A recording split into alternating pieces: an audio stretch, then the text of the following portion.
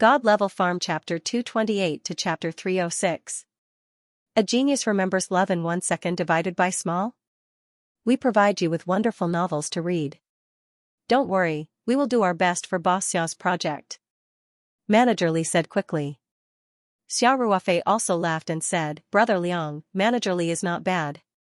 When we were building this farm, he kept an eye on the construction site every day. You saw the final project. It can be used as a model project. My brother's business is my business. Of course, I won't say anything. Liang Qichao laughed and said, if I don't do it well, wouldn't I be slapping myself in the face? Boss Xia, let's have a general discussion today. Let me know if you have any requirements or ideas, Manager Li said. I will come up with a design plan. Xiao Ruofei nodded and said, well, Manager Li, I am thinking of building 6 floors. The first and second floors will be used as offices, and the third floor and above will be used as staff apartments. At the same time, a part of the reception room will be reserved. The office and living floors will be relatively separated. It is best to have different entrances at the front and back so that they won't interfere with each other. As for the exterior design, I don't know much about it. You are experienced, so just do it according to your ideas first. Show me later. Okay, Manager Li said as he took notes in his notebook. Then the two discussed some details, including the area, orientation, and so on. Manager Li also put forward some of his own suggestions. Many of them were details that Xiao Ruofei didn't think of, such as broadband expansion. The villa was originally used for home broadband. Now that it was used for office use, the bandwidth must be increased. After finalizing some details, Liang Qichao left Taoyuan Farm with Manager Li. After Manager Li went back, he would work overtime to come up with a design plan. Xiao Ruofei only needed to make the final decision. Before getting in the car, Liang Qichao kept telling Xiao Ruofei to pay more attention to the gold-rimmed Shinnan aniseed. Xiao Ruofei naturally agreed with a smile. This matter was for him to make money. Even without Liang Qichao's reminder, he would do it properly. After Liang Qichao left, Xiao Ruofei also drove out of Taoyuan Farm. He drove the night 15 straight to the real estate transaction center in the city. The transfer of ownership of the villa was stuck at a certain step. This required the presence of both the buyer and the seller, or their authorized agents, so he called Guan Ping as soon as he got back and made an appointment to do it today. Xiao Ruofei parked his car and went to the real estate transaction center. He saw Guan Ping and Zhao Xueqing waiting at the door. As soon as they met, Guan Ping complained that Xiao Ruofei was unreliable. Xiao Ruofei also accepted the criticism humbly and let Guan Ping scold him with a smile. After that, he took the initiative to apologize to Zhao Xueqing, saying that he had left the 3 mountains for an urgent matter and had delayed everyone's time. Zhao Xueqing was very polite. She smiled and expressed that it was all right. Everyone walked towards the real estate trading center. Xiao Ruofei purposely lagged behind a few steps. He gently nudged Guan Ping with his arm and asked in a low voice, Little Ping, how are things going with Sister Zhao? What do you mean? It's just a normal customer relationship. Guan Ping avoided his eyes. Are you playing dumb? Xiao Ruofei smiled and said, do you want me to call Sister Zhao over and ask her? After that, Xiao Ruofei was about to call Zhao Xueqing. Guan Ping quickly covered Xiao Ruofei's mouth and smiled bitterly. Ruofei, please spare me. Can you say it now? Xiao Ruofei asked with a smile. Say what? Guan Ping scratched his head and said, Sister Zhao. She's currently single, but I don't know if she's interested in me. It's confirmed that she's single. Why are you still hesitating? Xiao Ruofei asked with his eyes wide open. Go. All kinds of attacks come one after another. Weren't you very popular with girls when you were in school? Go. Am I as popular with girls as you? Guan Ping said, when you were on the court, you hadn't even touched the basketball yet. The girls on the sidelines were screaming. It can't be helped. I'm good looking. Xiao Ruofei said with a proud smile. TSK. Guan Ping expressed his disdain. But then again, you weren't bad back then. Xiao Ruofei said, why are you so afraid when it comes to work? Guan Ping smiled bitterly. Sister Zhao started her own company. Although she's not very rich, she has at least a few million yuan. I'm just a real estate agent. I don't have anything. Forget it. After entering society, people become realistic. It was no wonder that Guanping felt inferior. The difference in material conditions between them was too big. Xiao Ruofei said seriously, "Little Ping, I have to tell you this. The most important thing is to belittle yourself. You're a real estate agent now, but are you going to be a real estate agent for the rest of your life? If you meet a girl you like, go after her boldly. If you can't get her, then there's nothing to say. But if you don't go after her, you'll regret it in the future." "I know, Ruofei," Guanping said. "Thank you." Xiao Ruofei grinned and said, "It should be almost noon by the time you finish your work today. Try to ask her out for a meal. You don't need me to teach you how to chase a girl, right?" "Yes." Guanping nodded heavily. Xiao Ruofei thought for a while and said, "If you're not happy with your job at the real estate agency, you can also come to my company. Little Fatty is working in my company now. You can come over to help manage the sales. It's basically in line with your current business. When our company develops, all of you will be in the golden collar class. At that time, you won't have to worry about being in the wrong family, right?" Guanping showed a touched expression and said, "Okay, Ruofei, I'll think about it." "Thank you." Xiao Ruofei patted Guanping's shoulder and said, "Let's go."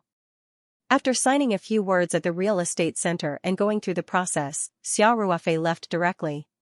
The next time he came, it would be the final signing confirmation and the transfer of money. Both sides trusted each other very much, so they didn't open a guarantee account at the bank. Instead, they waited for the transfer to be completed before transferring the money.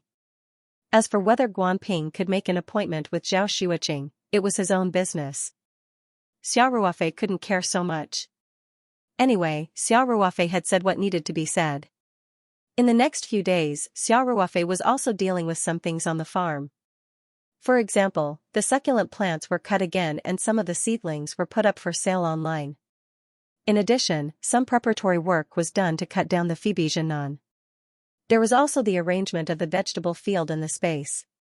In a few days, the vegetable greenhouse of the Taoyuan farm would be able to enter a virtuous cycle. Xiao Ruofei could then clear the vegetable field in the space. After leaving for a few days, a lot of things had accumulated. Xiao Ruofei spent these days busy. 3 days later, Director Liu called Xiao Ruofei and told him that Master Song had arrived in Sanshan City. This time, Xiao Ruofei still used the prescription for liver cancer, but he changed it to another one. The reason was that it was cheaper. When he was in Hangzhou, he didn't need to consider the cost of the herbs. Now that he was buying the herbs himself, there was no need to waste them.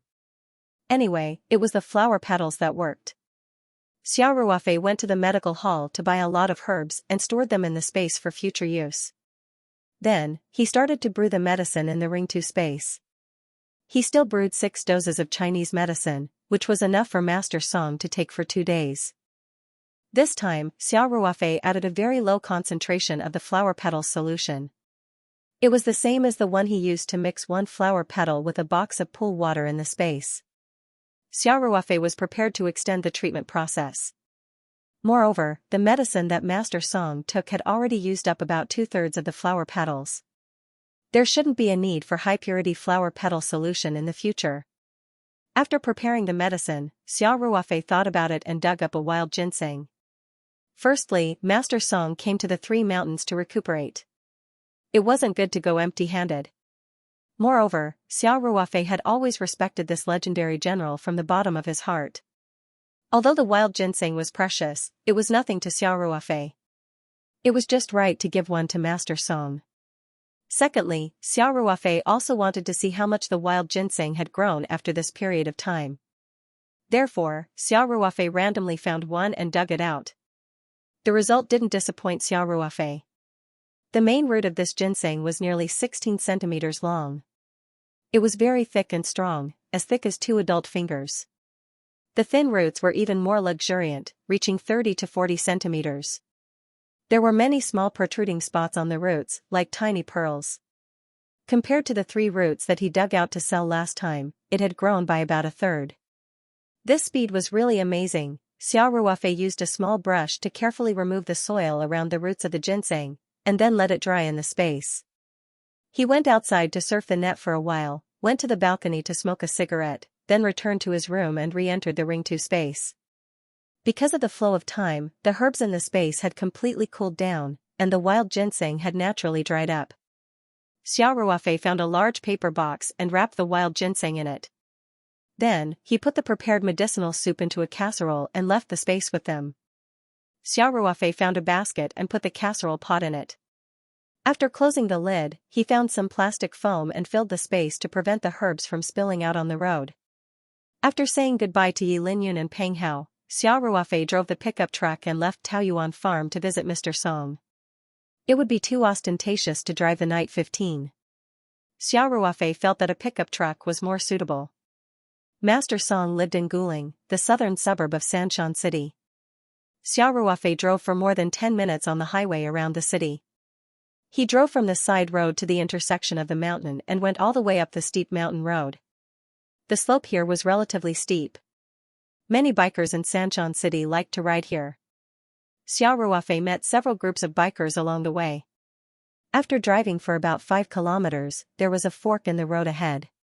Going straight up led to the Guling scenic area, and the road on the right led to Xiao Ruofei's destination, a training center of the Provincial People's Political Consultative Conference. Naturally, Elder Song chose this place for the sake of peace and quiet. Although it was at the edge of the scenic area, the training center was far away from the main road, and there was only one road leading to it. The security guards were relatively less stressed. The mountain environment was pleasant and the air was fresh, which was more beneficial for the recovery of the elderly. Not far from the intersection, Xiao Ruofei's car was stopped by 2 armed soldiers as soon as he turned a corner. After carefully checking the license plate and Xiao Ruofei's ID, the soldiers waved their hands and let him go. There were a total of 3 sentry posts along the way. Although Xiao Ruofei's license plate had already been reported to Director Liu, the sentry still meticulously checked the situation in the car and Xiao Ruofei's ID. After confirming that there were no mistakes, they let him go. The training center usually hosted external business such as conferences and banquets, but now it had naturally been cleared. The huge training center had now become Master Song's temporary residence. There were only Master Song and his staff, as well as the medical team's medical staff, there. In addition, one of the auxiliary buildings of the training center had become the temporary base of the security team. Xiao Ruofei's car stopped in front of the main building of the training center. Director Liu, the head of the department, was personally waiting in front of the building. Dr. Xia. Thank you for your hard work. Director Liu greeted him with a smile. Xiao Ruofei held a basket in one hand and a large paper box in the other. He smiled and said, Director Liu is personally welcoming me. I don't dare to accept this. Director Liu laughed and said, let's go. The chief is waiting for you upstairs. Xiao Ruofei followed Director Liu upstairs and saw Master Song in a luxurious suite. Song Jingping and Song Jilan were also in the room. They were very enthusiastic when they saw Xiao Ruofei. After not seeing him for 3 days, Master Song looked hale and hearty. He didn't look like a cancer patient at all. Master Song was also very happy to see Xiao Ruofei and asked him to sit down. Xiao Ruofei handed the basket to Director Liu and said, Director Liu, this is the liver-nourishing Chinese medicine I just made. The medical team should have sealed the bag. Tell them to divide it into 6 portions and store it in cold storage. After the chief has lunch, give him a dose. Okay. Director Liu took the basket and said, Thank you, Dr. Xia. Director Liu took the medicine and left first. Xiao Ruofei put the paper box on the coffee table and said with a smile, Chief, this is a little gift from me. It's for your health. Oh? Little Xia gave me a gift. Master Song said with a smile. Then I'll have to take a good look. Master Song said as he opened the paper box. Song Jingping and Song Jilan also looked over curiously. The wild ginseng was exposed to everyone's sight. Master Song couldn't help but squint his eyes. Song Jingping looked surprised and said, Dr. Xia, is this wild ginseng? Xiao Ruofei smiled and nodded. Such a big wild ginseng, it's at least 100 years old. Song Jilan couldn't help but be a little speechless. She didn't expect Xiao Ruofei to be so generous. She couldn't help but look at Xiao Ruofei with a strange expression. Although this wild ginseng was only a third bigger than last time, if Xiao Ruofei sold it at Tongrintang, it could be sold for at least 2 million huaxia dollars, more than double the price. This was because wild ginseng was more valuable the older it was. The price difference between a 50-year-old ginseng and a 100-year-old ginseng could be many times higher. Of course, 2 million was nothing in the eyes of family Song. But the key was that wild ginseng that was over 100 years old was priceless. Once it appeared on the market, it would be snapped up quickly. There were too many rich people nowadays. Who wouldn't want to keep such a high-quality ginseng at home? If there was any illness, it could save one's life. Therefore, even family Song had to spend a lot of effort to get such a good wild ginseng. Sir, it's just a small token of my appreciation. Xiao Ruofei smiled and said, I wanted to bring it with me when I went to Hangzhou last time, but considering that your body wasn't in good condition at that time, I didn't want to take it. So I didn't take it. But it's more suitable for you to take it now. It'll help your body recover. No, Dr. Xia, this gift is too expensive. We can't accept it, Song Jingping said.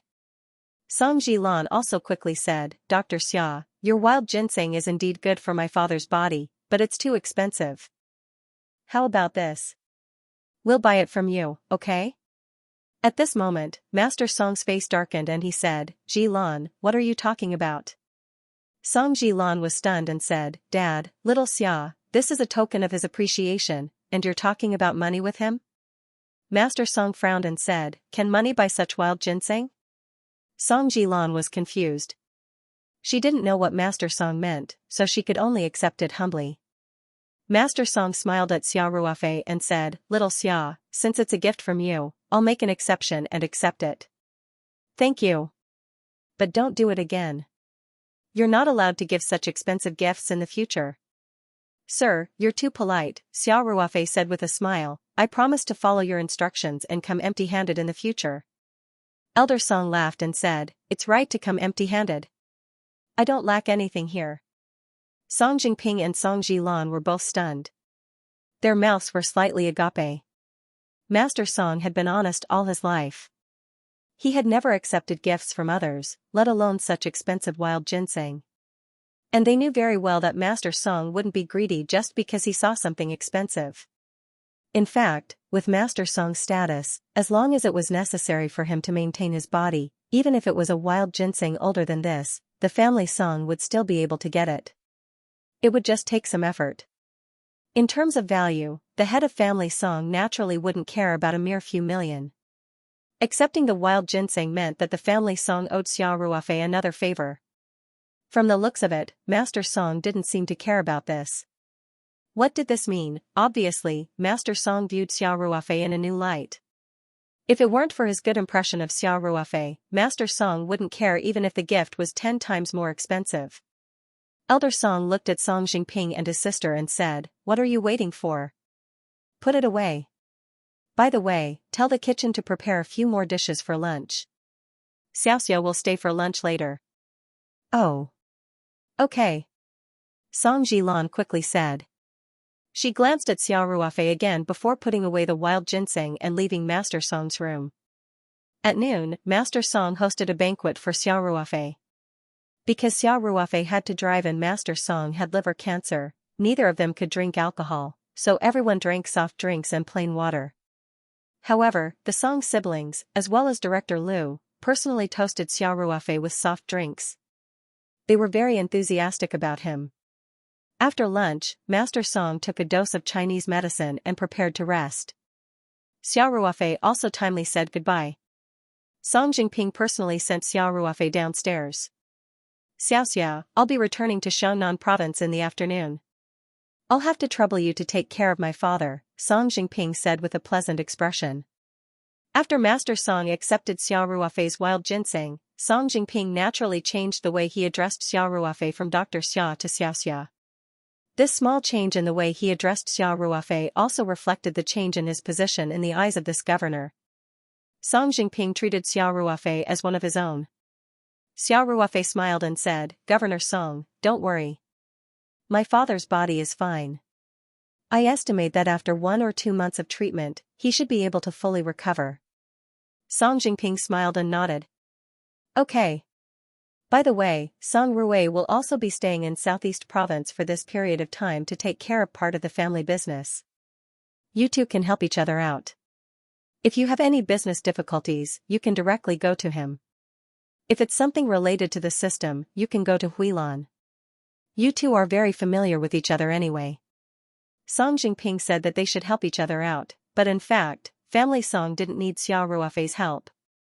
At least in Song Jingping's opinion, he didn't need it. Therefore, he actually took the initiative to express his goodwill to Xiao Ruofei, and also hinted that their family Song could provide help when Xiao Ruofei needed it. Okay, thank you, Governor Song. Xiao Ruofei said. Then, he asked curiously, by the way, hasn't Song Ruwei always been by your side? Why did you suddenly leave him in Southeast Province this time? Song Jingping said, that kid took the initiative to apply. I know what he's thinking. He just doesn't want to be controlled by me. But he's already in his 20s, so it's time for him to get some exercise. Moreover, the old man will be staying in Southeast Province for this period of time, and us siblings can't stay here for long. Some of the younger generation are studying abroad, while some are working in the system. Only this kid has nothing to do, so it's good to leave him here to accompany the old man. Xiao Ruofei nodded with a smile to show that he understood. Song Jingping said, that little rascal of mine can't be compared to you. He'll definitely cause trouble when I'm not around. If possible, help me keep an eye on him. If it's too outrageous, call me. You have my personal number. Okay. Xiao Ruofei agreed with a smile. However, Song Jingping only mentioned it casually. He also knew that Xiao Ruofei and Song Ruwei had a good relationship. He couldn't count on Xiao Ruofei to snitch on him. Fortunately, he had arranged for someone to protect Song Ruwei, and he naturally had his eyes and ears in the southeast branch of the family business, Hua Tian Group. Basically, Song Ruwei's every move couldn't escape his control. After chatting with Song Jingping for a while, Xiao Ruofei said goodbye to him and drove away from Guling Courtyard. For the next 2 days, Xiao Ruofei stayed on the farm. Manager Li came up with a design plan on the 4th day. He did his best. He probably stayed up for a few nights, so when Xiao Ruofei saw him, his dark circles were very heavy and his eyes were red. There were a total of 2 options. Xiao Ruofei looked at the estimated cost. Both were about 6 million yuan. The cost per square meter of civil engineering was about 900 yuan. There were other projects such as decoration, water supply and drainage, electrical engineering, installation, and so on. Altogether, the cost per square meter was less than 2,000 yuan. In the past few years, the cost of labor and the price of building materials had skyrocketed. Xiao Ruofei did a little calculation and knew that the cost was basically the cost price. Even if he finished all of them, there wouldn't be much money to be made. Xiao Ruofei was naturally very satisfied with the design plan. He didn't have any problems with the price. He definitely didn't have enough cash at the moment, but he had a few 100,000 yuan in his account every month. Moreover, he could sell a gold thread aniseed a month later. When that time came, it would be another large sum of money. Therefore, there was no problem in terms of funds. Therefore, Xiao Ruofei quickly chose a design that was more pleasing to the eye and directly decided on it. Manager Li was also very efficient. The construction team was pulled in the next day and started in full swing. When the workers heard that the farm was going to build an office building, and that there would be their lunch break and shift room, they were all very excited. On the evening of the 5th day, Xiao Ruofei went back to his room early after dinner. Xiao Ruofei carefully locked the doors and windows, then took out the spiritual map scroll and entered the space with a thought. He first measured it with a tape measure. The diameter of the part close to the root had reached 1.25 meters. Almost 5 months had passed in the 5-day space. The diameter of the gold-threaded cedar had grown by at least 5 centimeters. Xiao Ruofei was naturally very satisfied. Under the golden silk cedar, there were some tools that Xiao Ruofei had prepared over the past few days, including hinges, ropes, chainsaws, and so on. When he was planting it, Xiao Ruofei had considered cutting it down, so there were no other plants around this big golden silk cedar. Even the small golden silk cedar that he cut later was very far away from this big golden silk cedar. So there was a large open area around the golden silk cedar. As for cutting down trees, although Xiao Ruofei didn't have a lot of experience, he had occasionally cut down trees when he was in the army's field survival training.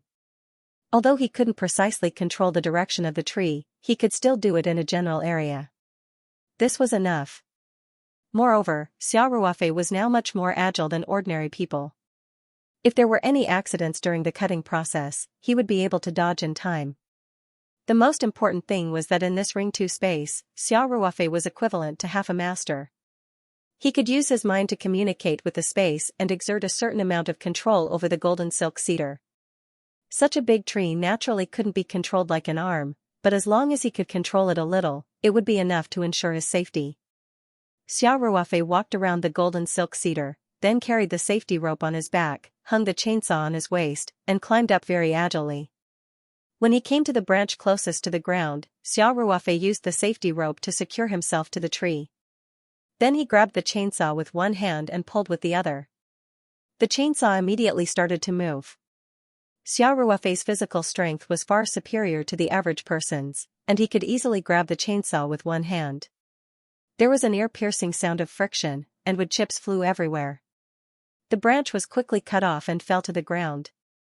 Xiao Ruofei sawed off all the branches around him, turned off the chainsaw, untied the safety rope, and continued climbing. From the bottom to the top, Xiao Ruofei sawed all the way up, and branches fell off from the trunk one by one. Soon, the whole Phoebe Jianan was left with a bare trunk. Xiao Ruofei put away the chainsaw, untied the safety rope, and nimbly jumped down from the tree. At this time, the Phoebe was surrounded by sawn branches. Xiao Ruofei was not in a hurry to cut down the main trunk. He began to clear the branches first. Xiao Ruofei used the chainsaw to separate the especially large branches.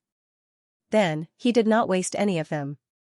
He dragged all of them to an open space far away, dug a hole, planted some seeds, watered them, and cut them into pieces. The variety of this golden silk cedar was very good, and the space environment was unique. As long as the branches were cut, it could basically survive, so naturally, it couldn't be wasted. In any case, the vegetable fields in the space had basically been cleared out. The original space with the 30 times flow rate was 8 mu in size. Most of the land was now empty. There were a lot of branches this time, and it took a few hours to finish all of them. Even with Xiao Ruofei's astonishing physical strength, he was still sweating profusely. He scooped up some water from the spirit pool and drank it in big gulps. Then, he sat down and rested for a while before returning to the gold-rimmed Phoebe Jianan. Now that the bottom of the Phoebe Jianan tree had been cleaned, there was only a bare trunk left. Of course, this was also the most valuable part of this Phoebe Jianan tree. Xiao Ruofei had already decided on the location, so he started the chainsaw as soon as he got there. He started sawing at the location near the roots. First, the chainsaw cut in at an angle from top to bottom. The rapidly spinning chainsaw came into contact with the tree trunk that was more than a meter in diameter. Instantly, wood chips flew everywhere, and the ear-piercing sound of friction could be heard. Xiao Ruofei didn't stop until he had sawed 70 to 80% of the trunk. Because he was sawing from top to bottom, the chainsaw didn't get stuck. Xiao Ruofei easily pulled the chainsaw out. Then, he started sawing from bottom to top. Soon, the two saws met. Xiao Ruofei exerted force on his wrist and slightly changed the angle of the chainsaw. Suddenly, a large wedge-shaped piece of wood fell out. In this way, about 3/4 of the bottom of the Phoebe Jianan tree had been sawed out. Xiao Ruofei could faintly hear a slight sizzling sound. That was the tree gradually beginning to lose its balance. He focused his mind and tried to control the Phoebe Jianan tree. Then, he went around to the opposite side of the saw and used the chainsaw to cut off a circle of bark. Without the pulling force of the bark, the Phoebe Jianan tree was on the verge of collapse. Xiao Ruofei quickly turned off the chainsaw and flashed back 20 to 30 meters away. Then, with a thought, he used his control of space to exert force on the Phoebe Jianan tree to face the saw and at the same time removed the restraint on the Phoebe Jianan tree. With a flapping sound, a large trunk more than a meter in diameter fell in the direction of the saw. It heavily hit the ground in the space and raised a lot of dust. Xiao Ruofei felt the ground shake. Fortunately, he had a certain degree of control in the space. In addition, he was very agile. If he were to cut down such a large tree in the outside world, it would take several experienced lumberjacks working together to complete it. Xiao Ruofei walked over and used the chainsaw to smooth out the uneven cut. In the next 20 days, the Phoebe Jiannan tree would lie there quietly and dry naturally, and finally become the so-called old material. The real useful and valuable part of the Phoebe Jiannan tree was the core material. The outer circle of bark and sapwood would be discarded when making furniture or other decorative items. At most, the core material could account for more than 95% of the whole wood. So after Xiao Ruofei smoothed the saw, he immediately squatted down and carefully observed the cut. There were obvious color differences on the cut surface. The outermost circle of the darkest color was the bark. Then the second outermost layer was a circle of small white edges, which was the part that had not yet formed the core material. Most of the rest was the core material, which was the most valuable part of the Phoebe Jiannan tree. As for the sapwood, some black-hearted merchants would use shoddy goods, but in the eyes of experts, it was just scraps. Xiao Ruofei visually estimated that the core material of his Phoebe Jiannan tree was definitely more than 95% of the trunk. This would take at least 150 years to grow in the outside world. It seemed that the spiritual environment in the space not only accelerated the growth of Phoebe Jiannan tree, but more importantly, it also accelerated the transformation of sapwood into core material. So the core material of this Phoebe Jiannan tree had almost reached its limit. Xiao Ruofei was naturally overjoyed. He couldn't wait to take a tape measure and measure it. The diameter of the core material was close to 1 meters. This was far more than the Phoebe Jiannan tree of Liang Qichao's relative. Last time, Liang Qichao said on the phone that the core material of his relative's Phoebe Jiannan tree was about 95 centimeters. Xiao Ruofei packed up his tools and left the Ringtu space. He didn't need to do anything else. All he needed to do was to wait for the gold-rimmed Jiannan to be weathered and oxidized naturally in the space. When Liang Qichao's grandfather returned to China, he could take it out and sell it. After Xiao Ruofei left the space, he went to the bathroom and took a comfortable shower. He washed off the wood shavings and dust on his body, then changed into clean cotton home clothes and walked out refreshed. He sat leisurely on the deck chair on the balcony and lit up a cigarette. At this time, night had fallen, and the entire farm was quiet. Only the street lamps emitted a soft light, making the farm seem even more tranquil. Xiao Ruofei took out his phone and dialed Ling Qingshua's number. Ruofei. Ling Qingxue answered Xiao Ruofei's call, and her voice was full of joy. Wife, did you miss me? Xiao Ruofei asked with a smile. Ling Qingxue whispered, you're calling me that again. I'm going to ignore you if you keep talking. Eh? How do you know that my tongue is slippery and my mouth is oily? Xiao Ruofei asked curiously, could it be that you've been thinking about it ever since you tasted it last time? Ling Qingxue said coquettishly, hey. You're getting more and more ridiculous. Xiao Ruofei imagined the long-legged beauty's shy look, and couldn't help but feel his heart skip a beat. After the two of them said a few sweet words, Xiao Ruofei asked, Qingxue, is your father free these 2 days? I want to visit him. Ah? These 2 days? Ling Qingxue was a little surprised. Didn't you say you were going to find the blood-red dragon? Of course I've already found it. Xiao Ruofei said with a smile, otherwise, how would I have the confidence to meet my future father-in-law? Ling Qingxue blushed. She hesitated for a moment and said, but I haven't told my dad about us yet. I see. Xiao Ruofei paused for a moment, then smiled and said, there's no hurry. Let me know when you can visit me. I'll keep these 2 blood-red dragons for now. Ling Qingxue hurriedly explained, Ruofei, I've been too busy with work recently.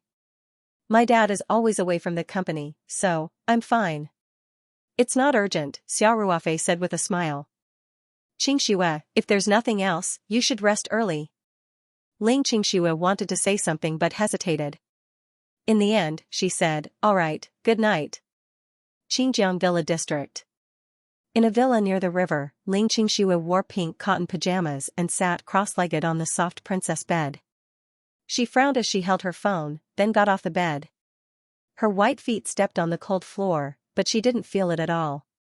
Ling Qingxue stared blankly at the Min River outside the window. Her mind kept replaying the scene from the phone call just now. Although Xia Ruofei didn't say anything, Ling Qingxue could feel his disappointment. It wasn't that Xia Ruofei's tone was different from usual. It was purely Ling Qingxue's intuition as a woman. She stood there for a long time, then finally made up her mind and walked quickly to the door. However, she immediately came back and put on her cotton slippers by the bed. Then, she opened the door and walked downstairs. In the living room on the first floor, Ling Xiaotian was sitting alone in front of the carved coffee table, making kung fu tea. The 110-inch LCD TV was playing the news broadcast. When Ling Xiaotian heard footsteps, she looked up and asked with a smile, "Qingxue, are you looking for me?" Ling Qingxue quietly walked to the sofa opposite Ling Xiaotian and sat down. She crossed her legs and grabbed a pillow to hug. Then, she said, "Dad, tomorrow's dinner." "I don't want to go." Ling Xiaotian raised her eyebrows and gently put down the teacup in her hand. She looked at Ling Qingxue and asked, "Why? Didn't we agree that we would meet first?" "If you don't want to go, I won't force you." "There's no reason." "I just don't want to go," said Ling Qingxue with a frown. "You?" Ling Xiaotian said helplessly, "I've already made a promise. It's not good to break it at the last minute, right? Besides, I've met Secretary General Lin's son. He's really handsome. He's polite to everyone. He doesn't look like a playboy.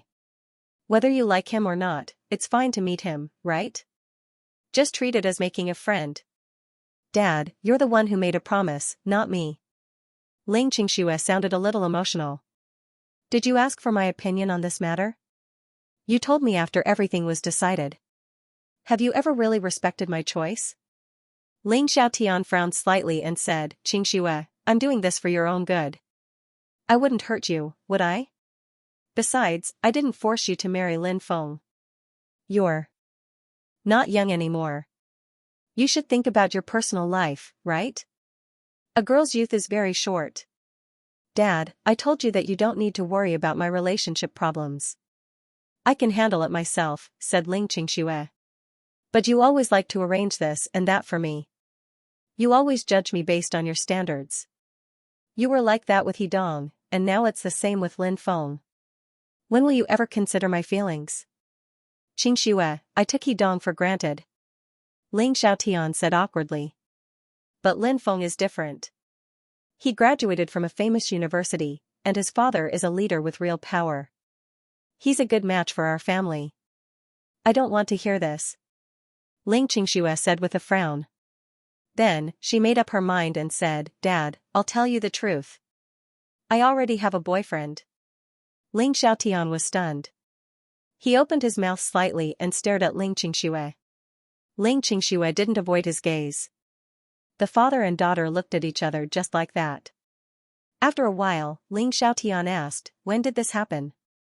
Why didn't I know about it at all?" "Recently." Ling Qingxue said, "You know my boyfriend too. He's Xia Ruofei from the Taoyuan company." Since she had already laid her cards on the table with her father, Ling Qingxue didn't hide anything and just said it directly. "What? It's Xiaoxia?" Ling Xiaotian cried out.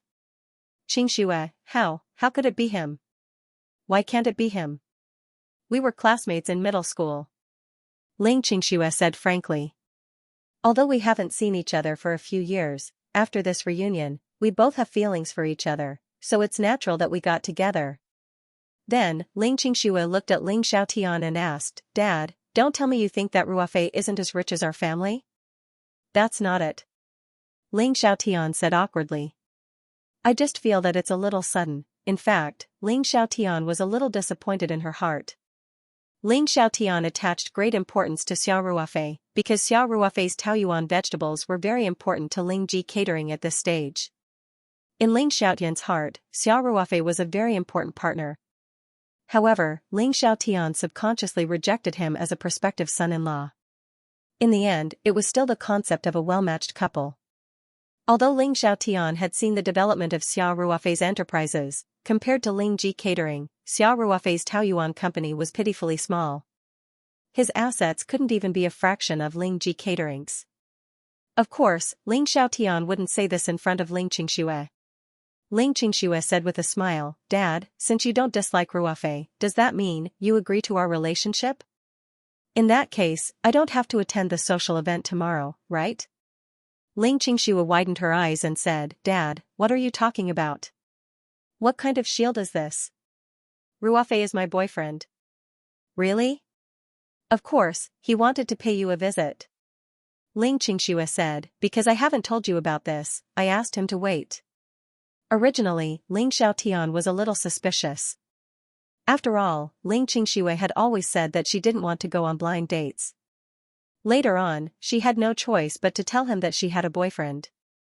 No matter how she looked at it, it seemed like she was using him as a shield.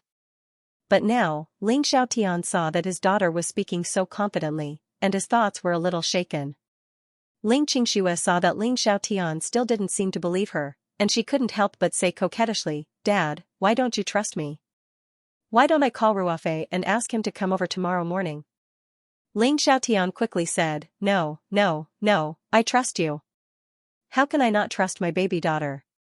Ling Qingxue glanced at her father, who had a mocking smile on his face. She pouted and said, "I think you just don't believe me. Ruofei and I even wanted to prepare a surprise meeting gift for you. Anyway, you don't trust me. I might as well call Ruofei and tell him to forget about the gift. I'll keep the blood-red dragon for myself." When Ling Xiaotian heard the words blood-red dragon, she couldn't sit still. She suddenly stood up and said, "What? Blood-red dragon? Daughter, where did you find the blood-red dragon? How big is it? How is its quality?" Ling Qingxue deliberately didn't look at Ling Xiaotian and said, "Did I say the blood-red dragon? You heard wrong, right?" Ling Xiaotian felt like a cat was scratching his heart. He walked in front of Ling Qingxue and said with a smile, "Qingxue, you can't just tell me half the story. You're keeping me in suspense. Aren't you trying to kill your father? Hurry up and tell me, what happened to the blood-red dragon?" Only then did Ling Qingxue put on an unwilling look and said, "I didn't see it either. Ruofei called today to say that he's ready. It's a pair of blood-red dragons. Top quality? A couple?" Ling Xiaotian asked in disbelief. "Qingxue, did Xiaoxia really say that?" Ling Qingxue nodded and said, "Yes, Ruofei won't lie to me." Then, Ling Qingxue changed the topic and said, "But, you said that he was my shield, so let's just forget about it. He already blocked the arrow for me, so how can I add a pair of high-quality blood-red dragons? Wouldn't that be a huge loss?" Ling Qingxue purposely emphasized the words premium blood-red dragon. The flesh on Ling Xiaotian's face couldn't help but tremble. He hurriedly said, "Don't count it. Qingxue, when did I say that I don't believe you? My good daughter won't lie to me, right? Since you've already prepared a gift for me, then." At this point, Ling Xiaotian rubbed his hands and chuckled. "Then hurry up and send it over. Qingxue, let me tell you, raising a dragon is very particular. The water temperature, the pH. Stop, stop. Dad, don't tell me about your fish-raising techniques, I don't understand." Ling Qingxue said hurriedly. Then, she glanced at Ling Xiaotian and asked, "Dad, so you agree with me and Ruofei?" Ling Xiaotian smiled and said, I'll think about it again. Dad." Ling Qingxue said coquettishly. "Choosing a son-in-law isn't like buying groceries at the market. You have to let me think about it again." Ling Xiaotian said. "Xiaoxia and I have always had business dealings. If you suddenly change roles, you have to give me some time to adapt, right?" "Oh." Ling Qingxue pouted and said unhappily. Ling Xiaotian smiled and said, "How about this? Qingxue, let Xiaoxia come over for a few days. Is that okay?" Ling Qingxue rolled her eyes at Ling Xiaotian and said, "Okay? What do you mean okay?" "I think you're just thinking about that pair of premium blood-red dragons." Ling Xiaotian saw that his thoughts were exposed by his daughter. He smiled awkwardly and said, "I do miss them a little. but mainly, I still want to test my son-in-law. Ling Xingshua's pretty face blushed slightly, but a trace of sweetness rose in her heart. She nodded gently.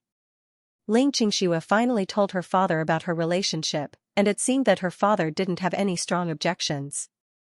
Ling Xingxue felt a lot more relaxed. At this time, Ling Xiaotian frowned again and said, "But Xingxue, tomorrow. Can you still go to the appointment?" Ling Xingshue's face changed slightly. She frowned and said, "Dad." "Xingxue, listen to me first," Ling Xiaotian said quickly. "Don't worry, I won't force you to do anything you don't want to do. You just have to show up tomorrow. It'll be fine as long as you don't lose face." Ling Xingxue asked confusedly, "Why? Can't we just reject them directly?" Ling Xiaotian said, "Xingxue, as you know, the company has started to enter the hotel industry this year. A while ago, the municipal party committee reopened the bidding for the designated reception units. Our Lingyun Hotel also participated in the competition. Whether this bid succeeds or not is very important to the development of our company." Ling Xingxue said, "I know that. I also attended the regular meeting of the company's executives, but what does that have to do with tomorrow's matter?" Ling Ji Catering had always been developing in the public catering industry. Last year, they started to try to enter the hotel industry. Their first hotel in Sanshan City, Lingyun Hotel, was built according to the standards of a 4-star hotel. All the facilities were first class, and it was basically a 5-star hotel. The municipal party committee reopened the bidding for the designated reception units. For Ling Ji Catering Group, who had just entered the hotel industry, it was a great opportunity to gain a foothold in the hotel industry. Ling Xiaotian naturally wouldn't let go of such a good opportunity, so he immediately organized his forces and tried his best to get a designated reception unit. Ling Xiaotian smiled wryly and said, "This bid was led by the municipal party committee. The person in charge is Deputy Secretary General Lin, who is also the deputy director of the municipal party committee. He is also Lin Feng's father. Yesterday, Secretary General Lin called me and said that Lin Feng admires you very much and wants to be friends with you. At that time, I thought that Lin Feng could be considered a young and handsome man. Besides, even if you don't like him, it's not a bad thing for you to make more friends, so I agreed." Ling Xiaotian looked at his daughter a little embarrassedly and continued, "Yesterday, you didn't tell me that you had a boyfriend. Xingxue, if we reject him now, Secretary General Lin will definitely hold a grudge against us. Then, our chances of winning the bid will basically be zero. So, I think that you can just go and deal with it tomorrow. As long as you don't lose face, it's fine." Ling Xingxue frowned slightly and said, "Dad, this kind of social event, just treat it as a normal business social event," Ling Xiaotian said. "Don't worry. In 2 days, I'll reply to Secretary General Lin and say that I've asked for your opinion. For the time being, you don't want to think about personal matters. Consider it a tactful refusal. If he still has a problem with our company, then there's nothing we can do. Even if we don't win the bid, I, Ling Xiaotian, can't stoop so low as to sell my daughter." When Ling Xingxue heard her father's words, she couldn't bear to refuse again, so she reluctantly nodded and said, "Okay. But you must call Secretary General Lin as soon as possible." Ling Xiaotian also felt relieved and hurriedly said, "Of course. Don't worry." After returning to her boudoir, Ling Xingxue had been thinking about whether she should tell Xia Ruofei about what happened the next day. After thinking for a long time, she sighed softly and said to herself, "Forget it, I'd better not tell him. Anyway, I'm just going to deal with it tomorrow. Telling him will only make him more worried." Soon, Ling Xingxue put this matter aside and began to look forward to 2 days later when she brought Xia Ruofei to see her father. Naturally, her mood became better. At around 11 o'clock the next day, Ling Xingxue arrived at a Western restaurant called Jingmi. A young man in a suit was sitting at a table next to the glass window facing the street. When he saw Ling Xingxue come in, his eyes lit up.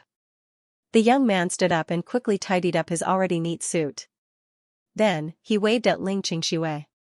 "Miss Ling, this way," the young man called out. Ling Xingxue glanced at the young man, squeezed out a smile, and walked over to the table. Today, Ling Xingxue did not deliberately dress up. She only wore a black business suit that she wore to work, and she only put on light makeup. However, Ling Qingxue was a natural beauty. She did not need to dress up to attract a lot of attention. Especially her tall figure, she could catch people's attention in a crowd. "Are you Boss Lin?" Ling Qingxue asked with a professional smile. According to Ling Xiaotian, Lin Feng had started an information consulting company on his own. This was also a common trick for many second-generation officials. The so-called information consulting was actually a way to make connections. Helping people to do things for a consulting fee was a quick way to make money. Lin Feng smiled gently and said, "Miss Ling, don't be so polite. Just call me Lin Feng. Miss Ling, please sit down." After that, Lin Feng pulled out a chair for Ling Qingxue. Ling Qingxue thanked him and sat down. Lin Feng also sat down opposite her. The waiter came over with the menu. Lin Feng elegantly raised his hand to signal Ling Qingxue to order. Ling Qingxue casually ordered a few dishes, and Lin Feng quickly ordered as well. After the waiter left, Lin Feng smiled and said, "Miss Ling, I've heard that there is a beautiful little princess in Ling's restaurant. Today, I see that the rumors were too conservative.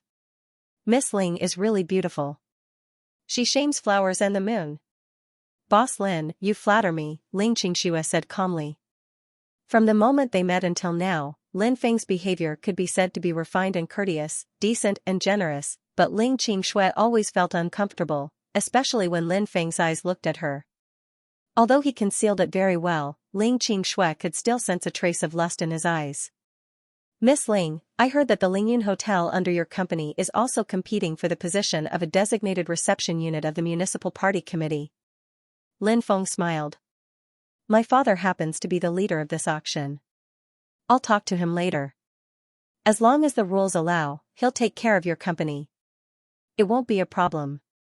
"Thank you, Boss Lin." Ling Qingxue forced a smile. Lin Feng smiled and felt proud of himself. Lin Feng had been with countless women over the years. Money and power were a tried and tested tactic. The long-legged beauty in front of him was definitely not short of money, but no matter how rich she was, she still needed his help. Lin Feng believed that using this auction as an opportunity, coupled with his good appearance and deliberately created a gentle and refined image, it was only a matter of time before he won her over.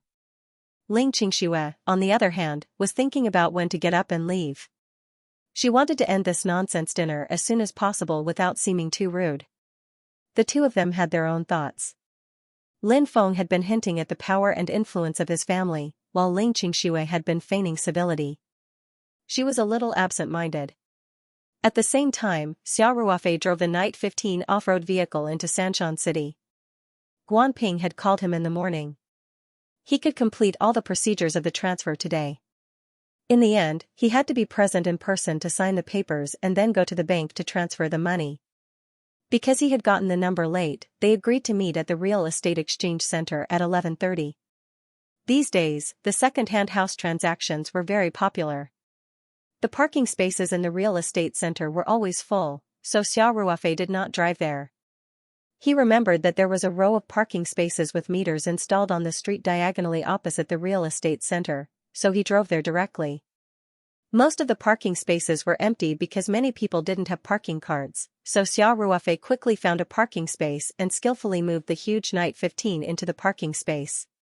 After getting out of the car, Xiao Ruofei swiped the parking card on the meter and then prepared to cross the street and go to the real estate exchange center. At this moment, Xiao Ruofei inadvertently glanced around and saw Ling Qingxue through the glass window.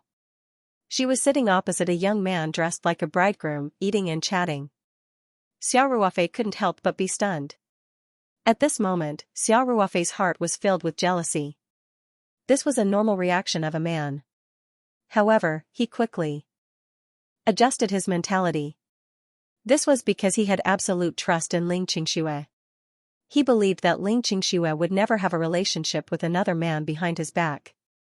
It should be a normal business meeting, Xiao Ruofei said in his heart.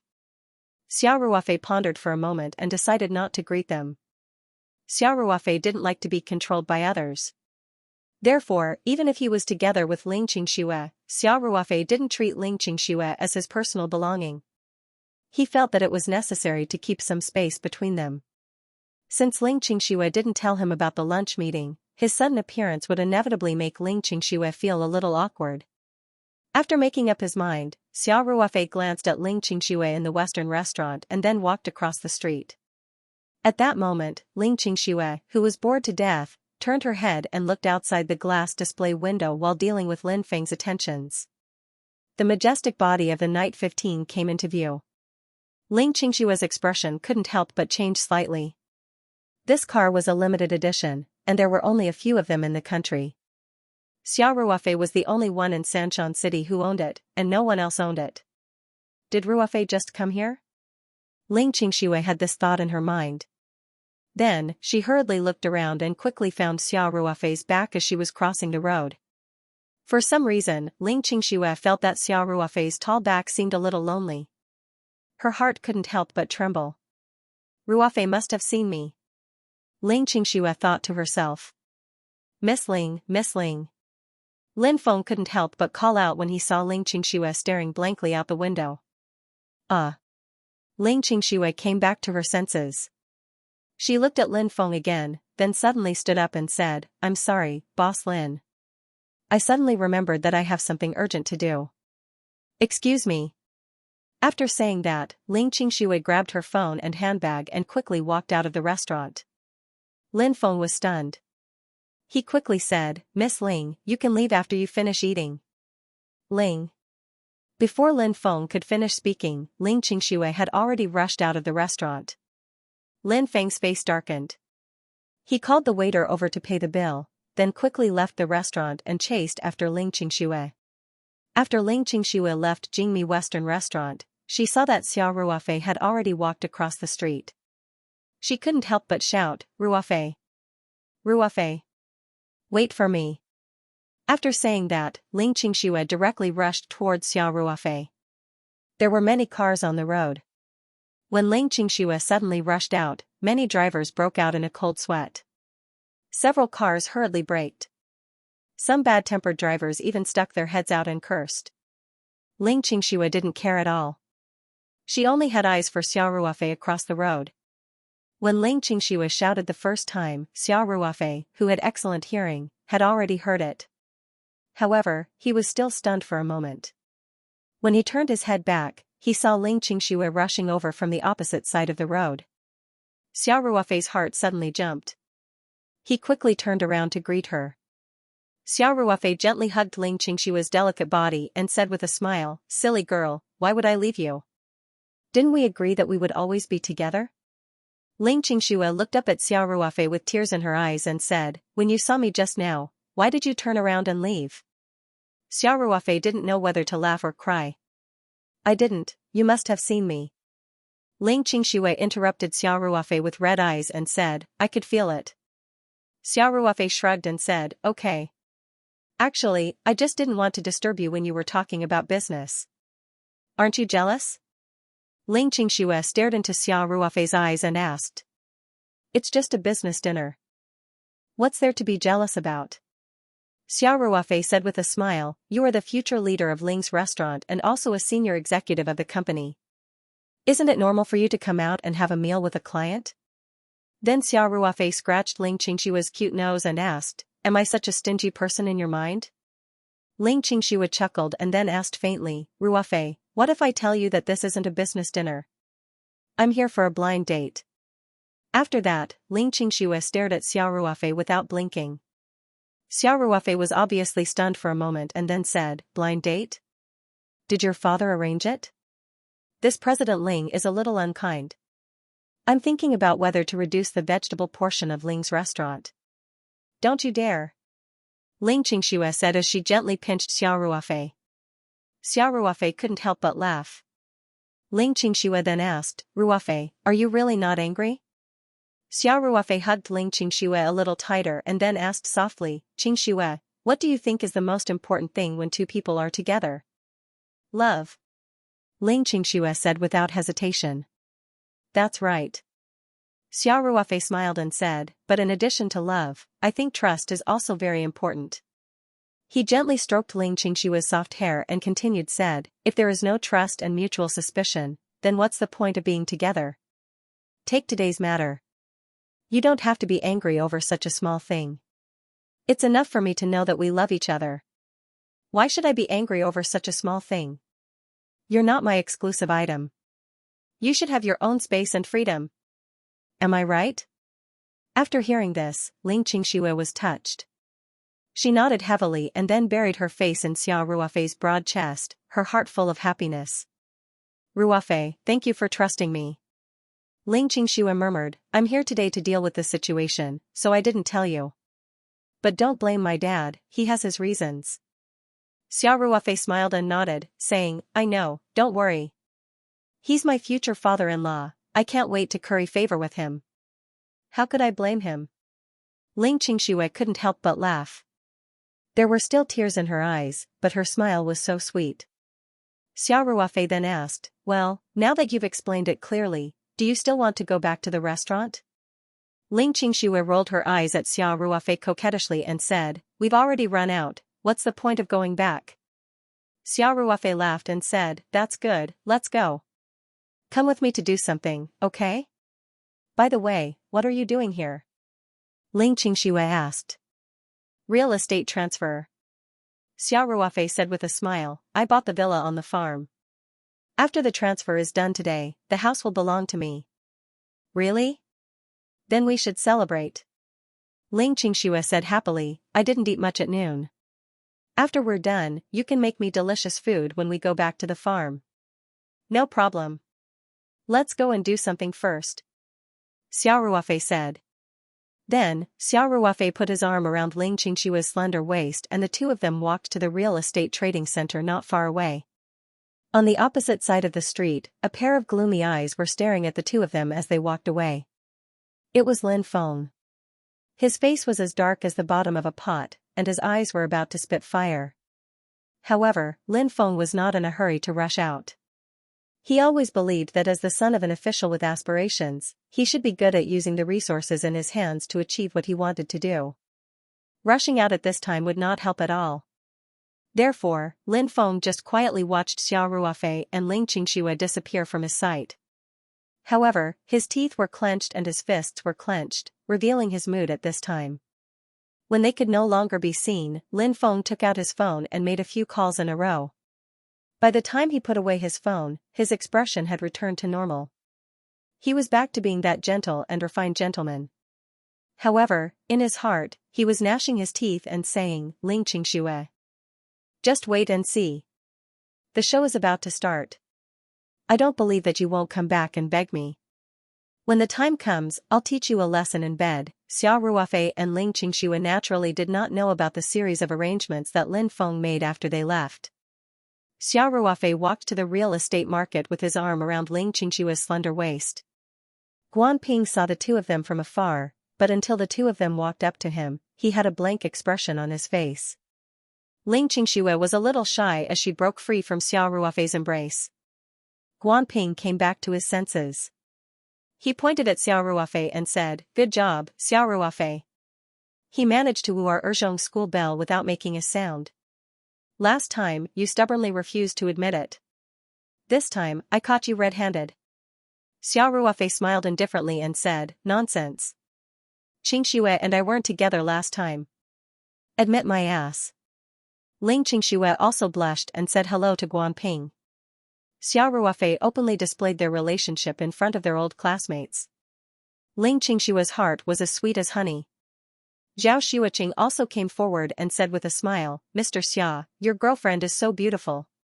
Thank you. Xia Ruofei said with a smile, Sister Zhao, you're very beautiful too. Then, Xia Ruofei introduced Zhao Xueqing to Xianxia. After everyone exchanged a few pleasantries, their numbers were called. Thus, the group of people walked over to complete the final procedures. Soon, the brand new real estate certificate and land certificate were exchanged. Xia Ruofei officially became the owner of the villa. The first floor of the real estate market had branches of various major banks. Xia Ruofei directly went to the ICBC bank and transferred the purchase funds to the account provided by Zhao Xueqing. The transaction was successfully completed. At the entrance of the real estate market, Xia Ruofei smiled and said, Sister Zhao, you and Guan Ping have worked hard these past few days. It's almost time for dinner. How about this, I'll treat everyone to a meal to express my gratitude. Zhao Xueqing smiled gracefully and said, Mr. Xia, thank you for your kindness. There's really something going on at the company today. You guys can have a meal together. I see. Okay then. Xiao Ruofei said. Then, he looked thoughtfully at Guan Ping and said deliberately, Little Ping, Sister Zhao is leaving. Aren't you going to send her off? Why are you following the two of us? Are you trying to be a third wheel? Ling Qingxue couldn't help but blush and hit Xiao Ruofei lightly. Then, she couldn't help but giggle. Guan Ping hesitated and said, Well, I don't have a car. Zhao Xueqing glanced at Guan Ping and said, I have a car. Xiao Ruofei's eyes suddenly lit up. There seemed to be a chance. He quickly pushed Guan Ping, who was still in a daze, and said, Little Ping, why are you in a daze? Hurry up and go.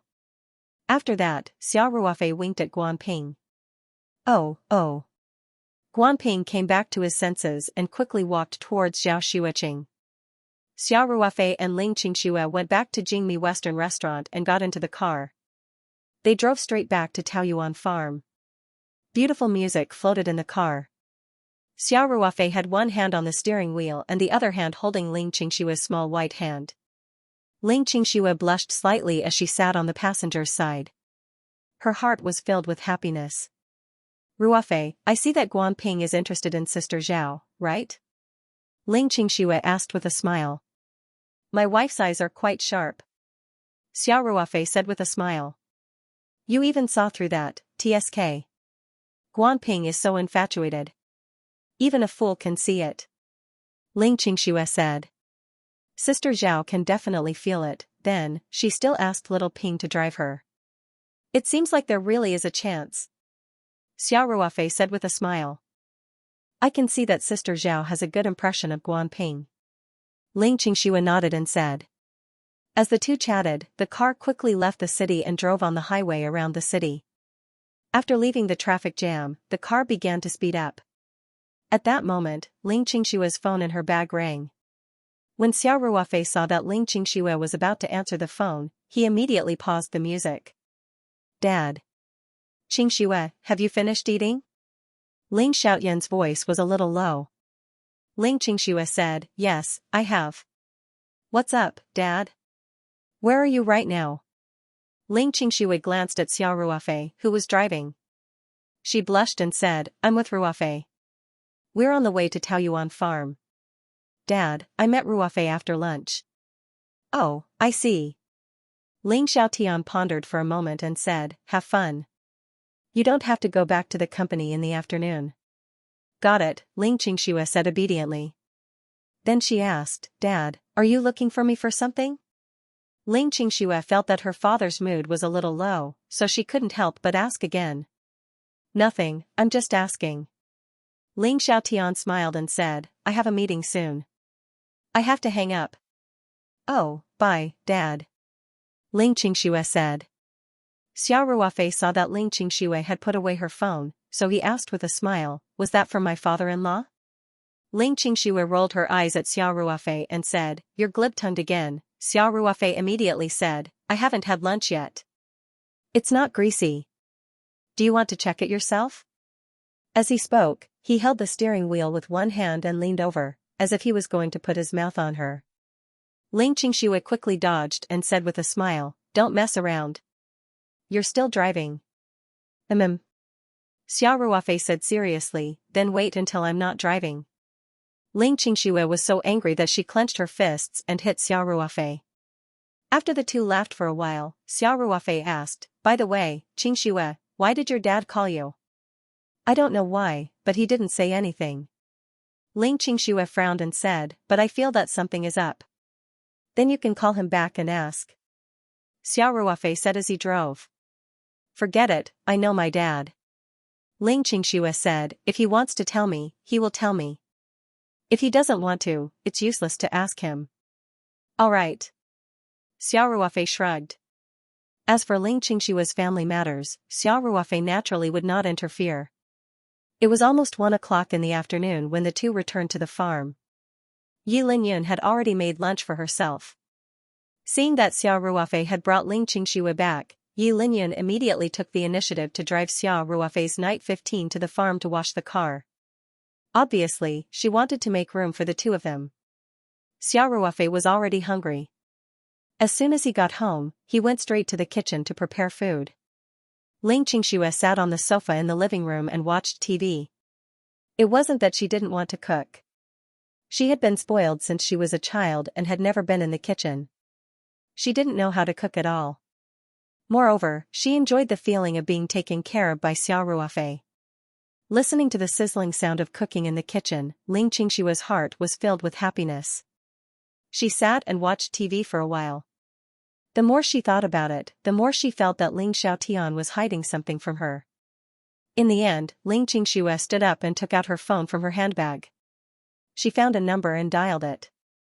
She didn't call Ling Xiaotian directly because she knew that she wouldn't be able to get anything out of Ling Xiaotian.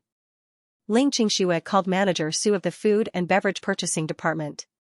She was the young woman in charge of contacting Xiao Ruofei for the vegetable supply. Qingxue. Sister Su, are you busy? Ling Qingxue asked with a smile. Not bad. I just finished a regular meeting, Manager Su said with a smile. Then, she asked, Qingxue, why are you looking for me? Sister Su, I just wanted to ask you. Did something happen in the company today? Ling Qingxue asked. What happened? Manager Su subconsciously repeated the sentence. Then, she asked, what do you mean? I'm not too sure. Ling Qingxue frowned and asked, is everything normal in the company today? Manager Su thought for a moment and said, there is one thing. Just now, Chairman Ling called everyone for a meeting. He said that the municipal committee suddenly informed us that Ling Yun Hotel didn't make the final bidding list because its hardware didn't meet the standards. What? Ling Qingxue cried out, not even on the list? Does that mean that we don't even have the qualifications to participate in the bidding? Manager Su smiled bitterly and said, yes. Chairman Ling called the meeting today to discuss this matter. He asked everyone to brainstorm how to deal with it and see if there is any way to remedy it. Of course, this is mainly a public relations matter, so I don't know much about it. Okay, thank you, Sister Su. Ling Qingxue put her phone away absent-mindedly. It must be Lin Feng doing something behind the scenes. Ling Qingxue thought in her heart. She didn't think that Lin Feng would hold a grudge against her for what happened today and take revenge so quickly. Humph. Pretending to be a modest gentleman, isn't he the same as those second-generation officials? Ling Qingxue thought angrily. At this time, Xiao Ruofei came out of the kitchen with a plate of scrambled eggs with tomatoes. When he saw Ling Qingshue's expression, he couldn't help but ask, Qingxue, what's wrong? What happened? Ling Qingxue came back to her senses. She composed herself and squeezed out a smile as she said to Xiao Ruofei, oh. Nothing. Xiao Ruofei put the scrambled eggs with tomatoes on the table and walked over to Ling Qingxue. He looked into her eyes and said, Qingxue, you don't look so good. What's wrong? Ling Qingxue sighed and told Xiao Ruofei the whole story. Xiao Ruofei listened quietly and didn't interrupt. In the end, Ling Qingxue said, that's how it is. Ruofei, I didn't want to go this afternoon, but my dad already promised Deputy Secretary General Lin. Also, the competition for the City Council's designated reception unit was decided by him, so I wanted to go and deal with it. I never thought, Xiao Ruofei smiled and said, he didn't think that I would suddenly appear and cause you to leave without saying goodbye, so that second-generation officials used their resources to take revenge on you? Ruofei, this has nothing to do with you, Ling Qingxue said quickly. Ling Qingxue hurriedly said, that kind of narrow-minded person, even if it didn't happen today, he would still hate us if my dad called and rejected him. Will this have a big impact on your company? Xiao Ruofei asked calmly. How do I put it? We just entered the hotel industry and haven't established ourselves yet. If we can get the designated reception unit of the municipal party committee, it will be good for our long-term development. Ling Qingxue said, but even if we can't get it, it won't hurt us. At most, it will just slow down the development of the hotel. Ling Qingxue pretended to be relaxed. In fact, she knew very well how important this bid was to Ling Xiaotian. Xiao Ruofei nodded and said, I know. No matter how you look at it, this matter started because of me. Let me help you mediate. You? Ling Qingxue asked in surprise, how are you going to do that? Xiao Ruofei said with a smile, what? Are you looking down on your husband? Let me tell you, we have people up there too. Ling Qingxue blushed and laughed. She said, look at you. You have people up there. Also, whose husband are you? I didn't say I was going to marry you. Xiao Ruofei hugged Ling Qingshue's delicate body and said with a smile, wife, don't forget that you are in my house now. A man and a woman alone in a room, you know. Ling Qingxue laughed tenderly and shouted, let go of me. You lecherous lecher. Xiao Ruofei's demonic claws tickled the soft flesh on Ling Qingshue's waist. Ling Qingxue was tickled so much that she kept giggling. Xiao Ruofei only let her go when she kept begging for mercy. Qingxue, there are still a few dishes in the kitchen. Please go down and bring them out. Xiao Ruofei said, I'm going to make a phone call. Oh, okay. Ling Qingxue said. Then she asked, why do you suddenly want to make a phone call? Xiao Ruofei said with a smile, to coordinate with your hotel. Didn't I just promise you? Ling Qingxue stopped and asked, Ruofei, do you really know the leaders up there? Yes, and there is more than one. Xiao Ruofei said seriously, I have to think about who I should look for.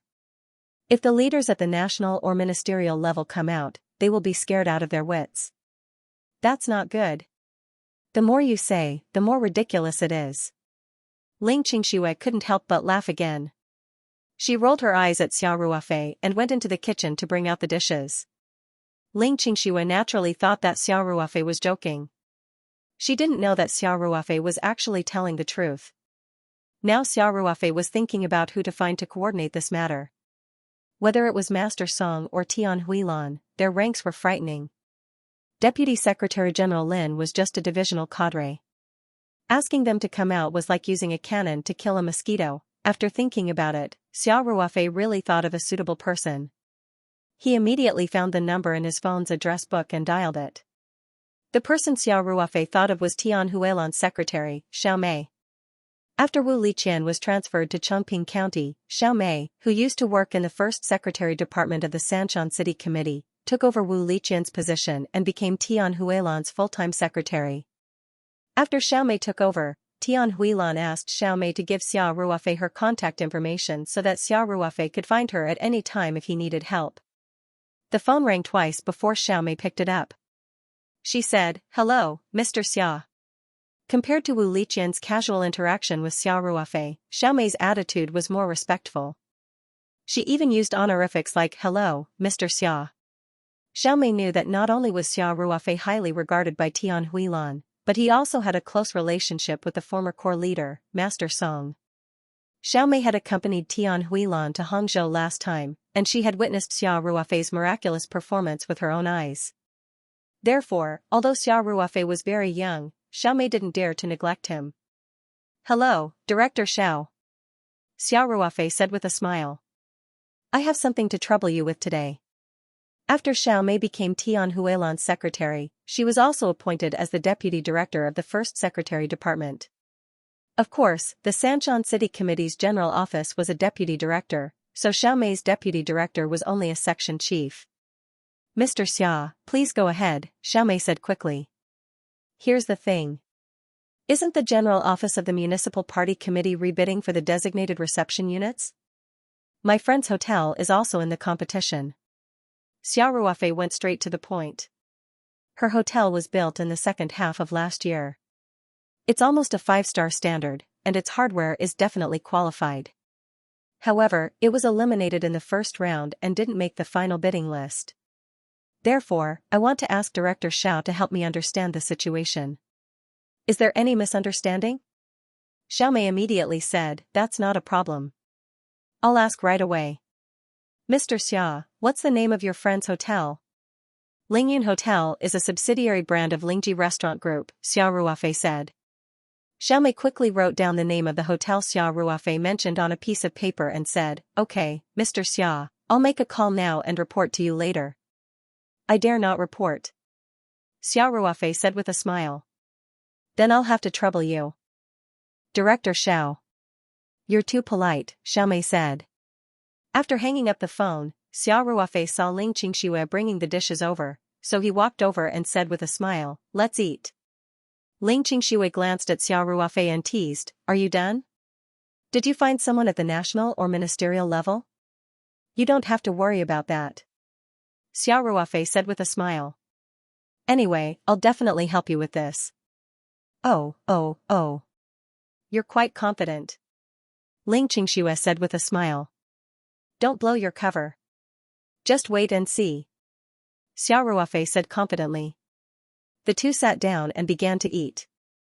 At the municipal party committee, after Xiao Mei received Xiao Ruofei's call, she thought for a while and immediately picked up the phone on her desk to call Wang Xiao, who was in the general office of the municipal party committee. Wang Xiao and Xiao Mei were admitted to the municipal party committee at the same time. One was in the secretariat, and the other was in the general office. They had a good relationship. After Xiao Mei was selected as Tian Huilan's secretary, she was promoted to the deputy director of the first secretary department. Wang Xiao, on the other hand, was still a deputy director. Therefore, when Wang Xiao received Xiao Mei's call, his attitude was much warmer than usual, and he even complimented her. Hello, Secretary Xiao. Wang Xiao said. What instructions do you have for me? Xiao Mei said with a smile, I wouldn't dare to give you instructions. I have something to ask you. The bidding for the designated reception units of the municipal party committee is handled by the general office, right? Wang Xiao immediately said, yes. The preliminary shortlist is basically finalized, and the bidding will be held soon. I've been busy with this recently. Secretary Xiao, is there a hotel that I need to pay special attention to? They were all people in the system, so naturally, they knew what was going on. These days, people with connections would contact them through various channels. Xiao Mei was now a popular person in the municipal party committee. If she asked, Wang Xiao would definitely be happy to establish good relations with her. Xiao Mei thought for a moment and said, Wang Xiao, it's like this. A friend of mine owns a 4-star hotel, and the facilities are relatively new. However, it was eliminated in the preliminary selection without any warning. Can you help me find out what's going on? Wang Xiao said quickly, no problem, Secretary Xiao. Tell me the name of the hotel, and I'll do it right away. Wang Xiao also thought to himself, do you even need to ask? It must have been squeezed out by other hotels with connections. Why didn't Secretary Xiao use her connections earlier? Why did you wait until you were eliminated? Thank you, Wang Xiao. Xiao Mei said with a smile, the hotel is called Lingyan Hotel. Thank you for your help. Wang Xiao was still smiling, but when he heard the words Lingyan Hotel, he couldn't help but be stunned and subconsciously let out an ah sound. Xiao Mei frowned slightly and asked, what's wrong? Wang Xiao, is there any difficulty? Wang Xiao smiled bitterly and said, Secretary Xiao, I may not be able to help you with this, I know. Xiao Mei said thoughtfully, that's okay. You can just point me in the right direction. Xiao Mei wasn't a newcomer on the first day of work. She knew that this matter must have been discussed by the leaders. Wang Xiao, as a specific staff member, naturally couldn't help. Sure enough, Wang Xiao lowered his voice and said, Secretary Xiao, this matter was asked by Secretary General Lin personally, I understand. Thank you, Wang Xiao. Xiao Mei said. Wang Xiao quickly said, don't say that. I didn't help you. I'm sorry. The information you provided me is very important. I'm already very grateful. Xiao Mei smiled and said, I'll treat you to a meal next time. Okay. Then I won't be polite. Wang Xiao breathed a sigh of relief and said with a smile. After hanging up the phone, Xiao Mei sat and thought for a while. Then, she stood up, opened the door, and walked toward the office of Lin Wanxue, the Deputy Secretary General of the Municipal Party Committee. Lin Wanxue was the leader of the general office. Naturally, Xiao Mei couldn't just call him and tell him about this matter. This was the most basic superior-subordinate politeness in the system. Of course, Xiao Mei could also choose to report directly to Tian Huilan. Not to mention the preliminary list, she could even directly decide on the final spot. To Tian Huilan, it was just a matter of a sentence. But this matter was too small. If she troubled the leaders for everything, it would inevitably leave the impression that she was incompetent. Moreover, Xiaomei felt that this matter was still within her ability to coordinate, so she decided to find Lin Wanshui herself. Soon, she arrived at the door of Lin Wanshui's office. Tuck, tuck, tuck. Come in. Lin Wanshui's dignified voice came from the office. Xiaomei pushed the door open and walked in. Lin Wanshui was writing something. When he looked up and saw Xiaomei, he immediately put down his pen, stood up, and said enthusiastically, "Xiaomei, come in and have a seat." Xiaomei was now a popular person in the general office. The secretary of the top leader was a very important and special position. Lin Wanshui, as the leader of the general office, was nominally Xiaomei's superior, but he wasn't in charge of the secretariat. Xiaomei's direct leader was Tian Huilan, so Lin Wanshui didn't put on any airs.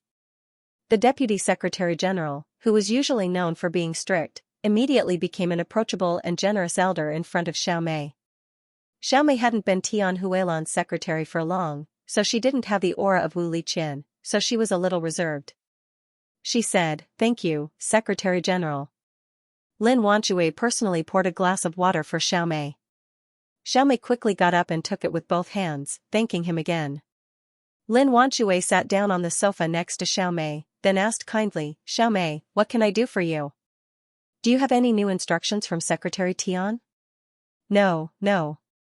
Xiaomei said, "Secretary General Lin, I have something to report to you." "Oh? Go ahead," Lin Wanshui said pleasantly. "Secretary General, it's about the designated reception unit of the Municipal Party Committee." Xiaomei said carefully, "I have a good friend whose hotel is very good in all aspects, but it didn't pass the first round of the preliminary selection, so he asked me to inquire about the situation." "Really? What's the name of the hotel?" Lin Wanshui said, "Logically speaking, this possibility is very small. We all have clear standards. And we also welcome qualified hotels to participate in the competition, so that we can get more favorable conditions. Secretary General, maybe there's some misunderstanding. The hotel is called Lingyun Hotel," Xiaomei said. The expression on Lin Wanshui's face did not change. He still had an amiable smile on his face, but there was a trace of haze in his heart. It was just that this kind of old fox in officialdom was very good at hiding his emotions. Lin Wanshui nodded and said without batting an eyelid, "Okay, little Xiao, I understand. But I don't know the specific situation. You also know that I'm busy all day, so I can't ask about every detail, right? How about this? I'll check it out right away. If it's true, I'll add this hotel to the list." "Okay, thank you, Secretary General Lin," Xiaomei said with a hint of joy. Speaking of which, Xiaomei was still too inexperienced. She was not as experienced as Wu Liqian. She had only been a secretary for a short period of time. When she first entered the room, she didn't know how to take advantage of Tian Huilan's power. Instead, she took the initiative to say that it was her own personal matter. In fact, she could have been ambiguous. Even if someone mentioned it later, she wouldn't be considered as taking advantage of the leader's name. In addition, she wasn't very observant. Wang Xiao had already said that Lin Wanshui was personally involved in this matter, but Lin Wanshui said that he didn't know the specific situation. Although Xiaomei noticed it, she took it for granted that Lin Wanshui was just concerned about his reputation as a leader. Xiaomei's judgment was that Lin Wanshui had instructed the staff to remove Lingyun Hotel, which had no background, so that another hotel could be shortlisted. Now that she had come over to greet him, Lin Wanshui definitely couldn't slap his own face. Therefore, he took a roundabout way of saying that he didn't know the situation, and then corrected the following mistakes. This way, he wouldn't lose face. And the eliminated hotel would be replaced by another hotel with no background, which wouldn't harm his vested interests. Of course, Xiaomei's misjudgment was also due to Lin Wanshui's shrewdness. Just now, Lin Wanshui had always been amiable. Moreover, after she finished speaking, Lin Wanshui agreed almost without hesitation. This also gave Xiaomei, a newbie in the officialdom, a misconception. Xiaomei expressed her gratitude to Lin Wanshui again, then politely said goodbye and left. Lin Wanshue walked Xiao Mei to the door with a smile, then turned around and returned to his office. After closing the door, Lin Wanshue's face darkened. Lin Wanshue had personally ordered Ling Yun Hotel to be kicked out of the preliminary list. In the afternoon, his son, Lin Feng, had called him in a flustered and exasperated manner. After telling him what had happened at Jingmi Western Restaurant, he was completely furious. This Ling Xiaotian really didn't put him, the Deputy Secretary General of the Municipal Party Committee, in her eyes. It was their fortune that Lin Feng had taken a fancy to his daughter. It was fine if she didn't give him face, but she still acted one way in front of his face and another behind his back. The day before yesterday, she had agreed, but today, she had deliberately put on a show at the restaurant's entrance. This was a naked slap in the face. Lin Wanshue immediately ordered the General Affairs Office to remove Ling Yun Hotel, which had originally been ranked quite high, from the preliminary list. Originally, Lin Wanshue had wanted to give Ling Xiaotian a warning. If Ling Xiaotian knew what was good for her, she would bring her daughter to apologize. As long as her attitude was sincere, this matter would be considered over. He didn't expect Ling Xiaotian to actually find someone so quickly, and directly find Secretary Tian's secretary, Xiao Mei. She didn't put him in her eyes at all. How could this be tolerated? In fact, to put it bluntly, Xiao Mei wasn't important enough. Otherwise, Tian Huilan wouldn't have come forward personally. Even if a low-ranking deputy mayor from the government had come forward to persuade him, Lin Wanshue would have done them a favor. However, Xiao Mei's appearance made Lin Wanshue feel that his authority had been challenged. Although Xiao Mei was at the peak of her power in the Municipal Party Committee, after all, her foundation was still shallow, and she was only a section chief. Usually, Lin Wanshue might be polite to her because of Tian Huilan, but when it came to serious matters, Lin Wanshue didn't put Xiao Mei in his eyes. Therefore, after Lin Wanshue finished smoking a cigarette with a sullen face, he picked up the phone on his desk and called the General Affairs Office. Has the preliminary list of the designated reception units been drafted? Lin Wanshue asked directly. Well, send it over as soon as possible, and let Secretary Wu have a look as soon as possible. After hanging up the phone, Lin Wanshue dialed Lin Feng's number on his phone. It's me, Lin Wanshue said with a sullen face. Dad, what's the matter? Lin Feng asked. Have you made the arrangements for Ling Xiaotian restaurant? Lin Wanshue asked. When Lin Feng heard this, he immediately said proudly, don't worry. This time, they'll suffer enough. Industry and commerce, tax, environmental protection, health. As long as it's in charge of their functional departments, I've called them. Hee hee. This time, we'll let them know what's good for them. Lin Wanshue nodded and said, well, go and urge them to do it as soon as possible. It's best if they do it today. Okay. Lin Feng agreed excitedly. Lin Feng was the most enthusiastic when it came to finding trouble for Ling Xiaotian restaurant. After hanging up the phone, he immediately began to contact people everywhere and passed on his father's instructions. Ling Qingxue and Xia Ruofei sat on a bench on the side of the road. Ling Qingxue leaned her head on Xia Ruofei's shoulder and asked, Ruofei, can the leader you found really get our hotel back into the preliminary list? She should be able to. Xia Ruofei smiled and said, anyway, she has a lot of power. Qingxue, don't worry. If it really doesn't work, I can still find someone else. Anyway, I will do my best to help you with this matter. Xia Ruofei wasn't someone who liked to boast. He didn't make any guarantees before the matter was settled. Okay. Ling Qingxue said softly. At the headquarters of Ling Ji Restaurant Group. Ling Xiaotian felt a little overwhelmed. At noon, he received a call from the municipal committee saying that Ling Yun Hotel wasn't in the preliminary list. This already gave him a headache. He didn't expect that this was just the beginning.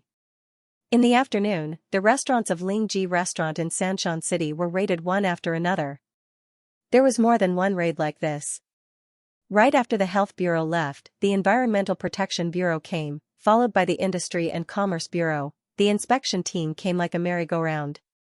And these inspection teams were all nitpicking. They said that the kitchen rag wasn't clean, that the range hood was too greasy, that the oil stove emissions were excessive. In short, after being inspected by them, Ling Ji Restaurant, a famous restaurant chain in Sanxian City, became a typical example of dirty and messy conditions. Based on the severity of the situation, those customers would probably die suddenly after eating a meal. What gave Ling Xiaotian the most headache was that the inspection team didn't just go to one store. They were the same people. It was as if they were sweeping through Lingji restaurants one by one. The result was a huge fine and suspension of business. The public relations department of the company was already so busy that they were all thinking of ways to smooth things over. Ling Xiaotian also sat in the office with red eyes. He had been in business for so many years, so he naturally knew that Lingji restaurant was deliberately targeted. Who was it? Ling Xiaotian's mind was spinning rapidly. He knew that the biggest possibility was Lin Wanxue, but he found it a little hard to understand why Lin Wanxue would target Ling's restaurant so crazily. Ling Qingxue hadn't told him what had happened at the Jingmi restaurant over the phone. He had thought that Ling Qingxue might have been cold to Ling Qingxue, which made Lin Feng unhappy. In fact, apart from Xiao Ruofei, Ling Qingxue had always been cold to other men. Now, it seemed that things weren't that simple. Should I call Qingxue and ask? Could it be that Qingxue had taught Lin Feng a lesson? Ling Xiaotian was a little hesitant. However, he did not hesitate for too long because a new situation soon appeared. It was still a spot check. But this time, it was not the chain restaurants under Ling's restaurant that were being inspected, but the group's headquarters. People from the tax department came to the group and said that they had received a report that the Ling's restaurant group had committed serious tax evasion, so they had to close the accounts immediately for inspection. Ling Xiaotian didn't have to hesitate anymore. Ling Qingxue was the manager of the finance department. Since such a big thing had happened to the company, she definitely had to rush back. So, Ling Xiaotian dialed Ling Qingxue's number. Taoyuan Farm. The phone rang. Ling Qingxue lazily got up from Xiao Ruofei's arms. When she saw that it was Ling Xiaotian calling, she couldn't help but smile and say to Xiao Ruofei, "Ruofei, my dad is calling. Maybe the matter has already been resolved. It seems that the leader you found is really powerful." Xiao Ruofei said with a smile, "Hurry up and answer it." Ling Qingxue nodded and answered the phone. "Hello, Dad." "Qingxue, are you still at Taoyuan Farm?" Ling Xiaotian asked in a low voice. Ling Qingxue was stunned for a moment, because she felt that Ling Xiaotian's voice was a little hoarse, and she was obviously not in a good mood. "Yes, Dad, what happened?" Ling Qingxue asked with concern. "Something happened at the company. Come back immediately, and we'll talk about it when we meet," Ling Xiaotian said. "Oh, got it," Ling Qingxue said. "I'll be right back." Xiao Ruofei also felt that something was wrong, so he quickly asked, "Qingxue, what happened?" "I'm not sure. My dad said that something happened at the company and asked me to rush back immediately." Ling Qingxue frowned slightly and said, "I think it's not a small matter." Xiao Ruofei immediately stood up and said, "Then let's go. I'll send you back." "Okay." The two of them quickly walked back to the villa. Yi Linyun had already washed the Night 15 and parked it in the yard, but he didn't stay in the villa. Instead, he took Lightning for a walk outside. Xiao Ruofei drove Ling Qingxue to Sanxian district. On the way, he called Yi Linyun and asked him to take care of the farm and the construction site. Along the way, Ling Qingxue was worried and sick at heart. Xiao Ruofei also drove very fast, almost running under the speed limit. Soon, they entered the city and arrived at the office building where the headquarters of Ling's restaurant was located. Xiao Ruofei was a little worried, so he accompanied Ling Qingxue to take the elevator upstairs. As soon as they entered the company, the two of them heard Ling Xiaotian's voice. "Leaders, our company has always been operating legally and paying taxes in full. There is absolutely no problem with tax evasion. Is there any misunderstanding?" A strange voice said, "It's not up to you to decide whether there is a problem or not. We received a report, so of course we have to verify it. If there is no problem after our inspection, doesn't that prove your innocence?" Ling Xiaotian said, "We will cooperate with the inspection, but can you make an exception?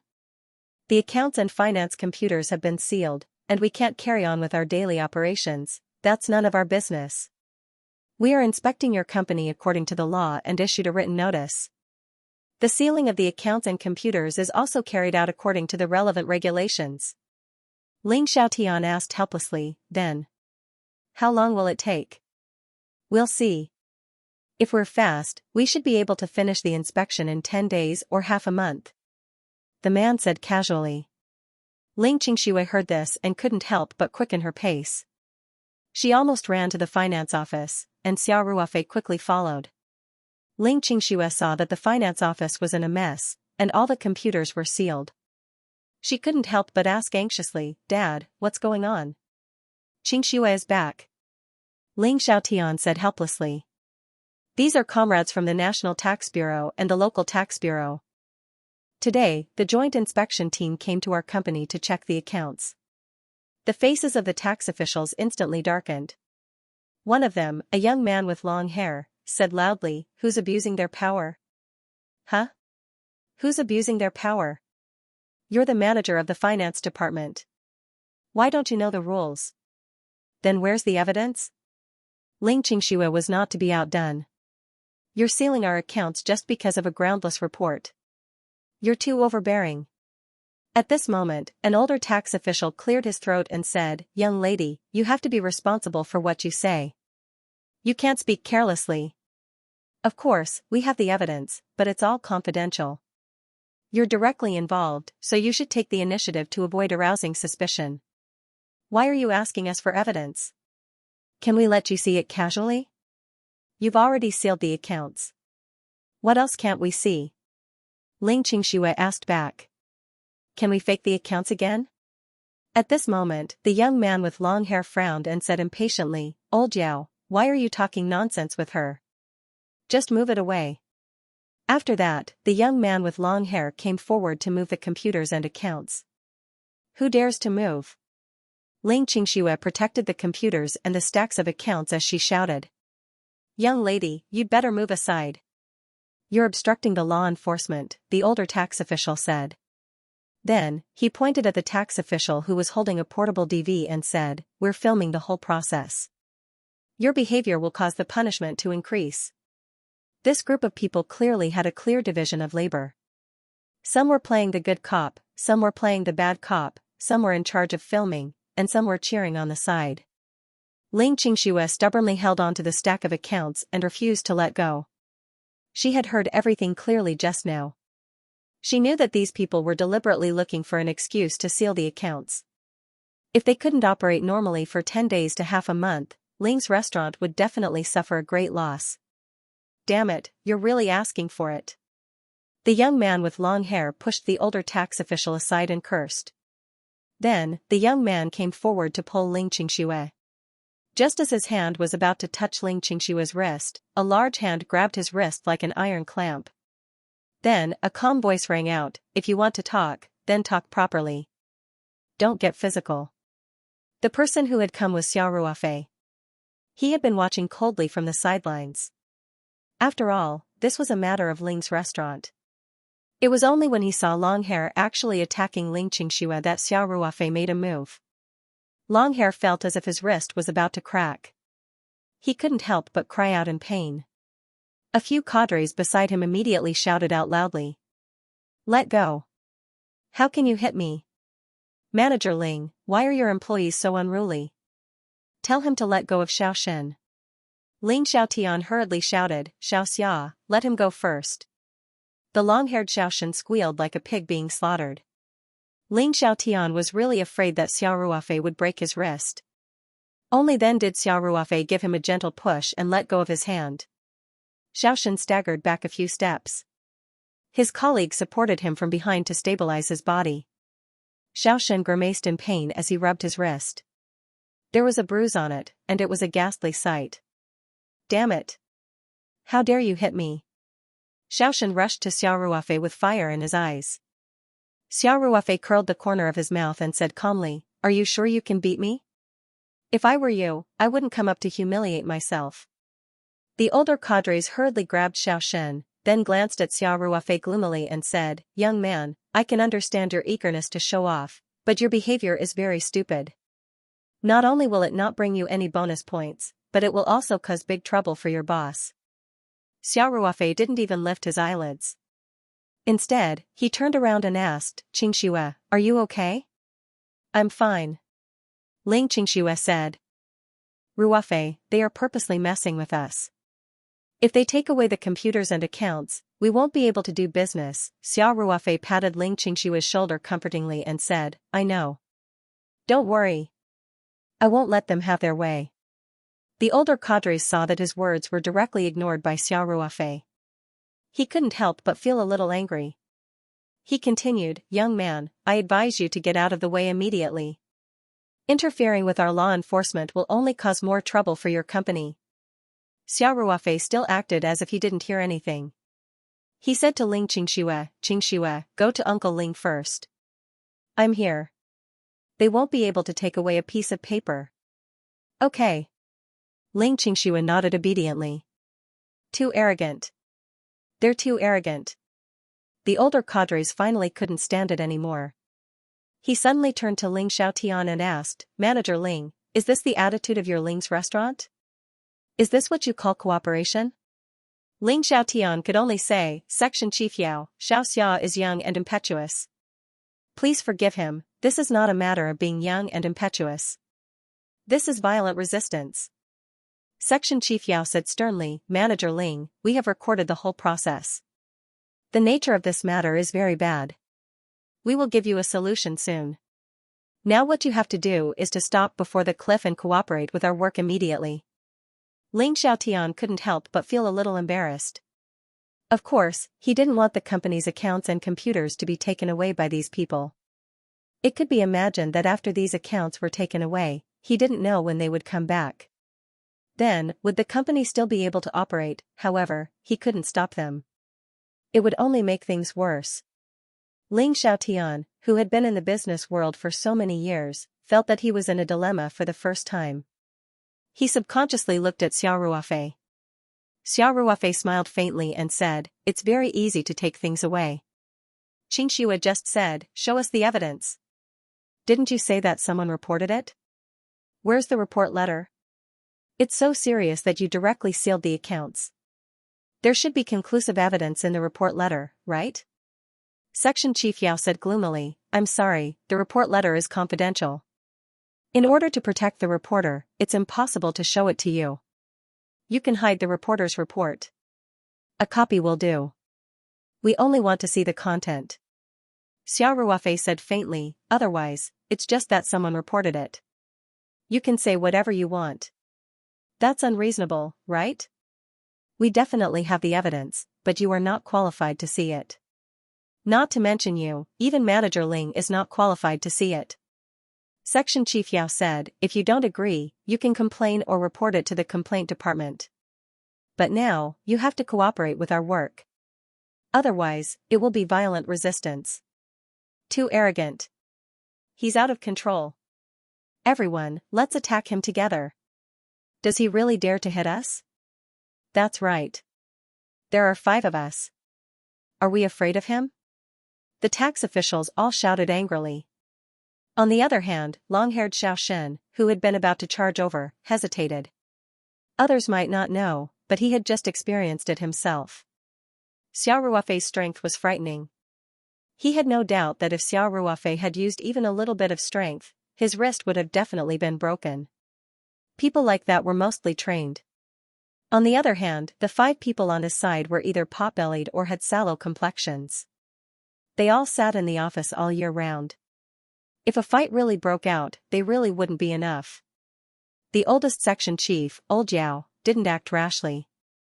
He just gloomily stared at Xiao Ruofei for a while, then gathered everyone and walked to a corner of the office. Brothers, today's situation is a little out of our control, said Section Chief Yao with a frown. Xiao Shen, you should call Boss Lin and explain the situation. To put it bluntly, Section Chief Yao was still uncertain. He had deliberately come to cause trouble. There was no evidence at all. Even the written notice was printed on the office computer and used the official seal without permission. It was completely untenable. If the matter was blown out of proportion and the higher-ups thoroughly investigated, they would all be in trouble today. Today's matter was actually arranged by long-haired Xiao Shen. Section Chief Yao's original intention was to form a good relationship with Lin Feng. After all, Lin Feng was the son of the Deputy Secretary General of the Municipal Party Committee. Besides, he was familiar with knocking on the heads of a private company and causing trouble for them. He hadn't expected to encounter such fierce resistance, and the other party's hothead wasn't moved by force or persuasion. So, Section Chief Yao naturally didn't want to make the matter worse. He was afraid that if he wasn't careful, he would be implicated. Xiaoshen nodded and took out his phone to call Lin Feng. "Big brother Lin Feng, it's me, Xiaoshen," said Xiaoshen respectfully. Even though Lin Feng wasn't in front of him, he still nodded and bowed like a servant. "Oh, little Shen," said Lin Feng indifferently. "How did it go?" Xiaoshen said dejectedly, "Big brother Feng, everything was going well. The accounts and computers were all sealed. Just as we were about to move out, their finance manager came back with a hothead." "Wait, finance manager?" asked Lin Feng. "Ling Qingxue?" Lin Feng had been interested in Ling Qingxue for a long time, so he knew a lot about Ling Qingxue. He knew that she was the manager of the finance department of Ling Ji restaurant. "I don't know her name." "She's a very beautiful long-legged beauty." "Oh right, she's the daughter of the boss of this company," Little Shen said. "Then it's her," said Lin Feng. "What do you think she brought with her?" "Yes, a young man with short hair." Then, Xiaoshen briefly described Xia Ruofei's appearance. Lin Feng groaned icily. He knew that young man was the one he had seen with Ling Qingxue that afternoon. He asked icily, "What's wrong with that guy?" "Big brother Feng, he stopped us from taking the accounts and computers," said Xiaoshen. "He even hit me. He's very barbaric. He's also very strong. Now we're in a deadlock." When Lin Feng heard that, his eyes twinkled. He hastily asked, "You said he hit you?" "Yes. My wrist is still black and blue," said Xiaoshen. He felt wronged. He wanted to take credit for it. Lin Feng had asked him to do something for him, and now he had been hit because of Lin Feng. Shouldn't Lin Feng repay him in the future? Lin Feng ignored Xiaoshen's complaints and asked anxiously, "I told you to bring the law enforcement camera with you. Did you record the whole process?" "We did," said Xiaoshen hastily. "We started recording as soon as we came in. We recorded the whole process." "Great." Lin Feng slapped his thigh and said excitedly, "Xiaoshen, with this video, no matter if there's a problem with the accounts, we can punish them to death." "Of course. Ling's restaurant won't have an easy time," said Xiaoshen hatefully. He then asked tentatively, "Big brother Feng, should we retreat first? We can do whatever we want with that video anyway." Lin Feng's mind was filled with the scene of Xia Ruofei and Ling Qingxue hugging each other on the street. His heart began to burn with jealousy. His eyes flashed fiercely, and he said coldly, "Retreat? What retreat? We haven't taken the accounts yet. You guys wait here. I'll bring people to help you." "Humph. No matter how good he is at fighting, he's only one person. If 10 of us can't do it, then we'll bring 20 of us. I don't believe he can take it." "Ah?" Xiaoshen hesitated and said, "Big brother Feng, isn't this too big? What are you afraid of?" said Lin Feng. "You're in the right. Now, okay? That guy started it first. He hit a government employee. No matter what he says, he's still in the wrong. All right," said Xiaoshen. "Then we'll wait for you here, don't worry. I'll be there in a moment. Make sure they don't take the accounts away," said Lin Feng. Lin Feng didn't know that the moment he made that irrational decision, he had already started running on the road to his own death. "Got it, big brother Feng." When Xiaoshen hung up, old Zhao hastily asked, "What did Boss Lin say?" "He'll bring some people over immediately," said Xiaoshen. "Big brother Feng said he has to take the accounts away today." "Let's wait." Old Zhao was dumbstruck. He hesitated and said, "He'll bring people over?" Xiaoshen frowned and said, "Old Zhao, Big brother Feng said so. Let's wait. In any case, if anything happens, he'll take care of it." "What are you afraid of?" Old Zhao frowned and sighed. He nodded helplessly. They had no choice. If they left now, they would be in trouble. They wouldn't be able to get any benefits, and they would offend Lin Feng for no reason. It wasn't worth it. Besides, old Jiao thought Xiaoshan was right. If anything happened, Lin Feng would take care of it. His father was the deputy secretary of the municipal party committee. Therefore, the few officials of the tax bureau decided to stay and wait for Lin Feng. On the other side, Xiao Ruofei called Ling Xiaotian and Ling Qingxue over to ask about the situation. Ling Xiaotian told him about everything that had happened after noon. She also told him that it was all Lin Wanshui's doing. Hearing this, Xiao Ruofei frowned and asked, Uncle Ling, about the preliminary list of designated reception units, was there no change in the situation after that? Ling Xiaotian was dumbstruck. She smiled wryly and said, what could have happened? We tried to find some people, but they all refused. They must have been instructed by their superiors. Nobody dared to help. Ling Qingxue looked at Xiao Ruofei strangely. Xiao Ruofei naturally understood the meaning behind Ling Qingxue's gaze. He looked a little embarrassed. Xiao Ruofei also felt a little embarrassed. Although he hadn't patted his chest and made a promise, he had boasted. Now, there was no response at all. It was a little embarrassing. What was going on with Xiaomei? Why was there no response at all? There must be something fishy going on. Xiao Ruofei frowned. The situation of Lingji restaurant had become very critical. It was no longer a matter of the number of designated reception units. If they didn't think of a solution, it might even cause a great loss to them. Therefore, Xiao Ruofei thought for a moment, then took out his phone and called Tian Huilan. In the small auditorium of the Sanshan City Committee, a meeting about changing working styles was coming to an end. Members of the 4 departments of Sanshan City, subordinate counties, cities, the main leaders of the relevant departments directly under the municipal government, and cadres of the municipal party committee and municipal government were all present. Tian Huilan, a member of the standing committee of the provincial party committee and the secretary of the Sanshan City Committee, was giving instructions on the stage.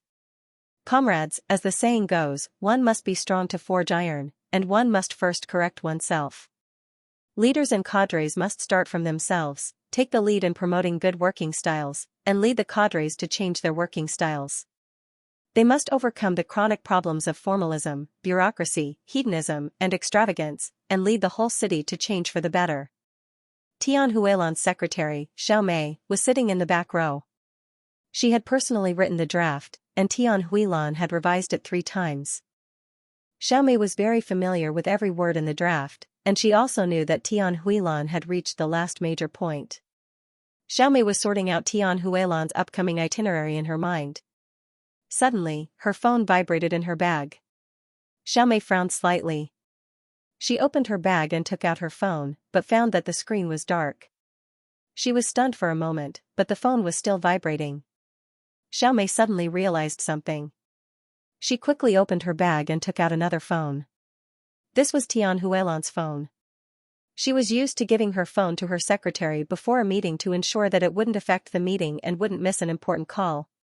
Xiaomei saw that the caller was Xiao Ruofei. She had an inexplicable feeling that something was wrong.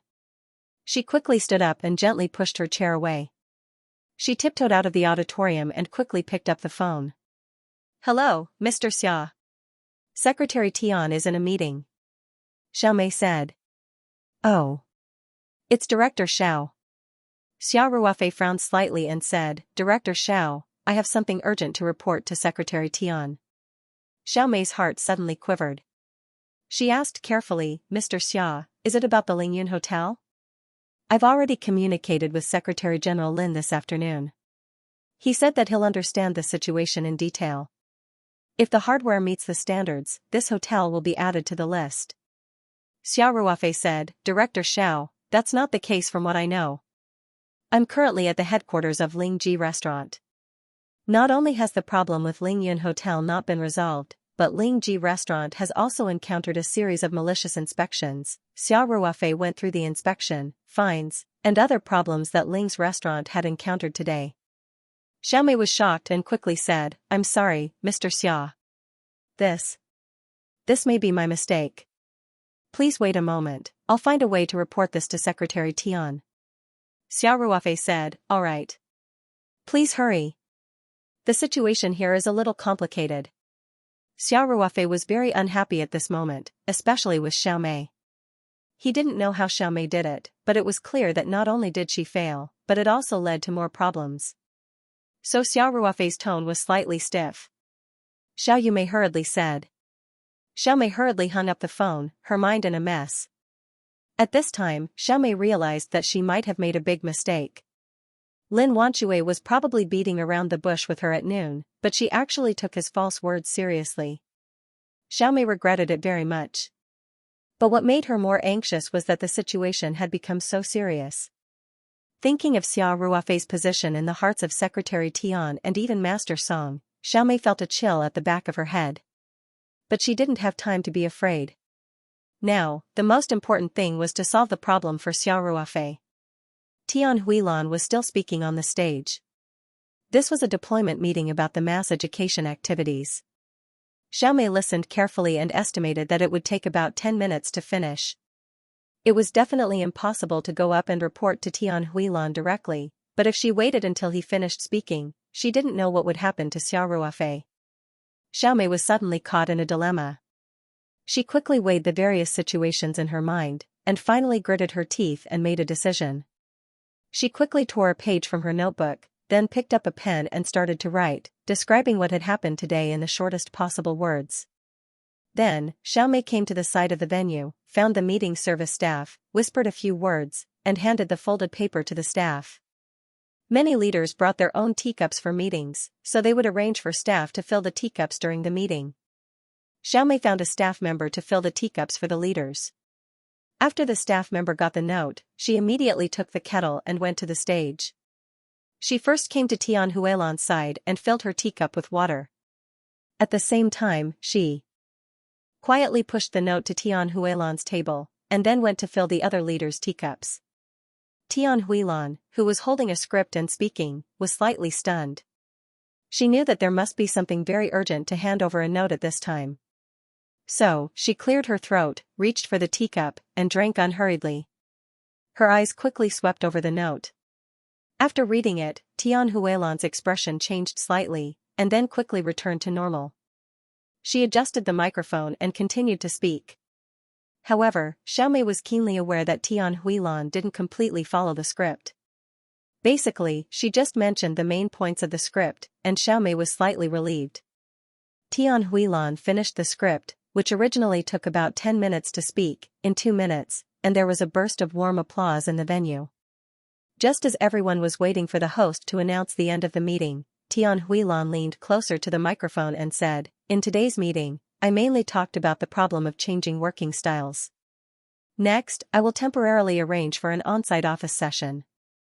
Comrade Qinghua of the State Taxation Bureau, Comrade Qian Sanyuan of the Local Taxation Bureau, Comrade Sun Jijun of the Health Bureau, Comrade Lu Ruiwu of the Environmental Protection Bureau, Comrade He Jianian of the Industry and Commerce Bureau, and the comrades I just named, will go to a place with me after the meeting." After that, Tian Huilan's eyes fell on Lin Wanxue, the Deputy Secretary General of the Municipal Party Committee, who was sitting in the second row below the stage, and said, "By the way, Comrade Lin Wanxue, you should also participate." Then, Tian Huilan nodded to the mayor, who was presiding over the meeting, and motioned for him to announce the end of the meeting. The mayor was also a little confused by Tian Huilan's sudden attack.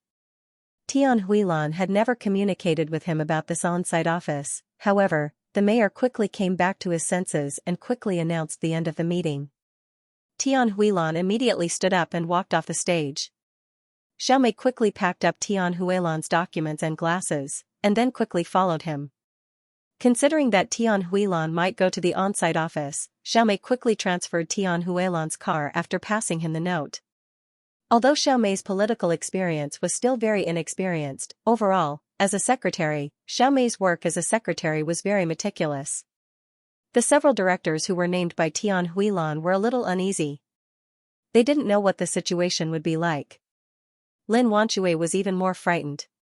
Weren't the companies that Tian Huilan named the companies where Lin Feng's friends were working today? Then, thinking about the scene when Xiao Mei came to find him at noon, Lin Wanxue suddenly had a bad feeling. He quickly caught up with Xiao Mei and whispered to her, "Xiao Xiao, I've already understood what you said at noon. It was indeed a mistake made by the comrades. I've already instructed them to add Ling Yun Hotel to the preliminary list immediately. A trace of disgust flashed in Xiaomei's eyes. She had been ruined by Lin Wanshui today. She even felt that after today's incident, whether or not she could keep her position as a secretary would be a problem. "Oh, thank you, Secretary General Lin," Xiaomei said indifferently. Now that the matter had been blown out of proportion, Xiaomei wouldn't say anything more to Lin Wanshui. Lin Wanshui hurriedly asked in a low voice, "Xiao, Secretary Tian, I'm not sure." This was an unexpected arrangement.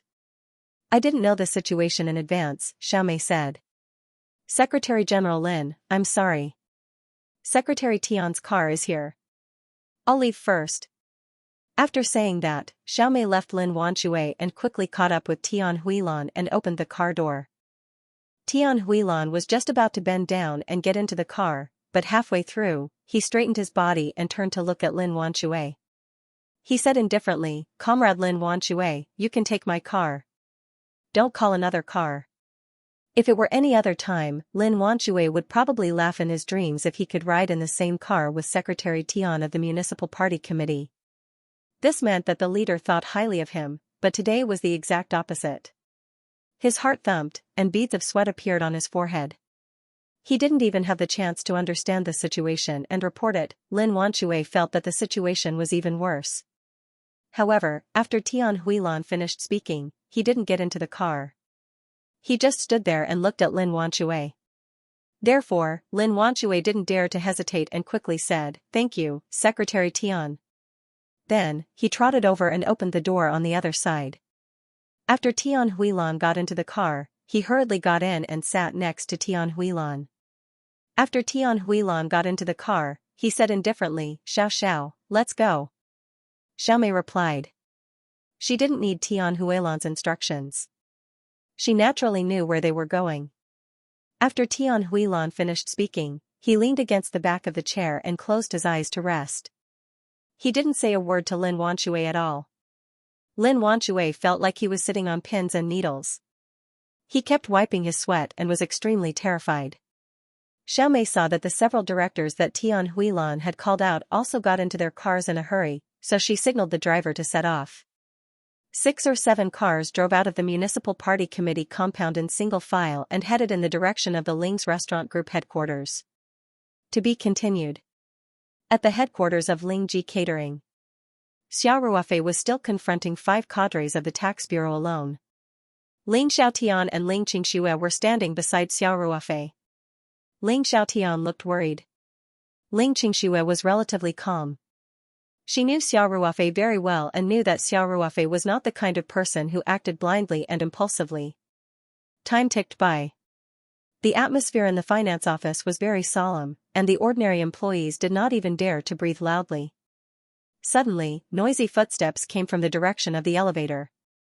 Soon, a group of people broke into the company and went straight to the finance office. Industry and commerce, health, environmental protection. There were people from all kinds of departments. These were the people who had checked the restaurants under Ling Ji Catering like they were sweeping the place today. What made Ling Xiaotian frown was that, in addition to this group of people, there were more than 10 people in security uniforms who came in together with them. At first glance, it was obvious that these people were not good people. Each of them looked like a hooligan. Some of them had hideous scars on their faces, and almost all of them had tattoos. As soon as they came in, they looked at Xiao Ruofei covetously, their eyes full of hostility. When Little Shen saw them, her face immediately lit up and she shouted, "Brother Chen, Brother Lu, you're all here." One of the middle-aged men in the industry and commerce uniform nodded at Little Shen and said, "Little Shen, we heard that there was a lot of resistance here, so we came to help." "Thank you, Brother Chen," Little Shen said happily. Ling Xiaotian frowned and asked, "Who are you people? Why did you break into our company?" The middle-aged man from the Industry and Commerce Bureau, Brother Chen, said condescendingly, "You're the person in charge of Ling Ji Catering? We're all cadres of various functional departments in the city, and now we've officially formed a joint inspection team. I hope you won't be stubborn and will cooperate with us." Ling Qingxue pointed at the people in security uniforms and said angrily, "You're enforcing the law in a barbaric way. Are these also cadres?" One of them, a big man with a horrible scar on his face, said. Cheekily, Beauty, you're really controlling everything. Since I'm so capable, of course I'm a cadre. Ha ha ha. The security guards roared with laughter, each of them looking at Ling Qingxue wretchedly. Ling Qingxue was so angry that her face turned red. At this moment, Xiao Ruofei gently pulled Ling Qingxue's hand and pulled her behind him. Then, he calmly glanced at the security guards. Xiao Ruofei did not look strong, and his expression had always been very calm, but when these people were swept by Xiao Ruofei's gaze, they could clearly feel a trace of bone-chilling coldness. The unbridled laughter stopped abruptly. Knife Scar, who was the leader, quickly calmed down and said coldly, I heard that someone stopped the tax bureau from enforcing the law. It's you, right? If you know what's good for you, you'd better get out of the way, lest you suffer physical pain.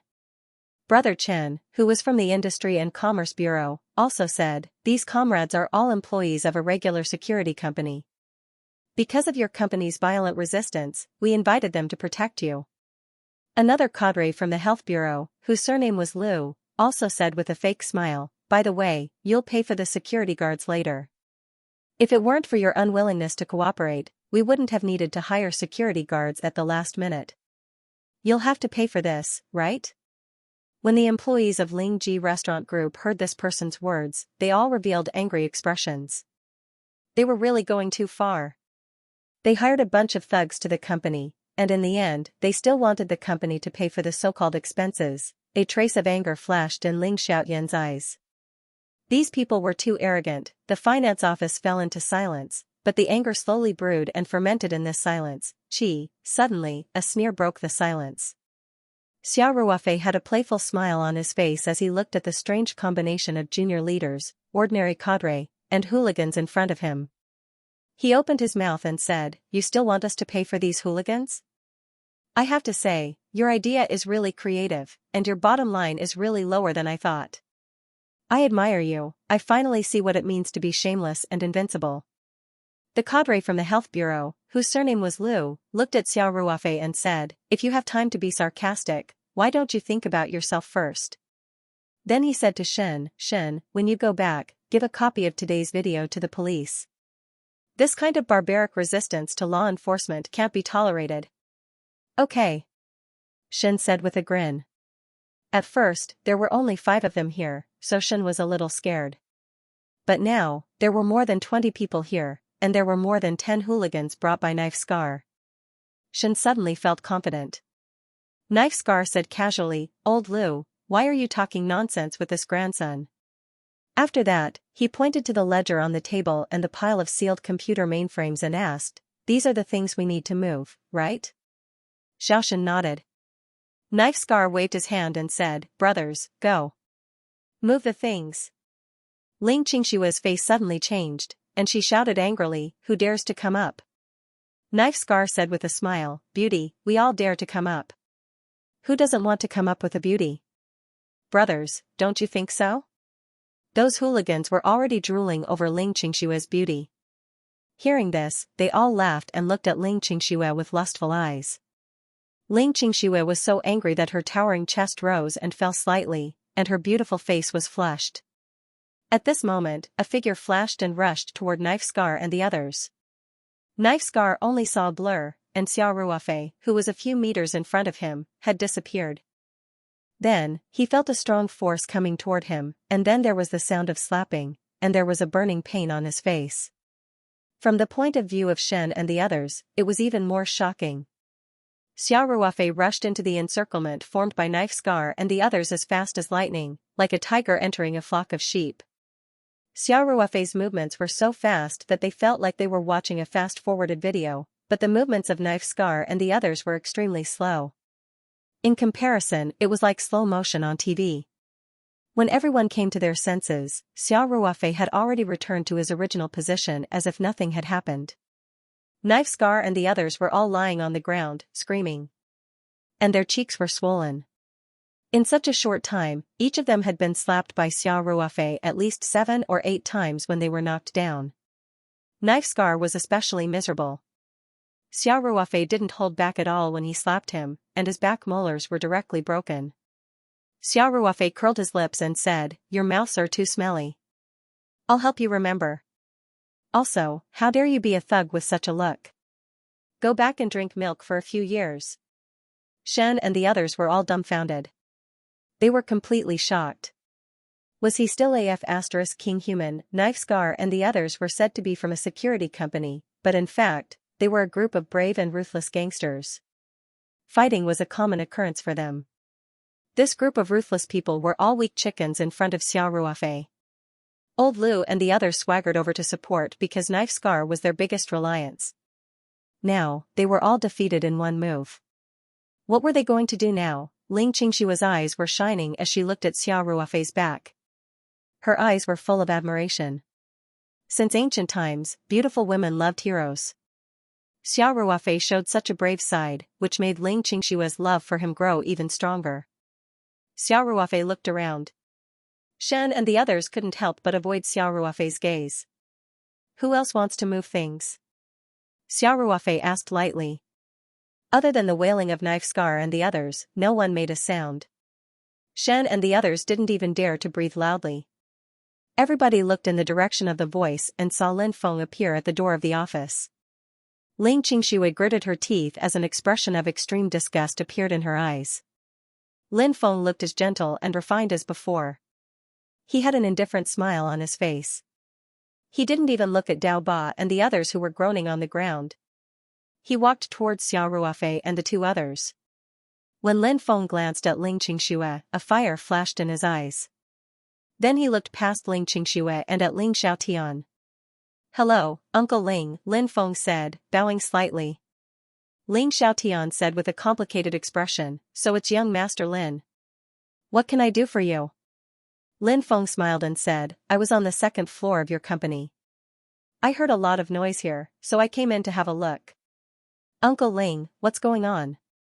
When Ling Qingxue saw Lin Feng's pretentious expression, she couldn't help but groan coldly and turn her head away. She felt like she was going to vomit if she looked at him.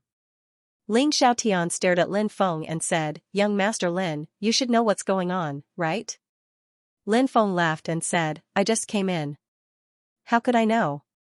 However, I'm quite familiar with Xiao Shen, Old Lu, and the others. If there's any misunderstanding, I can help mediate it. Let's see if Uncle Ling is sincere or not." Lin Feng turned his head and asked, "Xiao Shen, tell me. What the hell is going on here? How come someone is injured?" Xiao Shen immediately said, "Young Master Lin, we came to check the company's accounts according to the law. We didn't expect them to be so barbaric. Not only did they not let us take the accounts, but they even injured our staff." "Oh? They even attacked people? That's too much," Lin Feng said exaggeratedly. "By the way, didn't you all bring law enforcement cameras? Did you record it?" Xiao Shen looked at Xiao Ruofei fiercely and said, "It's all recorded." When the two sides were arguing, the officer in charge of the tax bureau turned on the law enforcement camera. The scene of Xiao Ruofei teaching the gangsters a lesson was all recorded. "Ah, that's not good," Lin Feng said to Ling Xiaotian with a smile.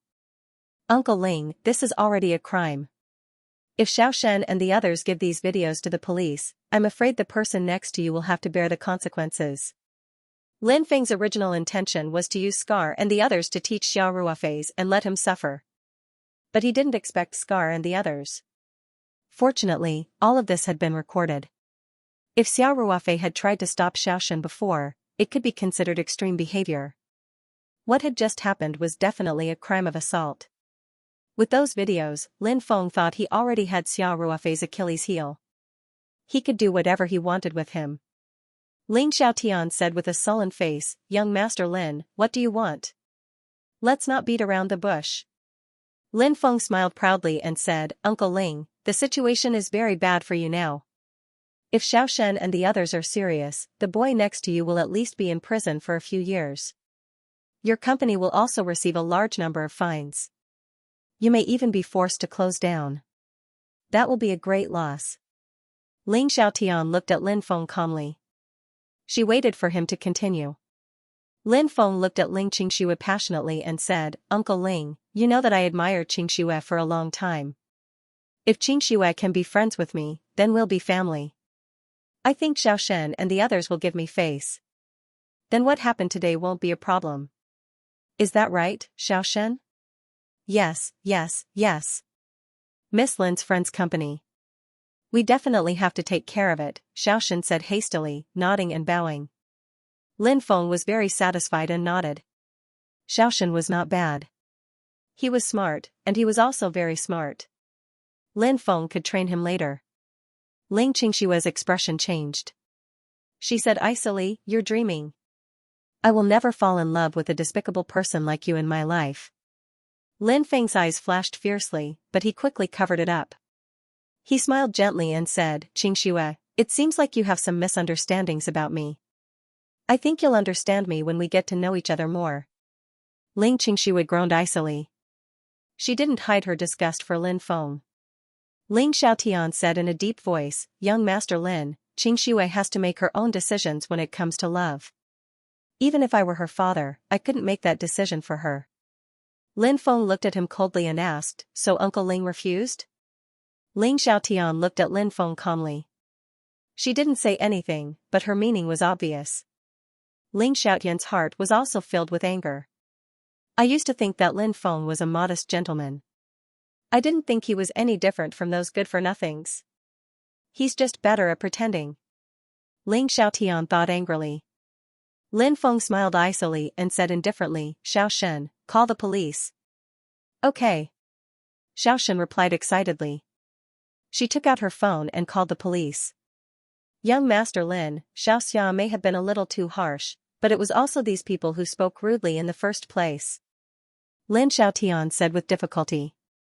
Can you be magnanimous?" No matter what happened to the company, Ling Xiaotian could handle it. However, Xiao Ruofei wasn't an employee of the company, and he had helped them. No matter what, he couldn't let anything happen to Xiao Ruofei. Therefore, Ling Xiaotian had no choice but to ask Lin Feng for help. Lin Feng's gentle smile was gone. He said icily, "You can tell that to the police." Ling Xiaotian's expression changed a few times, obviously trying his best to suppress the anger in his chest. If Yishan hadn't been in trouble recently, she wouldn't have been humiliated by a little brat like you. Ling Xiaotian thought angrily. Ling Xiaotian and Duan Yishan, the former vice mayor of Sanshan City, were very close. They didn't have a relationship of power and money. They were good friends who grew up together. After Ling Xiaotian retired from the army, he started his own business. It could be said that Duan Yishan's support was inseparable from his business. However, Duan Yishan suddenly fell from power a few months ago. Now, he was in the process of being tried. It was said that the money involved in the case was more than 10 million. What awaited him was a long life in prison. Ling Xiaotian was sad that his good friend couldn't resist the temptation. At the same time, he started to hide his strength and bide his time. Apart from the half-completed Ling Yun Hotel project, Ling Ji Restaurant had stopped expanding. However, an unexpected disaster like today was impossible to guard against. After the first chain of Ling Ji Restaurant was raided, Ling Xiaotian started to call some of the acquaintances in the system he had made over the years for help. However, those who had called Duan Yishan his brother when he was still in office were now shunning him, especially when they learned that the matter might involve Lin Feng, the Deputy Secretary General of the Municipal Party Committee. Ling Xiaotian was deeply moved by the fickleness of human nature. Ling Xiaotian came back to his senses. He looked at Lin Feng, then at Xiao Ruofei. He gritted his teeth and said, "Little Xia, you go first. What happened here has nothing to do with you." "Uncle Ling, what do you mean?" Lin Feng said leisurely. "Are you instigating a suspect to run away?" Little Shen and the others didn't turn off their law enforcement cameras. Ling Xiaotian humped coldly. He ignored Lin Feng and continued to say to Xiao Ruofei, "Little Xia, Uncle thanks you for today. But we don't need your help here anymore. Hurry up and go." Xiao Ruofei looked at Ling Xiaotian with admiration. He smiled calmly and said, "Uncle Ling, don't worry about me. It's just a few hooligans. I'll beat them up." "Ruofei, how about you go first?" Ling Qingxue said worriedly. "Qingxue, I promise to help you completely solve this problem. How could I leave now? Xiao Ruofei smiled as he held Ling Xingshua's hand. Don't worry. It was just a small mistake before. This time, the people we found will definitely be fine. Humph. Shameless boasting. Lin Feng sneered. Xiao Ruofei smiled at Lin Feng and said, Do you dare to make a bet with me?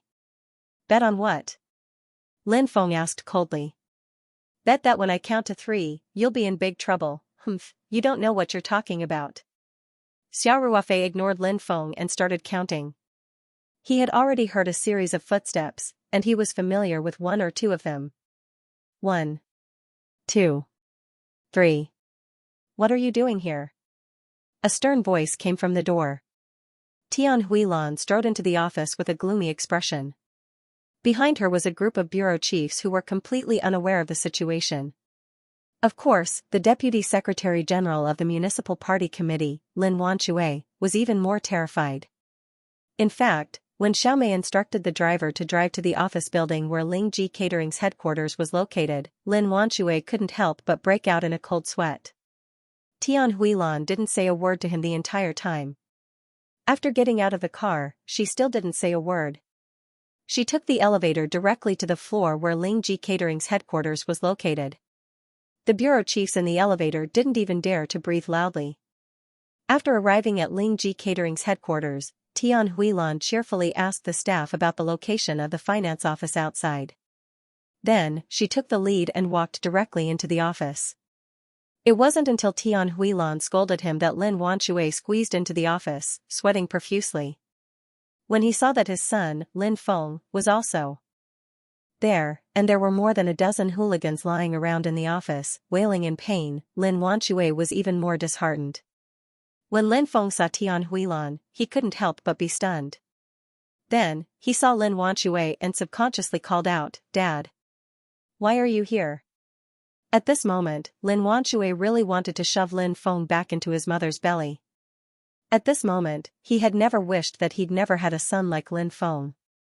What a scam. At this time, he actually dared to call him Dad? Wasn't he just asking for trouble? Tian Huilan naturally heard Lin Feng's words, but she just frowned slightly and looked back at Lin Wanxue meaningfully. Then, Tian Huilan quickly walked over to Xiao Ruofei and asked with a trace of concern, Little Xiao Ruofei, are you okay? Thank you for your concern, Secretary Tian. A few hooligans can't hurt me, Xiao Ruofei said with a smile. The 3 words Secretary Tian were like a clap of thunder, blowing everyone out of their momentary daze. Wasn't this the head of the Municipal Party Committee, Secretary Tian? She was actually so concerned about Xianxia. There was dead silence in the office. Even Scar and the others were so scared that they shut their mouths tightly. Only the sound of heavy breathing could be heard in the entire office. Xiao Shen and the others stood rooted to the ground like clay sculptures. Lin Feng and Lin Wanxue glanced at each other, their faces were ashen. Shocking, fear, despair, Lin Wanxue's legs began to tremble uncontrollably as all kinds of complicated emotions welled up in his heart. He realized that his political career might be completely over from today onwards. More than that, he was likely to follow in the footsteps of Deputy Mayor Duan and start a very long prison life. He was very clear about what he had done over the years. If the police took him seriously, he would definitely not be able to withstand the investigation. Ling Xiaotian also came back to her senses. She first looked at Xiao Ruofei with a complicated expression, and then said respectfully, Hello, Secretary Tian. Tian Huilan smiled kindly and said, You must be Chairman Ling, right? Hello, Xiaoxia told me what happened today. I came late and made you feel wronged. No, thank you, Secretary Tian. Ling Xiaotian said hurriedly. Ling Qingxue stared blankly at Xiao Ruofei. She couldn't believe the scene in front of her. She had always thought that Xiao Ruofei was joking when he said that he would ask a ministerial-level official for help. She didn't expect that a ministerial-level official would really come. Tian Huilan was a member of the Standing Committee of the Provincial Party Committee and also the party secretary of Sanshan City. Wasn't he a vice-ministerial-level official? Moreover, he was a vice-ministerial-level official with a relatively high status. If that was the case, then the national-level official that Ruofei had mentioned was also Ling Qingxue didn't dare to think about it anymore. At this time, Tian Huilan had already turned around. His expression was grave and stern as he looked at the silent crowd. He said indifferently, "Tell me what's going on." The several bureau chiefs who came with Tian Huilan hurriedly ordered their subordinates. Section Chief Yao, didn't you hear Secretary Tian's instructions? What's going on? Xiao Lu, why are all of you mute? Say something. Old Chen, you're an old comrade. Tell us what's going on. These officials, who had been incomparably arrogant just a moment ago, were now crying miserably. None of them dared to open their mouths. Secretary Tian had already determined the matter as soon as he came in. How could they still dare to argue? Moreover, they knew clearly in their hearts that there was something fishy going on today. They simply couldn't withstand an investigation. Tian Huilan said indifferently, "Don't you have anything to say?" Then she turned around and looked coldly at Lin Wanxue. She pointed at Lin Feng and said, "Comrade Lin Wanxue, is this your child? Why is he here?" Lin Wanxue was already disheartened. When he heard Tian Huilan call his name, he was so scared that he trembled. He said with fear and trepidation, "Secretary. Secretary Tian. I don't understand the situation." Tian Huilan looked at Lin Wanxue with some disgust, then said, "Since none of you are saying anything, then I'll say it." After saying that, she looked around at the numerous officials in the office. None of them dared to look her in the eyes. They all lowered their heads guiltily. Tian Huilan said, "Comrades. Now, from the central government to the local governments, we are carrying out mass education activities. Every day, we emphasize on building a style of work, emphasizing that officials take the lead and lead by example. But what do some of our officials, and even a very small number of leading officials, do? The people didn't give you power to abuse and abuse the people." The whole office was dead silent. The directors were all sweating profusely. Lin Wanxue and the other officials that Lin Feng had found looked as if they had lost their parents. They looked as if they had lost their souls. Tian Huilan pointed at Ling Xiaotian and the others and continued, "Ling Ji Restaurant can be said to be the star restaurant in Sanshan City. But some leaders, for their own selfish interests, actually instructed their children to contact their so-called brothers and friends. Within half a day, they carried out a raid on Ling Ji Restaurant. They found fault with everything. In the end, they even aggressively rushed to the company's headquarters to seal the accounts. A perfectly good company had been turned upside down. He's simply insane and lawless." At this point, Tian Huilan slammed the table angrily. Lin Wanxue and the others couldn't help but tremble. Then Tian Huilan pointed at Knife Scar and the others and asked coldly, "Also, what's the matter with these people? Can any of you explain to me?" There was dead silence. Everyone was as silent as cicadas in winter. No one dared to speak at this time. "Who called the police just now?" a rough voice asked. Four policemen walked into the finance office. The finance office was quite big, but there were already 20 or 30 people in it, so it was even more crowded when the policemen came in. The leader was a police officer with a beard. After he entered the office, he was surprised to find that Secretary Tian of the Municipal Party Committee was also there. He couldn't help but be stunned.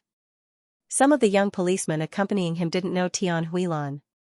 When they saw their director suddenly stop talking and stand there in a daze, they couldn't help but feel a little strange.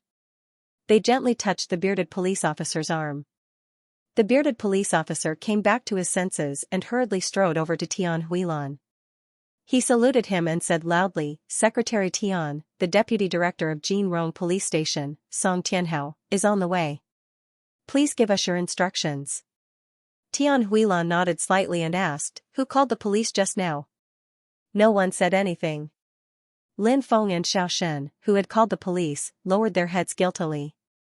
Originally, Lin Feng used to rely on Xiao Ruofei, but now it had become the biggest hot potato.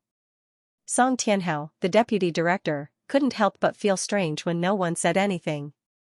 He looked at Tian Huilan and saw that Tian Huilan was expressionless. He couldn't guess what the director was thinking and didn't know what to do for a moment. Song Tianhao thought for a moment, then turned his head and asked, "Xiao Zhang, check the phone number on the police report." Xiao Ruofei pointed at Xiao Shen and said with a smile, "Director Song, don't bother. It was the comrade from the tax bureau who called the police. Xiaoshen's face suddenly turned pale. He stammered, I. Tian Huilan frowned and asked, what's going on? Xiao Ruofei said indifferently, Secretary Tian, didn't they bring a group of hooligans to enforce the law? This group of hooligans caused trouble in the office and I subdued them. As a result, the son of the Deputy Secretary General instructed the Tax Bureau to call the police and arrest me. Xiao Ruofei's words contained a lot of information. He was a hooligan who enforced the law with the national staff.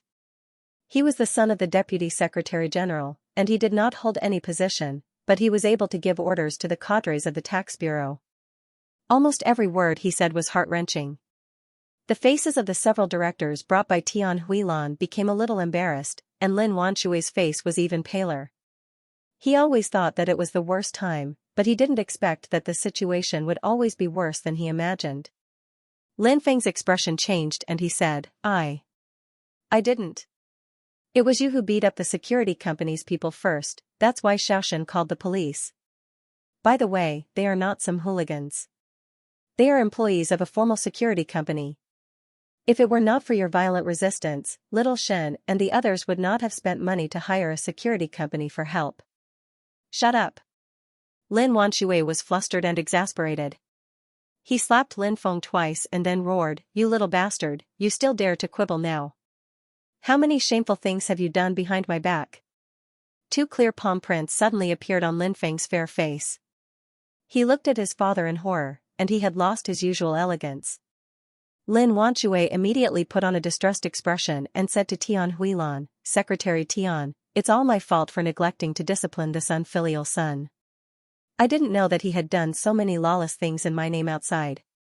I have to deeply reflect on myself. Tian Huilan's face was still like an ancient well, and he was indifferent to Lin Wanshui's performance. He didn't even look at Lin Wanshui. He just said to Song Tianhao indifferently, Director Song, since you have all been dispatched to the police station, then take these troublemakers back to the station. Interrogate them well and see who ordered them behind the scenes. Yes. Song Tianhao stood at attention, puffed out his chest and raised his head. Then he waved his hand, and several policemen immediately came forward to arrest the troublemakers. There were not enough handcuffs, so they directly tied up the dozen or so hooligans with plastic bands and escorted them out. After the policemen and hooligans left, the office suddenly seemed a lot more spacious. Tian Huilan looked around at the crowd and said indifferently, all directors, come and take your people back. I hope that after you go back, you will immediately correct today's mistakes and revoke the punishment decision. In addition, you have to carry out a rectification of the work style in your units. As an important part of this mass education campaign, report the rectification to me directly. Yes, Secretary Tian. Secretary Tian, we will resolutely implement your instructions and requirements. Several directors said one after another, and then angrily called out a few of their subordinates who had caused trouble in their units. Xiao Shen and the others were all dejected. They knew very well that when they went back, there would be a storm waiting for them. The directors took their people and left one after another. Only Lin Wanshui and his son didn't know whether to leave or stay. They were like prisoners waiting to be sentenced. Tian Huilan still didn't pay attention to them. Instead, he directly greeted Xiao Ruofei, Ling Xiaotian, and the others amiably, and then walked straight out of the door. Tian Huilan's secretary, Xiao Mei, looked at Xiao Ruofei. She opened her mouth and wanted to say something, but stopped on second thought. Then she sighed and quickly followed Tian Huilan. Xiao Ruofei looked at Xiao Mei's back thoughtfully, and suddenly said loudly, Director Xiao, thank you for today's matter. Tian Huilan and Xiao Mei both stopped and turned around. Xiao Mei showed a complicated expression.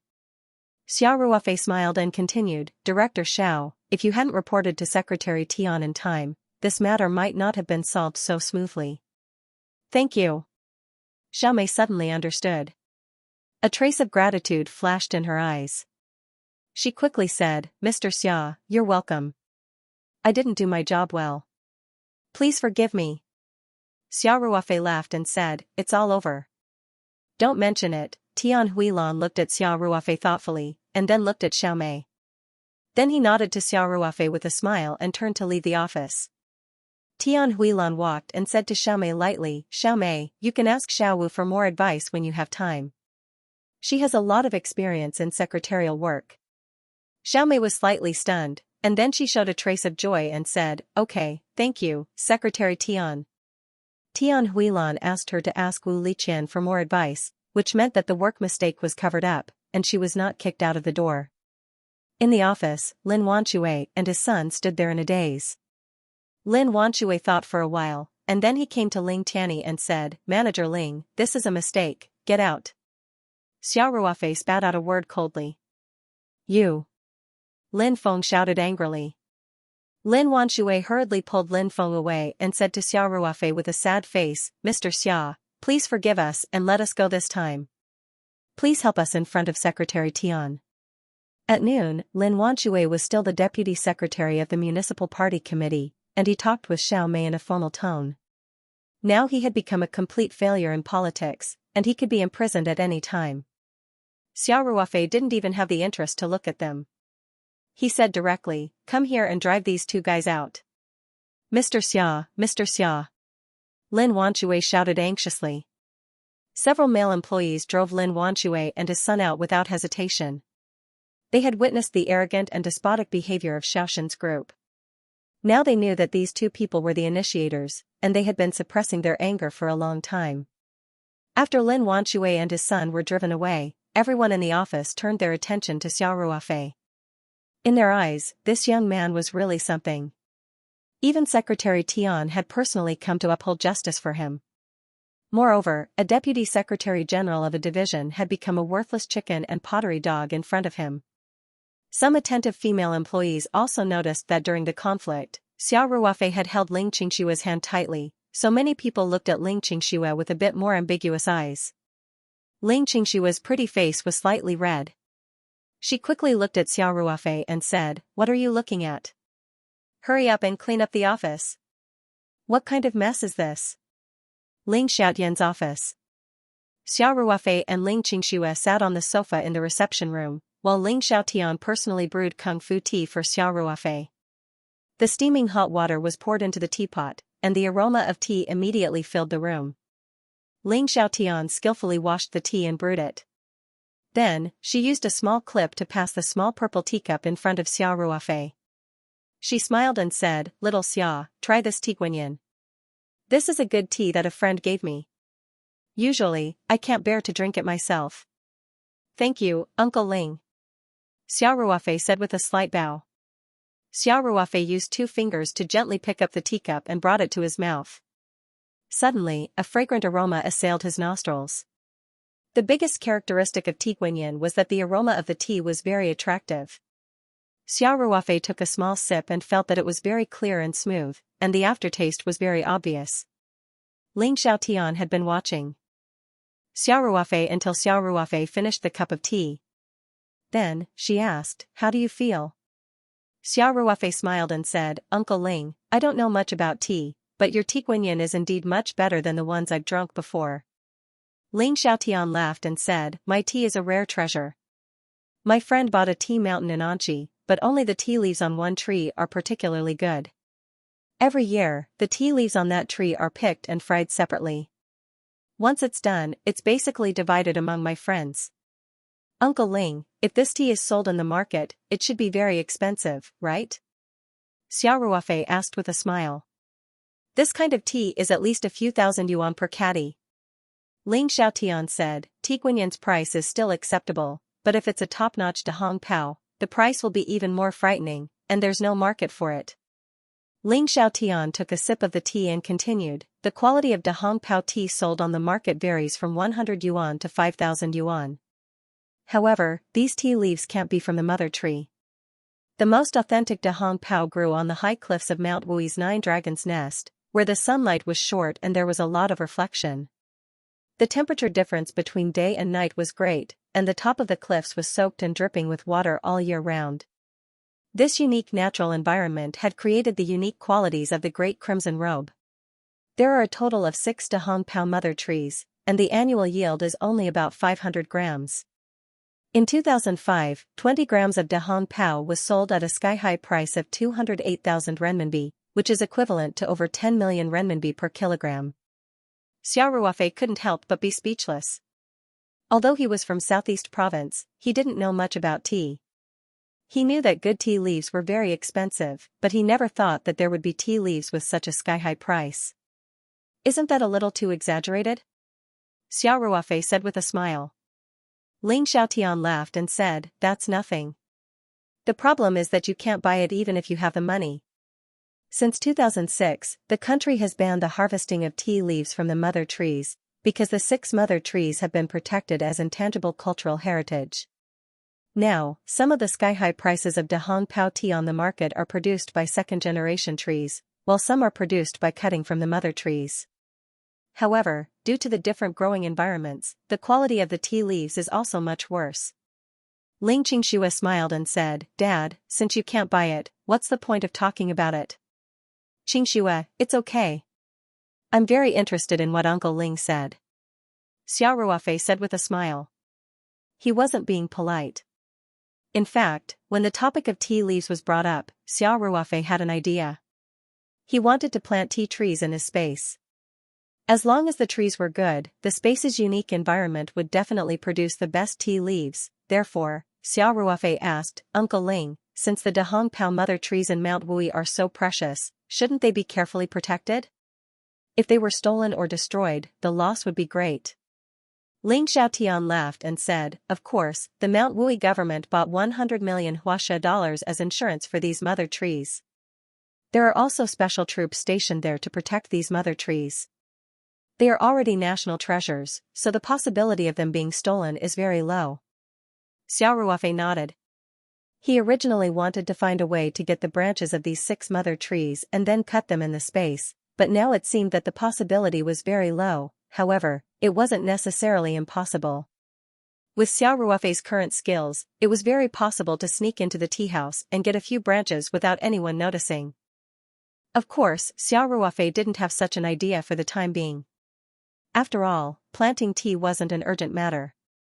Sneaking into a tea house protected by the garrison was against the law. Xiao Ruofei didn't need to take the risk at all. However, Xiao Ruofei had already planted a seed in his heart. If there was a chance in the future, he would definitely try to get some branches of the Dahong Pao mother trees. The products of the Ring-Tu space had to be the best or even the best. Xiao Ruofei disdained to plant ordinary tea trees. Xiao Ruofei didn't expect that this opportunity would come so quickly, but this was a story for another time. The 3 of them chatted in the office for a while, then the phone on Ling Xiaotian's desk rang. He got up and answered, "Hello. I am." "Oh, hello, hello. Is that so? Thank you so much." "Thank you." After Ling Xiaotian hung up the phone, he looked at Xiao Ruofei and said, "Xiaoxia, just now Deputy Director Shi of the Municipal Party Committee called in person. He is now in charge of the bidding for the designated reception units of the Municipal Party Committee. He informed us that Ling Yun Hotel has directly entered the final list of bidders." "That's good. Congratulations, Uncle Ling. You can make a big impact in the hotel industry in the future," Xiao Ruofei said with a smile. Ling Xiaotian said with emotion, "This time it's all thanks to you, Xiaoxia. Otherwise, not to mention the designated reception units of the Municipal Party Committee, even our company would be damaged. Uncle Ling, since you've entered the list of bidders, prepare to compete."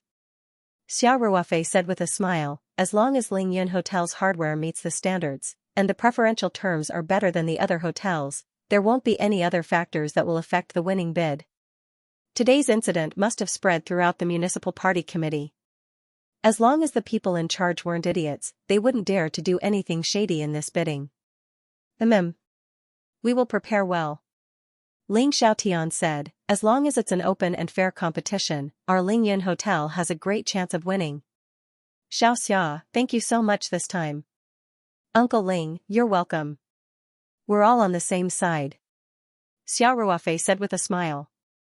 Yes, we're on the same side," Ling Xiaotian said happily. Ling Xiaotian looked at Xiao Ruofei, and then looked at Ling Xianxia. He couldn't stop smiling. Previously, Ling Xiaotian still had some doubts, thinking that Ling Xianxia was using Xiao Ruofei as a shield. However, after seeing how Xiao Ruofei treated Ling Qingxue today, he was convinced beyond a doubt. Ling Qingxue blushed and said coquettishly, "Dad. What are you laughing at?" Ling Xiaotian said with a smile, "I'm just happy. My daughter has good taste." Ling Qingxue looked at Xiao Ruofei quickly and asked, "Dad, does that mean you agree with me and Ruofei?" Ling Xiaotian pretended to be confused and said, "When did I object?" "Dad." Ling Qingxue said angrily, "Didn't you say yesterday that you wanted to take a test?" "Qingxue, Dad must have drunk too much yesterday and was talking nonsense." Ling Xiaotian quickly interrupted Ling Qingxue and said, "I've never forced you to do anything about your personal feelings." At this point, Ling Xiaotian said awkwardly, "It's just that sometimes I'll give you some suggestions." "You didn't agree, so I didn't force you, right?" Ling Qingxue unceremoniously rolled her eyes at her father, and then couldn't help but laugh. "Uncle Ling, thank you," Xiao Ruofei said with a smile. Ling Xiaotian laughed happily. Then, he remembered something and asked embarrassedly, "Oh right, that. Xiaoxia, I heard from Qingxue that you recently got a pair of blood-red dragons?" Ling Xiaotian suddenly looked embarrassed. Xiao Ruofei also wanted to laugh but didn't dare to. It was very difficult to hold it in. He thought to himself, it seems that Uncle Ling is really like what Qingxue said. He's crazy about fish. Ling Xiaotian knew that Xiao Ruofei would definitely give him the pair of blood-red dragons. Ling Qingxue already said that it was a meeting gift that Xiao Ruofei prepared for him. However, he still felt very uncomfortable, so he couldn't help but ask, "Dad, can you be a little more mature?" Ling Qingxue said with a smile. Xiao Ruofei quickly said, "Qingxue, how can you talk to Uncle Ling like that?"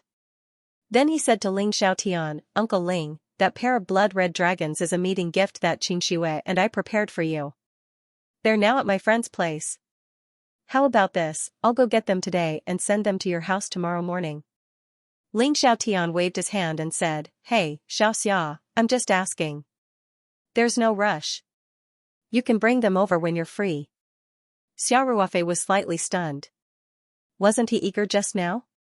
Why wasn't he in a hurry now? However, what Ling Xiaotian said next almost made Xiao Ruofei burst out laughing.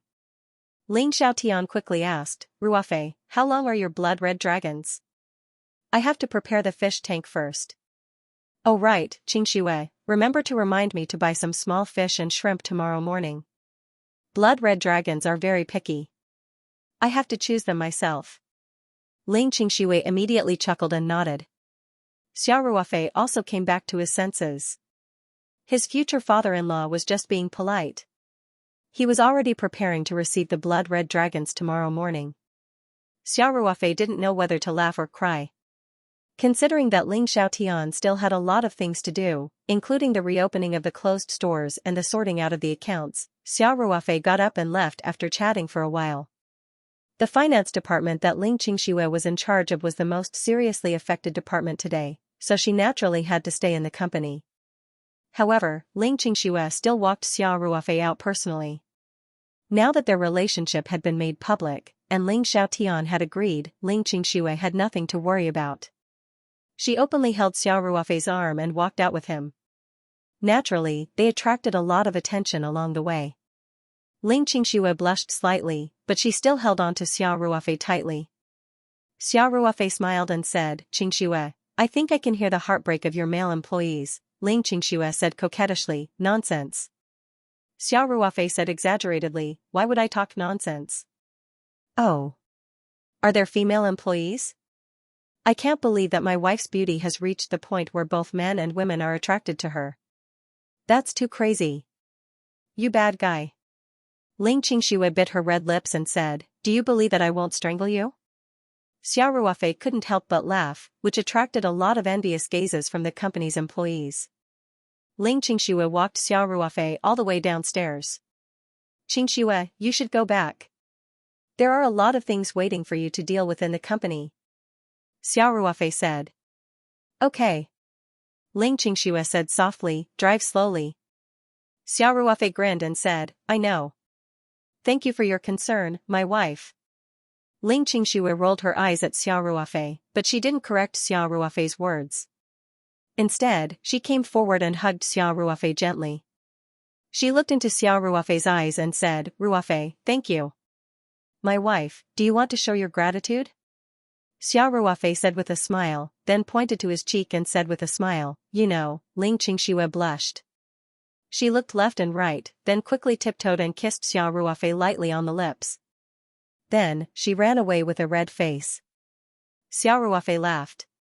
He only wanted to kiss her on the face, but he ended up kissing her directly on the lips. This was an overachievement. Xiao Ruofei savored the faint fragrance on his lips. He went to the underground parking lot, found his Night 15 off-road vehicle, and drove back to the farm. After arriving home, Xiao Ruofei entered the Ring 2 space and transferred the 2 blood-red dragons, which had grown to nearly 50 centimeters, into the plastic container. He also dripped some low-concentration petal solution. The night was quiet. The next day, Xiao Ruofei got up early and washed up. Then, he combed his hair a little, carefully shaved his beard, and found a suit to change into. This was the Brioni suit provided by the hotel when he went to the truffle auction in Shin City. This was also the best suit Xiao Ruofei had, and the price was as high as $5,000. Xiao Ruofei usually didn't care much about dressing up, and he wouldn't deliberately pursue international brands. He had never bought a high-end formal suit like this before. This was the first official visit, so Xiao Ruofei naturally had to dress more formally. When Xiao Ruofei was about to go downstairs, he suddenly stopped. Other than this pair of blood-red dragons, what other gifts should I bring?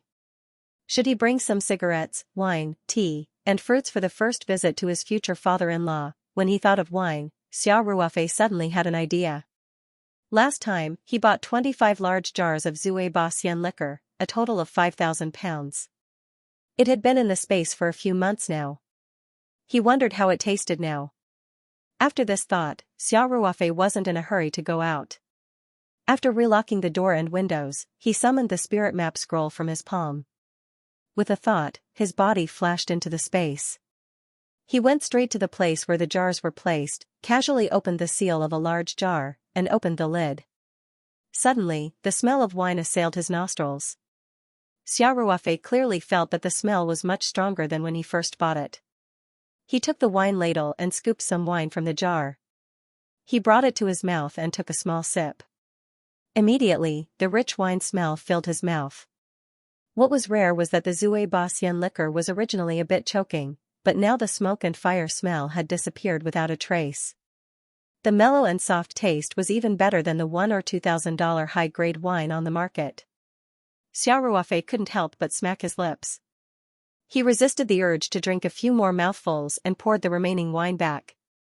He still had to drive in a while, so drinking a small sip was no problem. However, drinking too much was naturally out of the question. Xiao Ruofei decided to bring some wine from the space as a gift to his future father-in-law.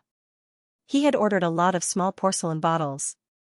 Last time, when he treated Master Song's illness, he had brought the flower petal solution with him. Now, there were still a lot of empty bottles in the space.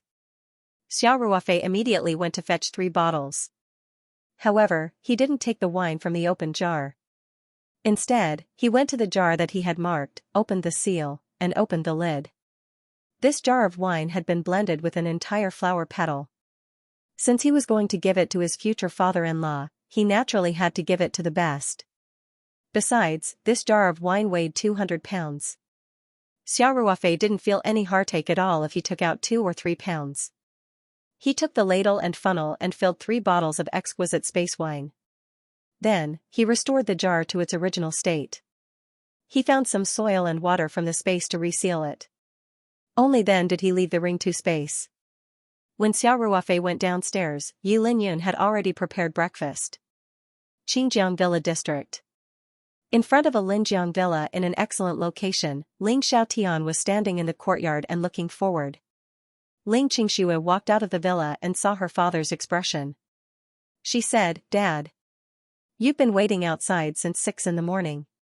Ruofei lives in the suburbs of Chongping. How could he be here so soon?" Ling Xiaotian laughed and said, "Isn't this the first time my future son-in-law is visiting? I'm so excited." Ling Qingxue looked at Ling Xiaotian with disdain and said, "Dad, I think you're not." Waiting for Ruofei. You're waiting for that pair of blood-red dragons. Ling Qingxue saw through Ling Xiaotian, but he didn't feel embarrassed. He laughed and said, "It's all the same. It's the daughter and son-in-law's filial piety. Of course, I have to pay attention to it." Ling Qingshue's pretty face blushed slightly. Her heart was filled with happiness. After the father and daughter chatted for a while, Ling Qingxue was the first to notice the Night 15 in the distance. The car was so eye-catching that it was hard not to notice it. "Dad. Ruofei is here." Ling Qingshue's voice was full of joy. "Where? Where?" Ling Xiaotian asked quickly. Ling Qingxue pointed at the Night 15 and said, "It's that black off-road vehicle." Ling Xiaotian saw the Night XV's domineering appearance and couldn't help but be stunned. He said, "Hey. Xiaoxia's car is not bad." "It's not just not bad." Ling Qingxue said proudly, "This is a limited edition Night 15. There are only a few of them in the whole country." Ling Xiaotian nodded and said, "Yes, I've heard of this car. It's worth more than 10 million. Xiaoxia's financial strength is much stronger than I thought. He's worthy of my daughter, Ling Xiaotian." Ling Qingxue said seriously, "Dad. Even if Ruofei was penniless, I would still like him. In my opinion, love and money are not related." Ling Xiaotian froze for a moment, then laughed and said, "Daddy is too tacky." Then, Ling Xiaotian lamented, "I've been doing business for so many years, and I've unknowingly been tainted by the stench of money. Qingxue, you and Ruofei have taught me a lesson these past 2 days." "Hee hee." Ling Qingxue stuck out her tongue playfully and reached out to grab her father's arm. While the father and daughter were talking, Xiao Ruofei had already driven to the villa. "Uncle Ling." "Qingxue." Xiao Ruofei jumped out of the car and greeted the two. When Ling Qingxue saw Xiao Ruofei in a brioni suit, her beautiful eyes couldn't help but flash with splendor. Xiao Ruofei, who had absorbed at least dozens of exotic flower petals, had a natural affinity. Now that he was wearing a formal suit, his handsome appearance and tall figure made him look even more handsome. "Xiaoxia is here. Welcome, welcome," Ling Xiaotian said with a smile. However, his eyes couldn't wait to look inside the car. He didn't notice that Xiao Ruofei had specially dressed himself up for today's visit. Xiao Ruofei was well aware of this. He winked at Ling Qingxue, then quickly went around to the back of the car. Xiao Ruofei opened the back door and took out the big packing box that he had taken out from the Ring 2 space on the way to a deserted place. The 2 top-grade blood-red dragons were stored in this packing box. Xiao Ruofei said, "Uncle Ling, these are the blood-red dragons that Qingxue and I are giving to you. Let me take it, let me take it." Ling Xiaotian said hurriedly. Then, he carefully took the packing box. When his eyes fell on the 2 blood-red dragons inside, he suddenly sucked in a breath of cold air. Then, he was completely stunned and couldn't move his legs at all. Ling Xiaotian's eyes were fixed on the 2 blood-red dragons in the packing box. He muttered to himself, "Top grade, definitely top grade, the hair color is perfect. This figure, this curve, it's too beautiful, it's unbelievable." Ling Qingxue said with some amusement, "Dad, take it back to the house first. In the future, this pair of blood-red dragons is yours. You can look at them for as long as you want." Ling Xiaotian hurriedly said, "Qingxue, lower your voice. Don't disturb this pair of treasures." Ling Qingxue and Xiao Ruofei looked at each other, then showed a helpless and bitter smile. However, Ling Qingxue's reminder was still effective. Ling Xiaotian chuckled and carried the packing box into the villa. A big fish tank had already been prepared in the living room, next to the huge television background wall. Ling Xiaotian carefully checked the water temperature, pH, and so on. Then, he carefully transferred the 2 red arowana into the fish tank. Ling Xiaotian stared at the 2 blood-red dragons in the fish tank without blinking. His expression was overflowing with love. "Xiaoxia, why do I feel that these 2 blood-red dragons are a little dispirited?" Ling Xiaotian looked at them for a while and said hesitantly, "They were fine in your plastic box just now." Xiao Ruofei heard this and went forward to take a look. He saw that the 2 blood-red dragons in the fish tank looked a little lazy. Xiao Ruofei thought for a while and understood. It turned out that these two fish were used to the pool water in the space, and occasionally the petal solution. They were not used to ordinary water all of a sudden. Uncle Ling, I almost forgot. Wait for me, Xiao Ruofei said. After that, he quickly walked out of the villa and returned to the car. He summoned the spiritual map scroll from the palm of his hand. He quickly contacted the space and took out a bottle of the petal solution with the lowest concentration. Then, he immediately put away the spiritual map scroll. Xiao Ruofei walked into the villa with the porcelain bottle and said with a smile, Uncle Ling, these two fish are used to the nutrient solution that my friend and I made together, so they are a little unaccustomed to the water. Nutrient solution?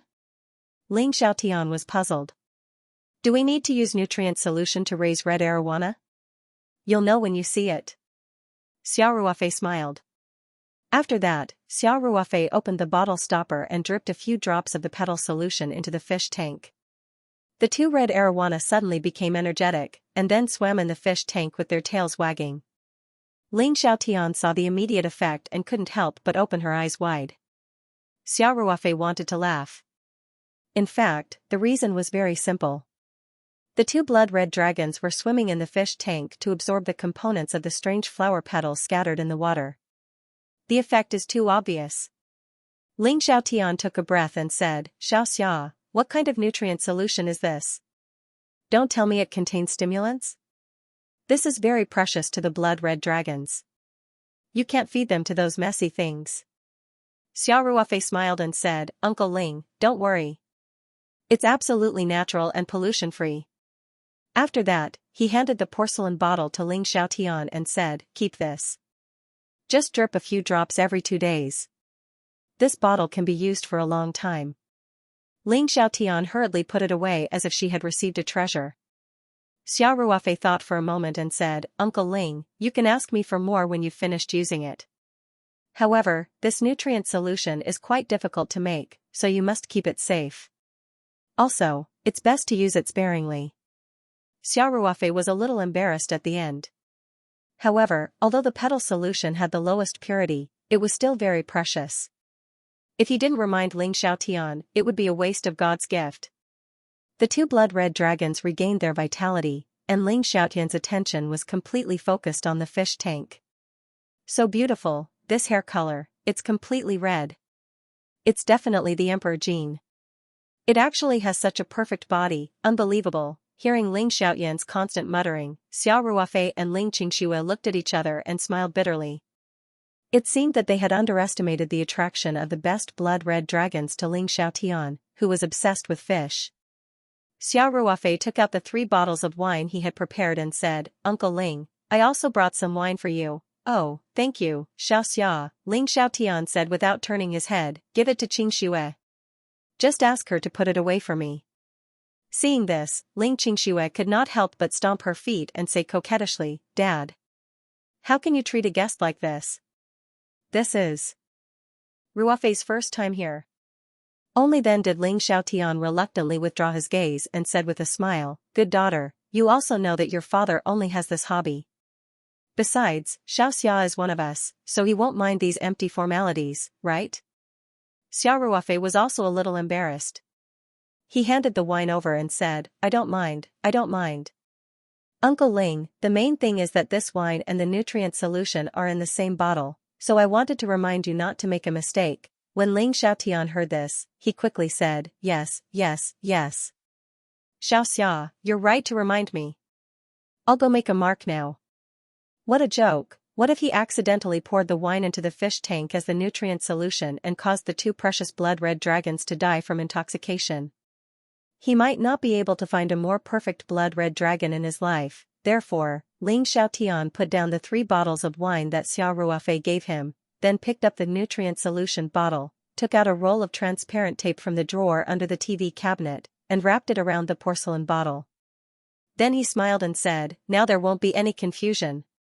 Ling Xiaotian then said, Qingxue, sit with Xiaoxia for a while. I'll put this bottle of nutrient solution away first. After that, he took the porcelain bottle and ran upstairs. It looked like he was really going to lock the nutrient solution in the safe. Embarrassed, Ling Qingxue said, Ruofei, my dad is just like that. Please don't mind him. Hey. It's not a big deal. Xiao Ruofei said with a smile. Then, he asked, by the way, Qingxue, did you tell him that the pair of super blood red dragons he saw on the internet last time is in my villa? Of course not. Ling Qingxue rolled her eyes at Xiao Ruofei and said, if he knew, how could he sit still? I'm afraid that he'll go to your farm to take a look. Maybe he'll stay at your house every day and annoy you to death. Speaking of this, Ling Qingxue couldn't help but laugh. Then, Ling Qingxue warned, Ruofei, you're not allowed to tell him either. He's already so obsessed with this pair of little red dragons. If he knows that such a big pair of blood red dragons is in your house, what will happen? He'll come to your house every day. Do you think you'll give it to him or not? You promised me that we'll take care of the blood red dragons together. Xiao Ruofei laughed and said, okay. I have to listen to my wife on this matter. At this time, Ling Xiaotian's footsteps came down from upstairs. He smiled and asked, Xiaoxia, Qingxue, what are you talking about? Why do I think I heard you talking about blood red dragons? This old man's ears are quite sharp. Oh, we're talking about this pair of blood red dragons. Ling Qingxue quickly said, then gave Xiao Ruofei a look. Xiao Ruofei quickly said, yes. Uncle Ling, we're talking about giving this pair of blood red dragons to a fish lover like you. It's like giving a sword to a hero. It complements each other. Ha ha ha. Xiaoxia, you really know how to talk. Ling Xiaotian laughed heartily. Come. Let's drink tea. Didn't you like the tea guanyin from yesterday? There are a few more at home. Let's drink them today. Qingxue, ask Madame Chen to prepare a few more dishes. Xiaoxia, stay for lunch. Okay. Ling Qingxue happily went to find the nanny, Madame Chen, while Ling Xiaotian and Xiao Ruofei sat in front of the antique tea table. Ling Xiaotian personally began to make tea. After a while, Ling Qingxue also came over and naturally sat next to Xiao Ruofei.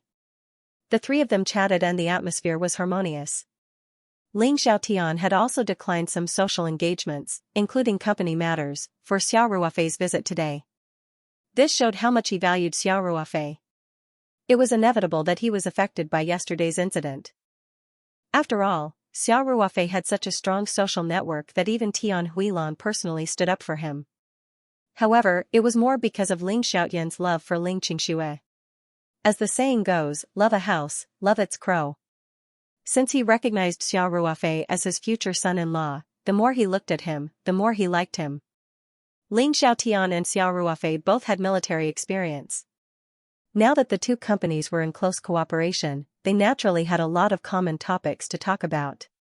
From time to time, Ling Xiaotian's cheerful laughter could be heard from the living room. It was obvious that he was in a very good mood. Unknowingly, it was time for lunch. The three of them went to the dining room and sat down. The nanny, Madame Chen, had already prepared a sumptuous lunch. Ruofei, let's drink some wine at noon. Ling Xiaotian asked for Xiao Ruofei's opinion. After drinking, you can rest at home for a while. There's no rush to go back.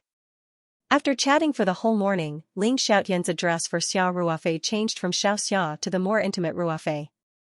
Xiao Ruofei smiled and nodded. Then I'll drink with Uncle Ling. How can 2 glasses be enough? Ling Xiaotian said boldly.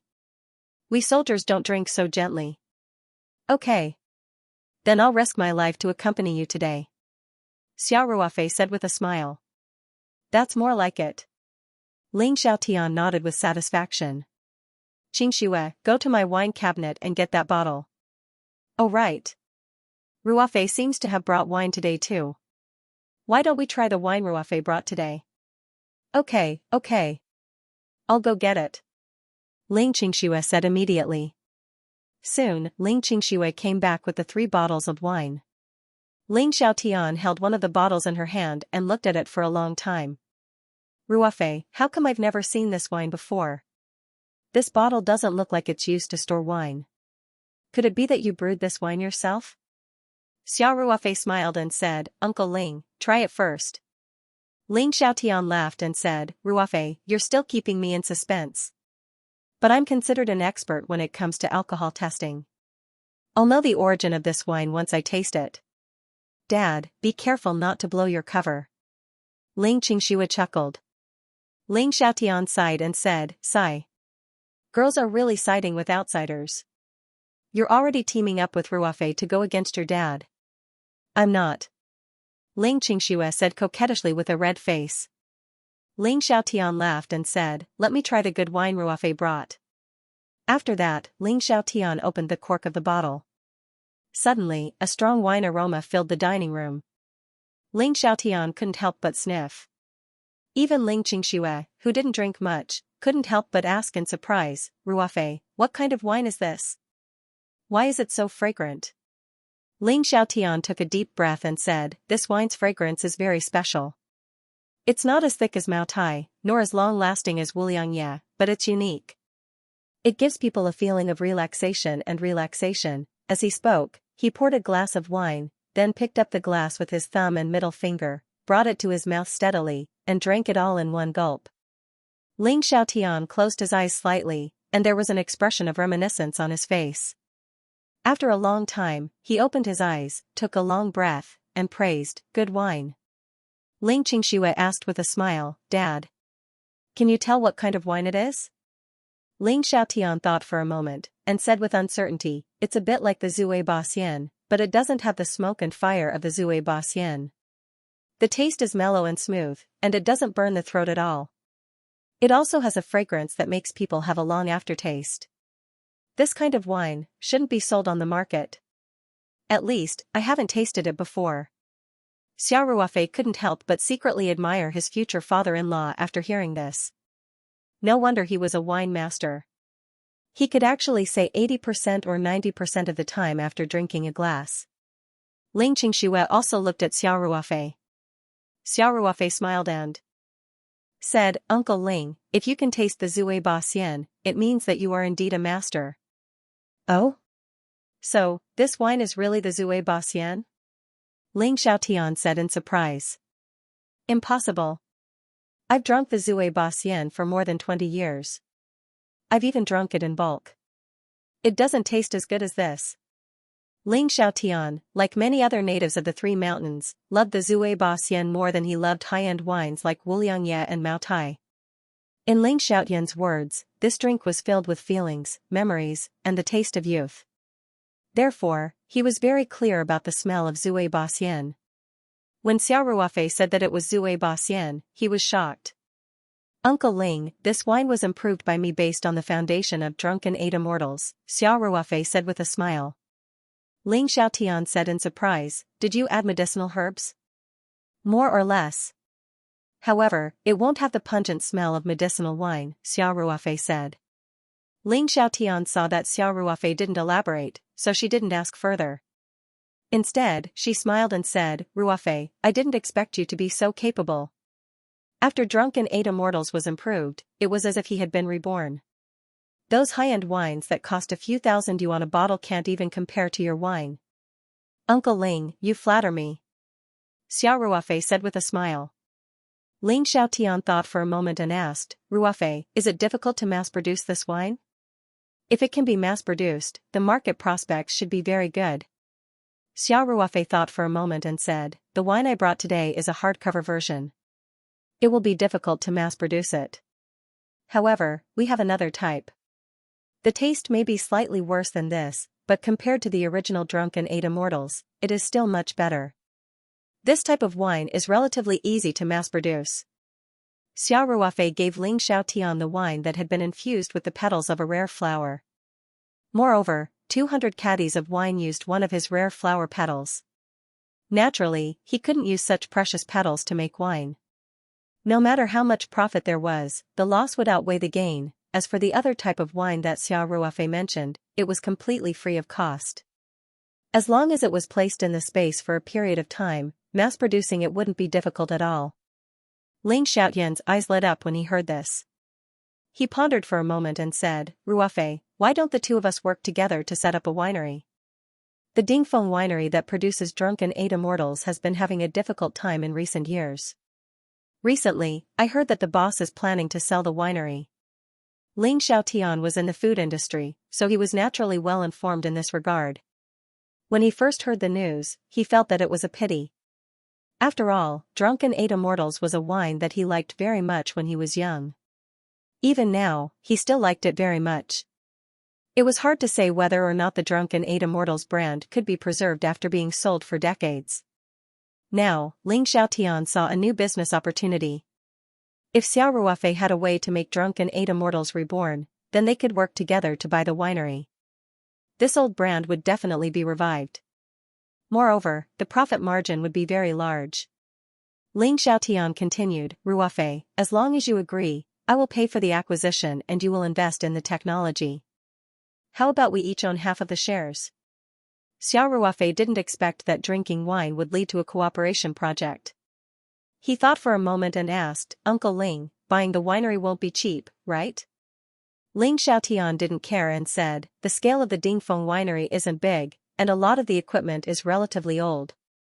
I estimate that we should be able to get it for about 10 million. Xiao Ruofei quickly said, so expensive? Uncle Ling, then I can't take half of the shares for free. Ling Xiaotian said with a smile, Ruofei, you have to know that your technology is the key to reviving the winery. And if you have the money, you can do it yourself, so 5 million isn't expensive at all. Besides, we are on the same side. Is there a need to calculate so clearly? Xiao Ruofei said with a wry smile, Uncle Ling, it's still early to talk about the distribution of shares. Let's not talk about this first. Tomorrow, I will bring some of that wine over for you to taste. You can decide after you taste it. You haven't even seen the wine yet. Buying the winery is a little too hasty. Ling Xiaotian laughed and said, how can I not trust you? But since you said so, then I will wait for you to bring the wine over. It's good to taste it. Okay. You can decide after you taste the wine.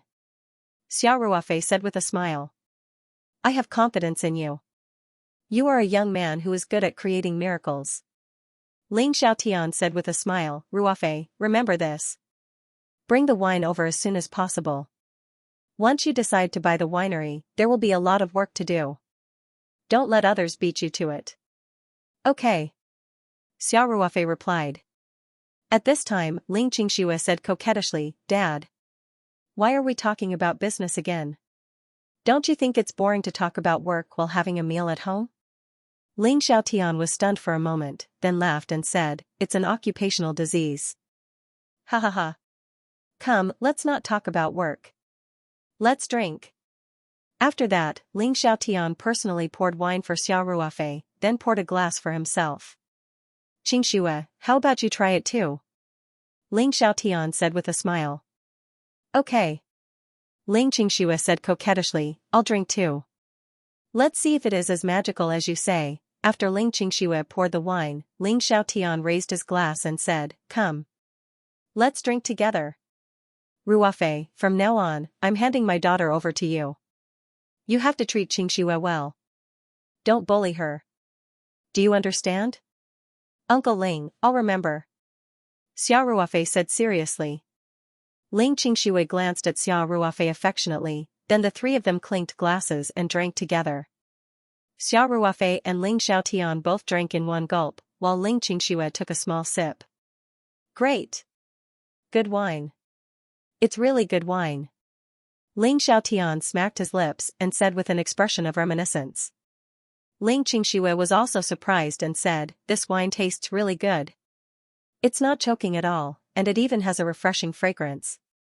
White wine was spicy and choked the mouth. Generally speaking, girls didn't like to drink it.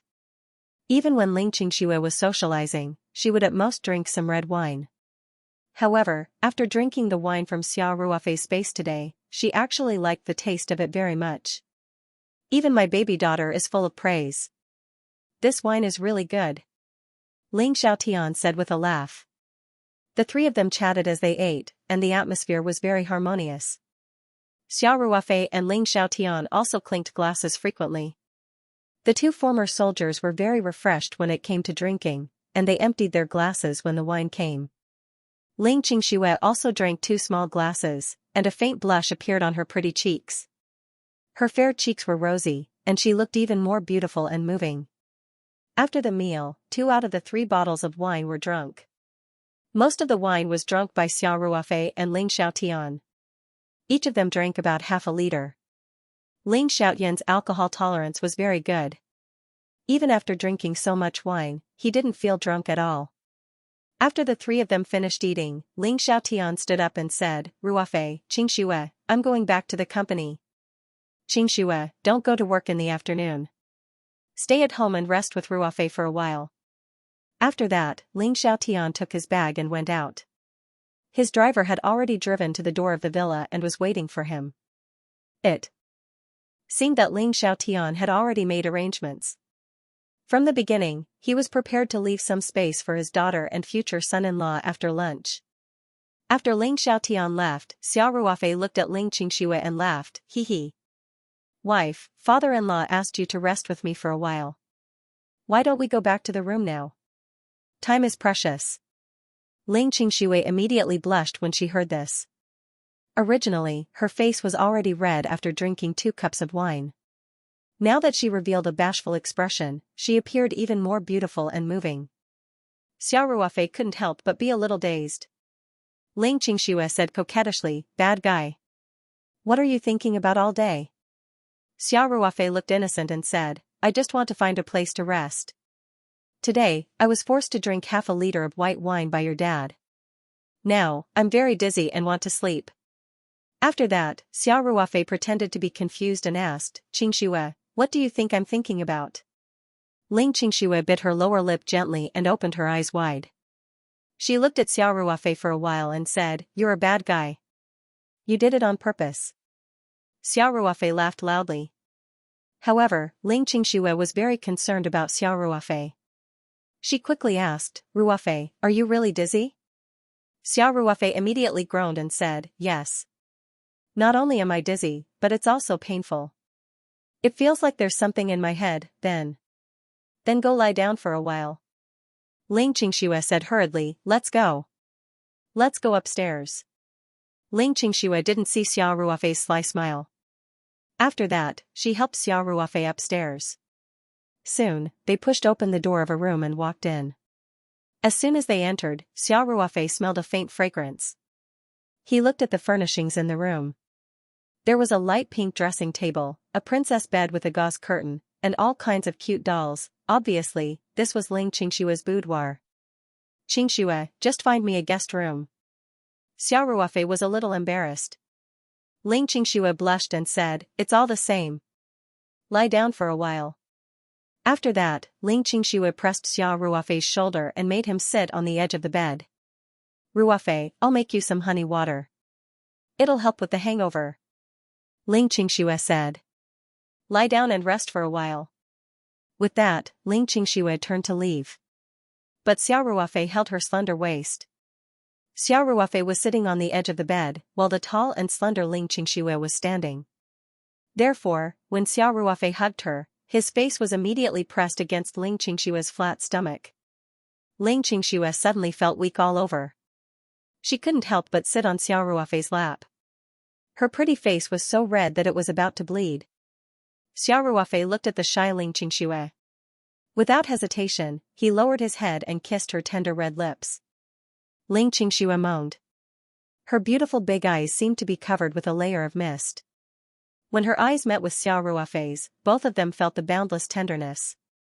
Soon, Ling Xianxia closed her eyes and passionately responded to Xiao Ruofei's kiss. Xiao Ruofei felt his body temperature rise. The wine he drank in the afternoon seemed to have made him a little tipsy.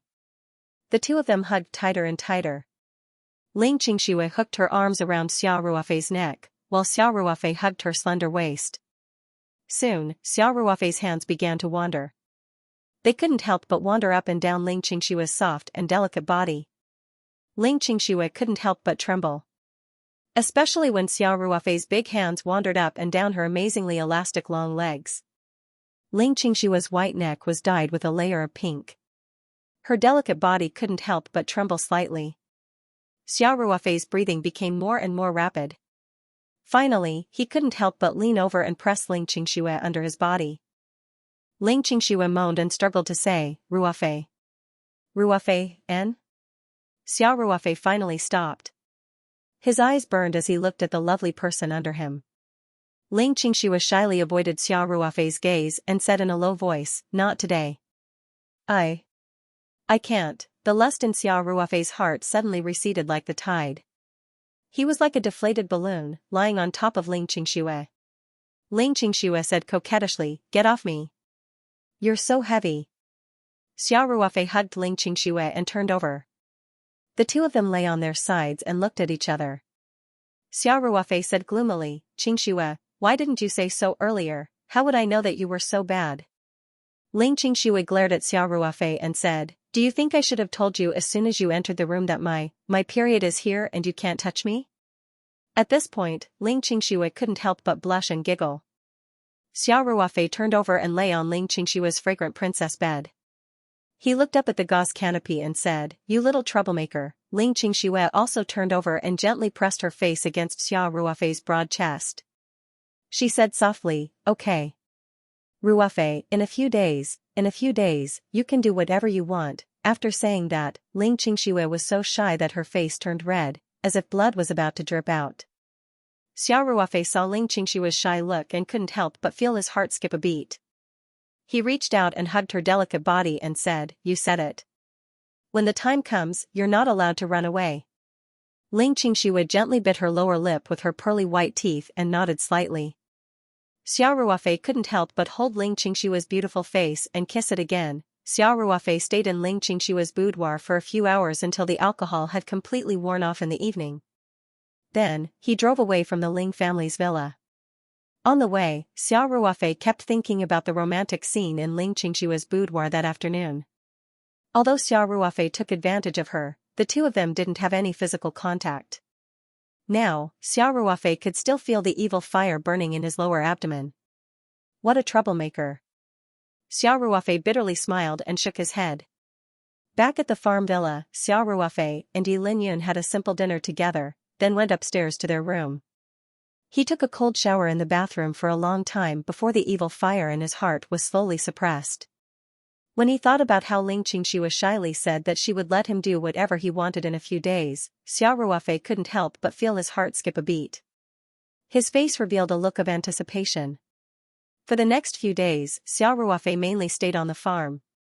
He originally planned to go out of town, but Master Song was recuperating in Sanshan City, so he had to prepare a set of Chinese medicine every 2 or 3 days. Although Xiao Ruofei didn't need to personally send the medicine to Guling Courtyard, it was the security staff officer, Su Wu, who brought a doctor from the medical team to collect the medicine from Xiao Ruofei. However, he definitely couldn't leave Sanshan City for a long time.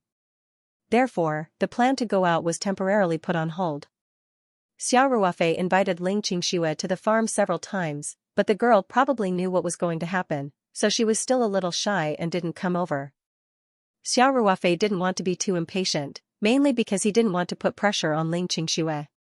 Everything on the farm was running smoothly, and the progress at the construction site was also very smooth. For a time, Xiao Ruofei was free. And Xiao Ruofei was a person who couldn't stay idle, so he began to think of ways to make some money. Last time, the upgrade of the Ring 2 space was only half completed, and Xiao Ruofei had been thinking about it all this time. Xiao Ruofei thought of the wild ginseng in the space. Ginseng was a hermaphrodite.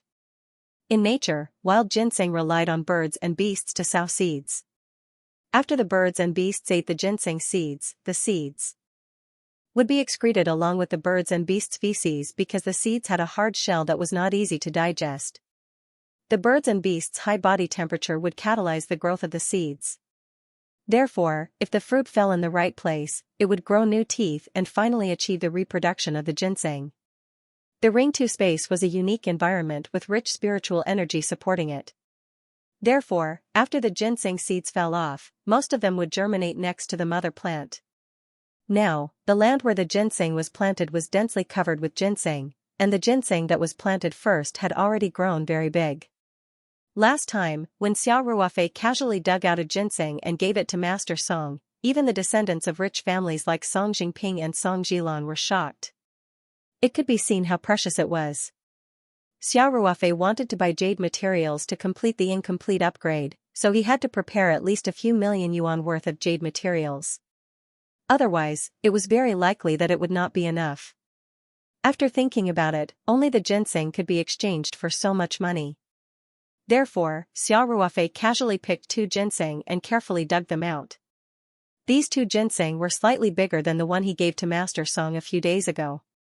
According to industry standards, they were at least 100 years old ginseng. Each one could be sold for at least 2 million yuan. Xiao Ruofei skillfully handled the ginseng, then put it in a paper box and put it in the space. This time, he didn't plan to go to Tongren Medicine Hall in Sanshan City to sell it. After all, he had already sold 3 of them before. If he took out 2 older wild ginseng with better quality this time, it would inevitably attract the attention of people with ulterior motives. As for the other pharmacies in the city, Xiao Ruofei was not sure. After all, they did not have the heritage of Tongren Medicine Hall. They did not have the ability to buy 200-year-old ginseng at once, and whether they could afford the ideal price in his mind. These were all unknown. Therefore, Xiao Ruofei decided not to sell these 2 wild ginseng in Sanshan City. As for Master Song's herbs, they had just taken them away today. Suwu would bring people to Taoyuan Farm to get them 3 days later. Therefore, for Xiao Ruofei, there was still plenty of time. He looked it up on the internet and quickly chose a place, Qiantang City, the capital of Xianxia province, which was adjacent to Southeast Province. It only took an hour to fly from Sanshan to Qiantang City, and there were many flights available. It wouldn't be a problem to go back and forth on the same day. Xiao Ruofei immediately booked a round-trip ticket online. Considering that he had plenty of time, he booked the return ticket for the next day.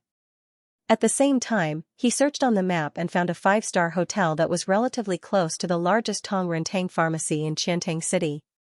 He booked a single room. Today's flight to Qiantang City was around 1 in the afternoon. After Xiao Ruofei finished his lunch in the villa, he informed Yi Linyun and Peng Hao before driving his pickup truck to Chongping International Airport. At around 2 o'clock, Xiao Ruofei arrived in Qiantang City without any problems. He didn't bring much luggage, only a small travel bag with 2 boxes of wild ginseng in it. Therefore, he took a taxi at the airport and went straight to Tongrentang Pharmacy. The Tongrentang branch in Qiantang City was larger than the one in Sanshan City. As soon as Xiao Ruofei entered the door, a salesperson immediately came over to inquire about him. "Sir, would you like to see a doctor or buy medicine?" The salesperson asked with a professional smile. Our Tongrentang pharmacy also has experienced traditional Chinese medicine practitioners. Xiao Ruofei looked around and said, "I have 2 wild ginseng that I want to sell. Do you buy them here?" The salesperson was stunned for a moment, then quickly said, "If they are old and in good condition, and we have verified that they are wild ginseng, we will buy them from Tongrentang.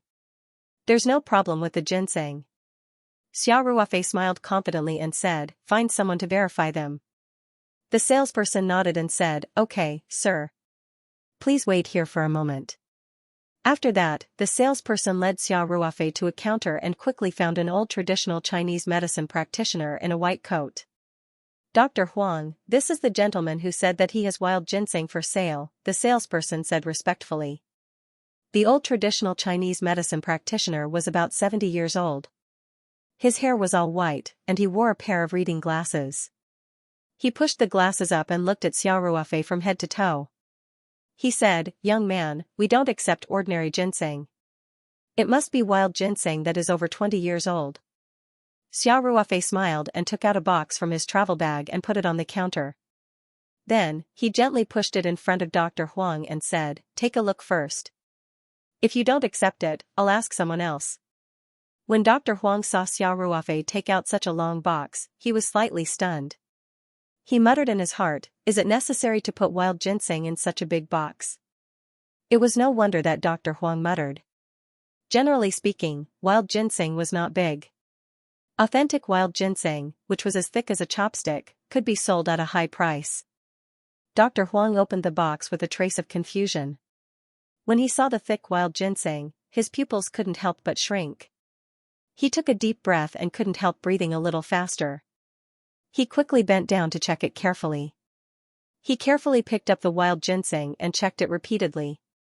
Finally, he even took out a magnifying glass from his pocket to observe some details.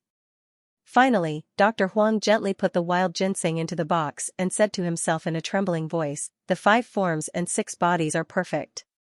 It's definitely wild ginseng that is over 100 years old. It's so rare." Xiao Ruofei smiled and asked, "Sir, do you accept this wild ginseng?" Dr. Huang quickly said, "Yes, yes, yes.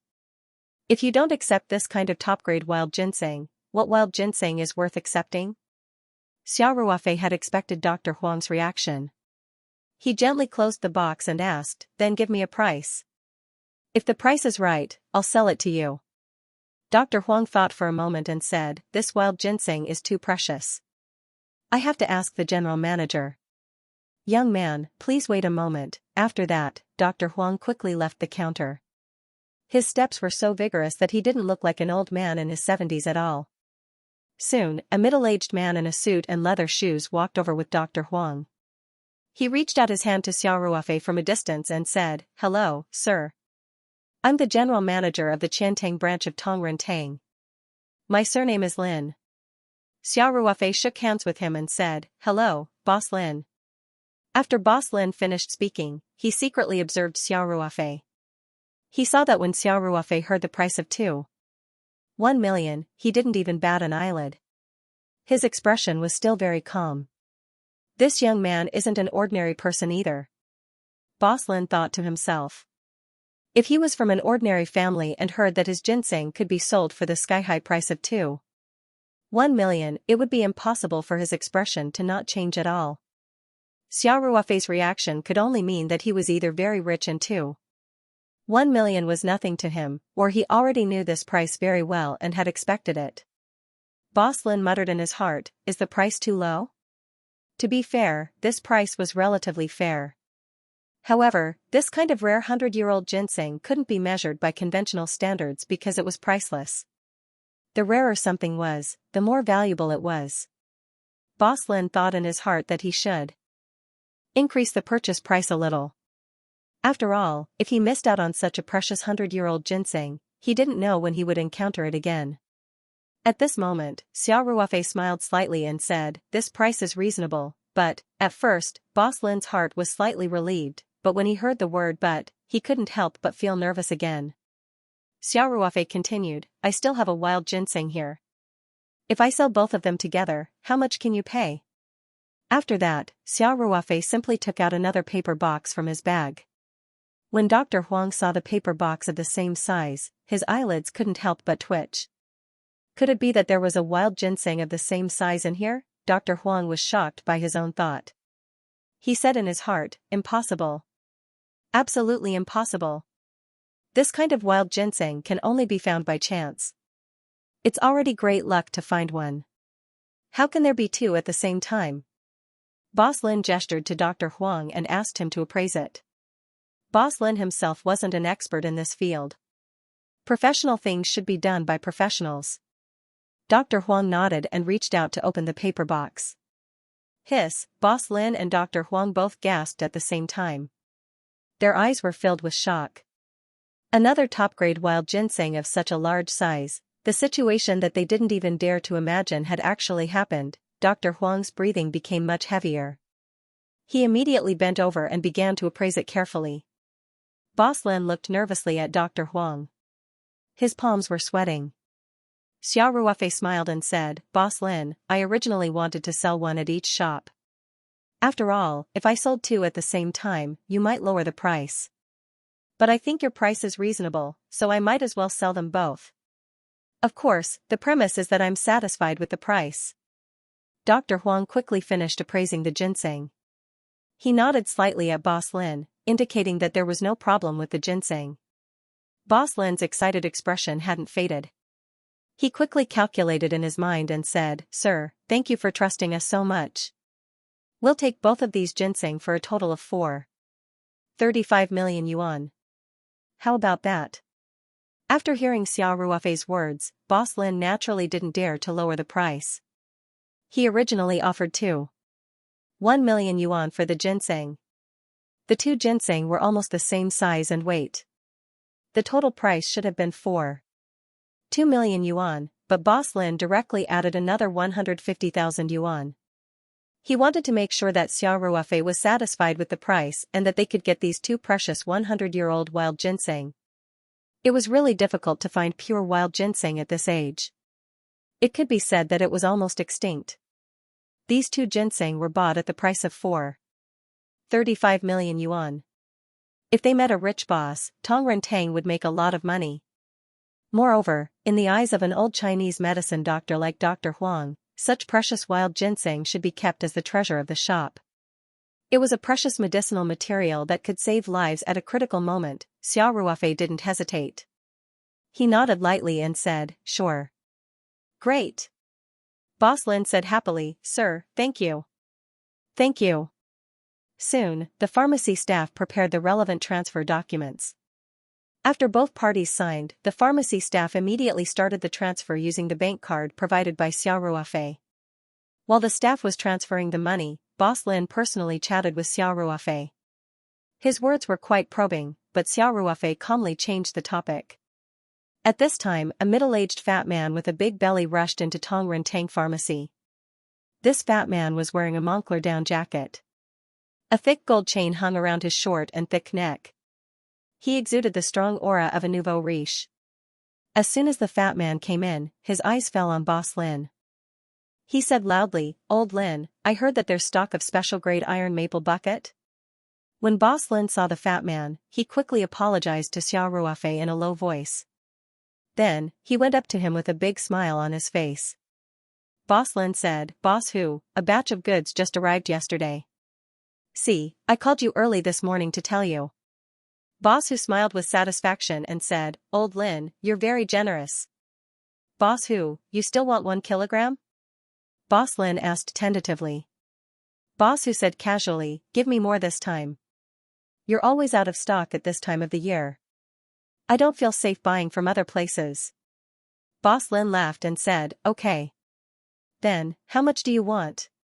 2 kilograms. "No problem." Boss Lin said happily. Then, he quickly ordered the shop assistant to prepare the goods. Soon, the shop assistant came out with 2 big boxes of beautifully packaged iron maple bucket and handed them to Boss Hu. Boss Hu was obviously a regular customer. He took the boxes and opened them briefly to check. Then, he said quickly, "Okay. Pay up." Xiao Ruofei was standing next to the cashier. When Boss Hu came over, he stepped aside to make way for him. Boss Hu took out a platinum card and handed it to the shop assistant. The shop assistant skillfully entered the price and handed the passcode to Boss Hu. Xiao Ruofei glanced at it and found that the amount on it was 200,000 yuan. He couldn't help but be shocked. He couldn't help but look at the 2 boxes in Boss Hu's hands. Why was this iron maple bucket so expensive? If it was 200,000 yuan, then 1 kilogram would cost 100,000 yuan. Xiao Ruofei calculated silently in his mind. He couldn't help but look surprised. Soon, Boss Hu finished swiping the card. He said goodbye to Lin Zhong and left with the iron maple bucket. At this time, Xiao Ruofei also received the message that the money had been transferred.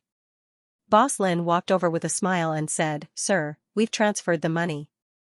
Please check it." Xiao Ruofei smiled and nodded. "Got it. Thank you, Boss Lin." "You're too kind." Boss Lin said quickly. "Sir, this is my business card. If you have any more good goods like this in the future, please consider our shop first." Xiao Ruofei took the business card and smiled. "No problem." Boss Lin quickly said, "Sir, what Boss Hu just bought is the authentic Xianxia iron maple bucket. Iron maple bucket is a very precious Chinese medicine. It is a dried product made from fresh strips of Dendrobium candidum. It is rich in Dendrobium polysaccharide, Dendrobium alkali, and Dendrobium amine. It has the effects of nourishing the 5 viscera, anti-aging, lowering the 3 highs, and suppressing tumors. It is a life-saving herb that many critically ill patients dream of." CEO Lin was still very familiar with the business. Once Xiao Ruofei asked, he immediately spoke with fervor and assurance, clearly and logically. Xiao Ruofei asked again, "Boss Lin, is there any special reason why this Xianxia iron maple bucket can be sold at such a high price?" Boss Lin smiled and said, Yending Mountain has been recognized as the best place to produce Dendrobium candidum since ancient times. It has the reputation of the hometown of Dendrobium candidum in China. Because of its superior quality, it is regarded as a sacred product and has been enjoyed by the royal family for generations. In the Qing dynasty, Qianlong's Materia Medica Revisited, it was recorded that Dendrobium candidum is the best in Lianshan. Then, Boss Lin said proudly, our Tongrentang branch in Xiantang City has a great advantage in this aspect because it is close to the production area. We can get the best iron maple bucket immediately. Many bosses from other places often come here to buy from us. Xiao Ruofei asked a few more specific questions, and Boss Lin told him everything he knew. After some understanding, Xiao Ruofei knew that pure wild Dendrobium candidum was very rare. It was a second-class national protected plant. The high-quality iron maple bucket currently on sale was made from artificially grown strips of Dendrobium candidum in a simulated wild environment. This was also within Xiao Ruofei's expectations. After all, wild Dendrobium candidum was not enough to satisfy the demand for such a precious herb. Soon, the species would be endangered because of overharvesting. At the same time, Xiao Ruofei also knew that the best wild Dendrobium candidum grew in Lianshan, which was also northern Yendang Mountain. Although it was rare, Dendrobium candidum mostly grew on steep cliffs. There were many places where ordinary people could not climb, so it was not extinct. Xiao Ruofei asked so many questions in detail because he had the idea of growing Dendrobium candidum in the space. He had been thinking about this problem for a while. The space was not fully utilized, and the species was still too limited, so the profits were relatively few. A few days ago, Xiao Ruofei planned to go out more often to look for high-value crops that were more suitable for planting. Today, when he came to sell wild ginseng, he happened to see Boss Hu buying an iron maple bucket at a sky-high price.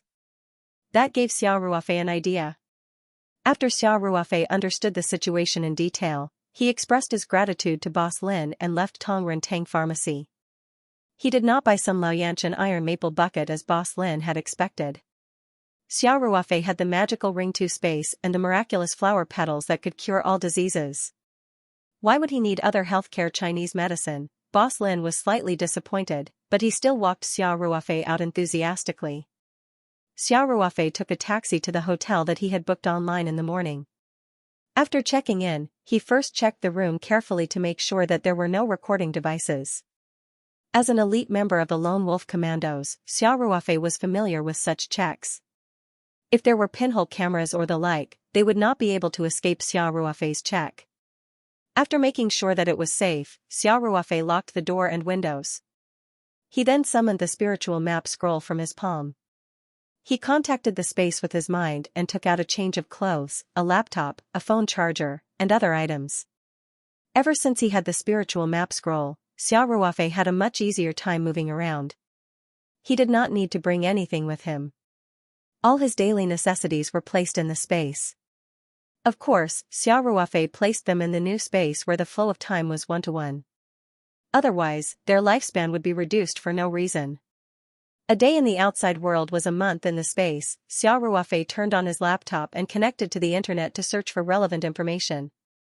Since he was going to plant them in the space, he had to choose the best species.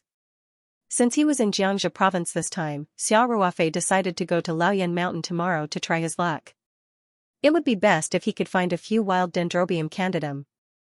With the unique environment of the Ring 2 space, Xiao Ruofei was confident that he could breed enough Dendrobium candidum in a short time. Even if he could not find it, it would be fine. There were many Dendrobium candidum plantation bases around Yendang Mountain. Many of them were planted in the wild. The worst-case scenario would be to buy some fresh Dendrobium candidum from these plantation bases and breed them in the space.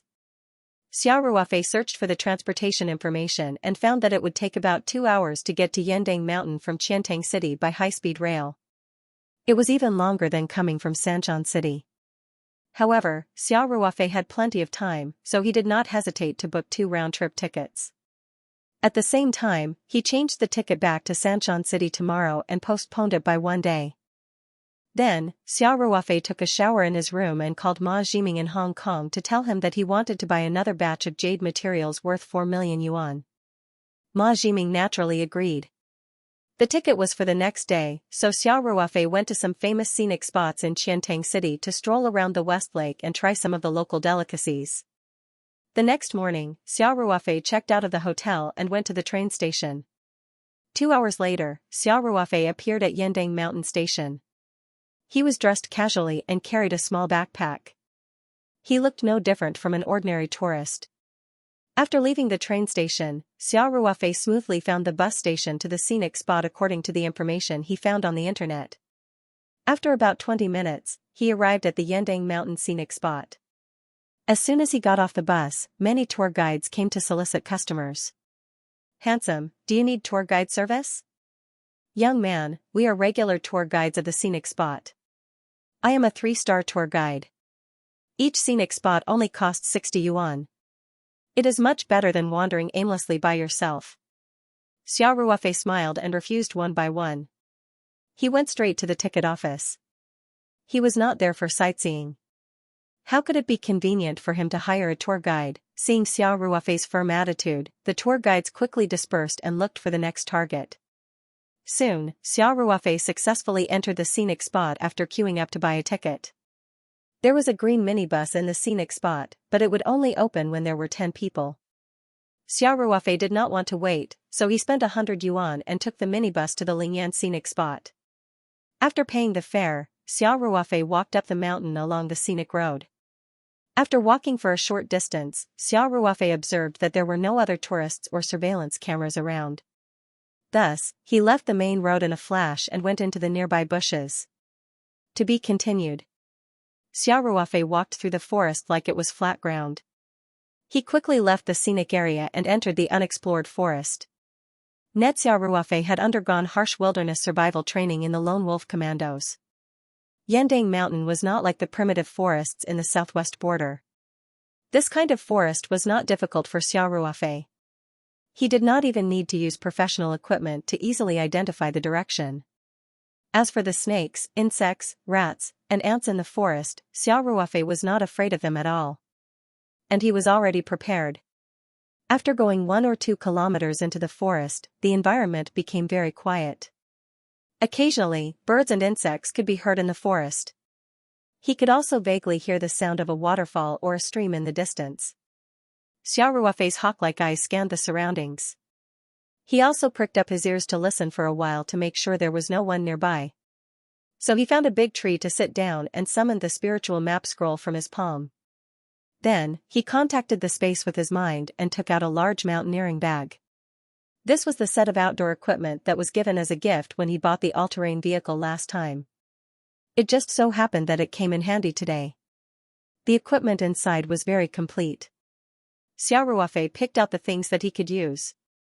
The rest, such as tents, sleeping bags, picnic mats, and other things that were heavy and temporarily useless, were all put back into the space.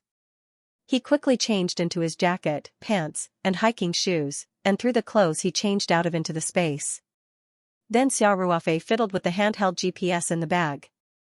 After removing the battery and storing it into the GPS, Xiao Ruofei found that this GPS was quite professional.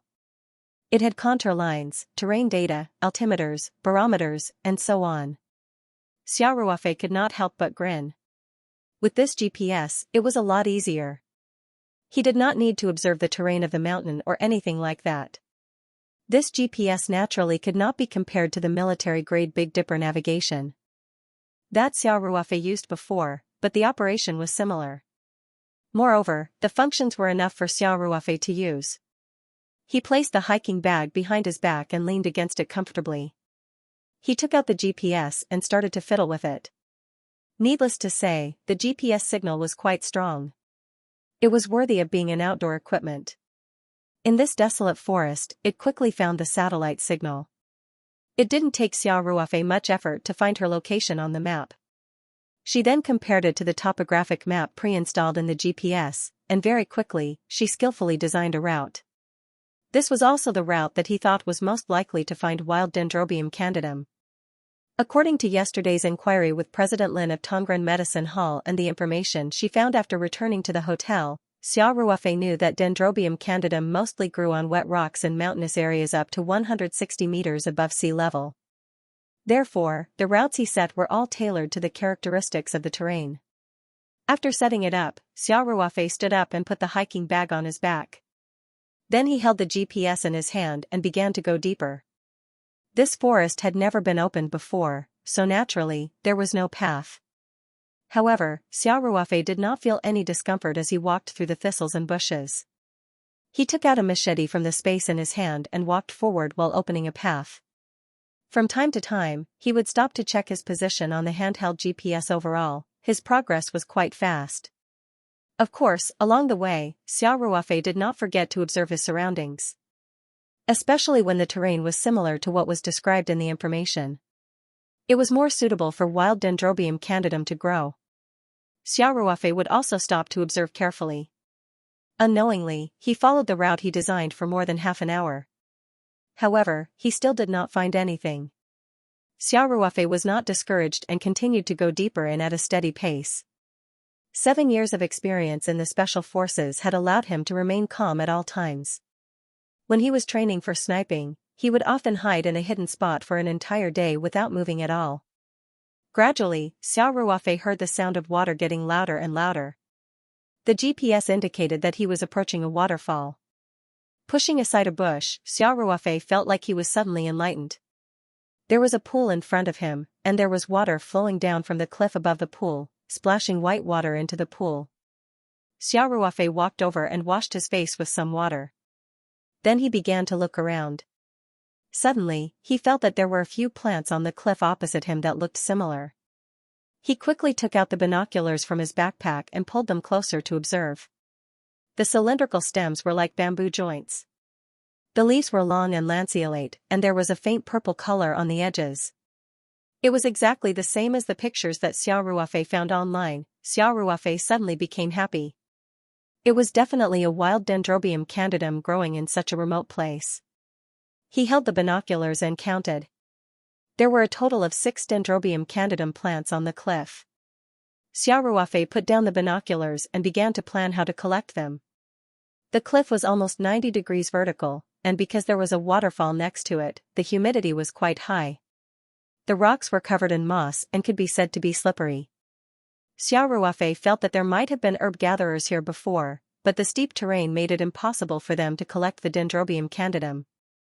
However, for Xiao Ruofei, who was very experienced in surviving in the wild and was very skilled, even though it was a bit difficult, it was not to the point where he was helpless. He quickly observed the terrain and compared it to the GPS data and quickly made a decision. Xiao Ruofei carried the backpack and went around the pool under the waterfall. He walked a few hundred meters to the east and there was a relatively gentle slope. Of course, this gentle slope was only relative. For normal people, it was still very steep. Xiao Ruofei reached out and grabbed a protruding rock. He used his hands and feet at the same time to agilely climb up.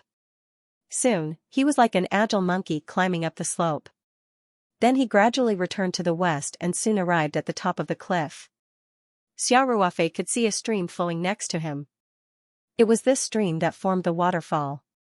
Xiao Ruofei took out the safety rope from the backpack and found a thick tree. He firmly tied the rope to the tree and then put on gloves. He grabbed the rope with both hands and directly descended. He was also very brave. Other than the rope, he did not use any other defensive measures. This kind of descent was as simple as eating and sleeping for Xiao Ruofei. He had done it countless times in the military and during training. Soon, he landed next to a Dendrobium ironhide. Xiao Ruofei wrapped the end of the rope around his waist and nimbly turned his ankle to form a noose, putting his foot in it. Then he firmly held the rope with one hand and reached for the Dendrobium candidum with the other hand. Just then, Xiao Ruofei saw something from the corner of his eyes. He could not help but freeze for a moment before he quickly pulled his hand back. He, who had always been relaxed, showed a rare hint of nervousness. Xiao Ruofei suddenly saw that next to the Dendrobium candidum, there was a crooked tree that was almost parallel to it protruding out of the cliff. And on the branch of this tree, there was a huge hornet's nest, with a few scattered hornets flying in and out. The hornet's nest was about 20 to 30 centimeters in diameter and nearly 1 meter in length. Xiao Ruofei couldn't help but feel a chill from the bottom of his heart when he saw it. The hornet's venom was very strong. After the hornet's venom entered the human body, there would be symptoms of myolysis. In serious cases, it would cause kidney failure, heart failure, and even respiratory failure. There were often news reports of people dying after being stung by hornets. Some people died after being stung by hornets in 40 to 30 places. The hornet's nest was so huge that there were at least 1 to 2,000 hornets.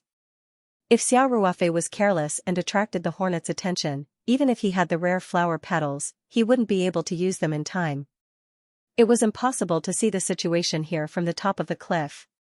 Just now, on the opposite side of the pool, Xiao Ruofei didn't notice the hornet's nest because of the cover of the leaves and the fact that he was mainly focused on identifying the Dendrobium candium.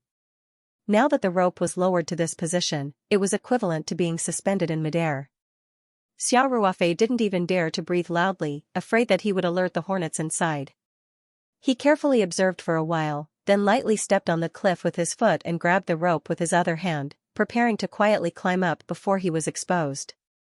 Suspended in midair was equivalent to being a live target. No matter how agile he was, there was no way he could avoid the hornet's attack. Xiao Ruofei was already very careful, but he still couldn't avoid making a sound. Soon, his jacket accidentally brushed against a small branch next to him, making a rustling sound. A few hornets suddenly turned around and flew towards Xiao Ruofei. "I've been discovered." At this moment, Xiao Ruofei's hair stood on end. Years of living on the edge of a knife made him have a keen intuition for danger. There was no way to go up to the sky or down to the ground. In the next moment, it was very likely that the hornets would swarm out of the nest. Even if Xiao Ruofei had the heaven-defying flower petals, he wouldn't be able to use them in time in the face of thousands or even thousands of hornets. Xiao Ruofei had extraordinary strength, but in the face of the hornets, she did not have any ability to defend herself. As long as a tiny bit of poison from each wasp entered Xiao Ruofei's body, 1 or 2,000 wasps would be enough to kill Xiao Ruofei instantly. Xiao Ruofei's mind seemed to have entered a state of emptiness. The more critical the situation was, the calmer he would be. This was something he had learned from his many years in the military. Within a thousandth of a second, Xiao Ruofei made a decision that was perhaps the only effective one. Without any hesitation, he reflexively summoned the spirit map scroll from his palm. Then, he quickly stuffed the scroll into his trouser pocket and grabbed the rope tightly with one hand. With a powerful kick, his entire body swung towards Hornet's Nest. The giant hornet's nest was getting closer and closer. At this moment, everything in front of her seemed to be in slow motion in a movie. Xiao Ruofei could clearly see the holes on the beehive that kept enlarging in her eyes, as well as the terrifying hornets that could be faintly seen inside. Xiao Ruofei's mind was extremely calm, and his eyes were filled with an unwavering determination. In almost an instant, Xiao Ruofei used the inertia to rush in front of the hornet's nest. He gritted his teeth, reached out, grabbed the top of the hornet's nest, and pulled it down forcefully. Buzz! He had really poked the hornet's nest. Xiao Ruofei could hear a buzzing sound that seemed to ring in his ears. Under normal circumstances, 1 or 2,000 wasps would swarm out of the hornet's nest in the next moment, and Xiao Ruofei would be stung to death in an extremely short amount of time. However, the moment the wasps were about to leave the hornet's nest, the entire hornet's nest suddenly disappeared into thin air. Along with it, most of the wasps that didn't get out in time disappeared. Yes, this was the method that Xiao Ruofei had thought of in an instant. He knew that after being discovered by the wasps, there was no way for him to hide. If he wanted to escape, he could only take the risk and store the entire hornet's nest into the dimension. The entire process had to be decisive and accurate. If Xiao Ruofei hesitated for a moment, the wasps would have already swarmed out. By then, it would be useless even if he stored the hornet's nest into the dimension. Moreover, Xiao Ruofei had to succeed in one go because there was no chance for him to do it again. He swung over with the rope, pulled down the hornet's nest, and stored it. There was only one chance for the entire process, and there was no room for him to do it again. Fortunately, Xiao Ruofei had trained in the Lone Wolf Commandos for 7 years, and his mental fortitude was extremely strong. Needless to say, his physical condition was even better. He was the best Special Forces soldier, and he had absorbed so many strange flower petals. Even he didn't know how strong his physical condition was. Therefore, Xiao Ruofei was able to make a decision in an instant, and succeed in one try under extremely difficult circumstances, resolving a life-threatening crisis. After the giant hornet's nest was stored into the dimension, there were about 20 to 30 wasps that had drifted outside the hornet's nest. Xiao Ruofei didn't dare to let his guard down. If he wasn't careful, these 20 to 30 wasps could still take his life. When Xiao Ruofei stored the giant hornet's nest into the Ring 2 space, he immediately pulled out the military dagger that had accompanied him for many years from his waist.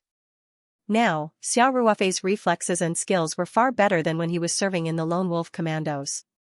He held the rope tightly with one hand, and the other hand quickly waved the dagger. In the cold light of the dagger, the wasps were cut in half by the blade, and fell into the pool below. However, the wasps' flying speed was very fast, and their trajectories were erratic. 20 to 30 wasps swarmed up at once, so Xiao Ruofei couldn't avoid being stung twice. The stings were on his arm that was holding the rope, because there was no way for him to dodge. The wound quickly swelled up, and the pain and numbness were instantly transmitted to his brain through his nerves. After confirming that he had dealt with all the wasps, Xiao Ruofei's mind moved. He took out a porcelain bottle from the Ring 2 space, and poured some flower petal solution on the stings. He felt a cooling sensation, and the red and swollen area quickly went down at a speed visible to the naked eye. After storing the flower petal solution and the spirit map scroll back into his palm, Xiao Ruofei let out a sigh of relief. He realized that he was already covered in cold sweat. What happened just now was too dangerous. If his reaction was a second slower, those wasps would have rushed out of the hornet's nest, and even the gods wouldn't be able to save him. Now that the giant hornet's nest was stored into the Ring 2 space, Xiao Ruofei didn't care about it for the time being. When collecting the hornet's nest, Xiao Ruofei also considered that Little Black and the other puppies were in the new space. He was worried that they would be hurt by the wasps, so he stored the hornet's nest in the original space. As for how to deal with the hornet's nest in the original space, that was the next step to consider. Xiao Ruofei then quickly harvested the Dendrobium candium along with its roots. He then continued to descend, and dug out all the Dendrobium candium from the other areas. There were a total of 6 Dendrobium candium plants, and they were all pure wild Dendrobium candium plants. Xiao Ruofei climbed up the cliff using the rope, and then returned to the pool along the original path. He put all the Dendrobium candium in plastic bags, and stored them in the Ring 2 space. Then, he took the handheld GPS and continued to set off along the predetermined path. Since he was already here, he naturally wanted to find as many Dendrobium candium as possible. That way, when he planted them in the Ring 2 space in the future, he would be able to achieve a larger scale in one go. As for the giant hornet's nest, he would have to wait until he returned to the 3 mountains to deal with it. To be continued. While Xiao Ruofei was moving forward, he also took the time to summon the spirit map scroll from his palm. Then, he used his mind to observe the situation of the wasps. He found that the wasps were fluttering around the original space in a panic.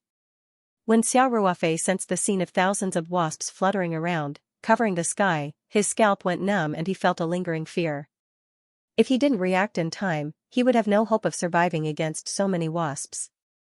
And those wasps fluttered around the space for a while. They seemed to be very comfortable with the rich spiritual energy and the unique environment of the space. Gradually, they calmed down. That giant wasp nest quietly laid on the soil of the space. It wasn't damaged, so the wasps slowly began to return to their nest. Sensing that the wasps had calmed down, Xiao Ruofei was slightly relieved. Of course, there was nothing in the original space that could be destroyed. It was full of plants. Only the red arowana in the fish pond was more precious. But they lived in the water, so under normal circumstances, the wasps couldn't attack them. It was because of this consideration that Xiao Ruofei was relieved to put the wasp nest into the space. Xiao Ruofei put away the spirit map scroll and continued to move forward. Along the way, he walked and stopped, and smoothly found 5 or 6 wild Dendrobium candidum. He put them all in a plastic bag and put them into the Ring 2 space. It wasn't until evening that Xiao Ruofei found a rock and prepared to set up camp. He took out a tent, sleeping bag and other things from the Ring 2 space. Although these were civilian equipment, it wasn't difficult for Xiao Ruofei, who had a strong hands-on ability. After fiddling with them a bit and looking at the manual, he successfully set up the tent. Surviving in the wild was as simple as eating and drinking for Xiao Ruofei. There was nothing he couldn't adapt to in this kind of forest. After setting up the tent, he carried his dagger and went into the forest. Half an hour later, Xiao Ruofei carried a wild rabbit and a pheasant back to the camp. He went directly to a small stream 50 or 60 meters away and skillfully handled the prey with a military dagger. By the time Xiao Ruofei returned to the tent, the sky was almost completely dark. Xiao Ruofei hung a camping lamp in the tent. He had charged it in advance at the hotel last night, and it could last for 60 hours. The orange-red light illuminated the tent, creating a very warm environment. Then Xiao Ruofei lit a bonfire in front of the tent. Xiao Ruofei took out a camping pot from the space, along with some vegetables and a big carp from the space. He used the spatial pond water to boil a large pot of fish soup and stir-fried 2 vegetables. Finally, he cut up the pheasant and put it into the pot. He poured the pond water into the space, added some ginger, cooking wine, and refined salt, and began to boil the chicken soup. While the pheasant soup was boiling, Xiao Ruofei placed the processed hare over the bonfire and began to roast it. Xiao Ruofei was familiar with all of this. It could be said that the current conditions were much better than the previous wilderness survival training in the army. When he was training in the wild, he didn't bring any dry food for more than 10 days. He only had a military dagger, and according to the principle of stealth, he couldn't light a fire.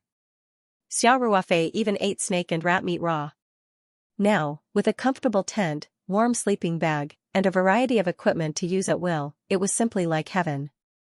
Roasting the hare was also Xiao Ruofei's specialty. He skillfully turned it over and sprinkled some seasoning. Soon, the hare's surface began to turn golden, and the fat dripped into the bonfire, splashing flames. The tempting barbecue smell began to fill the air. After the hare was roasted, the pheasant soup was almost done. However, Xiao Ruofei didn't rush to turn off the fire. Instead, he tore off a leg of the hare and ate it. With the crackling of the bonfire ringing in his ears, Xiao Ruofei ate the fragrant rabbit meat with big mouthfuls of the most delicious Christian carp soup. He felt that this was simply the highest form of enjoyment. After eating less than half of the hare, Xiao Ruofei turned off the small camp gas stove and brought over the delicious pheasant soup. After drinking a large bowl of hot pheasant soup and gnawing on 2 pheasant legs, Xiao Ruofei felt that his stomach was about to burst. Of course, he didn't waste the rest of the food. The roasted hare was directly packed in a sealed fresh-keeping bag. The Christian carp soup and pheasant soup were also covered, and then sent into the Ring 2 space. The Ring 2 space was more useful than the world's best refrigerator. As long as the food didn't directly touch the ground, it wouldn't go bad no matter how long it was stored. After eating and drinking, Xiao Ruofei went to the stream to wash up, and then returned to the tent. First, he scattered a special powder around to prevent the invasion of snakes, insects, rats, and ants. Then, he added a lot of dry wood to the bonfire. Then, he got into the tent, opened his sleeping bag and began to rest. In this environment, Xiao Ruofei naturally couldn't risk entering the Ring 2 space, so he simply went to sleep. As a special warfare elite, Xiao Ruofei was still somewhat alert in the wild, even if he fell asleep. Once any wild beast approached the camp, Xiao Ruofei would definitely wake up. He slept all the way until dawn, and the night passed peacefully. In the early morning mist, Xiao Ruofei woke up to the sound of birds chirping. He crawled out of the tent and stretched his body. He took a deep breath of the fresh morning forest air and immediately felt relaxed and happy. After washing his face and brushing his teeth by the stream 50 meters away, Xiao Ruofei returned to the tent refreshed. First, he took out the leftover rabbit and chicken soup from the Ring 2 space, and quickly heated it up to solve the problem of breakfast. Then, he dug a hole and buried the ashes of the long-extinguished bonfire. This was the most basic camping knowledge, and it was to prevent people from leaving and causing a forest fire. Then, Xiao Ruofei packed up the tent and sleeping bag, and directly threw them into the space. At this time, Xiao Ruofei couldn't help but feel that it was good to have such a Ring 2 space. He didn't need to carry heavy equipment like the other backpackers, and could just go into battle with light equipment. After packing up, Xiao Ruofei carried the backpack and continued to move forward. In the morning, he found a total of 8 wild Dendrobium candidum near 2 rocks. In this way, Xiao Ruofei found a total of 20 wild Dendrobium candidum in the forest of Laoyan Mountain, which basically met his expectations. Thus, he began to follow the route of the handheld GPS back. At noon, Xiao Ruofei successfully returned to the scenic area. When he was about to walk out of the forest, Xiao Ruofei put away all of his travel equipment into the space and changed into casual clothes. On the way, he stopped a green minibus and chartered it for 50 yuan to directly return to the entrance of the scenic area. Then, Xiao Ruofei took a taxi to the train station. There was still an hour before the train back to Qiantang City. In the evening, Xiao Ruofei boarded the flight from Qiantang City to Sanshan City. Overall, this trip was successful. Not only did he exchange the 2 ginseng for 4 million yuan in cash, he also went to Laoyan Mountain and found 20 wild Dendrobium candidum, which added a new species to the space, and also brought in a new source of profit. However, there was also a problem, and that was that there was a group of uninvited guests in the original space. Xiao Ruofei began to worry about how to deal with them on the plane. Visit website at 8 o'clock in the evening. Xiao Ruofei's flight landed smoothly on the runway of Chongping International Airport in Sanshan City. After getting off the plane, Xiao Ruofei received a text message as soon as he turned on his phone. It was from Manager Feng of the Hengfeng Jewelry Southeast branch of the Ma family's Hengfeng Group in Hong Kong. She told Xiao Ruofei that the 4 million yuan worth of jade that Ma Zhiming had asked her to prepare was ready and he could pick it up at any time. Because it was already night time and there was still a big hornet's nest in the Ring 2 space, Xiao Ruofei couldn't upgrade the space immediately even if he got the jade. It would be even more troublesome if the wasps mutated during the space's upgrade. Although the animals in the space weren't affected at all during the previous upgrades, the hornets were different from the red arowana and the puppy. They were very aggressive, so Xiao Ruofei decided to deal with the hornet's nest first before upgrading the space. Therefore, Xiao Ruofei replied to Manager Feng's text message and made an appointment to trade the jade tomorrow morning. Xiao Ruofei picked up the pickup truck in the parking lot of the airport overnight and drove back to Taoyuan Farm. The headlights of the car illuminated the courtyard of the villa, and lightning darted out of the kennel in the corner of the villa. After seeing that it was Xiao Ruofei, the aggressive lightning immediately changed into a wagging head and tail posture, intimately wandering around the car. Xiao Ruofei opened the door and got out of the car. He hugged Lightning and rubbed its hair intimately. He smiled and asked, "Lightning, I haven't been home for a few days. How have you been?" Lightning immediately barked twice and wagged its tail even more frequently. Xiao Ruofei smiled and said, "Good boy. I'll prepare something delicious for you tomorrow. Go back." Lightning stuck out its tongue and licked Xiao Ruofei's palm, then went back to the kennel.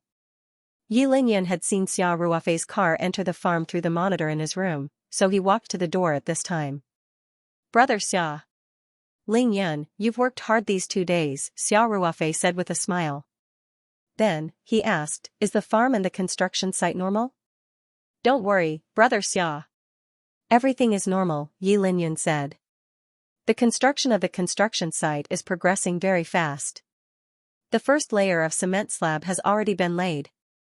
Thank you for your hard work." Xiao Ruofei patted Yi Linyan's shoulder. "Brother Xia, have you had dinner?" Yi Linyan asked, "Do you want me to prepare something for you to eat?" "I ate on the plane," Xiao Ruofei said with a smile. "I'm going back to my room. You should rest early too." "Hey. Brother Xia, you should rest." Yi Linyan said, "I'll take Lightning to patrol around at around 10 o'clock. Ever since Peach Blossom Farm officially began operations, Yi Linyan, as the head of security, abided by his duties and patrolled several times every night. Xiao Ruofei walked 2 steps, then turned back and said, "Ling Yun, I think you're too tired. You have to check the surveillance and patrol, and you don't even have someone to change shifts." Yi Linyan smiled and said, "Brother Xia, this is nothing. It's much easier than when I was in the army. You can't work around the clock."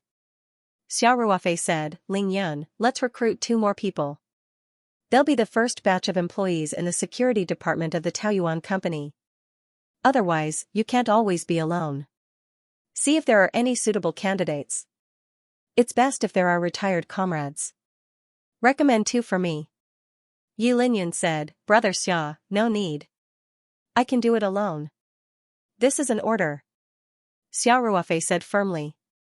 You can persist now, but what about in the long run? In the future, we'll have more and more business, and the scale of the farm will be bigger and bigger. Can you take care of it alone? Xiao Ruofei continued, this matter is settled. Look for suitable candidates in the next 2 days. Try to get the recruitment done within a week. Yi Lingyun saw Xiao Ruofei's firm attitude and could only helplessly say, all right then.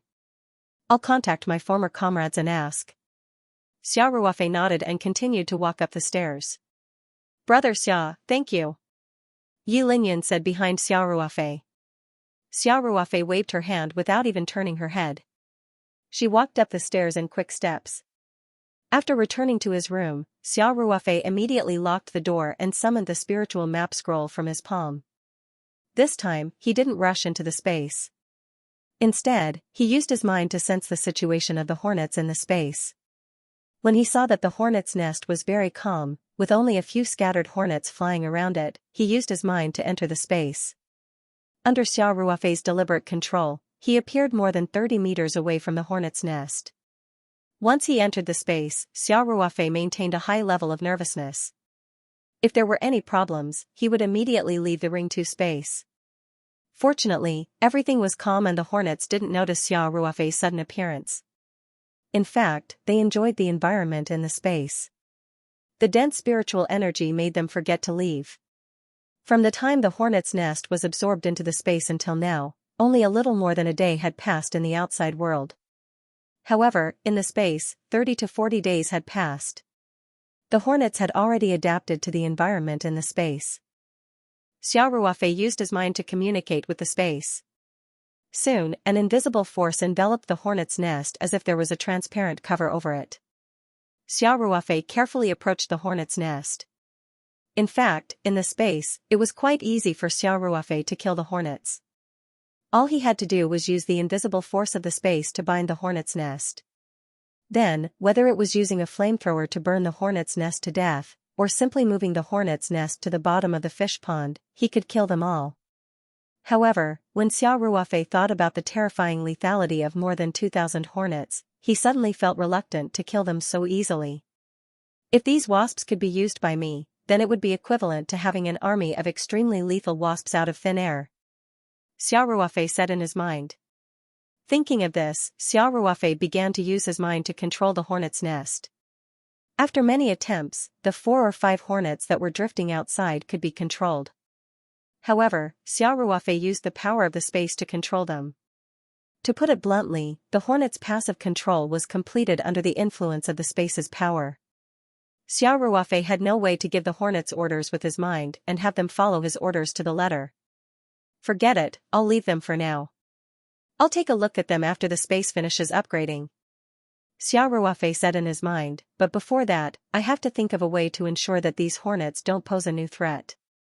Xiao Ruofei thought for a moment and thought of a way to get the best of both worlds.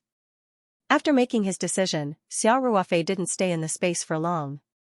He didn't even rush to plant the wild Dendrobium Ironhide. He directly flashed into the new space and played with Little Black and the others for a while. He gave them some food and then left the space with a thought. A night of silence. The next morning, Xiao Ruofei drove the pickup truck and left Taoyuan Farm. However, he didn't directly go to Sanchon City to find Hengfeng Jewelry's manager Feng to trade for the jade. Instead, he turned the truck onto the national highway leading to Chongping County. Xiao Ruofei first found a machine factory in the suburbs of Chongping and commissioned them to process a rectangular iron cage that was 1 meter in length and 2 meters in height. He also asked them to install the metal mesh on both the inside and outside of the iron cage. When Xiao Ruofei offered double the price, the machine factory naturally didn't say anything and immediately started working. Processing this kind of iron cage didn't require any skills. Xiao Ruofei didn't even have any requirements for the appearance, nor did he need to spray paint or anything like that. They just had to push back other work and they could earn double the price, so why not? After Xiao Ruofei paid the deposit, he drove to Sanchon City. At Hengfeng Jewelry's southeast branch, Xiao Ruofei received 4 million yuan worth of jade from manager Feng. Just like last time, Xiao Ruofei first took the goods and then immediately went to the bank to transfer the money, happily completing the transaction. After leaving the bank, Xiao Ruofei called the machine factory and learned that the iron cage had been processed. So he took the jade and drove back to the machine factory in Chongping County in his pickup truck. He saw the big iron cage in the yard of the machine factory. According to Xiao Ruofei's request, the length and width of the cage were 1 meter and 2 meters in height. The entire rectangular iron cage had 5 sides installed with metal mesh and was tightly wrapped. The last side was also empty according to Xiao Ruofei's request, which was equivalent to a 2-meter tall rectangular cover. The machine factory's boss was very enthusiastic and immediately called a few workers to carry the iron cage to the back of Xiao Ruofei's pickup truck. After Xiao Ruofei paid the balance, he drove back to Taoyuan Farm. On the way, Xiao Ruofei found a place where there was no one and stopped the car. He summoned the spiritual map scroll from his palm and then went to the back of the pickup truck to cut all the steel wires that fixed the iron cage. Then he held the spiritual map scroll in one hand and the iron cage in the other. He communicated with the space and sent out an order. In the next moment, the iron cage disappeared into thin air. In the Ring 2 space, the iron cage fell from the sky and accurately covered the giant hornet's nest according to Xiao Ruofei's instructions.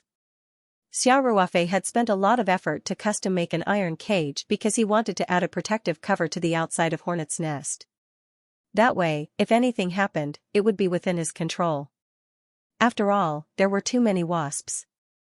If it was like last night, Xiao Ruofei could directly imprison the entire hornet's nest. Otherwise, once all the wasps flew out of the hive, even if Xiao Ruofei had great control over space, it would be very difficult for him to control more than 2,000 wasps at once. Adding such a cover was equivalent to adding a layer of insurance. Xiao Ruofei sensed the situation in the space. Seeing that the iron cage had accurately appeared in the predetermined position, he returned to the driver's seat and drove back to the Peach Blossom farm. After Xiao Ruofei reached home, he carried the large metal box filled with jade materials and directly went upstairs to his room. He quickly locked the door and windows, then opened the metal box and summoned the spiritual map scroll from his palm. Xiao Ruofei skillfully fed each piece of valuable jade to the spirit map scroll to absorb. The jade materials that were worth 4 million yuan couldn't withstand the spiritual map scroll's absorption. In a short while, the metal box was empty. During the absorption process, Xiao Ruofei didn't deliberately sense the state of the space. He waited for all the jade materials to be absorbed before directly entering the space with a thought. Xiao Ruofei appeared in front of the nameless plant in the original space. First, he clearly felt that the spiritual energy in the space had become much denser. However, he didn't have time to carefully sense it. Instead, he impatiently looked at the spirit fruit. With one look, Xiao Ruofei was overjoyed. The spirit fruit had completely turned dark red and was emitting a very tempting fragrance. As long as he took a deep breath, he would feel as if his body was floating in the air. The spirit fruit had completely matured. Xiao Ruofei was very clear that this meant that after absorbing more than 14 million yuan worth of jade materials, the Ring 2 space had finally completed its evolution. Xiao Ruofei then turned his attention to the other spirit fruit. This was the one that had grown after being harvested last time. The evolution of the space clearly had a catalyzing effect on this spirit fruit. It had clearly grown a lot. Previously, it had always grown slowly. Xiao Ruofei couldn't even feel its growth.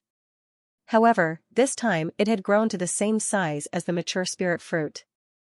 Other than the fact that there was a hint of green in the color, this spirit fruit was basically the same as the mature spirit fruit. In other words, it wouldn't be long before the spirit fruit matured. This was really good news. Xiao Ruofei carefully picked the mature spirit fruit and stored it in a fresh-keeping box. Then, he began to observe the changes in the space. It was similar to what he expected. The size of the original space didn't change at all. It was still about 8 acres. Of course, the spirit energy was much denser than before the evolution. Xiao Ruofei felt that this place was almost the same as the spiritual mountains and treasures in novels. Taking a deep breath would make her feel relaxed and happy. In such an environment, even without the enhancement of the flow of time, the plants and animals would grow faster and have higher quality than the outside world. Xiao Ruofei walked around the original space and didn't find any other changes. Thus, he moved his mind to the new space. As soon as he entered the new space, Xiao Ruofei immediately felt that the whole world seemed to be much wider. The spirit energy here was the same as the original space, but the size of the space was worlds apart. After the evolution, Xiao Ruofei felt that the entire space had a vast and boundless feeling. Of course, this was only what he saw with his naked eyes. In reality, he had to measure how much it had expanded. However, there was an even more obvious change. That was, the entire terrain had changed. The original small hill had at least doubled in height and looked somewhat steep and towering. The stream that flowed around the small hill had widened a lot and became a river. Moreover, there was a faint momentum to it. The small lake at the end of the river had expanded several times. This small lake, which was only about 1 acre in size, was now sparkling and no longer looked like a small pond.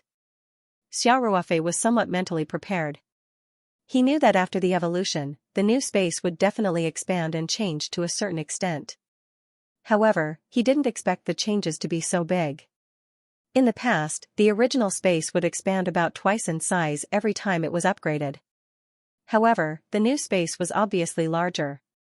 Whether it was the area, the river, the lake, or even the mountain, they were all several times the size of the original space. This evolution, the changes in the new space could be said to be earth-shaking. He climbed to the top of the mountain and looked around. This further confirmed his judgment. Now, it was not easy to see the distant space membrane with the naked eye. After Xiao Ruofei went down the mountain, he jumped on the all-terrain vehicle and drove straight to the space membrane. Then, he walked around the space membrane and roughly estimated that the total area of the new space was close to 200 acres. Compared to the size of the previous incomplete evolution, it had expanded by 5 times. In other words, this evolution made the entire space complete a qualitative leap from quantitative change to qualitative change. This could explain why the space had only expanded from about 20 acres to about 40 acres after absorbing 10 million yuan worth of jadeite. However, this time it had only absorbed about 4 million yuan worth of jadeite, yet it had expanded to about 200 acres. Xiao Ruofei parked the vehicle and then, with a trace of expectation and nervousness, once again came to the mysterious stone tablet. Last time, when the evolution was incomplete, Xiao Ruofei had investigated the stone tablet. Although he didn't find anything, the golden light that he caught a glimpse of made Xiao Ruofei unable to forget it. Xiao Ruofei came to the stone tablet, slowly stretched out his right hand, and then gently pressed it on the stone tablet with his slightly trembling hand. He closed his eyes and concentrated on sensing it. Little He, Damao, and Ermao, who had been following Xiao Ruofei, seemed to realize that Xiao Ruofei was doing something very important. The puppies did not make any sound, but stood vigilantly around Xiao Ruofei, even if there was no danger in this space. Xiao Ruofei immediately felt the familiar connection. Although it was still somewhat looming, it was obviously much closer than last time. What appeared in Xiao Ruofei's mind was still a boundless fog. With the experience of last time, Xiao Ruofei directly concentrated on exploring this fog. After a while, Xiao Ruofei successfully found the golden light spot that he had been thinking about. The golden light in the fog seemed to contain all the truth of heaven and earth. When Xiao Ruofei's mind sensed it, it seemed that his soul made a comfortable sigh. Last time when Xiao Ruofei sensed this golden light, his spiritual power had been exhausted and was quickly rejected by this stone tablet. But this time, it was obviously much better. Perhaps it was due to the strengthening of the mental connection between Xiao Ruofei and the space, and of course, the improvement of his own ability. He would still regularly absorb the petals of the strange flowers to constantly strengthen his strength. Xiao Ruofei concentrated all his attention on sensing the golden light. And this golden light became clearer and bigger in Xiao Ruofei's perception, as if a telephoto lens was constantly zooming in. Xiao Ruofei felt that his whole soul seemed to be bathed in the soft light, and this joy from the depths of his soul almost made him tremble. Gradually, Xiao Ruofei sensed that the golden light turned into a little golden man. Furthermore, the golden figure was not standing still. It was demonstrating a set of strange movements. Hands, feet, body, head. Different movements combined to form a strange posture. It looked somewhat similar to yoga, but only in form. Xiao Ruofei could feel that it had nothing to do with yoga, although the movements looked equally incredible. Although the movements demonstrated by the golden figure were very strange, it gave Xiao Ruofei a feeling of incomparable coordination. Even though its hands and feet were twisted at unbelievable angles, it looked very comfortable. It was as if this was the only posture that fit the principles of heaven and earth. Soon, Xiao Ruofei felt that his spiritual power was about to be depleted. He gritted his teeth and focused his mind on sensing the golden man's every move. He found that the golden man had demonstrated a total of 9 poses. Every time the 9th pose was demonstrated, the golden man would start from the first pose again, over and over again, repeating the same process over and over again. Xiao Ruofei concentrated on sensing, not wanting to miss a single detail. Soon, a piercing pain appeared in his mind. He let out a muffled groan as his consciousness was quickly expelled from the stone tablet. Xiao Ruofei took a deep look at the wordless stone tablet and felt that it was even more unfathomable. He knew that this should be all he could sense from the stone tablet after this evolution. If he wanted to continue exploring, he would have to wait until the next evolution. Xiao Ruofei thought of the 9 poses that he had just sensed from the golden man. His heart skipped a beat and he sat down on the spot. He tried hard to recall the poses that he had sensed just now. However, the result made him turn pale with fright. Xiao Ruofei found that other than the first pose that he remembered clearly, as if it was imprinted in his mind, he had completely forgotten the other 8 poses. However, he clearly remembered that the golden man had been demonstrating the 9 poses in a loop. However, when it came to the last 8 poses, Xiao Ruofei had no impression at all. He could not remember anything at all. Xiao Ruofei felt that he could not understand it at all. He had clearly tried his best to memorize the 9 sets of postures, and the time he spent looking at these strange postures was the same. Logically speaking, it was impossible for him to only remember 1 set and completely forget the other 8 sets. Selective forgetting? What was going on? Although Xiao Ruofei could not figure it out, he had to accept this fact. However, this made him even more curious about the only strange pose that he had remembered. Therefore, Xiao Ruofei decided to try it out on the spot. This strange pose had a high requirement for the body's flexibility, but Xiao Ruofei believed that it would not be a problem for him. He quickly posed the difficult pose according to his memory. However, other than feeling a little pain from a few strained ligaments, Xiao Ruofei did not feel that there was anything extraordinary about this set of poses. He frowned slightly and carefully examined his movements. He compared them with the movements of the golden man that were deeply engraved in his mind. Then, he realized that there were slight discrepancies between his movements and the golden man's. Therefore, Xiao Ruofei made some adjustments. In fact, there were only small differences such as not leaning his head back enough and not straightening the soles of his feet. However, the moment Xiao Ruofei made the final adjustments, he immediately felt a sharp pain. It was as if all the meridians in his body were being pulled. Xiao Ruofei sucked in a breath of cold air and instantly broke out in a cold sweat. However, Xiao Ruofei still gritted his teeth and persevered. He faintly felt that the golden man's set of poses was very unusual and wanted to hold on for as long as possible. 7 years of life in the Special Forces had also honed Xiao Ruofei's tenacious perseverance. He endured unimaginable pain every second and bean-sized beads of sweat kept coming out of his forehead. However, he still persevered. 1 minute. 2 minutes. About 5 minutes later, Xiao Ruofei's lower lip was bleeding from biting it too hard. He finally couldn't hold on any longer and collapsed to the ground. He could no longer maintain that strange posture. Strangely enough, as soon as Xiao Ruofei removed that posture, the bone-piercing pain immediately disappeared without a trace and was replaced by extreme comfort. Xiao Ruofei felt as if he was soaking in a hot spring. His whole body was warm and cozy. After resting for a while, Xiao Ruofei stood up. He was surprised to find that his skin had unknowingly exuded a lot of stinky black impurities. This situation had only happened after Xiao Ruofei absorbed the petals of the strange flower for the first time. Could it be that this set of seemingly simple and strange movements was actually more effective than absorbing the petals of the strange flower?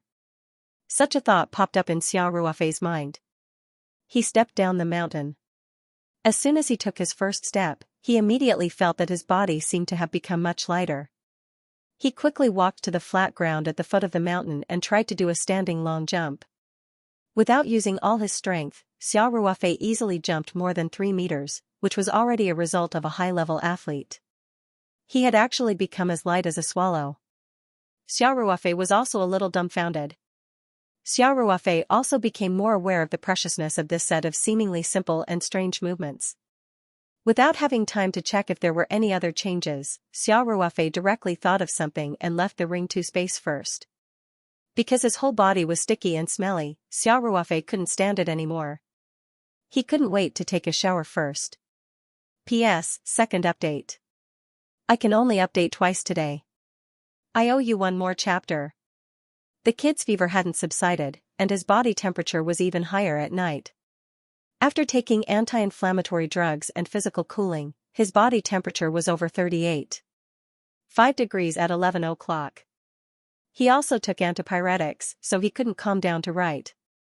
When Xiao Ruofei returned to the outside world, he went to the bathroom and washed himself 3 times before he cleaned off all the sticky black grease-like impurities on his body. After changing into a set of sportswear, Xiao Ruofei returned to the new space again. He was full of anticipation for the seemingly strange movement. Just now in the bathroom, Xiao Ruofei could not wait to feel the changes in his body. He felt that his changes were enough to be described as a rebirth. In just a short 5 minutes, he was able to achieve such a significant effect. This posture, which did not seem to have any other special points apart from being weird, was definitely not ordinary. Therefore, Xiao Ruofei also remembered that the Golden Man had demonstrated a total of 9 postures. He could not help but look forward to it.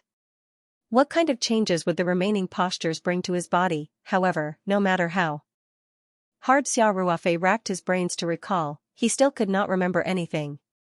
It was as if that part of his memory was blocked. In this regard, Xiao Ruofei had no better idea. He speculated that there were 2 possibilities. First, when he practiced the first posture to the extreme, or reached a certain standard, the next posture would be unlocked. Second, it would be possible to unlock it after the space was upgraded again. No matter what the situation was, Xiao Ruofei could not do anything about it at the moment. Moreover, the information he had obtained from the stone tablet was pitifully little.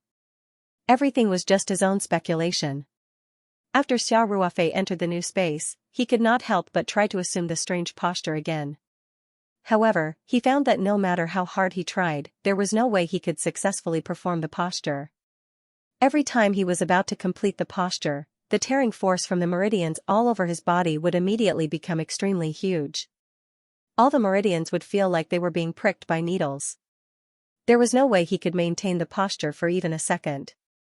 This was no longer a problem that could be solved by his willpower. It was completely out of his control. Moreover, Xiao Ruofei also faintly felt that if he really forced himself to perform the posture, his body would probably suffer serious damage. Without more information, Xiao Ruofei could only feel the stones and cross the river. He knew that it was impossible to not perform the posture after the first time. The biggest possibility was that it would take a certain amount of time to recover. Perhaps his body had not yet adapted to the changes brought about by the first practice. The meridians all over his body might still be relatively weak and could not withstand another practice. After Xiao Ruofei's 2 failed attempts, he decided to put it aside for now. He would wait a little longer before trying again. Xiao Ruofei returned to the original space, took a bottle of diluted petal solution, and drank it directly. He quickly recovered his mental strength. Then, he went to the stone tablet in the new space again and tried it again. The result did not give him a pleasant surprise. He could still sense through the stone tablet that the little golden man was continuously demonstrating the 9 sets of movements. However, as long as his mind left the stone tablet, he could still only remember the first set of movements. The remaining 8 sets seemed to be shrouded in a vast fog once again. After trying twice, Xiao Ruofei finally gave up. The first set of movements had already brought him great benefits. One should be content with what one has. Of course, Xiao Ruofei decided to put all this aside. He played with Little Black and the others in the new space for a while, and also gave them food. The flow of time in the new space was the same as in the outside world, so Little Black and the others were still puppies. Of course, the unique environment in the space allowed them to grow very strong. They were not inferior to adult dogs in the outside world. Xiao Ruofei decided to let Little Black and the others live in the space for a while. After all, the spirit energy here could transform their bodies and improve their intelligence.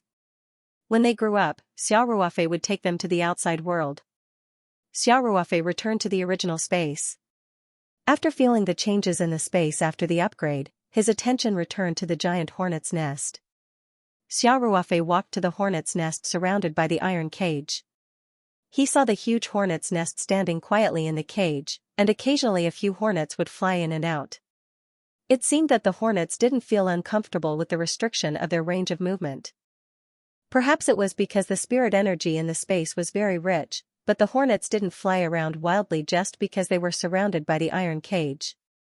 Xiaoruofei didn't use his mind to contact the space, but directly focused his mind and issued an order to one of the hornets. He saw that the hornet's flight clearly stopped, and then it seemed to hesitate. Then, Xiaoruofei was very happy. The hornet began to fly around the hornet's nest, drawing a circular trajectory. This was the request of Xiaoruofei's order. Xiaoruofei's spirit was lifted, and he immediately issued another order. The hornet immediately made a turn in the air, and then it flew around the hornet's nest from counterclockwise to clockwise. This time, it was confirmed. Xiaoruofei showed a very excited expression. The reason why he left the hornet's nest yesterday and didn't directly get rid of it was because he had a glimmer of hope that there would be new changes after the space's upgrade. If he could control so many hornets, it would definitely be a great killing machine. Imagine, if so many hornets came out of the hive, and the opponent was caught off guard, it could really be said that whoever it saw would be wiped out, and it would be successful in every endeavor. Moreover, hornets and bees were different. Bees had barbs on their stingers. Under normal circumstances, after a bee stung someone, the barbs on its stingers would stay in the person's body, and when the bee flew away, it would even pull out its own internal organs. Therefore, a bee's sting would be at the cost of its own life, and after the sting, the bee would also die. However, hornets wouldn't die, and their stingers didn't have barbs. In other words, if these hornets could be controlled by him, not only would they be a great killing machine, but they would also be a great killing machine that could be used repeatedly. Xiaoruofei tried to control more hornets. There were about 30 to 40 hornets outside the hive. Xiaoruofei tried, and found that he could only control a dozen hornets, and there was no way for him to control more than that. These dozen hornets formed a long line, and in the iron cage, they drew a line according to Xiaoruofei's instructions. Although a dozen hornets was a little, Xiaoruofei was already satisfied.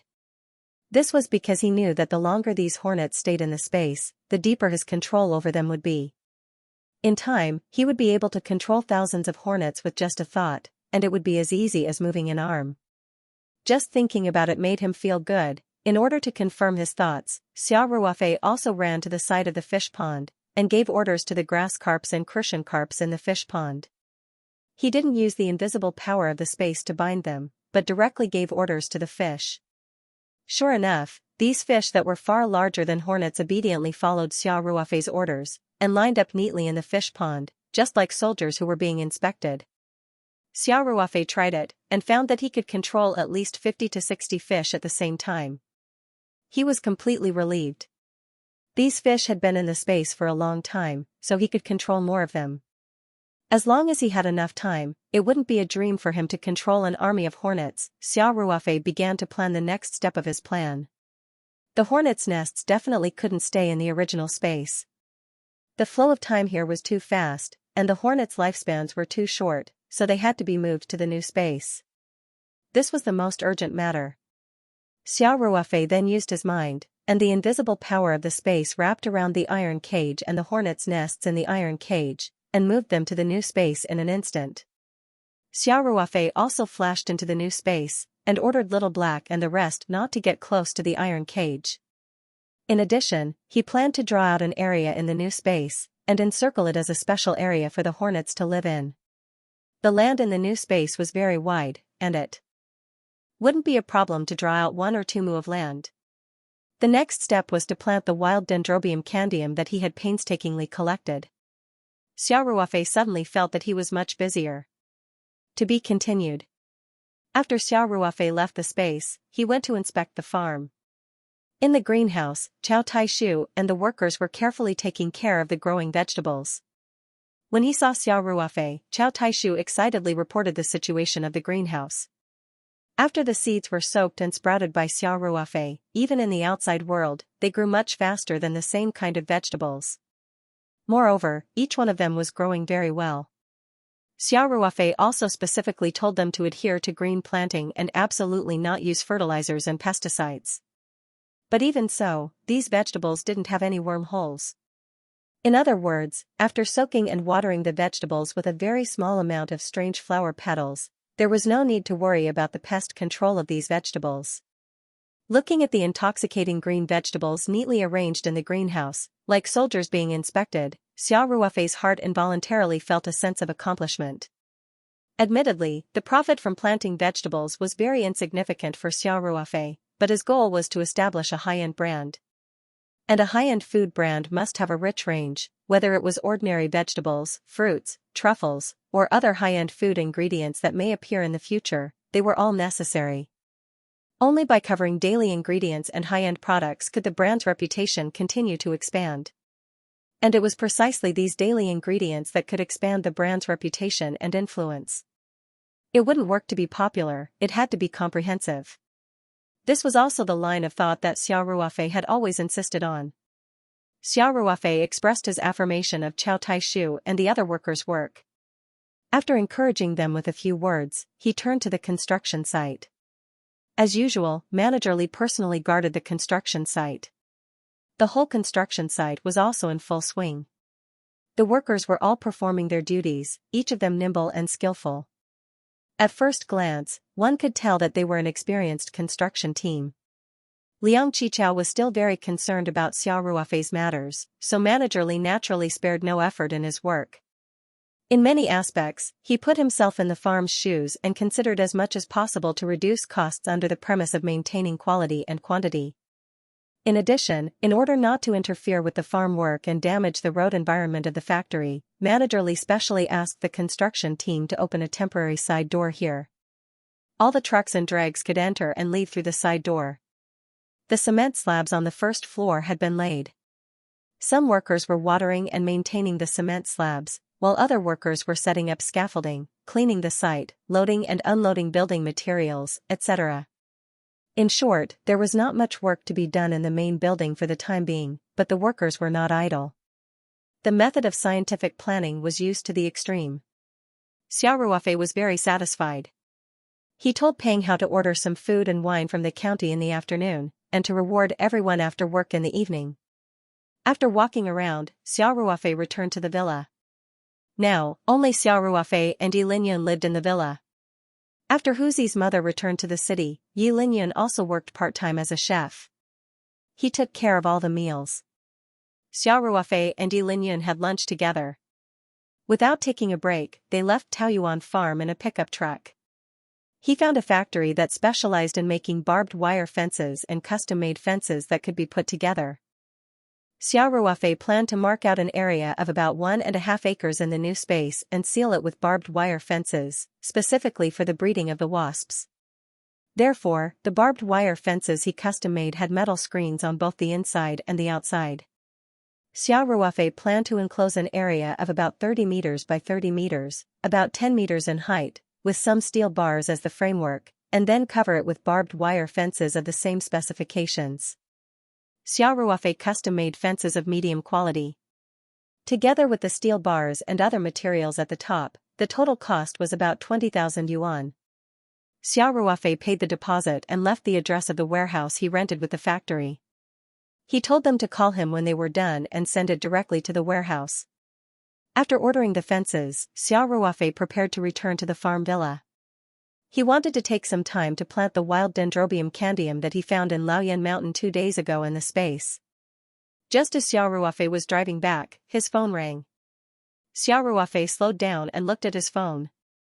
He found that it was his future father-in-law, Ling Xiaotian. He quickly put on his Bluetooth headset and pressed the answer button. "Uncle Ling." Xiao Ruofei said. "Ruofei, did you forget something?" Ling Xiaotian asked. Xiao Ruofei was stunned. Was his father-in-law unhappy that he didn't visit him these past few days? He had been busy. Last time in Ling Qingshua's boudoir, if it wasn't for Ling Qingshua's relatives, he would have done something rash. At that time, Ling Qingxue said shyly that she would let Xiao Ruofei do whatever he wanted next time. Xiao Ruofei asked Ling Qingxue out twice, but she didn't come. Therefore, Xiao Ruofei didn't have the nerve to visit her. This was to avoid awkwardness for Ling Qingxue. At the same time, he didn't want to be seen as a pervert in his girlfriend's eyes. Thinking of this, Xiao Ruofei said, "Uncle Ling, the farm has been very busy these past 2 days, so. Is there anything you need? Is there a problem with the blood-red dragons?" Ling Xiaotian smiled bitterly and said, "You, brat, really forgot everything. I have been asking around for news these past few days." "Ah? Zui Baxian." Ling Xiaotian reminded him angrily, "Do you remember what you promised me last time?" Xiao Ruofei patted her forehead and hurriedly said, I really forgot. Uncle Ling, I'm so sorry." When they were drinking last time, Ling Xiaotian admired Xiao Ruofei's improved Zui Baxian very much. She even wanted to cooperate with Xiao Ruofei to buy the Dingfeng winery that produced Zui Baxian. The two of them would operate this improved liquor together. At that time, Xiao Ruofei said that he would send the improved Zui Baxian to Ling Xiaotian as soon as possible. He would decide after tasting it. After Xiao Ruofei was busy for a few days, especially when he went to Laoyan Mountain, he forgot about this matter. Xiao Ruofei was very embarrassed that he had forgotten the first thing that his future father-in-law had asked him to do. "You seem to be a bit unreliable." Ling Xiaotian said, "This is a business worth tens of millions. Can't you be a bit more serious?" Xiao Ruofei quickly smiled and said, "Uncle Ling, it's all my fault. How about this? I will give it to your company's person tomorrow morning and ask him to bring it to you as soon as possible." Ling Xiaotian said, "Don't wait until tomorrow. If you are free, come over now. I am at home." I am free." Xiao Ruofei smiled bitterly and said, "Wait a moment. I will go now." Okay. Ruofei, remember to bring a few more bottles." Ling Xiaotian said with a smile. He was not really angry, and Xiao Ruofei's attitude was so good that he naturally would not blame Xiao Ruofei. "No problem," Xiao Ruofei said straightforwardly. After hanging up the phone, Xiao Ruofei sped up and drove back to Taoyuan Farm. When he returned to his room, he locked the doors and windows. He took out the spiritual map scroll and entered the space. He found an empty porcelain bottle and went to the area where the wine jars were stored. He bought 5 bottles of Zui Baxian without the petals of the strange flowers. Then he calmly resealed the wine jars. The flow of time in the original space was 30 times faster than the outside world. Xiao Ruofei did not need to speed up for the sake of time. After leaving the space and putting away the spiritual map scroll, Xiao Ruofei found a handbag and put the 5 bottles of wine in it. Then he quickly went downstairs with the wine and drove the night 15 to the Qingjiang Villa area in the city. On the way, Xiao Ruofei's mind wandered. If he went to Ling Xiaotian's villa, he would definitely be able to see Ling Qingxue. It had been so many days. Her relatives should have left by now, right? Did that mean that he would have a chance to get intimate with her in her room today? It would be somewhat inconvenient to have an old father-in-law at home. However, Uncle Ling did not seem like the kind of person who would spoil the fun. He would probably take the initiative to avoid going to the company, right? Thinking of this, Xiao Ruofei felt that the evil fire that had been suppressed these days seemed to be burning fiercely again. Thinking of Ling Qingshue's graceful body and her pair of seductive long legs, Xiao Ruofei's eyes revealed a trace of eagerness. He said in his heart, "Wife, I am coming." Xiao Ruofei, who now had the power to drive, quickly arrived at Ling Xiaotian's Linjiang Villa in the Qingjiang Villa district. He jumped out of the car with a bag containing 5 bottles of wine, walked quickly to the door, and rang the doorbell. With a click, the iron door opened automatically, and Ling Xiaotian's voice came from the intercom, "Ruofei, come in quickly." Xiao Ruofei walked quickly into the villa with the bag in his hand. Ling Xiaotian was standing at the door with a smile on his face. "Uncle Ling." Xiao Ruofei greeted him. Ling Xiaotian smiled and said, "Not bad, you're quite fast." Xiao Ruofei smiled embarrassedly and said, "Uncle Ling, I was so busy that I forgot what you asked me to do." I'm so sorry, Ling Xiaotian laughed and said, we're family, why are you saying this? Come in quickly. Ling Xiaotian let Xiao Ruofei into the house. Xiao Ruofei handed the bag to Ling Xiaotian and said, Uncle Ling, this is the improved Zui Ba Xian that I told you about last time, the kind that can be mass-produced. Good, good, good. Ling Xiaotian took the bag and said happily. Xiao Ruofei looked around but didn't see Ling Xiaoxue that he had been dreaming of. He couldn't help but ask, Uncle Ling, is Xianxia not at home? Ling Xiaotian couldn't help but laugh and said, so you came so quickly because of Xianxia. I knew that an old man like me wouldn't have such great charm. Xiao Ruofei scratched his head embarrassedly and smiled without saying anything. Ling Xiaotian said, didn't Xianxia tell you? She's on a business trip today. Ah? Xiao Ruofei was a little disappointed. Are you on a business trip? Ling Xiaotian nodded and said, we're preparing to expand the secondary market and open several chain stores in some prefecture-level cities outside Sanshan City. Although Xianxia is in charge of the finance department for the time being, my family business will be handed over to her in the future. Sooner or later, she will have to be independent. So this time, I let her be in charge of the market inspection. It can be considered as training. After Ling Xiaotian's good friend, the deputy mayor of Sanshan City, Duan Yishan, had fallen from grace, Ling Xiaotian had been keeping a low profile. But now, with a big benefactor like Xiao Ruofei, it could be said that the haze had cleared, and Ling's restaurant naturally began to expand. I see. Xiao Ruofei nodded.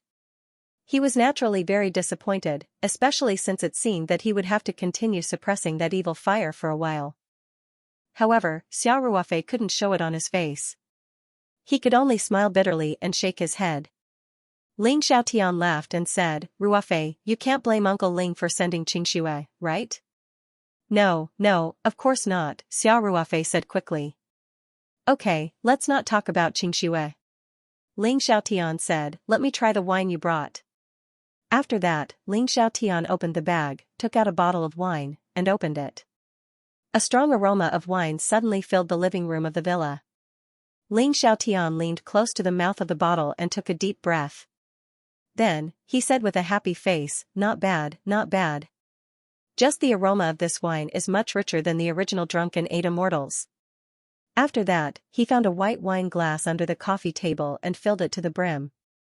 Then, he picked up the wine glass with his thumb and middle finger and drank it all in one gulp. Ling Xiaotian closed his eyes slightly. After a while, he suddenly opened his eyes and said excitedly, Ruofei, this wine is really good. Although it's not as light as the previous one, the aroma and taste of the wine are almost the same. I think it's better than those high-end white wines on the market, which are easily a few hundred or even a few thousand. The taste is very unique.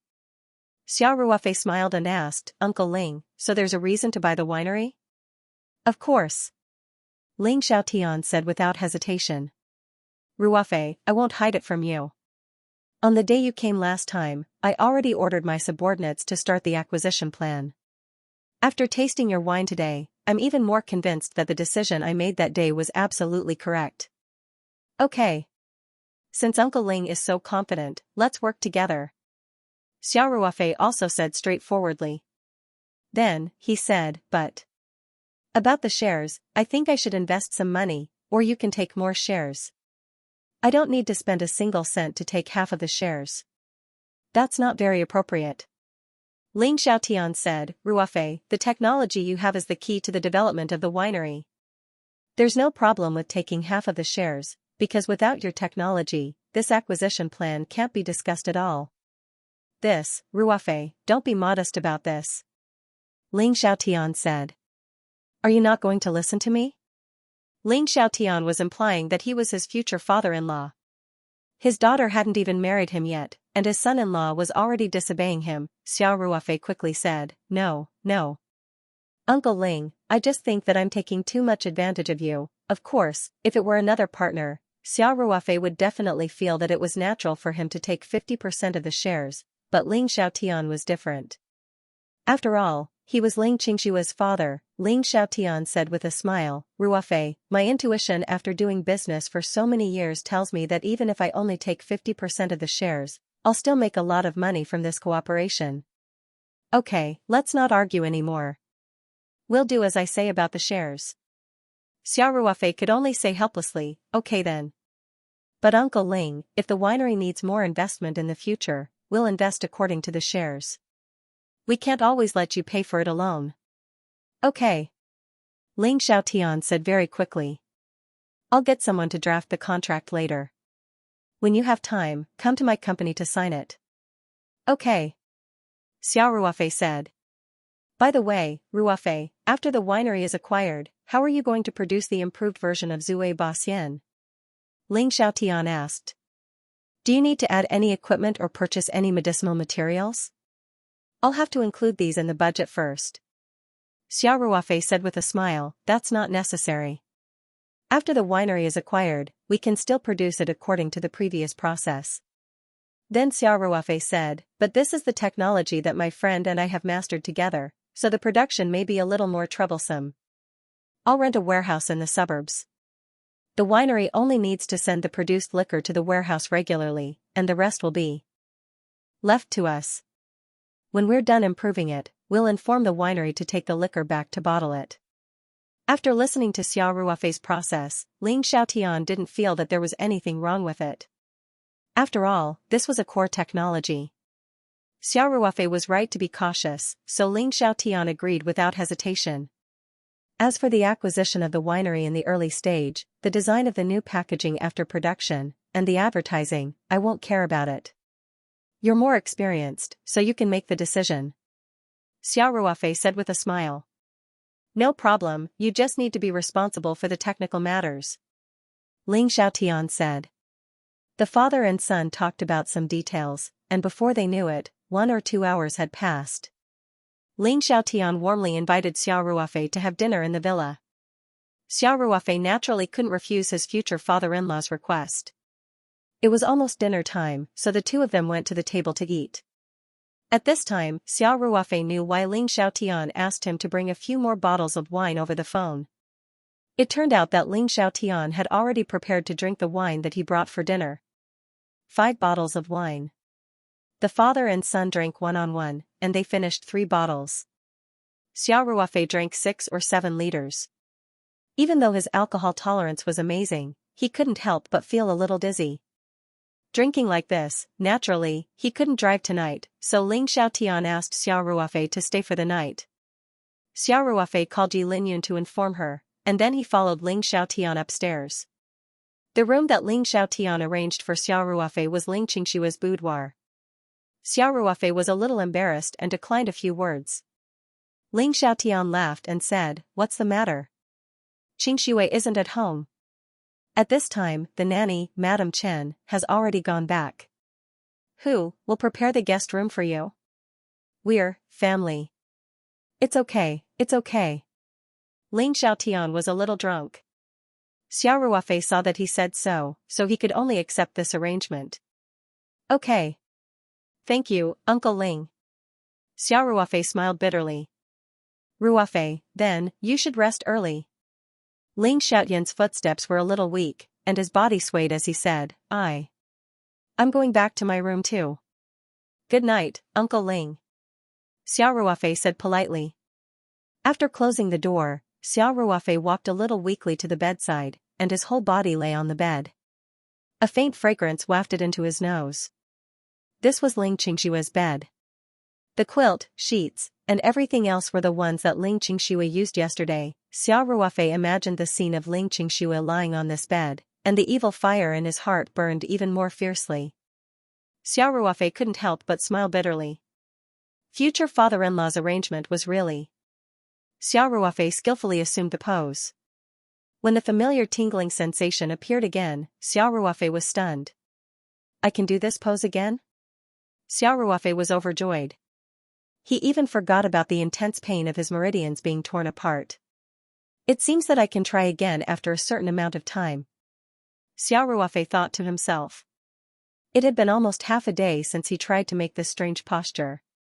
Xiao Ruofei judged that his body should be in the process of repairing and rebuilding. His meridians had been damaged during the previous attempt. Naturally, he could make a second attempt after they had been completely repaired. And this process of repairing and rebuilding would definitely make his body and meridians stronger. Xiao Ruofei began to concentrate and grit his teeth to persevere. The pain was still very intense. There was a cute pink wall clock opposite the princess bed in Ling Qingshua's boudoir. Xiao Ruofei could directly feel the passage of time. In his vision, it felt like the second hand was in slow motion on TV. It took a long time for it to tick. Xiao Ruofei knew that this was because the pain had magnified his senses and made him feel like time was passing very slowly. 1 minute. 2 minutes. 3 minutes, Xiao Ruofei's facial muscles began to tremble slightly. He clenched his teeth and persevered. Fortunately, his perseverance was far beyond that of ordinary people. If it was an ordinary person who had not undergone the cruel anti-prisoner training, they would have probably undone the pose and quit the training as soon as the pain hit. Xiao Ruofei's eyes were red. He looked at the wall clock and saw that 5 minutes had already passed. The intense pain made him feel dizzy, but he still grinned and revealed a smile that was uglier than crying. Last time, he persevered for 5 minutes. This time, it was obvious that he had improved. Xiao Ruofei's whole body trembled. Finally, after 5.5 minutes, he could not hold on any longer. His whole body involuntarily withdrew from the strange pose. He persevered for half a minute longer than last time. The corners of Xiao Ruofei's mouth twitched. He felt that there was not a trace of strength in his body. He lay on the bed, panting. After a while, he slowly sat up. After the intense pain, the warm feeling was so comfortable that Xiao Ruofei felt drowsy. He got up and moved his arms and legs. Suddenly, he heard a crackling sound, as if all the bones in his body were colliding with each other. Xiao Ruofei clenched his fist, and a series of crackling sounds rang out. He casually waved his fist, and immediately brought about a series of cheers. Although there was no reference, he could faintly feel that his strength had increased by a lot. This strange posture was truly heaven-defying. As long as he maintained it for a few minutes, the effect of strengthening his body was so obvious. Xiao Ruofei said in his heart. Moreover, after drinking more than half a kilo of white wine, the dizziness had disappeared without a trace. Xiao Ruofei was now very clear-headed. The alcohol should have been expelled from the body along with the impurities. Xiao Ruofei muttered to himself. Speaking of this, he suddenly realized something. He raised his hand and sure enough, a layer of black oily impurities had appeared on the surface of his skin. Moreover, it was still emitting a foul smell. However, this time, the impurities were clearly much less than last time. They did not cover all of his skin, but there were thin patches on some parts of his skin. Xiao Ruofei hurriedly opened the window, then turned on the air conditioner. He adjusted the ventilation, wanting to expel the foul smell as soon as possible. When he thought of how he had made Ling Qingshua's fragrant boudoir stinky, Xiao Ruofei could not help but scratch his head awkwardly. Then, Xiao Ruofei's expression suddenly changed slightly. He hurriedly turned his head to look at Ling Qingshua's princess bed. Just now, he was sitting on top of it to practice that posture. Moreover, after practicing, he was lying on the bed sheet. Those were the impurities that had been expelled from his body. Xiao Ruofei's gaze landed on Ling Qingshua's light pink bed sheet. There were 2 or 3 black stains on it. If Ling Qingshua's quilt was not neatly folded at the head of the bed, it was likely that the quilt would also be stained. What should he do? After staying in Ling Qingshua's bed sheet for one night, Xiao Ruofei felt a headache coming on. He even regretted that he had been in such a hurry to practice that posture. Xiao Ruofei could not stand the foul smell emitting from his body. He decided to ignore the matter of the bed sheet and rushed into the bathroom to wash up. Fortunately, he always had a change of clothes in the interspatial space. He washed the long johns that he had changed out of in the bathroom and hung them in the interspatial space to dry. As for the jacket, although it smelled a little, it was not convenient for him to change it. This was because he did not bring anything other than a bag of wine today. He could not explain why he had to change his clothes tomorrow. Therefore, Xiao Ruofei hung the jacket on the small balcony outside Ling Qingshua's room. After a night of ventilation, the smell should be gone. In the end, Xiao Ruofei came to the bed again. Facing the bed sheet, he was at a loss as to what to do. After thinking about it, he decided to wash the stains off. He could not leave such obvious stains here, right? Moreover, he was going to sleep on it tonight. Therefore, Xiao Ruofei took down the bed sheet with a bitter face and took it to the bathroom. He repeatedly scrubbed the stains. After making sure that everything was clean, he hung it on the drying pole on the balcony. Xiao Ruofei did not know what kind of expression Ling Xiaotian would have when she saw the bed sheet outside in the morning. However, it was useless to think about it now. He decided to go to sleep first. Therefore, he opened Ling Xingshua's cabinet and looked for spare sheets. While looking for the bed sheet, Xiao Ruofei accidentally opened a cabinet door. It was full of all kinds of lace underwear. He quickly closed the cabinet door, but he could not help but imagine how Ling Xingxue would look in these lace underwear. Could he still have a good night's sleep? Xiao Ruofei smiled bitterly. After some tossing and turning, Xiao Ruofei finally found the bed sheet. He spread the bed sheet, then unfolded Ling Qingshua's fragrant quilt and got into bed. His mind was full of Ling Qingshua's graceful figure. After tossing and turning, he finally fell asleep very late. The next morning, Ling Xiaotian knocked on the door outside and asked Xiao Ruofei to have breakfast. He only woke up then. He rolled out of bed and responded. Then, he ran to the balcony to put on his jacket. He reached out and touched the bed sheet. It was still wet. It seemed that it would be impossible to change it back in the morning. Xiao Ruofei could only helplessly walk over and open the door. Ling Xiaotian still did not leave. She stood at the door and waited. Seeing Xiao Ruofei come out, she smiled and said, "Ruofei, go and have breakfast." Xiao Ruofei nodded. He hesitated for a moment and said, Uncle Ling, I accidentally dirted Qingshua's bed sheet last night. I've already washed it and hung it outside." Xiao Ruofei could not hide such an obvious thing. He might as well take the initiative to say it so that Ling Xiaotian would not make wild guesses. One night was not enough time to dry the bed sheet. Xiao Ruofei suddenly realized that he had made a stupid mistake. Time. Why didn't he hang the bed sheet in Ring 2 space last night? One night in Ring 2 space was a few days ago. The bed sheet must have dried out. It was too late to say anything now. Xiao Ruofei looked at Ling Xiaotian. Sure enough, Ling Xiaotian revealed a strange expression. Sleeping in the boudoir at night, dirtying the bed sheet. This was full of connotations. Xiao Ruofei quickly explained, "Uncle Ling, I couldn't handle the alcohol last night and accidentally vomited. But I've already cleaned it up and washed the bed sheet." Ling Xiaotian smiled and said, "So that's how it is." "It's okay, Ruofei. Actually, you can just leave it there. Madam Chen will clean it up." It's okay. It's just a matter of convenience," Xiao Ruofei said with a slight sigh of relief. "Let's go eat," Ling Xiaotian said with a smile. The two of them went downstairs together. Xiao Ruofei thought that Ling Xiaotian should have accepted his explanation. He did not expect Ling Xiaotian to say in his heart, "Little guy, I've drunk with you twice. Do you think I don't know how much you can drink? You vomited with just a little bit of alcohol? It seems that young people have a lot of stamina. Should I let Qingshui come back earlier?" After eating breakfast at Ling Xiaotian's house, Xiao Ruofei got up and said goodbye. Ling Xiaotian was also very busy. Ling Yun Hotel, which was owned by Ling Ji Restaurant, was competing for the city council's designated reception unit. Their main restaurant was also developing the secondary market. At the same time, the acquisition of Dingfeng Winery was on the agenda.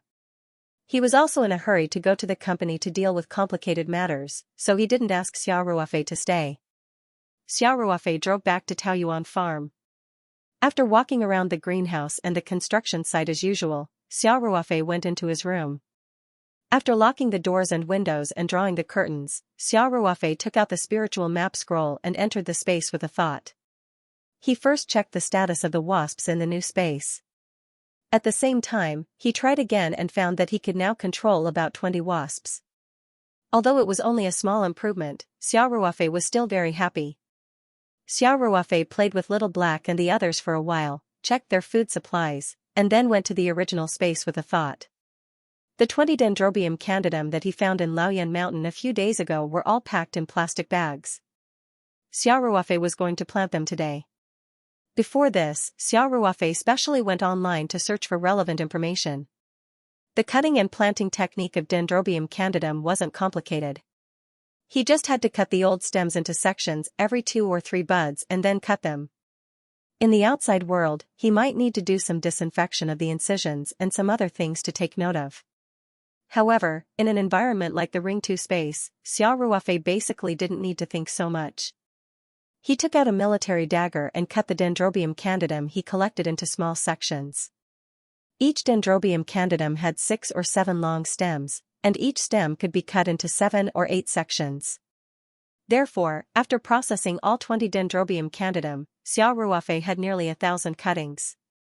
He first threw these cuttings into the sorting box, then poured in a diluted solution of flower petals to soak them. During the soaking process, Xia Ruofei went to the original place where the vegetables were planted. Now, most of the vegetable field had been left unused. There were also baskets piled up beside the vegetable field. These were the vegetables that Xia Ruofei usually picked to meet the daily needs. Xia Ruofei dug through the vegetable field with a hoe and then walked over with a tidying box. He inserted the cuttings diagonally into the vegetable field. After planting vegetables for so long, his movements were very proficient. It didn't take long for him to plant more than 1,000 cuttings into the ground. Then, Xia Ruofei took out a watering bottle and fetched some water from the spatial pool. He watered the few rows of Dendrobium ironhide planted on the ground. Finally, Xia Ruofei made a pot of diluted flower petal solution and poured a little on each of the cuttings. In just 2 hours, Xia Ruofei had finished planting the Dendrobium candidum. He was very confident in the Ring 2 space and was certain that the Dendrobium ironhide wouldn't disappoint him. All of them would definitely survive. Xia Ruofei packed up his tools and left the Ring 2 space. He went to the bathroom to wash the soil off his hands and took out his phone to check it out of habit. When he went to the Ring 2 space, he usually didn't bring his phone with him. There were no missed calls or text messages, but there was a WeChat message. Xia Ruofei opened WeChat. It was from Chongqing County's Deputy County Commissioner, Wu Liqian, who he hadn't contacted for some time. The message was just one sentence. "Little Xia, your combat strength is getting stronger." At the end of the sentence, she added a speechless emoji. Xia Ruofei was confused as he casually replied with a string of question marks. Wu Liqian quickly replied. This time, she didn't send any content, only a link. Xia Ruofei clicked on the link with a hint of curiosity. The link was actually a piece of news that had just been released on the official website of the Sanshan City's Disciplinary Committee and Special Inspector Bureau. The title was Sanshan City Committee's Deputy Secretary General, Lin Wanxue, is under investigation for serious violations of the law. The content of the news was very simple. The main text was just one sentence: Sanshan City Committee's Deputy Secretary General, Lin Wanxue, Division Chief, is under investigation for serious violations of the law. Behind it was Lin Wanxue's resume. Secretary Tian's side is so fast. Xia Ruofei couldn't help but be speechless. However, he knew that it was definitely because Lin Wanxue wasn't clean. He knew Tian Huilan quite well. If Lin Wanxue had only violated the law and hadn't violated the red line of the law, the Tian Huilan definitely wouldn't fabricate evidence out of thin air and cause him to fall. Xia Ruofei just didn't expect Wu Liqian to be so well informed. She actually knew that he was the one who had caused the fuse. Therefore, he replied with a blushing face emoji and added, "Sister Wu, it's him who's dirty." Nazuanity. Wu Liqian replied, "In any case, it has something to do with you. Kid, you're the bane of officials." Wu Liqian had experienced it herself. Last time, at the Linhai police station, Xia Ruofei had caused a county public security bureau's deputy director and a police station's director to go to jail. This time, Lin Wanxue couldn't escape. According to Wu Liqian's understanding, the investigators had already found out that Lin Wanxue had used his position to benefit others. He had received a large amount of bribes through his family and children. She heard that the amount of money involved so far was close to 10 million. Moreover, the information consulting company that Lin Wanxue's son, Lin Feng, had opened was also found to have a lot of problems, including false invoices, tax evasion, forged contracts, and so on. Lin Feng's company was actually an important channel for Lin Wanshui to receive benefits. The investigators had already taken coercive measures against Lin Wanshui and his son, and would soon hand them over to the judicial authorities. That was why Wu Liqian had sent such a message. Xiao Ruofei was in a good mood. He took out a cigarette and smiled as he corrected her. Sis Wu, please pay attention to your words. If you say that I'm the nemesis of corrupt officials, I can still reluctantly accept it. You. Let me tell you, Xiao was also scared out of her wits this time. Wu Liqian replied. It was because Xiao Mei had called Wu Liqian after the incident and humbly asked her for advice that Wu Liqian learned about what Xiao Ruofei had done a few days ago. Actually, what Xiao Mei wanted to ask the most was about Xiao Ruofei, so naturally, she told Wu Liqian about her low-level mistakes in full detail. Haha. Secretary Xiao obviously isn't as capable as Sis Wu. But I don't blame her. Xiao Ruofei replied. She told me. She also said that if it weren't for you speaking up for her, she might have become the secretary with the shortest tenure in the history of the municipal party committee. Wu Liqian replied. Wu Liqian probably didn't have any important work to do at the moment, so the two of them chatted back and forth on WeChat. Xiao Ruofei thought for a while and sent a message over. Sis Wu, you promised to come to my place for inspection and guidance on the first day of the Chinese New Year. Why haven't you come to work for so many days? I'll go in a few days.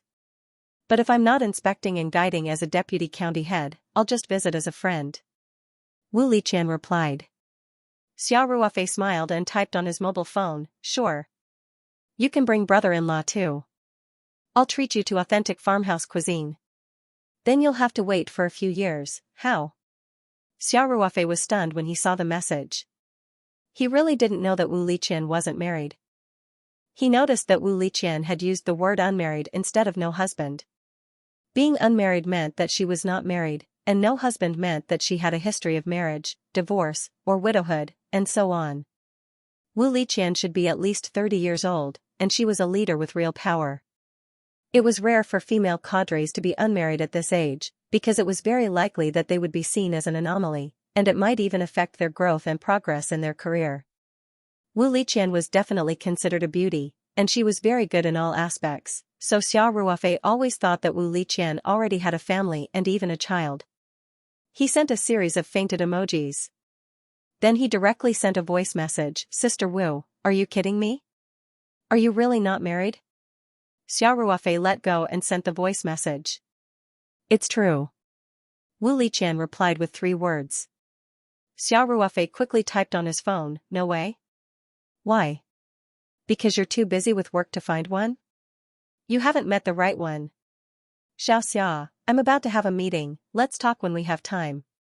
It was obvious that Wu Liqian didn't want to talk too much about this topic. Xiao Ruofei tactfully replied with a smiley face. Wu Liqian's matter was just a small episode, and Xiao Ruofei quickly put it aside. He turned on his computer and withdrew the sales of Taoyuan meat shop into his bank account, and another 200,000 yuan came into his account. Then he went online to browse the news for a while, and it was almost lunchtime. He didn't sleep well last night, so Xiao Ruofei prepared to go back to his room to catch up on sleep after lunch. Just as he lay down, his phone rang. Xiao Ruofei reached out to take the phone from the bedside table, and when he saw that it was Master Song's eldest son, Xiangnan Province's governor, Xiao Ruofei immediately picked up the phone. Hello, Governor Song. Xiaoxia, did I disturb your rest? Song Jingping asked very kindly. Oh, no. Xiao Ruofei smiled and asked, what's the matter, Governor Song? Xiaoxia, I do have something to trouble you with, Song Jingping said. Song Jingping said, the old man has been recovering well recently. He wants to go out for a walk after a few days. Oh? It's good to go out for a walk. Xiao Ruofei smiled and said, the chief's body is in good condition now. Appropriate travel and activities are good for his recovery. Since you, the godly doctor, have said so, then I am relieved. Song Jingping said with a smile, but I will have to trouble you with this matter. He doesn't want to go out, and he doesn't want to be surrounded by a crowd, so he's going out. Can you take us accompanying him for a few days? If something tess have something ss. Xiao Ruofei thought for a while and asked, Governor Song, when will the old man leave? How long will he be gone for? He'll leave in a week. Song Jingping said. He wants to go to Wui Mountain and visit some old friends. It shouldn't be too long, and he'll be back in 3 or 4 days. Xiao Ruofei calculated that it shouldn't conflict with Liang Qichao's matter. By the time Liang Qichao's American grandfather came back, he should have returned to Sanshan, and he wouldn't miss the sale of the gold-rimmed Shinnan. Xiao Ruofei said, No problem, Governor Song. I'll go with the old man. Song Jingping was overjoyed and said, That's great. Xiaoxia, thank you. You're welcome, Xiao Ruofei said in a neither servile nor overbearing manner.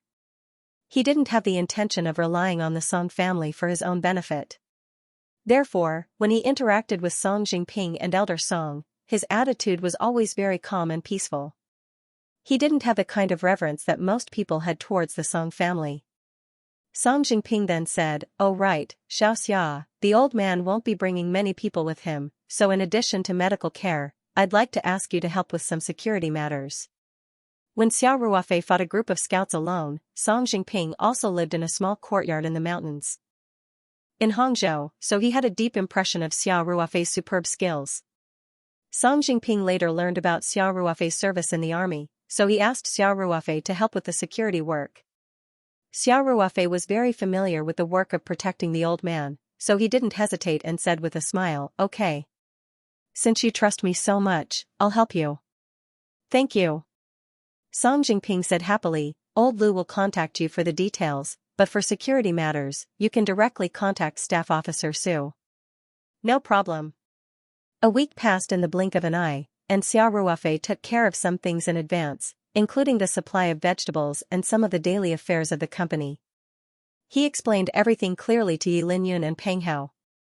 Ling Xiaotian had already prepared the specific winery acquisition plan, and Xiao Ruofei went to their company to sign a cooperation contract a few days ago. Xiao Ruofei didn't ask about the remaining acquisition matters, as Ling Xiaotian arranged a team to do it anyway. Xiao Ruofei also called to ask about the barbed wire fence he had custom-made, and learned that it was more than half done. He told the factory not to deliver the goods for the time being and to contact them when he returned from overseas. He also called Ling Qingxue to explain the situation. The girl had been very busy recently, and the two hadn't seen each other since Xiao Ruofei went to the headquarters of Ling's restaurant to sign the contract a few days ago. They only chatted on the phone or on WeChat. Ling Qingxue had absolute trust in Xiao Ruofei, so she only told Xiao Ruofei to be careful over the phone. Xiao Ruofei said goodbye to Yi Linyun and Peng Hao, then drove the Night 15 out of Taoyuan Farm and went straight to Master Song's schooling courtyard. Director Liu personally welcomed Xiao Ruofei in front of the small building, and warmly led Xiao Ruofei into the building. Dr. Xia, thank you for your hard work this time. Director Liu said politely. Director Liu, you're welcome. Xiao Ruofei smiled and said, Please don't worry. Since I promised Governor Song, I will do my best in terms of medical care and security. Thank you. Thank you. Director Liu said, Dr. Xia, we are traveling incognito this time, and we didn't inform the local comrades, so the security work is quite stressful. You should go and talk to Little Su first. I will tell you the rest later. Okay. Director Liu, you go ahead, I will go and find Staff Officer Su myself. Xiao Ruofei smiled and said. Xiao Ruofei quickly found Su Wu's office. He knocked on the door, but there was no response. Strange. Is he not in? Xiao Ruofei had some doubts in his mind. Xiao Ruofei casually twisted the ball lock, and the office door opened with a sound. Xiao Ruofei thought that since Su Wu didn't lock the door, he shouldn't have gone too far. Maybe he would be back soon, so Xiao Ruofei decided to wait in the office. With that in mind, Xiao Ruofei walked into Su Wu's office. Xiao Ruofei turned around without hesitation. A gust of wind hit him in the face, and the iron fist brushed past the tip of his nose. Xiao Ruofei quickly reached out and accurately grabbed the attacker's wrist. Then, he turned around abruptly, lowered his body, and performed a standard over-the-shoulder throw, effortlessly landing the sneak attacker heavily on the ground. Then Xiao Ruofei flipped the attacker over and pressed his knee against his spine, twisting his hand behind his back.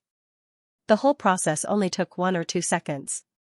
The movements were quite smooth and could be said to be done in one go. It was a completely subconscious reaction. At this time, he saw that the attacker was wearing a black hood, and the handle of a gun was faintly visible at his waist. Xiao Ruofei's face suddenly changed. This was Master Song's courtyard for recuperation, and there was an attacker with a gun. How serious was the situation? He pulled the gun out from the attacker's waist like lightning, then loaded the gun with one hand and pressed the muzzle against the back of the attacker's head.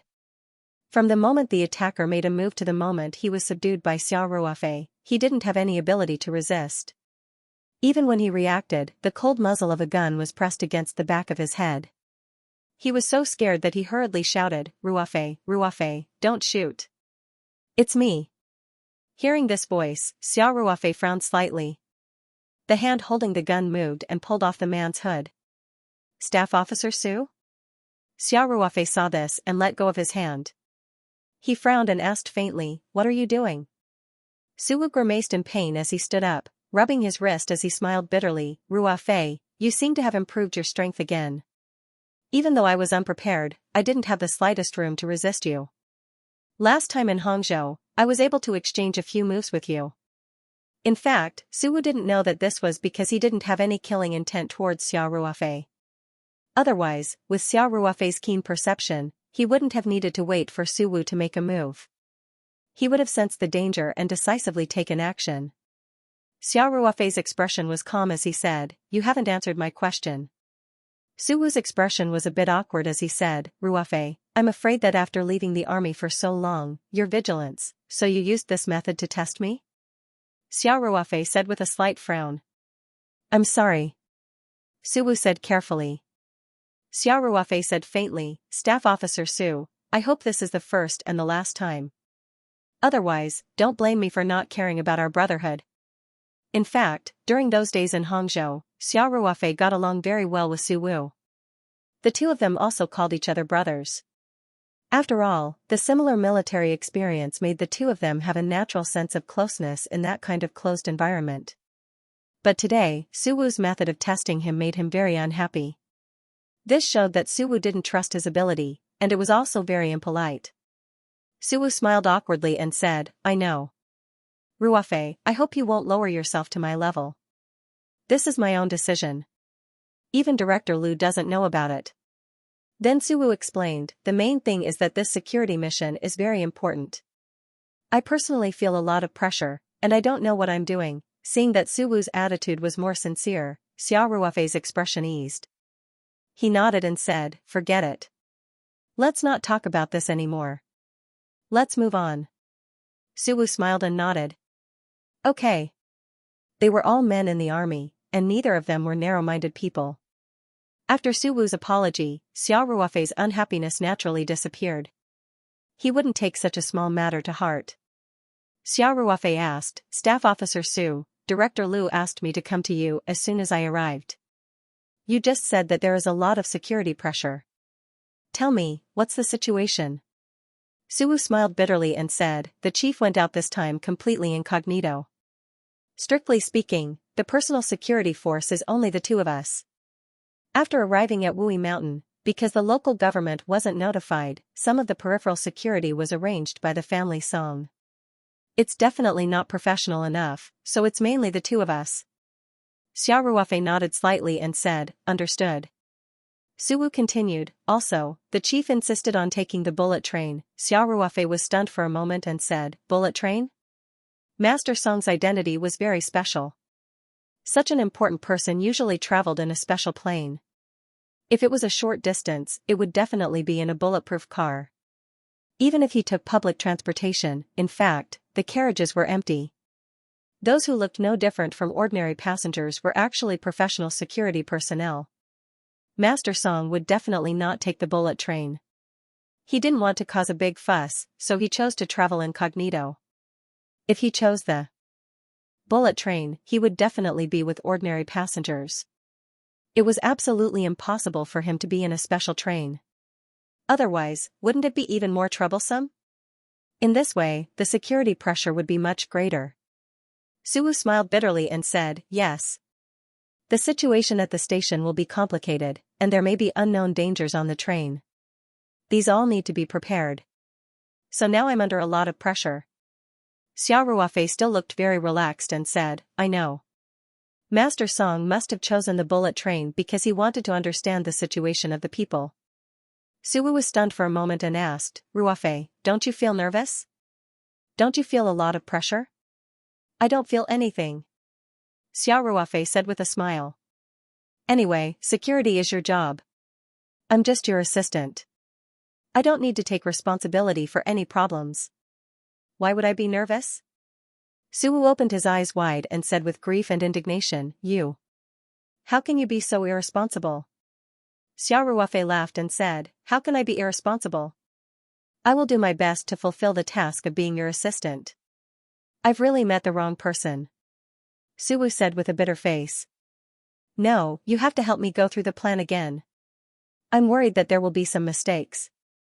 Okay. Go ahead. Xiao Ruofei said with a smile.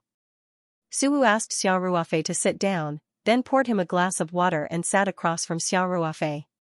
He said, Sir, we'll leave early tomorrow morning. There will be comrades from the army on the way from Guling to the South Station. There will be sentries on the mountain road, and when we enter the station, Xiao Ruofei listened carefully to Suwu's plan and gave his own opinions and suggestions from time to time. Xiao Ruofei had a lot of experience in this area. What he suggested were details that Suwu hadn't thought through thoroughly. Suwu nodded and wrote down all of Xiao Ruofei's suggestions with a pen. Soon, the two of them studied the plan from beginning to end.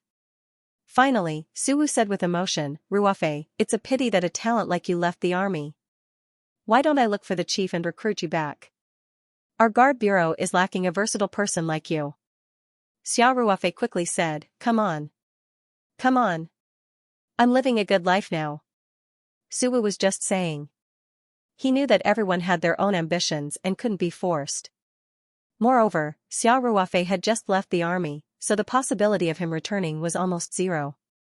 Suwu stood up and walked to the safe in the corner. He skillfully entered the password to open the safe door, then took out a small box and walked to Xiao Ruofei. Suwu said, This is for you. You have to keep it safe for me. What is it? Xiao Ruofei asked. Open it and you'll know. Suwu said with a smile. Xiao Ruofei took the box with a trace of doubt. He put it on the coffee table, then opened the lock and lifted the lid.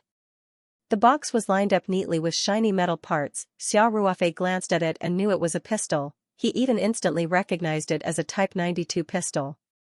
Because this is the standard equipment of the Army Commander and Special Forces, the bullets he used when he was in the Lone Wolf Commandos can be counted in boxes. Without exaggeration, Xiao Ruofei could assemble these parts in the shortest time possible even with his eyes closed. Xiao Ruofei reached out and grabbed a part of the pistol. After a series of dazzling movements, a complete pistol appeared in his hands. The whole process only took 4 to 5 seconds. Not bad. You didn't fall behind. Suwu said with a smile. Xiao Ruofei said proudly, My hands are a bit rusty. When I was in the army I only needed 9 seconds to assemble it. Okay, don't show off. Suwu said, When it comes to standard equipment, no one can compare to your Lone Wolf Commandos. Xiao Ruofei waved the gun in his hands and asked, What do you mean by this? Suwu said seriously, Ruofei, this is the gun I specially applied for approval from the higher-ups for you to use during this mission. But after the mission is completed, it must be taken back immediately. Xiao Ruofei whistled and very confidently spun the gun around a few times. He said, I didn't think that after leaving the army, I would have the chance to touch a Type 92. It seems that helping you guys on this mission was not in vain. Suwu said with a wry smile, I hope you don't have the chance to use live ammunition. If Xiao Ruofei used this gun during this mission, it would be a very serious security threat. As the person responsible for Master Song's safety, Suwu naturally didn't want to encounter such a situation. The box also had a leather holster and a spare magazine. The spare magazine was also filled with live ammunition. Each magazine had a capacity of 25 rounds. The pistol had a magazine and a spare magazine, a total of 50 rounds. Xiao Ruofei took off his jacket, skillfully put on the armpit holster, and then meticulously checked the gun, turned off the safety, and inserted the pistol into the holster. After putting on the jacket, Xiao Ruofei said with a smile, "Su Can, you are too stingy. Since you applied for approval, you might as well get a stronger weapon. I'm not used to using this small pistol." "Then what kind of gun are you used to using in the army?" Su Wu asked. "Don't tell me your lone wolf commandos have a Desert Eagle?" JS-05. "I use it the most in the army." Xiao Ruofei giggled. "Why don't you apply for one, Su Can?" "Whoa." Su Wu was startled and quickly said, "Stop it now." He was really treating this mission as a cross-border operation to kill the leader. "Let me tell you, there is nothing. And there are only 50 rounds." The full name of the JS-05 Xiao Ruofei mentioned was the JS-0 sniper rifle, and it was the only domestic large-caliber anti-material rifle that could fire sub-caliber armor-piercing bullets. Currently, it was only used by some special forces. Xiao Ruofei pursed his lips and said, "I knew it. Su Can, the JS-05 is a special weapon for special forces. You probably haven't used it before, right?" Xiao Ruofei was right. Although Su Wu was an elite in the Guard Bureau, he really didn't have the chance to touch this kind of long-range lethal weapon that was specially equipped for special forces.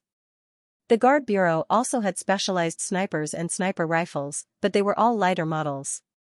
Su Wu was a little angry. He pushed Xiao Ruofei out and said, "Go go go. Hurry up and go.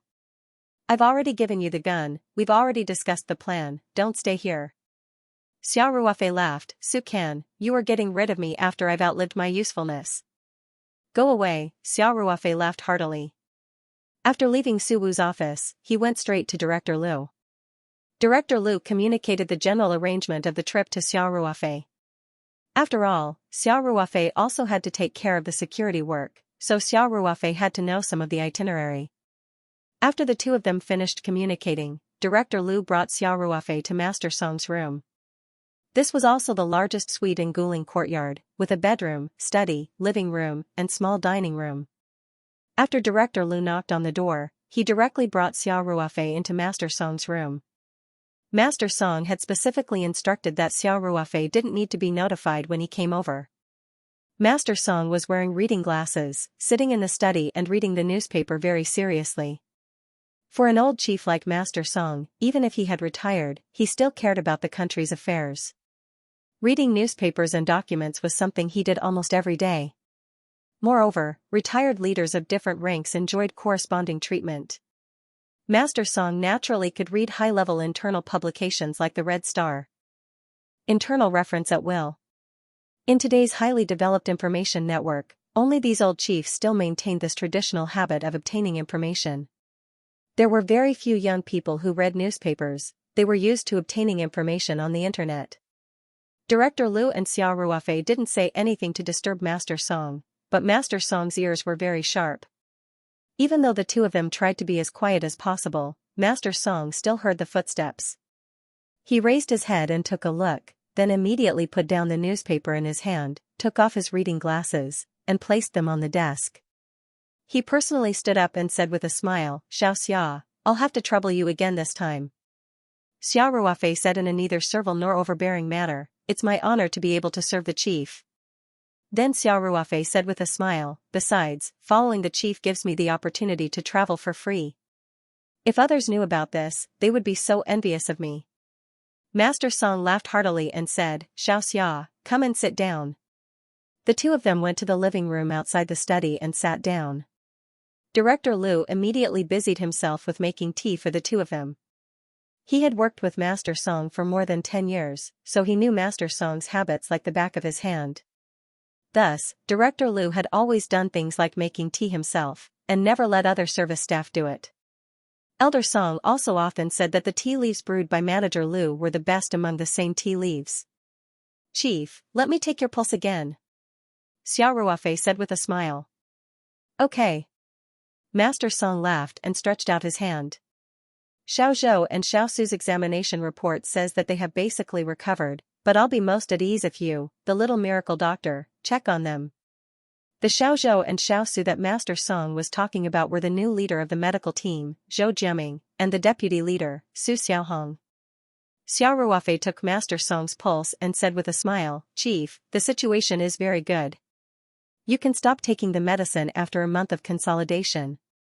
In fact, Xiao Ruofei naturally wouldn't take the pulse, but he had absolute confidence in the strange flower petals.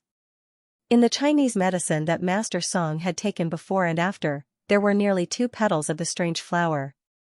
Although terminal cancer was dangerous, 2 petals of the strange flower were enough to cure it.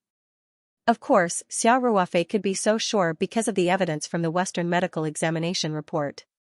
As for the consolidation that he mentioned, during this period of time, he naturally added less of the flower petal solution into the Chinese medicine, because there was no need to waste it. "Good, good, good," Master Song said with a smile. "With your words, I'm even more relieved.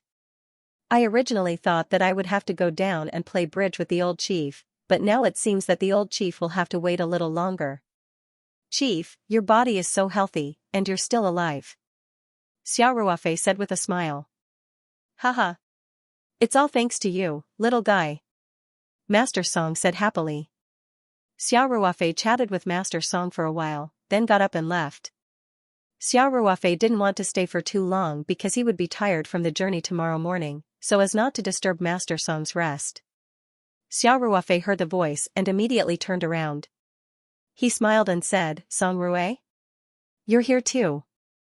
The one who called out to Xiao Ruofei was the young master of the Song family, Song Rui, Song Jingping's son. He and Xiao Ruofei had become very familiar with each other during their days in Hangzhou. The two of them also called each other brothers. When Xiao Ruofei returned to Sanshan, Song Rui thought that Master Song had flown in the same plane as Xiao Ruofei. "Nonsense. This is my grandpa's place. Why can't I be here?" Song Rui laughed and scolded him. "My main mission in Sanshan is to accompany my grandpa. Come on, you." Xiao Ruofei exposed him mercilessly. "Your main mission is to accompany all the beauties in Sanshan. That's definitely a blatant slander," Song Rui said sternly. "How can a good young man with ideals and integrity like me linger on beauties?" Xiao Ruofei rolled his eyes and said, "I seem to remember someone bragging to me about something like poison dragon, double echo, Ruofei. That. You should be tired too. I'll take you to your room to rest." Song Rui hurriedly changed the topic. Then, he said to Director Liu, who was beside Xiao Ruofei, "Uncle Liu, leave Ruofei to me. You don't have to worry about him." Director Liu smiled and said, "Okay, Song Rui, Dr. Xiao's room is at the east end of the 3rd floor. I'll have to trouble you to take him there." No problem, Song Rui said. "Uncle Liu, go ahead." After Director Liu left, Song Rui complained in a low voice, "Kid, be careful with your words. If Uncle Liu heard you, my dad would have called and roared at you in a few minutes." Xiao Ruofei laughed and said, "It seems that the fearless young Master Song also has a weakness." "Nonsense. My dad is amiable with everyone, but when it comes to teaching me a lesson, he's so fierce," Song Rui said. Then, he muttered, "Sometimes I wonder if I'm really his biological son." Xiao Ruofei was speechless. This young Master Song really didn't have a filter.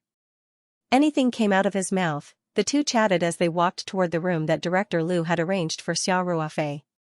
Song Rui suddenly thought of something and said with a grin, "Ruofei, I almost forgot to tell you. Do you know what's the situation with that grandson Liang Haitao?" "Haha. When I think about it, I can't help but want to laugh 3 times. This grandson was severely scolded by his family's old man, then." Speaking of this, Song Rui couldn't help but laugh a few times before continuing. "Then he was transferred from the military's most awesome general hospital to a missile brigade's medical center in the northwest Gobi Desert." "Really?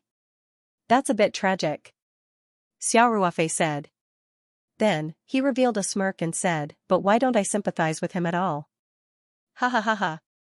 Song Rui also laughed and said, "He deserved it. Damn it. He even dared to deliberately delay my grandpa's treatment. If the Liang family wasn't sincere this time, our family definitely wouldn't have let it go." Then, Song Rui said, "But this grandson is lucky. If he continues to stay in Beijing, I'll definitely beat him to death the next time I return. Come on." Xiao Ruofei rolled his eyes and said, if you really do that, then you'll be beaten worse than Liang Haitao by your old man. Song Ruwei shrunk his neck and said dejectedly, I'm really unlucky to have such a tyrant for a father.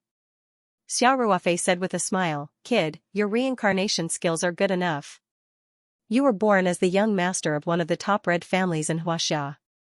If this is considered unlucky, then what is my life? Song Ruwei sighed and said, illustrious family background. Haha, to use a phrase from Fortress Besieged, a rich family is like a fortress besieged. The people outside the fortress want to enter, but the people in the fortress. Xiao Ruofei didn't wait for Song Ruwei to finish his act and directly said, the people outside the fortress want to enter? You people in the fortress really know how to play.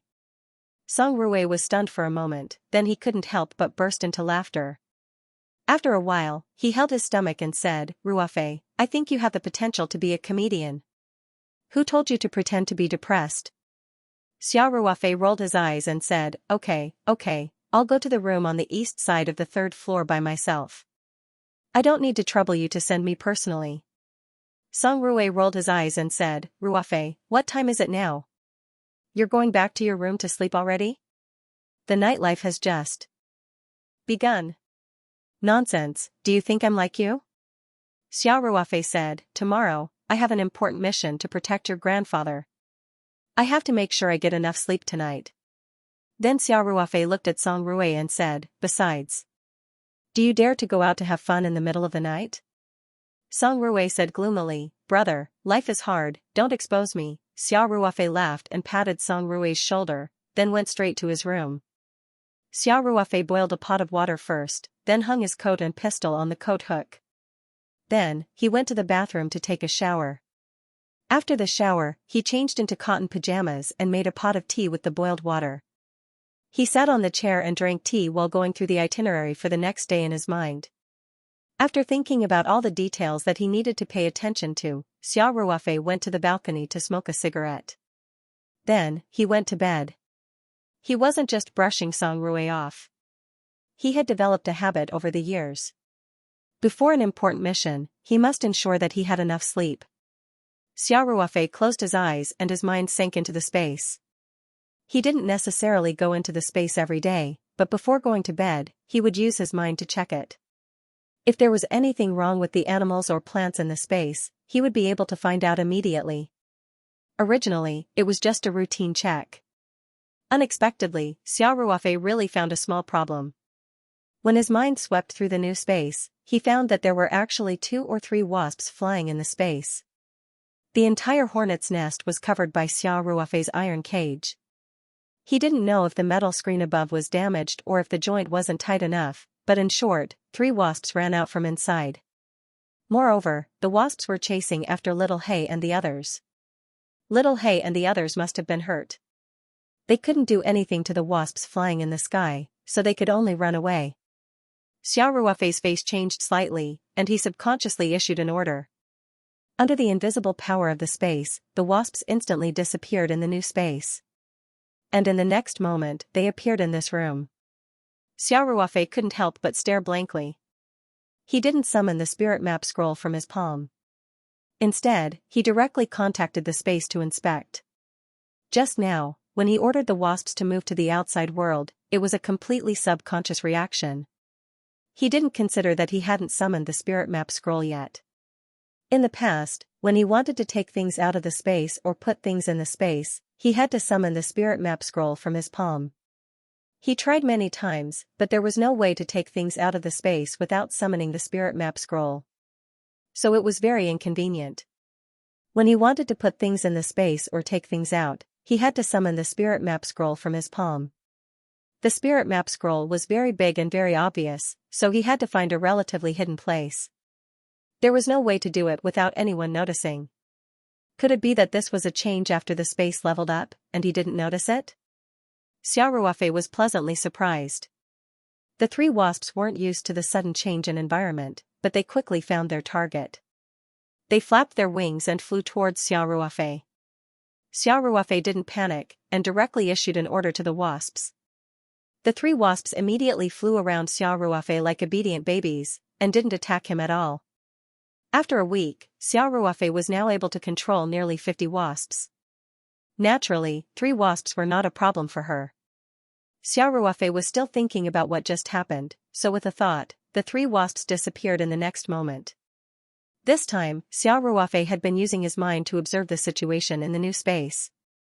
He clearly sensed that the wasps had returned to the new space, and they were completely following his orders, directly appearing in the iron cage. It really worked. Xiao Ruofei was pleasantly surprised.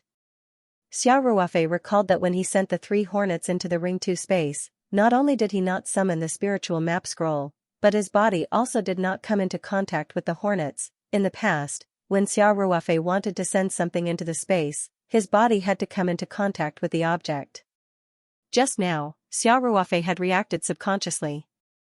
Although he could control the 3 hornets with his mind, he was still a little afraid of the ferocious hornets. Therefore, he did not touch the hornets, but focused his mind on the hornets and gave the order to send them into the space. And the 3 hornets were directly sent into the space. Could this also be a change after the space leveled up? Xiao Ruofei was pleasantly surprised and could not wait to try it out. First, his gaze fell on the jacket and pistol hanging on the clothes hook not far away.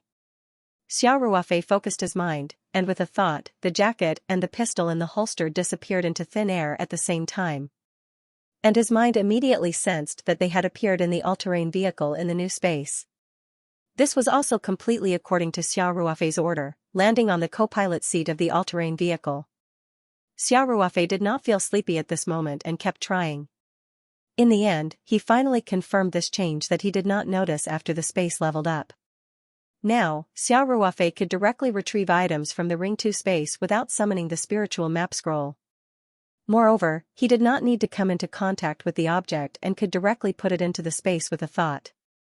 After repeated attempts, Xiao Ruofei also realized that this function also had a distance limit. Currently, as long as the object within 2 meters of him did not exceed the weight and size he could control, he could directly put it into the space. But once it exceeded 2 meters, Xiao Ruofei would not be able to control it. Even so, for Xiao Ruofei, it was still a huge surprise. These 2 changes allowed Xiao Ruofei's spiritual map scroll's concealment to be improved. Unless he needed to enter the Ring 2 space, he did not need to summon the spiritual map scroll from his palm. The spiritual map scroll was hidden in his palm and even the world's most powerful detection device would not be able to find it. Moreover, he did not need to touch the object to put it into the space. This made it much more convenient for Xiao Ruofei in some special situations. Xiao Ruofei thought about the hornets that suddenly flew out of the cage and decided to enter the new space to check it out. He rechecked the lock on the doors and windows, and at the same time, checked the room. Although the possibility of there being surveillance equipment installed in the room of Guling Courtyard was very low, as long as it involved the secret of the spiritual map scroll, Xiao Ruofei was very careful. After confirming that there was no danger, Xiao Ruofei summoned the spiritual map scroll from his palm and then pulled the blanket aside to stuff the spiritual map scroll under it. Then, with a thought, he entered the new space. The moment Xiao Ruofei appeared in the new space, Little Black and the rest barked and ran over. Little Black even bit Xiao Ruofei's trousers and pulled him in the direction of the giant hornet's nest. Xiao Ruofei smiled and said, "Little Black, don't pull. I already know." He thought for a moment and asked, "That's right, Little Black, have any of you been stung by the hornets?" Little Black immediately barked twice, and then the pitiful Mao Er and Mao Si walked in front of Xiao Ruofei and barked a few times. Xiao Ruofei looked at the 2 unlucky puppies and saw that there were 2 or 3 places on their bodies that were very swollen. Xiao Ruofei's thoughts moved, and he directly took a bottle of diluted petal solution from the original space and brought it over. Then, he applied the petal solution to Mao Er and Mao Si's wounds, and in a short while, the swelling went down. Mao Er and Mao Si wagged their tails gratefully at Xiao Ruofei, and occasionally stuck out their tongues to lick Xiao Ruofei's feet, making Xiao Ruofei laugh loudly. These puppies had lived in the Ring 2 space for a long time, and their intelligence had long surpassed that of ordinary puppies. They were even more intelligent than Lightning, who helped Xiao Ruofei guard his house in the outside world. After all, Lightning didn't stay in the space as long as they did. Xiao Ruofei also thought that if they were raised a little bit more, they would be able to go out and live in the outside world. In this way, including Lightning, there would be a total of 7 dogs in the Taoyuan farm, and each of them would be more ferocious than an ordinary dog, so the farm's safety would be even more assured. After dealing with the stings for Mao Er and Mao Si, Xiao Ruofei told Little Black and the others not to get close to the iron cage, and then he went straight to it. Looking around the iron cage, Xiao Ruofei quickly found a small gap between the 2 metal screens. If a small wasp accidentally flew into this gap, it would be able to pass through. Xiao Ruofei immediately found some thin iron wire from the original space, which was left over from the previous vegetable field in the space to tie up the cucumber rack. He used the thin iron wire to patch up the gap, and at the same time, he checked again to make sure that there were no other loopholes, so as to avoid these dangerous wasps from running out and hurting Little Black and the others. Since he had entered the space, Xiao Ruofei simply patrolled around. The oak tree transplanted in the new space was lush with branches and leaves, and had already taken root in the new space.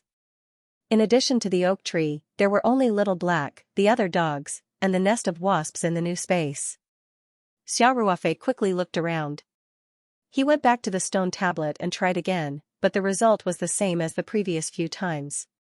He could see the little golden man demonstrating 9 sets of movements, but when his mind left the stone tablet, he could still only remember the first set of movements.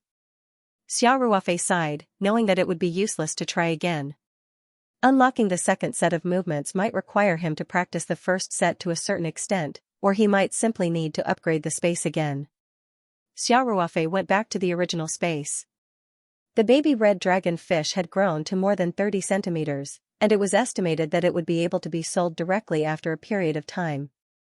Because red arowana had a hair color process, before this process was completed, it was impossible to accurately judge the quality of the hair color, so it had to wait until they grew to a certain extent, preferably after the hair color was basically completed, to maximize the benefits.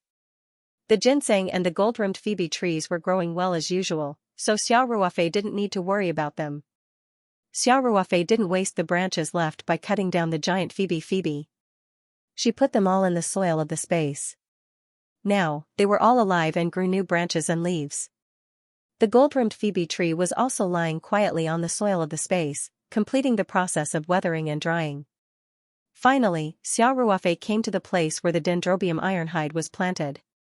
After a week in the outside world and more than 7 months in the space, the dendrobium ironhide had all grown up. The dendrobium ironhide would take 2 to 3 years in the outside world to be harvested and used to make the priceless iron maple bucket, but this process only took a month in the space. Xiao Ruofei didn't plan to make the iron maple bucket right away. Instead, he planned to cut again after a month of planting. He planned to expand the planting scale first, and by the next month, he would be able to harvest a large number of high-quality dendrobium ironhide strips. At that time, he would be able to start making the iron maple bucket. However, there was a problem with making the iron maple bucket, and that was that it wasn't easy to find a skilled master. Moreover, in the future, he would be able to make a batch of iron maple bucket every few months. It was best to find someone who could work on the farm for a long time to do this. Of course, there was still plenty of time. Xiao Ruofei could wait until he came back from Wui Mountain and slowly think of a way. After patrolling around, Xiao Ruofei felt relieved and left the Ring 2 space. He put the Ring 2 painting scroll into his palm. The next morning, Xiao Ruofei, Song Rui, and Director Lu accompanied Master Song for breakfast. Then, the group prepared to depart. Director Lu had booked the high-speed train tickets for around 9 o'clock in the morning. It would take at least 40 to 50 minutes to reach the city's north station. Director Lu arranged for a modified GMC caravan with bulletproof features. After Master Song got in, Director Lu followed closely behind. Just as Xiao Ruofei was about to get in, he saw Song Rui get in as well, carrying a bag. Song Rui, you're going to Wui Mountain too? Xiao Ruofei asked in surprise. What are you talking about? My job is to accompany Grandpa. Song Rui said with a smile. Grandpa is going to Wui Mountain. Of course, I have to follow him. Then, Song Rui asked again, what's wrong? Xiao Ruofei said indifferently, nothing. You're just increasing my workload. TSK. I'm clearly reducing your workload, okay? I'm good at martial arts. Not only can I take care of myself, but I can also protect my grandpa. Song Rui snorted at Xiao Ruofei's contempt. Xiao Ruofei and Suwu looked at each other and rolled their eyes at the same time. When Song Rui saw this, he was very unconvinced and said, "You guys don't believe me. I have a few good friends over there. This time, when Grandpa is going to Wui Mountain, I'm the one who arranged a lot of the local itinerary." "Haha," Xiao Ruofei said. "Let me tell you, with me around, you don't have to worry so much. Do you know how powerful my friends are?" "Haha. Haha, your sister. Can't you use another word?" "Huh." Song Rui was so angry that he wanted to fight it out with Xiao Ruofei. At this moment, Master Song, who was sitting in the car, said indifferently, "Xiao Rui, are you getting in the car or not? If you don't want to get in, don't block the door." "Little Xia and little Su still want to come in." Coming. Song Rui quickly responded. Then he bared his teeth at Xiao Ruofei and quickly got into the car. Xiao Ruofei and Suwu looked at each other, shook their heads and smiled, and got into the car one by one. The bulletproof RV started smoothly and drove out of Guling Courtyard. It drove down the steep mountain road and then entered the city through the exit near the North train station. When they arrived at the North station, Xiao Ruofei's mission officially began after everyone got off the train. The car that dropped them off at the station went straight back, and the 5 of them went straight into the station. Other than Master Song and Song Rui, Director Liu was responsible for all the arrangements and coordination of the itinerary. Suwu was responsible for security, and Xiao Ruofei was not only responsible for security, but also Master Song's healthcare doctor. Although the market took ordinary public transportation, Director Liu naturally booked business class seats. Therefore, after everyone got off the train, they went straight to the VIP waiting room at the station. As soon as they got off the train, Suwu was very nervous. Because the square in front of the station was filled with people from all walks of life, it was too stressful to protect the chief in such a complicated environment. However, he quickly realized that Xiao Ruofei was still very calm. Moreover, Suwu noticed that Xiao Ruofei was very particular about where he stood. Although he was not very close to Master Song, he could tell that Xiao Ruofei was always standing in the most suitable position. Suwu was also an expert, so he naturally had a good eye for things. Xiao Ruofei chose the best position to deal with unexpected situations. For example, when they got off the train, there was a commanding height behind them. Xiao Ruofei's position was just enough to block Master Song's back. Even if there was a sniper on the roof, there was no way to lock on to the target. And all of this was happening as they moved. Master Song's position was changing at any time, and Xiao Ruofei could make the right adjustments at any time.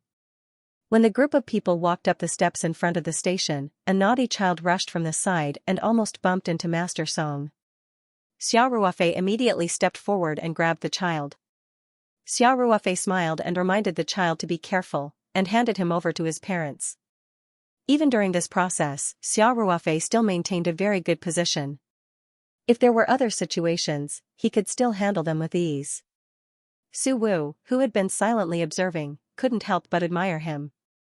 Lone Wolf's elite team members really live up to their reputation, Suwu secretly said in his heart.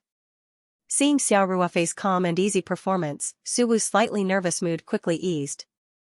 The group of people smoothly entered the VIP waiting room, and Suwu's hanging heart was half relieved. The terrain and personnel here were much simpler than the square in front of the station. Soon, it was time to check in and board the train. The price of a high-speed rail business ticket was even higher than a plane ticket, so there were generally not many passengers who bought business seats, and the passengers in business seats also checked their tickets in advance. Therefore, the whole process of entering the station was quite smooth, and the group of people quickly boarded the Harmony EMU train. The business class carriage was very spacious.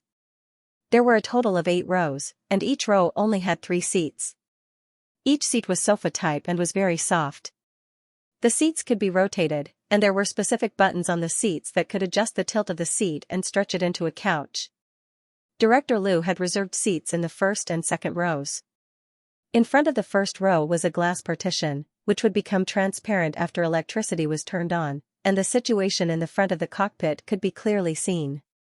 According to Su Wu's plan, for safety reasons, Master Song naturally couldn't sit near the window. Therefore, Xiao Ruofei sat in the first row by the window, and Master Song sat next to Xiao Ruofei. In the same row, there was a separate seat across the aisle, and Su Wu sat there. Director Liu and Song Rui sat in the second row. This arrangement was also to ensure the greatest degree of safety. Soon, the train slowly drove out of Sanshan City's north train station and sped north. Compared to Su Wu's nervousness, Master Song had been very calm. He hadn't experienced this kind of free travel for a long time. Every time he went out, there was tight security, and he was surrounded by people. After a long time, he felt that there was no freedom at all. This trip was also a very special experience for Master Song. From the moment he got on the train, the old man touched and looked left and right with great interest, feeling that everything was new. Sitting next to Master Song, Xiao Ruofei constantly observed the situation around him. It wasn't until the train picked up speed that he relaxed slightly. On a high-speed train traveling at 300 to 400 kilometers per hour, the external threats were almost negligible. He only needed to pay attention to the situation inside the train. The business class carriage was isolated from the other carriages, and there were only a few passengers in this carriage. Relatively speaking, the security pressure was very low. It could be seen that Master Song was in a very good mood, even slightly excited. He was very talkative along the way, talking about the local conditions and customs of Wui Mountain. Xiao Ruofei guessed that Master Song must have a deep relationship with Wui Mountain. After the train set off for a while, a tall and beautiful female steward came to the first row. Su Wu subconsciously sat up straight, showing a vigilant look. This was his professional habit, almost like a conditioned reflex. As long as a stranger approached the target of protection, he would first assume that this person was a threat to the target, and he had to react at any time. Since they were traveling incognito, it was naturally impossible to conduct a background check on the steward in advance, and it was even more impossible to arrange for reliable service personnel in advance. All of this depended on Su Wu and Xiao Ruofei to make a risk assessment. Although Xiao Ruofei didn't seem to make any movements, he reacted even faster than Su Wu, tensing all the muscles in his body. The steward naturally didn't know that if she showed even the slightest inclination to harm the old man in front of her, the two experts would violently attack. Master Song smiled kindly and said, "There's no need for lunch. We'll get off at Wui Mountain." Business class seats provided free meals, but the dining car wasn't open all day. Lunch packages were only provided at certain times. Master Song and his group would only take a little more than an hour to get to Wui Mountain, so they would arrive at 10 o'clock. Naturally, they didn't need to eat lunch on the train. In fact, even if they wanted to eat on the train, the dining car didn't provide lunch at this time. The beautiful female attendant smiled and nodded, then asked, "What kind of drinks would you like?" "We have coffee, cola, black tea, green tea." Master Song thought for a moment, then smiled and said, "Then a cup of black tea? I'd like to experience the food on Huaxia's high-speed rail." When Su Wu heard this, his face changed slightly, and he reminded him softly, "Sir, we prepared our own food and drinks." Master Song was a high-ranking official, so according to the rules, he couldn't eat any food that hadn't been tested. Especially since they were traveling incognito, there were many aspects that couldn't be strictly checked. There was no guarantee that the drinks provided on the train were absolutely safe. Most of the people who could buy business class tickets were either rich or respectable. The attendant didn't have much of a reaction to being addressed as sir. After all, the term sir was very common in Huaxia, especially in the army. Company commanders and battalion commanders were actually just basic cadres of companies and battalions. Therefore, the attendant just smiled and waited for Master Song and his group's answer. Master Song was also a little hesitant. It wasn't that he was so timid that he didn't even dare to drink a drink on the high-speed rail, but that he didn't want to make things difficult for the staff around him. However, it could be seen that Master Song's low-key trip this time was actually more to experience the feelings of the people. He wanted to experience some things that were normally difficult to come into contact with. Xiao Ruofei saw this and said, "Sir, since you want to experience it, then choose a drink and try it." Su Wu was shocked and said, "Ruofei, it's okay." Xiao Ruofei waved his hand and said, "I know what to do." Master Song chuckled. good, good, good. Since Xiaoxia has approved, then, little comrade, give me a cup of black tea. Black tea warms the stomach. All right. The flight attendant smiled and then asked Xiao Ruofei, Sir, do you need anything? Xiao Ruofei smiled and said, Cola. Sorry to trouble you. Okay. The flight attendant said. Before the attendant could ask, Suwu said directly, I don't need it here, thank you. Master Song and Xiao Ruofei had both ordered drinks from the high-speed train. According to the working procedures, Suwu would definitely not order any more. After the train attendant left, Suwu said worriedly, Chief, we can't guarantee the safety of the food on the train. You. Xiao Ruofei smiled and interrupted Suwu's words, Su can, don't worry.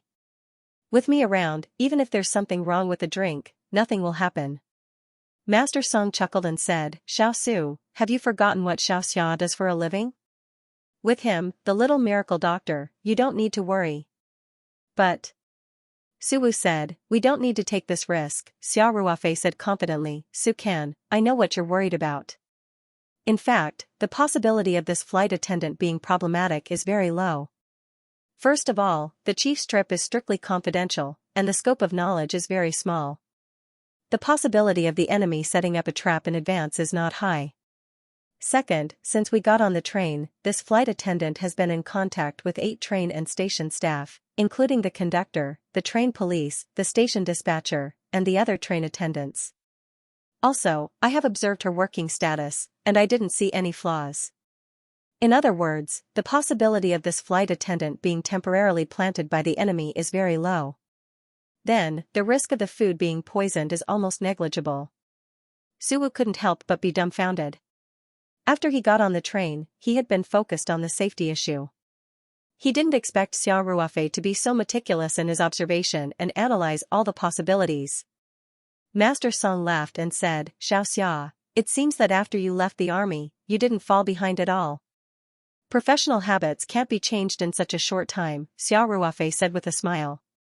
Suwu smiled bitterly and said, Ruofei, are all the people in Lone Wolf so perverted?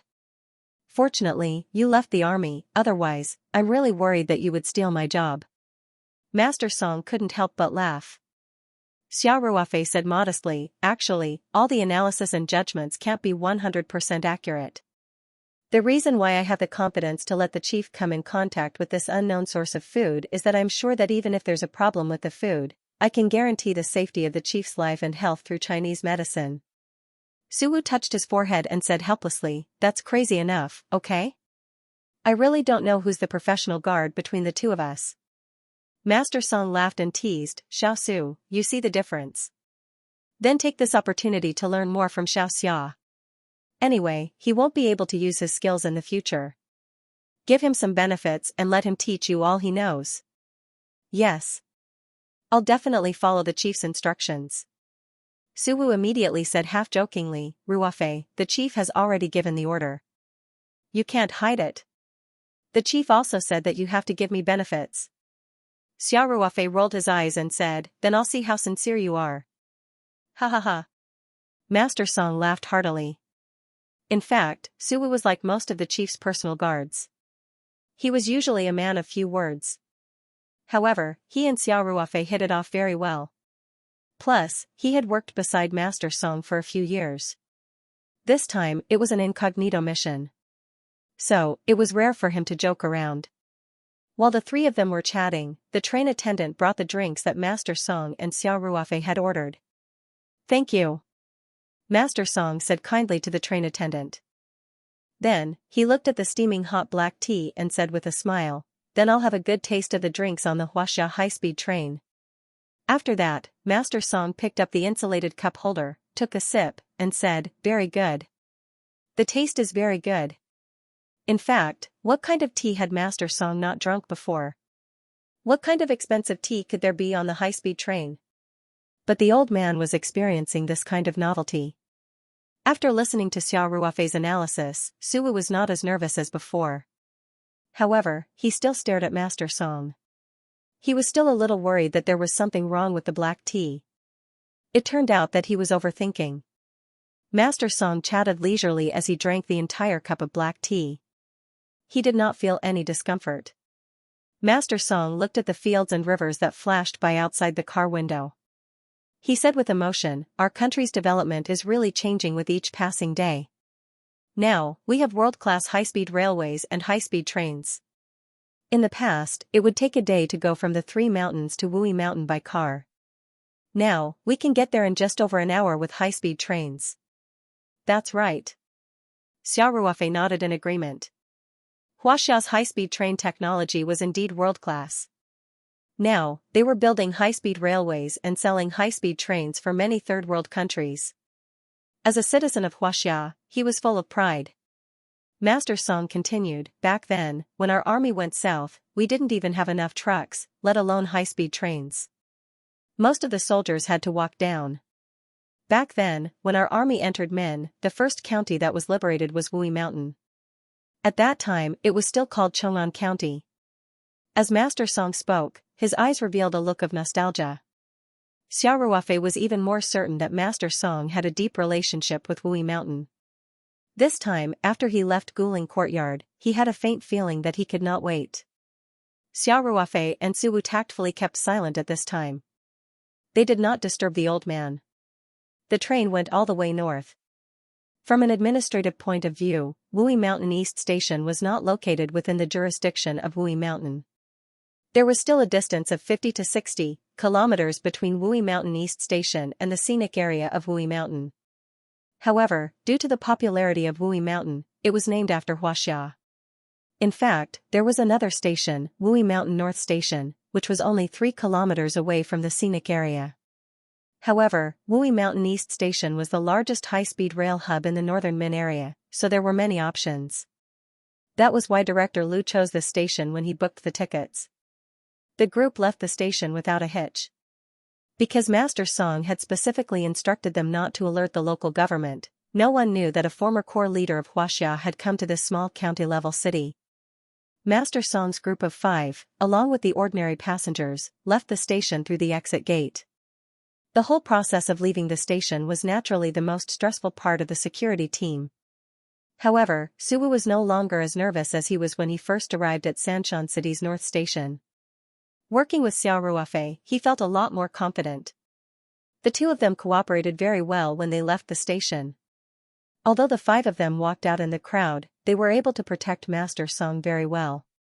They walked smoothly all the way to the train station square on the ground. There were no water-splashing streets or yellow dirt pads. There was no grand welcome from the provincial and county leaders. There were no flowers or red carpets. A black Mercedes-Benz MPV was parked quietly on the road next to the square. This was the car that Family Song had arranged to pick them up. Not far from the Mercedes-Benz MPV were 2 black Mercedes-Benz sedans. These were all cars under the name of Family Song's Huatian Group. The men in black next to the 2 cars were also employees of Huatian Group's security department. All the cars were bulletproof. They had been directly transferred from Beijing to Wui Mountain. The personnel were also the elites of Huatian Group's security department. The head of the security team was Huang Fang, the head of Huatian Group's security department. Huang Fang used to be a regiment commander. Before he retired, he was the captain of the special forces in the army that Master Song used to work in. "Old Commander!" Huang Fang shouted with his chest out. Although he was wearing a black suit, he still subconsciously saluted. His back was as straight as a pine tree, and his whole body exuded a strong military aura. "Little Huang. Thank you for your hard work," Master Song said with a smile. According to his original intention, he wanted to keep a low profile as much as possible. But with his status, how could he really keep a low profile? For his incognito trip, the Huatian Group had rented a transport plane and flown the bulletproof car to Wui Mountain. They had also transferred a dozen elite security personnel from the headquarters of the Beijing Group to act as the vanguard. Even the head of the security department, Huang Fang, had personally come to coordinate the security matters. This in itself could be considered to have mobilized a large force. However, in order not to alarm the local leaders, Master Song had no choice but to accept his family's arrangement. He knew that if he didn't even agree to this, his children would definitely not agree to this trip. "Old Commander, please get in the car," Huang Fong extended his hand and made an inviting gesture. Master Song nodded and got into the Mercedes-Benz business car first. Director Liu and Song Rui intuitively sat in the back row. Suwu sat in the front passenger seat. Xiao Ruofei was still in the position with the most important security responsibility, the seat next to Master Song. The motorcade of 3 cars quickly left Wui Mountain East Station and headed in the direction of Wui Mountain City. Along the way, Master Song was very excited. From time to time, he pointed at the scenery outside the car window and told Xiao Ruofei about when he followed the army to the south. It was obvious that this place had left a lot of memories for the old man. The car drove for more than an hour before they entered the city. This county-level city was famous for its tourism and tea. Its development was much better than other county-level cities in the same area. Highways and railways passed through here, and there was even a small airport. The buildings outside the car window looked much better than those in other county-level cities. The most obvious thing was that there were a lot of tea shops. It was no exaggeration to say that half of the shops on the street were in the tea business. According to Master Song's request, their accommodation was not arranged in the Wui Mountain Resort. Instead, they booked a hotel in the city. The Xinglong Hotel was the only 4-star hotel in the city. After Director Liu personally checked in, they went to the hotel room. Master Song's room was the only large suite in the Xinglong Hotel. Suwu and Xiao Ruofei's rooms were next to Master Song's. Director Liu and the others' rooms were also on the same floor. They were all booked in advance by Huang Fong and the others. Inside Master Song's room, the old man was sitting in the middle. Xiao Ruofei and the others were also sitting on the sofa in the living room. Master Song said with a kind smile on his face, "Xiaoxia, you've worked hard along the way. I'm an old man, and I've tormented the people around me." Xiao Ruofei said, "Chief, you're too polite. It's not hard at all." "That's a lie. Your work is tiring," Master Song said with emotion. Then, Master Song said to Director Liu, "Xiao Liu, let's have lunch at the hotel and try the local delicacies. In the afternoon, you'll accompany me to a place." "Yes, Chief," Director Liu replied. Because Huang Fong and the others were already in advance, Director Liu did not need to worry about the food and beverage arrangements. In fact, the ingredients were all flown in advance. They were all strictly tested. The Huatian group even specially assigned a chef to follow Huang Fong's team here in advance. In fact, they were only borrowing the Xinglong Hotel's kitchen. As long as they had money, it was not a problem. Of course, Master Song wanted to taste the local delicacies, so the hotel chef could only cook. However, Huang Fong's people would definitely monitor the whole process to ensure the food's safety. When they arrived at the hotel, it was already past 11 o'clock. So, after Director Liu made the arrangements, they quickly went to the private room on the 2nd floor of the hotel to have lunch. After lunch, Director Liu was originally going to arrange for Master Song to rest. However, Master Song proposed to leave directly, so everyone could only change the plan at the last minute. After a busy but orderly preparation, Master Song and the others got in the car and left the hotel. There was still a Mercedes-Benz sedan in front and a commercial car in the middle. The seating arrangement was exactly the same as in the morning.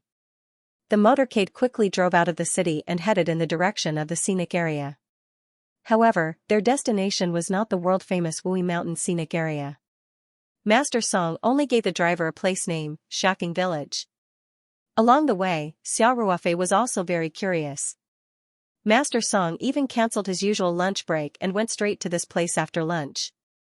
What on earth made this old man so impatient? The motorcade quickly arrived at this remote village. Master Song got out of the car and checked it out. He instructed the motorcade to drive forward for 1 or 2 kilometers until they reached the end of the path. The car could no longer drive on the road ahead.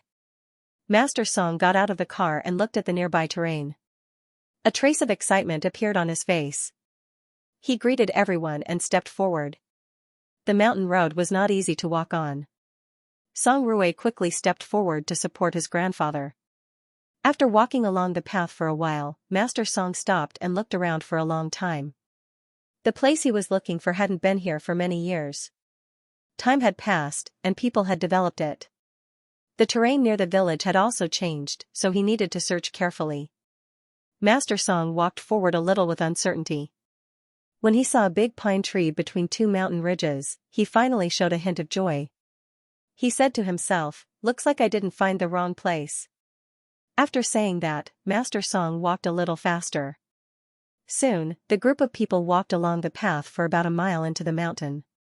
Then, Master Song found a winding path that was almost covered in weeds.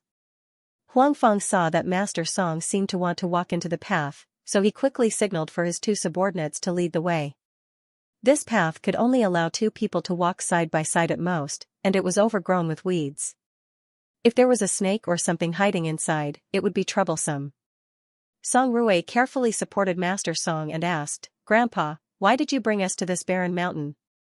Master Song's eyes showed a hint of nostalgia. He said, "You'll know when we get there."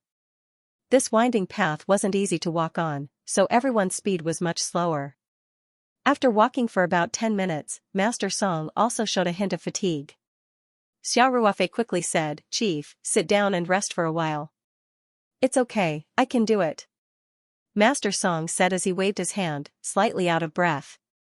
Director Lu also showed a hint of helplessness.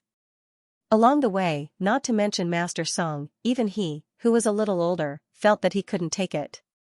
But since the old man had spoken, everyone could only obey. Xiao Ruofei took out a mineral water bottle from his bag and said, "Chief, have a drink. Since we're already here, there's no rush." Master Song took the mineral water bottle with a smile and said, "Okay. Then we'll listen to little Xia." Xiao Ruofei had prepared the flower petal solution diluted with a large amount of space pool water in advance. Although the composition of the flower petal was very small, it would be no problem for the old man to drink it to restore some physical strength. Master Song returned the bottle to Xiao Ruofei after drinking half of the water. He stood up and said, "Let's go. This old man isn't even tired. You guys should be fine too, right?" Director Lu quickly said, "No problem. Sir, watch your step." Thus, the group continued to walk into the mountains. After walking for another 10 minutes, Master Song finally stopped and said, "This is the place." Everyone stopped and saw that this place was overgrown with weeds. There was nothing special about it.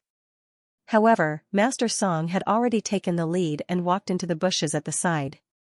After Master Song pushed aside the weeds, everyone saw a modeled tombstone. "Sir, this is..." Director Lu couldn't help but ask. Master Song looked at the grave that was completely covered in weeds and sighed. "One of my comrades lies here." Everyone was stunned.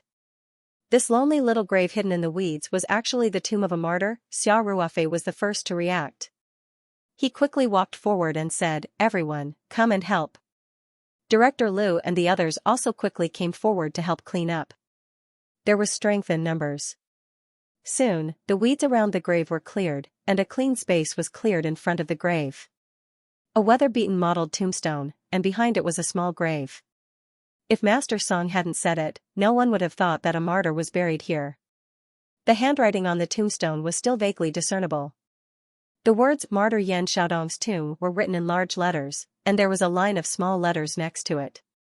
It was a series of military code names and the birthplace of Martyr Yan Xiaodong, Gan Province, Xinghua County, Donggao Village. Martyr Yan Xiaodong actually came from the famous General County. Master Song stared at the tombstone for a long time before turning around and saying, "Xiao Rui, take out the things I asked you to prepare." Song Rui quickly took off his backpack and took out cigarettes, liquor, yellow paper, candles, and other items. Only then did he realize that his grandfather had asked him to prepare these items when he was in Sanshan City. It turned out that it was to pay respects to his comrades. Master Song personally placed the offerings in front of the grave and lit the candles. He also lit 3 huasha cigarettes and stuck them in the soil in front of the grave. Then, he poured 3 glasses of liquor and silently sprinkled them on the ground. Song Rui helped burn the paper money. Everyone stood silently to the side and did not disturb the old man who was remembering his comrades. After a long time, Master Song sighed and stared at the tombstone. He said, "Back then, after the army liberated Chong'an County, they continued to move south. Although most of the enemy troops were defeated, the terrain in this area was complicated and the mountains were high and dense. Therefore, there were still small groups of troops who became bandits in the mountains. Therefore, our troops were left behind to clean up the remaining enemies. Master Song's gaze was very fleeting when he spoke, as if he had traveled back in time and returned to the days when the smoke of war was everywhere. Xiaodong was only 19 years old when he died. He was my guard. Master Song said, at that time I was leading a dozen soldiers to escort supplies. We were ambushed here by the remaining enemies. Xiaodong blocked the fatal bullet for me. Everyone was silent. Xiao Ruofei silently looked at the old tombstone. In those days of war, countless martyrs fell dauntlessly on the road of war. As their descendant and a former soldier, Xiao Ruofei's heart had always held great respect for these martyrs. Master Song continued, he was only 19 years old. There were only 8 enemies that day, and a cheap bullet had taken his life. I still remember that before he died, he said to me intermittently, Captain, please help me tell my mother that I can't be filial to her anymore. Speaking of this, Master Song's eyes could not help but moisten. A general success was built on the bones of thousands of soldiers.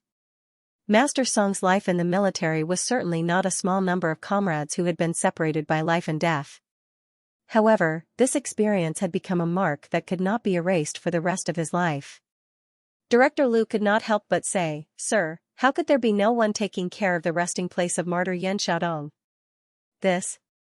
Master Song said faintly, this tombstone was rebuilt when I came to pay respects to Xiaodong 30 years ago. Back then, there was only a wooden board marking this location.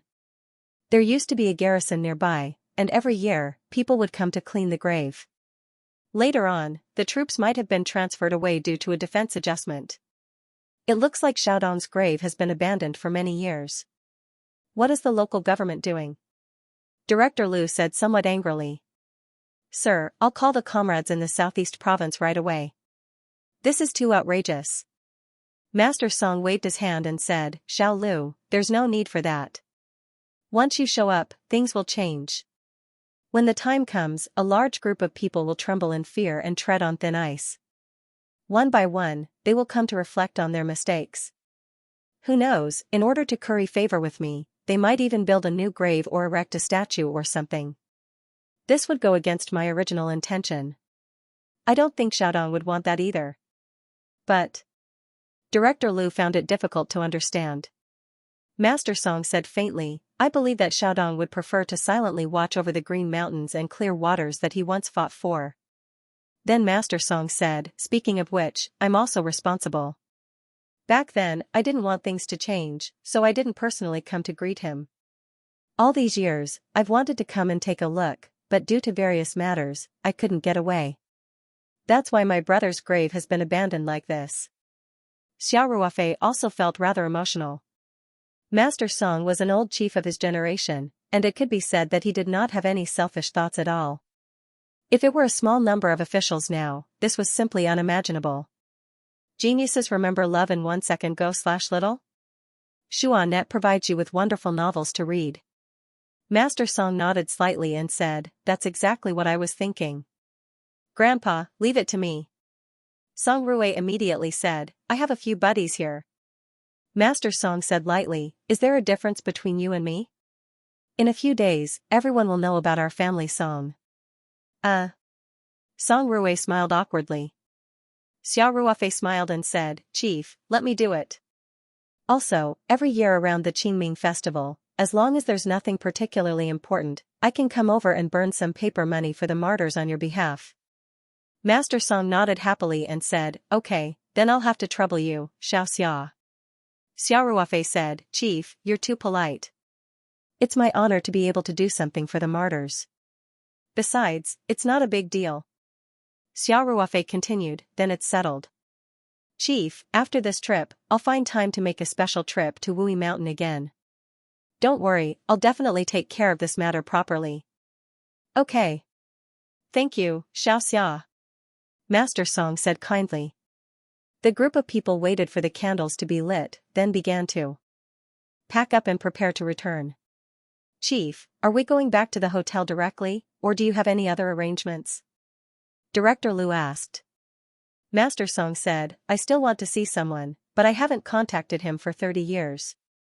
I don't know if he's still alive. The group of people packed up and began to return along the original path. Although Master Song was old, he had taken a lot of petal solution during this period of time. In addition, when he was about to return, Xiao Ruofei had given him mineral water, so he was still very strong. He walked on the mountain path as if he was flying. Soon, everyone returned to the place where they had parked their cars. The 3 cars drove along the path outside. When they arrived at the entrance of Shocking Village, Master Song stopped the car. Chief, is the person you're looking for in this village? Xiao Ruofei asked. 30 years ago, he still lived here. I'm not sure now. Let's go in and take a look. Master Song said. After getting out of the car, Master Song said, I don't think so many people should go to the village. Xianxia, come with me. Old Commander, this. The head of security, Huang Feng, said awkwardly. There are so many of us going into the village together. People who don't know will think that something has happened.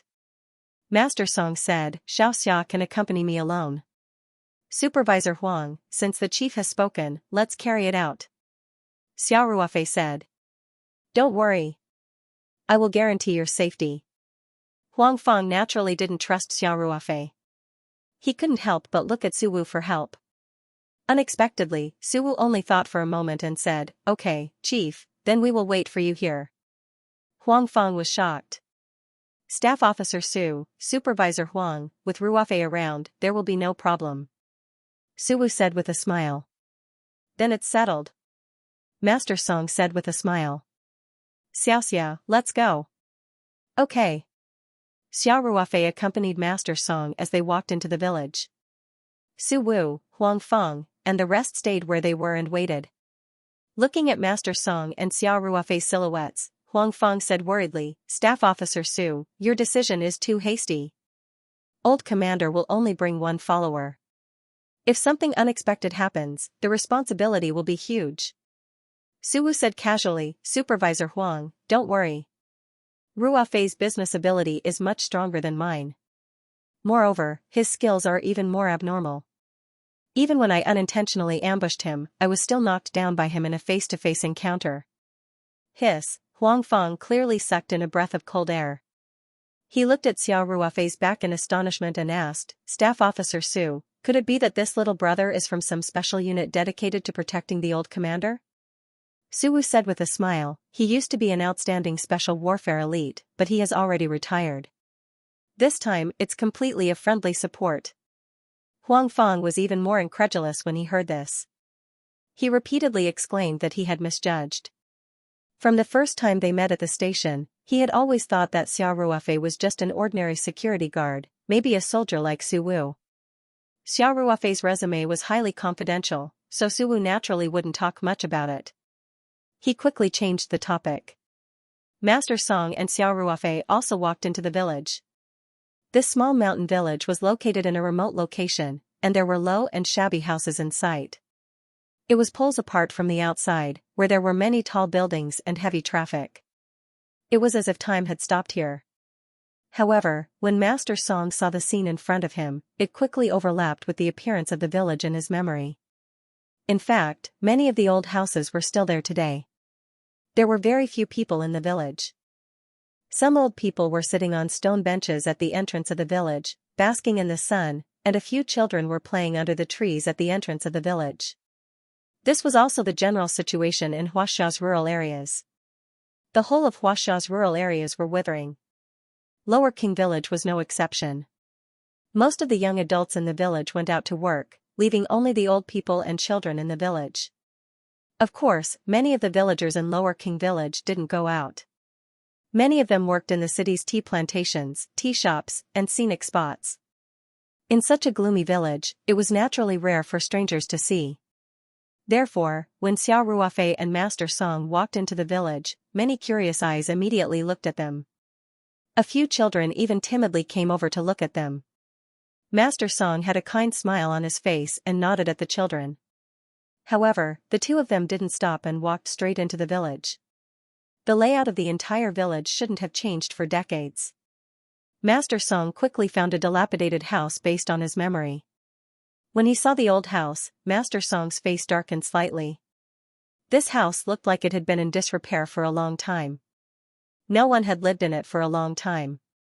Through the half-broken wooden door, they could see that the weeds in the yard were half as tall as a person, and a part of the yard wall had collapsed. "Sir, the person you are looking for lives here?" Xiao Ruofei asked carefully.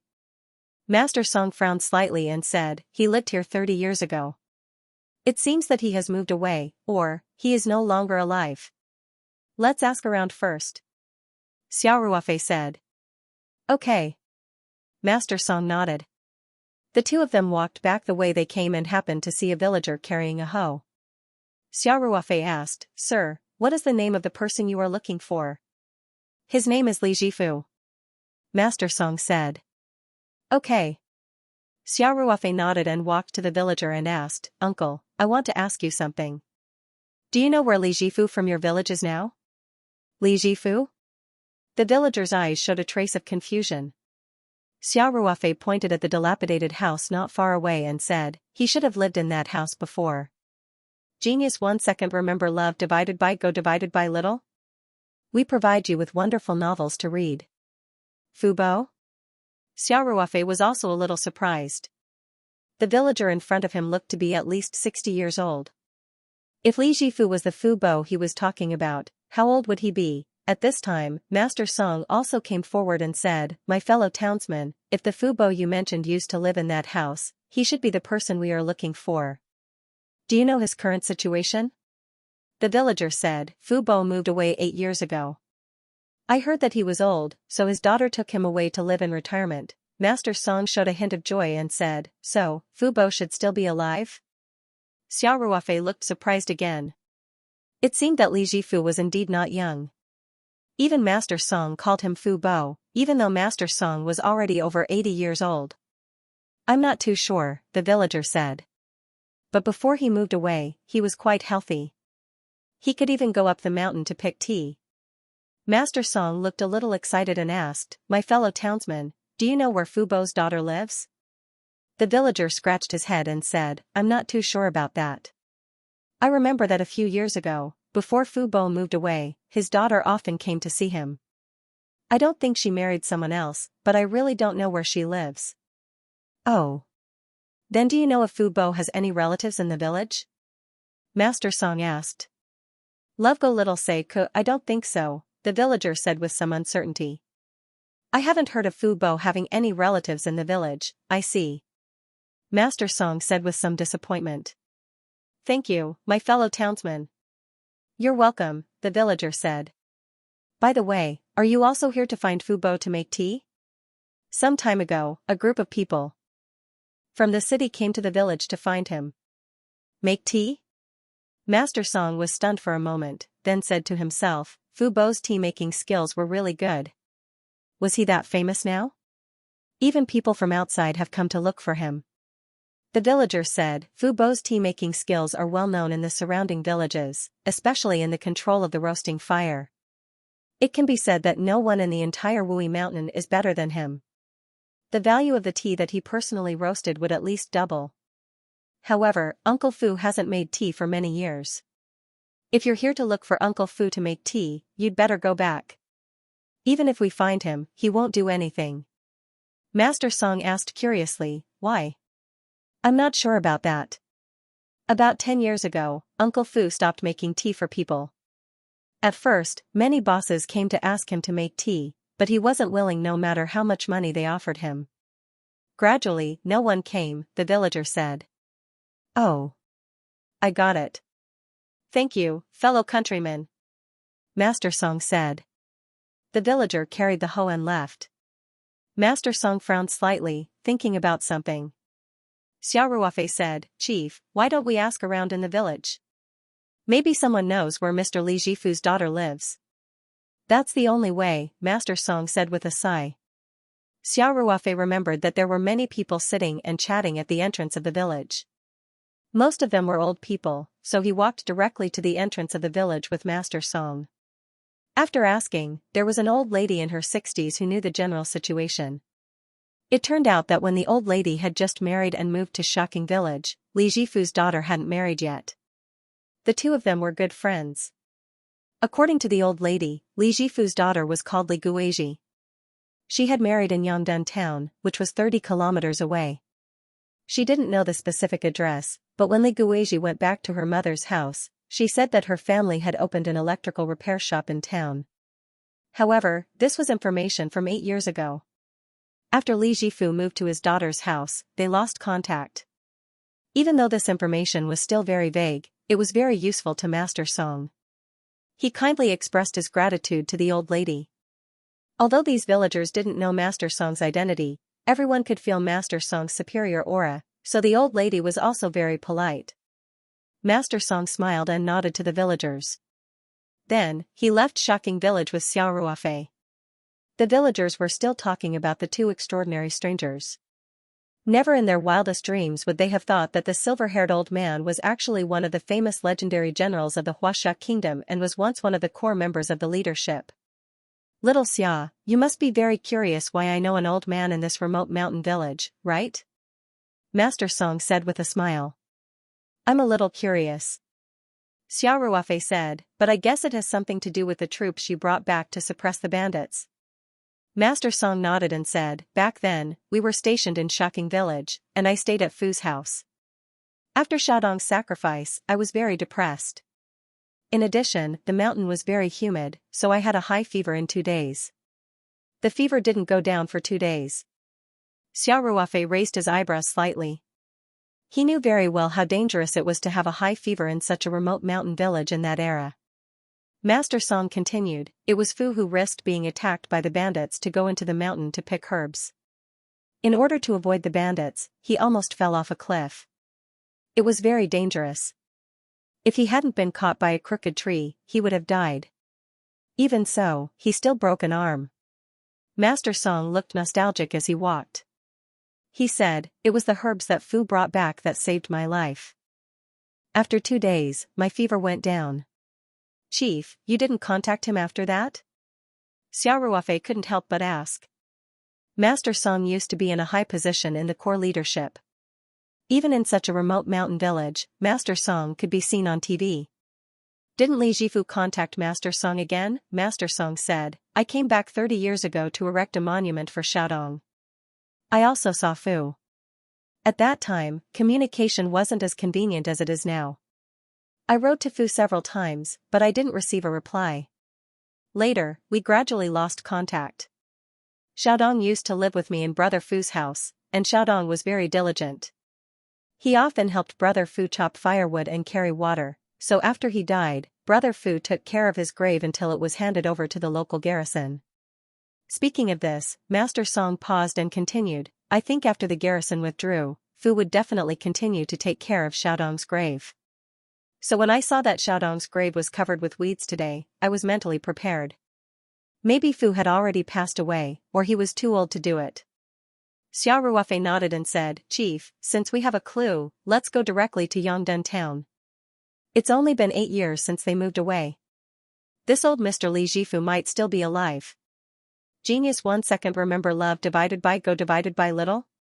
We provide you with wonderful novels to read. Despite Su Wu's confident assurance, the head of security, Huang Feng, was still a little uneasy. It wasn't until he saw Master Song and Xiao Ruofei appear at the intersection that the stone in his heart fell to the ground. He quickly led his 2 subordinates to greet them. Love go little say W, Chu old commander, did you find the person you wanted to see? Huang Feng asked respectfully. Master Song said, he has moved away. But we got some clues. Xiao Huang, let's go to Yongdun town next. Yes. Huang Feng said with his chest puffed out. The group got into their respective cars and the convoy started again, heading toward Yongdun town, which was more than 30 kilometers away. Along the way, Master Song's mood was a little agitated. He looked out the window at the fields passing by and thought about a lot. Xiao Ruofei and the others also kept quiet and didn't disturb Master Song. The car had advanced navigation equipment, so the driver easily found Yongdun town.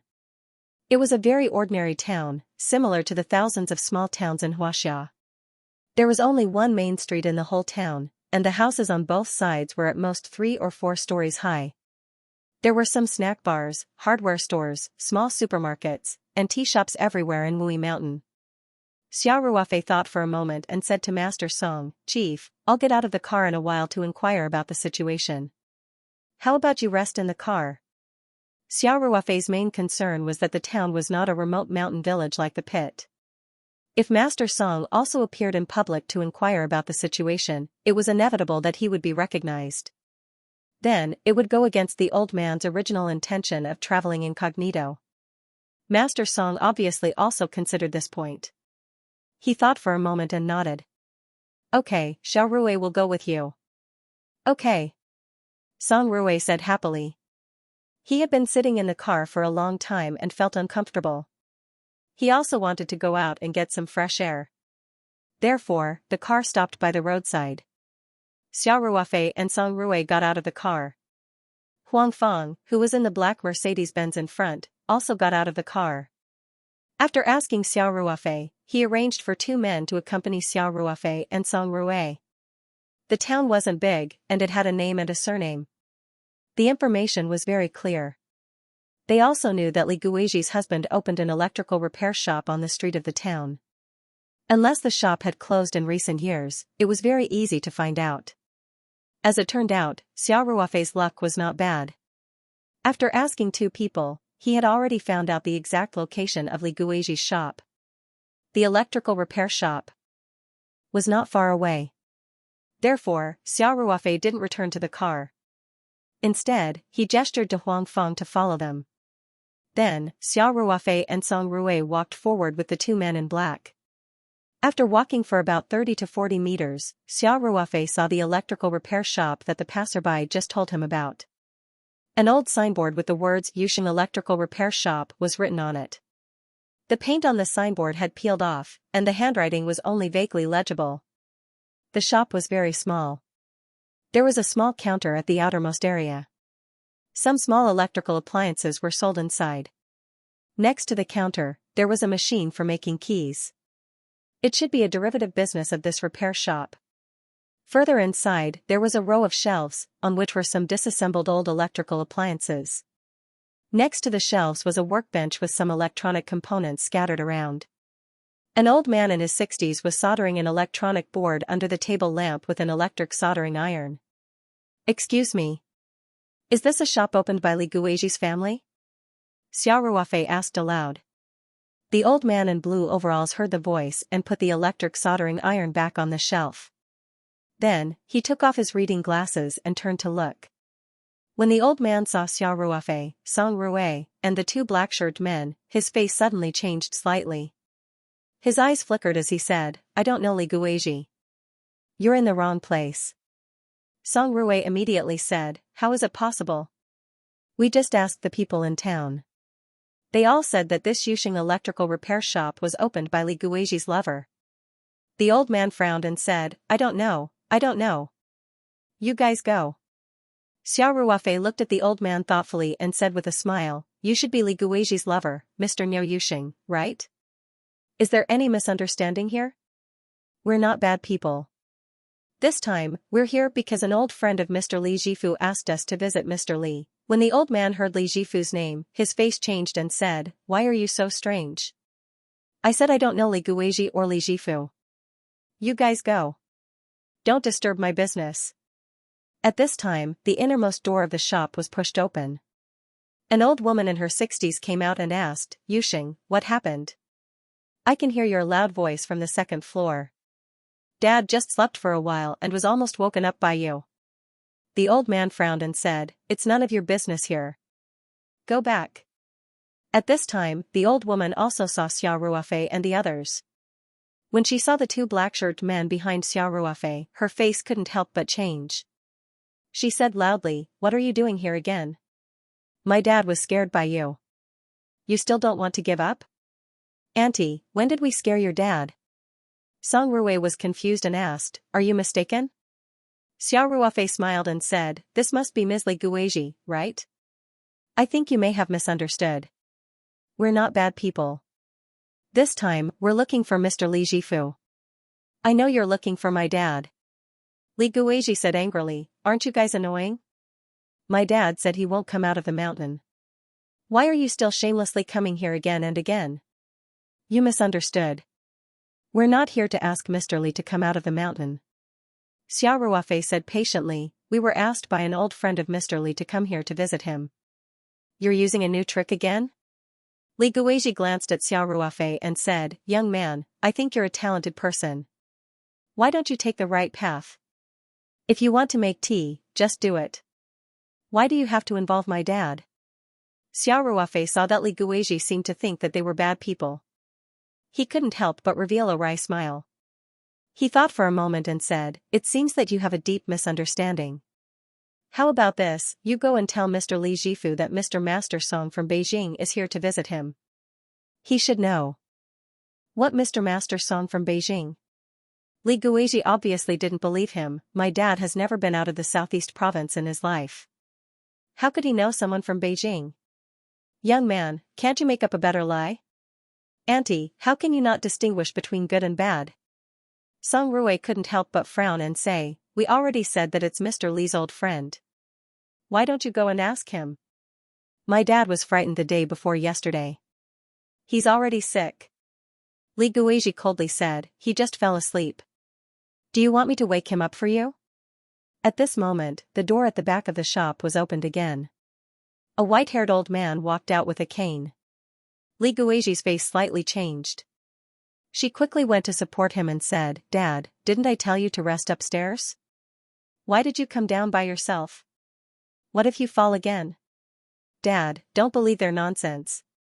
Li Guizhi quickly said, go upstairs and rest. We'll take care of this. Li Jifu still didn't pay attention to his daughter, only looking at Xiao Ruofei with excited eyes. Xiao Ruofei knew what was going on. He smiled and said, you must be Mr. Li Jifu. I think you still remember Sergeant Song, who stayed at your house, right?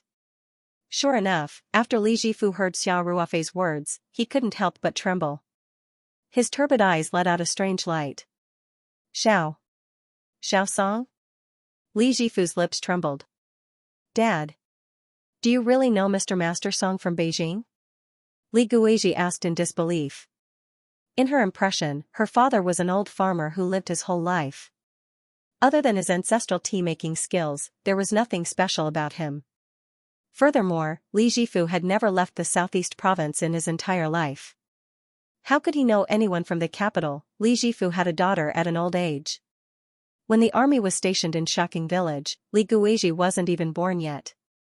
When Master Song returned 30 years ago, Li Guizhi had already been married. Li Jifu had always kept a low profile, especially when Elder Song's status was getting higher and higher. Li Jifu didn't even mention that Elder Song used to stay at his house, let alone take the initiative to contact Elder Song. Li Guizhi didn't know anything about it. When Xiao Ruofei saw the old man's reaction, he knew what was going on. He turned his head and whispered, Song Rui, you can go out and let the chief in. Okay. Song Rui answered and walked out quickly. Just now, when the two of them were walking over, several cars were slowly following behind them. Therefore, when Song Rui walked out of the shop, he walked back a few steps and arrived in front of the car. Grandpa, we found it. Song Rui said excitedly. Found what? Master Song repeated. We found Mr. Li Jifu. Song Rui said happily. He lives here with his daughter and son-in-law. Grandpa, Mr. Li Jifu is in the shop now. Let's go. Master Song said immediately. After that, Master Song stepped out of the car. Director Liu, who was sitting in the back, quickly shouted, Chief, slow down. Xiao Rui, quick, help him. Okay, Uncle Liu, don't worry. Song Rui said with a smile. Song Rui reached out to help Master Song, but Master Song gently shook Song off and walked toward the shop not far away. In the store, Li Jifu's lips trembled as he asked, Young man, was it really little Song who sent you here? Mr. Li, whether it's true or not, you'll know soon enough. Xiao Ruofei said with a smile. At this moment, a series of powerful footsteps were heard. Master Song's figure appeared at the entrance of the shop, followed by Song Rui, Huang Feng, and the others. The two old men's eyes met, and their bodies trembled slightly. Master Song took 2 steps forward and said with a trembling voice, "Brother Fu." Li Jifu's eyes were also wet. He opened his mouth, and after a while, he walked forward shakily. He looked at Master Song and said, "Brother Song. You're old too." Master Song held Li Jifu's hand and said, "Brother Fu, it's really you. We haven't seen each other for 30 years. Yeah. 30 years. Li Jifu was also filled with emotions. "Brother Song, I didn't expect that we would meet before I'm buried. Brother Fu. I went to Shocking Village to find you." Master Song said, "I saw that the old house was abandoned. The villagers told me that you moved out of the village 8 years ago. I asked around and found this place." Master Song then asked, "Brother Fu, I wrote to you a few years ago. Why didn't you reply?" Li Jifu said slowly, "Brother Song, your official position is getting higher and higher. I'm just a farmer. So I thought it would be better not to disturb you." Master Song pretended to be angry and said, "Brother Fu, no matter how high my official position is, I'm still your little brother.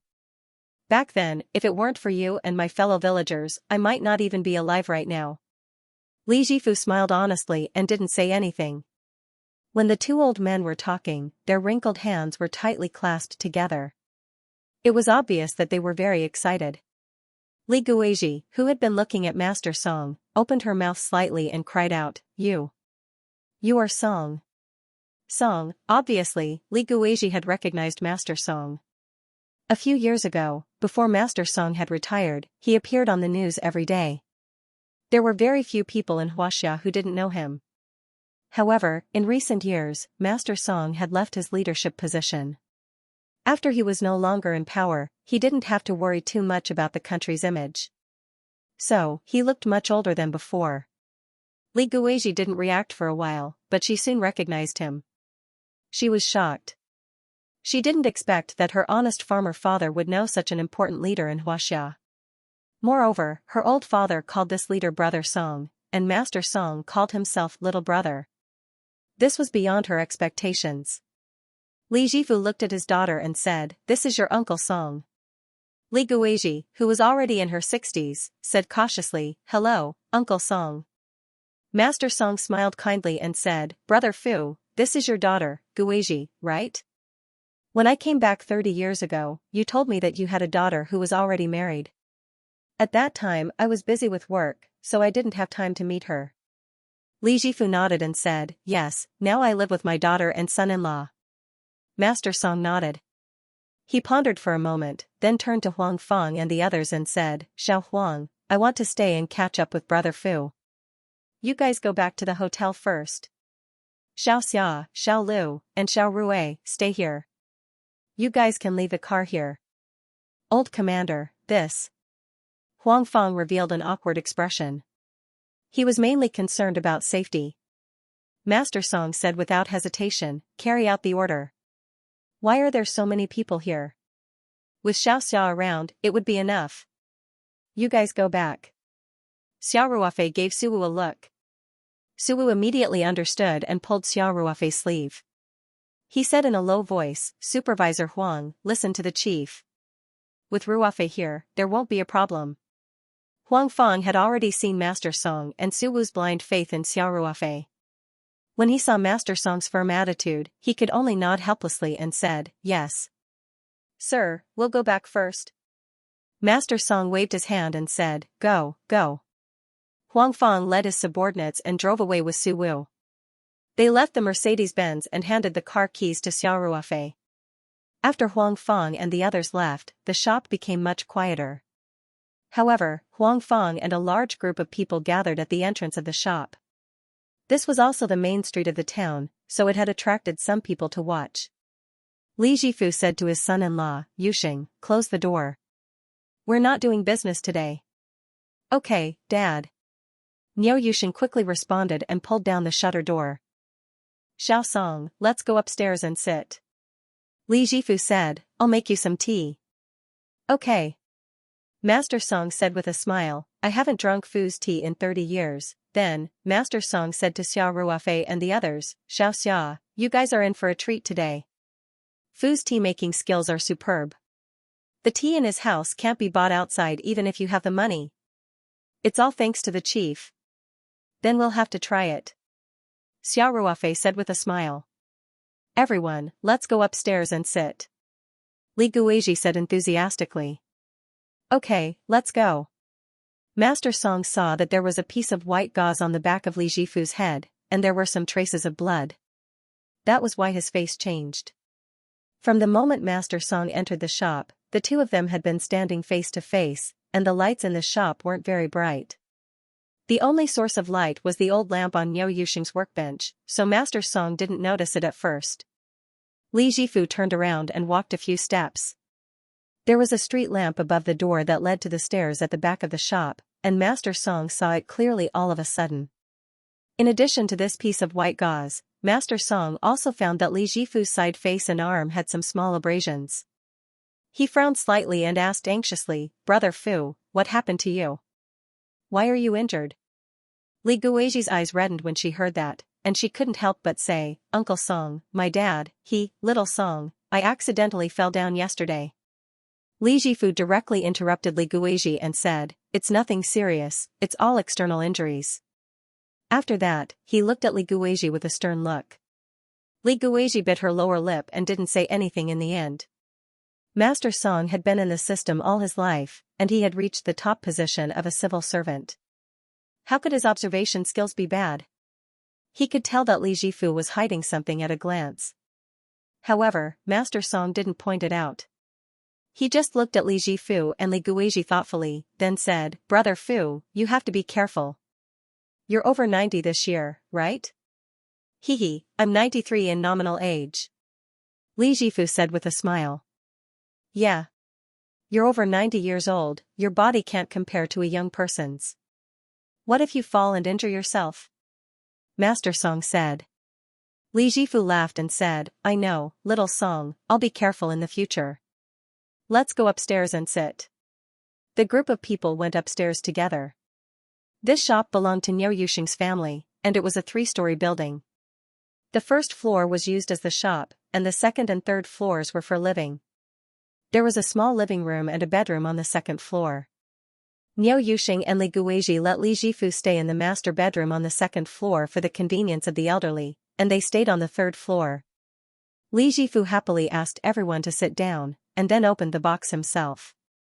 He took out a tin from the bottom of the box, then he smiled and said, Song, I'll treat you to my Da Hong Pao tea today. Sure. Elder Song said happily, Brother Fu, I haven't drunk the tea leaves you made for 30 years. I've been thinking about it. Tease. Little Song, although my Da Hong Pao isn't from one of the 6 mother trees, it's the first generation of Da Hong Pao that was grown from the mother tree's branches. It's also very precious. Master Song laughed and said, Brother Fu, no matter how precious the tea is, it's not as precious as your craftsmanship. This top-notch green tea is paired with your ancestral tea-making skills. That's what you call a perfect match. Li Jifu laughed and carefully picked up some tea leaves from the tin and began to make tea skillfully. Xiaoruofei watched from the side and couldn't help but ask curiously, Old Mr. Li, I think these curvy tea leaves look a little like dragons, but why are they called Da Hong Pao when the tea leaves are clearly black? Before Li Jifu could speak, Master Song laughed and said, Little Xia, the red in Da Hong Pao doesn't refer to the color of the tea leaves. There's a story behind it. Master Song then said to Li Jifu, Brother Fu, why don't you tell little Xia about it? Li Jifu nodded and began to talk. It turned out that there was a scholar who went to the capital to take the exam. He fell ill when he passed by Mount Wui. He happened to be met by an abbot who brought him back to the temple for treatment. The abbot picked tea leaves from the 9 dragons' nest and made tea for the scholar to drink. After a few days, the scholar recovered and went to the capital to take the exam. So he came back to repay the abbot and brought tea leaves to the capital to give to the emperor. Coincidentally, the emperor was ill at that time and couldn't be cured. Later, after drinking the tea, he was cured. So the emperor gave the scholar a red robe and let him put it on the tree. At the same time, he was given the title of imperial tea and had to pay tribute every year. Later, the tea was called Da Hong Pao. Xiao Ruofei and Song Rui were fascinated by the story. When Li Jifu finished, Xiao Ruofei sighed and said, I didn't expect the tea leaves of Da Hong Pao to have such a story. Master Song said with a smile, the authenticity of this legend is impossible to verify, but Da Hong Pao is extremely precious. When the chairman met the American president who visited China, he gave 4 tales of Da Hong Pao as a gift. At first, the American president thought that the chairman was stingy, giving only 4 tales of Da Hong Pao as a gift. Later, the premier explained that this kind of top-grade Da Hong Pao only produced 8 tales a year. Giving him 4 tales was equivalent to giving him half of the country. Although Elder Song hadn't been in a high position back then, she was very familiar with these interesting stories. It was very fascinating to listen to them. Li Jifu also smiled and said, speaking of Da Hong Pao, it was a tribute tea back then. And it is said that in a list of gifts to Qianlong, there was a record of Biluakun 20 caddies, Longjing 30 caddies, Da Hong Pao 8 taels. You can see how precious Da Hong Pao is. Although Li Jifu was an old farmer who didn't speak much, when it came to his ancestral business of tea leaves, he was eloquent. Xiao Ruofei also said, Mr. Li, I also heard that a few years ago, 20 grams of Da Hong Pao was auctioned off for a sky-high price of 208,000 yuan. Li Jifu nodded with a smile and said, that's right. But the Da Hong Pao we are talking about are all true Da Hong Pao from the mother tree. After 2007, in order to protect the 6 mother trees, the government ordered to stop harvesting, so you can't drink that kind of top-grade tea leaves anymore. Elder Song chuckled and said, however, Brother Fu's first-generation Da Hong Pao is created by the mother tree's clones. Plus, Brother Fu personally made it. I'm sure it won't be any worse than the mother tree's Da Hong Pao. It can't be compared, it can't be compared. Li Jifu said modestly. While everyone was chatting, Li Jifu's hands didn't stop. Soon, the tea was ready. He poured a small cup for everyone, then said with a smile, come, come, come, all of you, have a taste. If you taste it carefully, you will find that the tea of Wui Mountain has a rock rhythm, which is something that other tea leaves don't have. At that moment, the sound of someone banging on the door suddenly came from downstairs. Li Jifu frowned slightly and said, Yuxing, go down and see what's going on. Okay. Niu Yuxing immediately got up and went downstairs.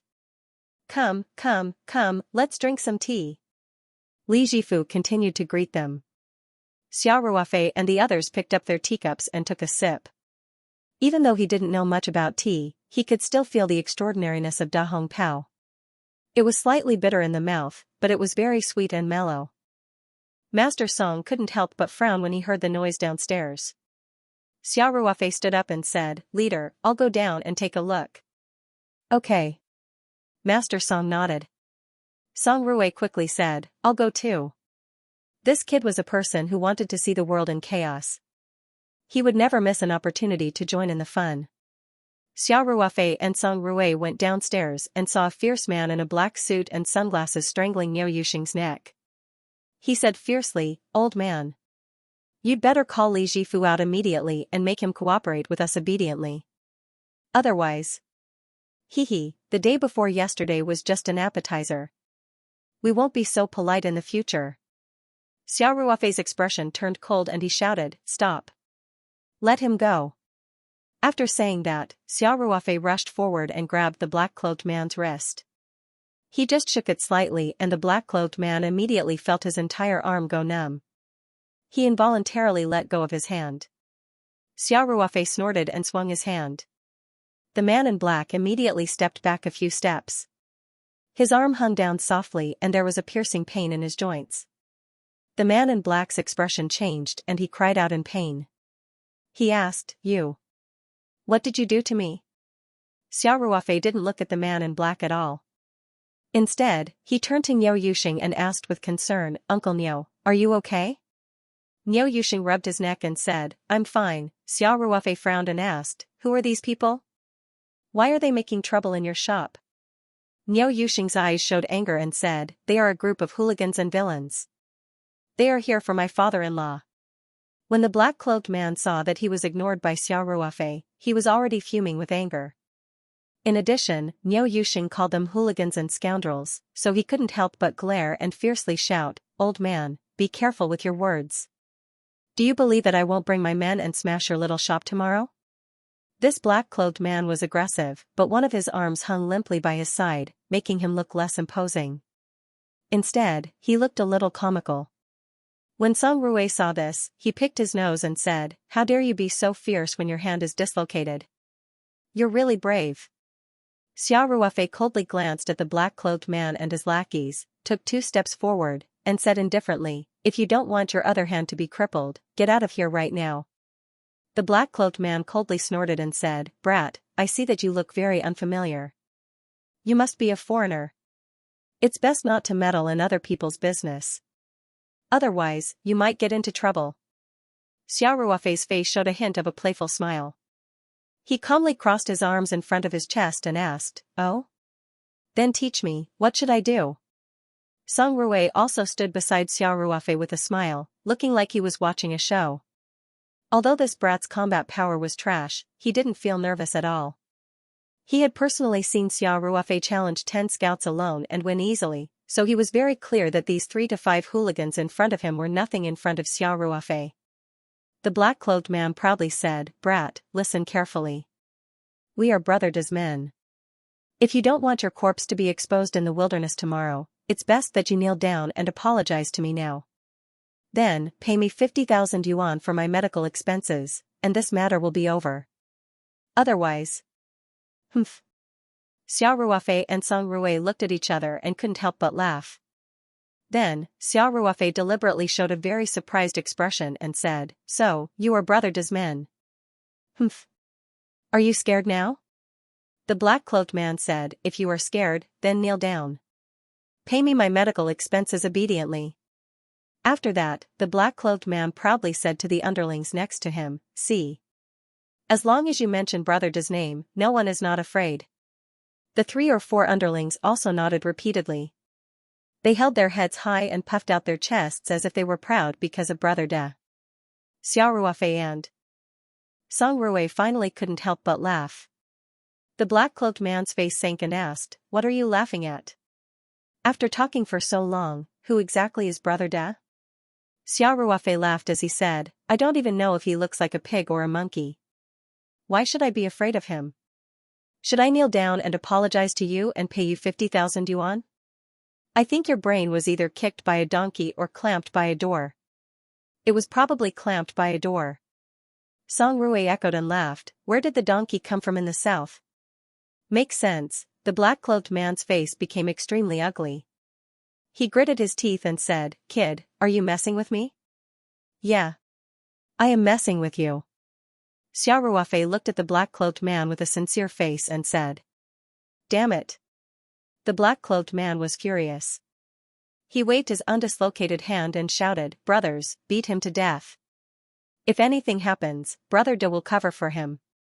The black-clothed man had a total of 4 underlings. Then, he took a steel pipe from one of his underlings and went into battle with an injury. A total of 5 people rushed towards Xiao Ruofei. Niu Yusheng's face changed when he saw this. This old man in his 60s subconsciously picked up a bench in the shop and was about to rush up to help. Song Rui quickly pulled Niu Yusheng back and said casually, "Uncle Niu, put it down. They are just a few small fries. They aren't enough for Ruofei to deal with alone." "This? Can he do it?" Niu Yusheng obviously didn't believe it. Xiao Ruofei didn't look very strong. Especially after absorbing the strange flower petals and practicing the strange postures demonstrated by the little golden man in the stone tablet, his body discharged a lot of impurities. He looked even more white and clean, like a weak scholar. Niu Yusheng felt that Xiao Ruofei didn't look like the kind of person who could fight very well. Song Rui said with a smile, "Uncle Niu, you can just remove the word is." While the 2 of them were talking, Xiao Ruofei's expression turned cold and he took the initiative to meet them. The black-clothed man at the front only felt a blur in front of his eyes before he lost sight of Xiao Ruofei's figure.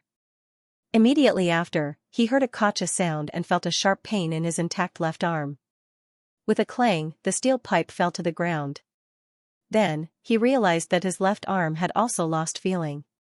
Then, the black-clothed man heard screams one after another. When he came back to his senses, his 4 underlings were already lying on the ground and wailing. He was the only one standing, but both of his hands were hanging limply. He looked quite comical, like a servant in the Qing court. Xiao Ruofei looked at the black-clothed man indifferently, then raised his foot and took a step in the black-clothed man's direction. "Brother, don't come over. I'm wrong. Spare me." The black-shirted man begged for mercy with a pale face. Xiao Ruofei asked coldly, "Who's your brother?" "Big brother. You're the big brother." The black-shirted man quickly changed his words, "Big brother, spare me. I won't dare to do it again." Xiao Ruofei's eyes flashed a trace of contempt and asked faintly, "Tell me, why are you looking for Mr. Li Jifu?" The black-shirted man quickly said, "Big brother, it's Brother De who wants to cooperate with that old man." "Oh, no, Mr. Li Jifu. Brother De wants to invite Mr. Li to be our Yuanshan tea factory's technical consultant." "Oh?" Xiao Ruofei curled his lips and said, "Then your way of inviting people is really unique." The black-shirted man said with a sad face, "Big brother, I'm wrong. But I'm also acting under orders. Mr. Li didn't want to cooperate, so Brother De asked me to bring people to scare him. We really didn't want to hurt Mr. Li. Brother De also said that if Mr. Li was willing to come out, he would give him an annual salary of 100,000 yuan. Xiao Ruofei's face turned cold and said, "Didn't want to hurt Mr. Li? Then what's with the injury on his head?" It wasn't only Master Song who found out that there was a hidden reason for Li Jifu's injury. Xiao Ruofei also saw it clearly. Combined with the fact that these gangsters came to threaten him, he knew that Li Jifu's injury was definitely related to this group of people. The black-shirted man quickly said, "Big brother, I really don't know about this. The night before, Brother De asked us to warn this family. We just smashed a piece of their glass and didn't do anything else." Xiao Ruofei stared coldly at the black-shirted man. The black-shirted man didn't dare to breathe loudly. He lowered his head and didn't have the arrogance from before. After a long while, Xiao Ruofei said faintly, "Get lost. Tell your brother De that if he doesn't want to die, he better restrain himself. If he dares to harass Mr. Li again, he will regret being born." Yes. The man in black said repeatedly. Only then did he dare to stand up.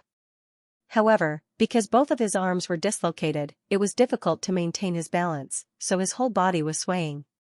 The black-clothed man called out to a few of his subordinates and left in a sorry state.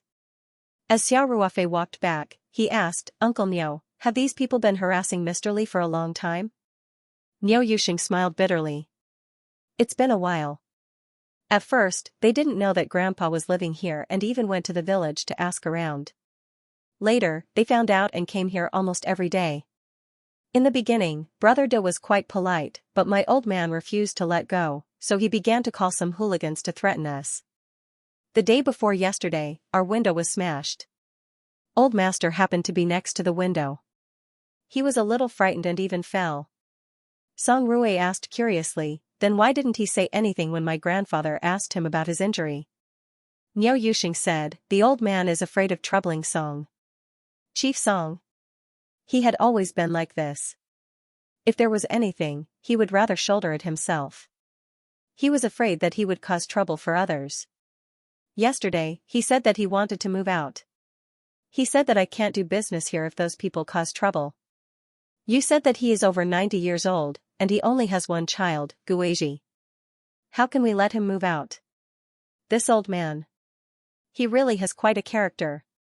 Song Rui said. Xiao Ruofei looked at Song Rui and said, "Song Rui, didn't you say that you have a lot of friends in Wui Mountain? You have to help Mr. Li solve this problem completely." "No problem." Song Rui said without hesitation, "I'll contact my friend later. I guarantee that *T Brother De will come to our door to apologize tomorrow. He will never dare to harass Mr. Li in the future." "Thank you." Niu Yuxing said, "But don't tell Grandpa that I said this. Otherwise, he will nag me again." Niu Yuxing was an old man in his 60s, but he was still respectful and fearful of his father-in-law. It could be seen that Li Jifu's daughter and son-in-law were quite filial. The three of them talked as they walked into the shop. Niu Yuxing pulled down the shutter door. The black-shirted macho man didn't dare to look back at first. He ran forward desperately. After running for a distance, he slowly stopped and gathered his courage to turn around. When he saw that Niu Yuxing's electrical appliance repair shop had already closed, his eyes revealed a bit of resentment. He gritted his teeth and said, "Kid, you're dead meat. You even dared to hit Brother De's people. Wait for Brother De's anger." Then, the black-shirted macho man said to his bruised underlings, "Let's go. Let's go find Brother De." One of the underlings asked, "Boss, don't you want to go to the hospital to see your arm first?" "Stupid. Is Brother De's matter more important than my injury?" The black-shirted macho man scolded, "Why aren't you driving?" "Ah? I'll go?" The underling trembled. Their car was parked next to Niu Yuxing's electrical appliance repair shop. When the underling thought of going back to drive, he couldn't help but feel scared. "Nonsense. If you don't go, then I will go?" The black-shirted macho man said angrily, "Can I still drive like this?" After that, the black-shirted macho man raised his foot and pretended to kick.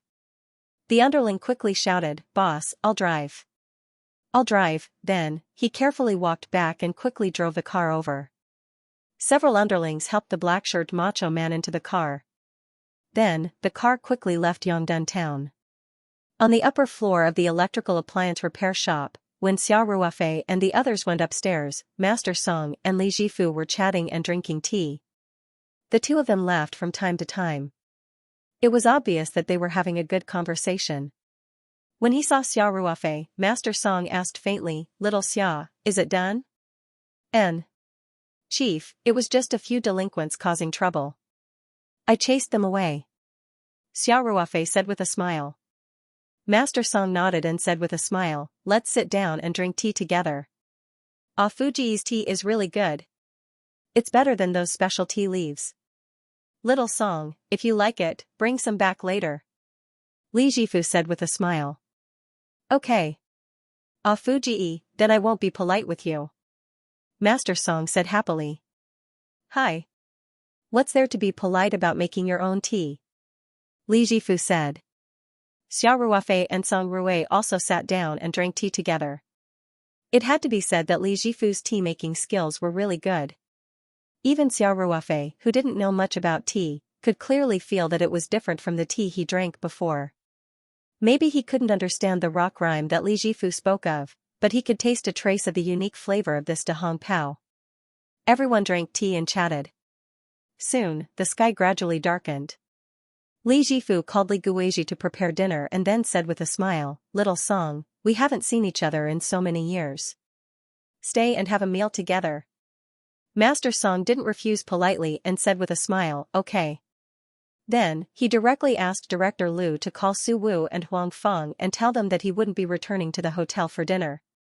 Just as everyone was happily chatting, the black-shirted macho man and his underlings drove back to the Yuanshan tea factory in the suburbs. Behind the big desk in the general manager's office sat a middle-aged man in his early 40s. He was a bit thin, with a pair of small eyes above his high cheekbones. He wore a set of beige tang suit and rubbed 2 walnuts in his hand. He looked quite sanctimonious. This middle-aged man was the Brother De mentioned by the black-shirt man. Brother De's full name was Wu De. He had only started to engage in the tea business in recent years. Previously, he had started from scratch as a street punk. He had accumulated a lot of wealth by swindling and cheating. He also had a group of thugs under him. Therefore, although Wu De was a newcomer to the tea business, he relied on some unconventional means to suppress his competitors. His business quickly flourished. With money, Wu De could naturally hire more thugs.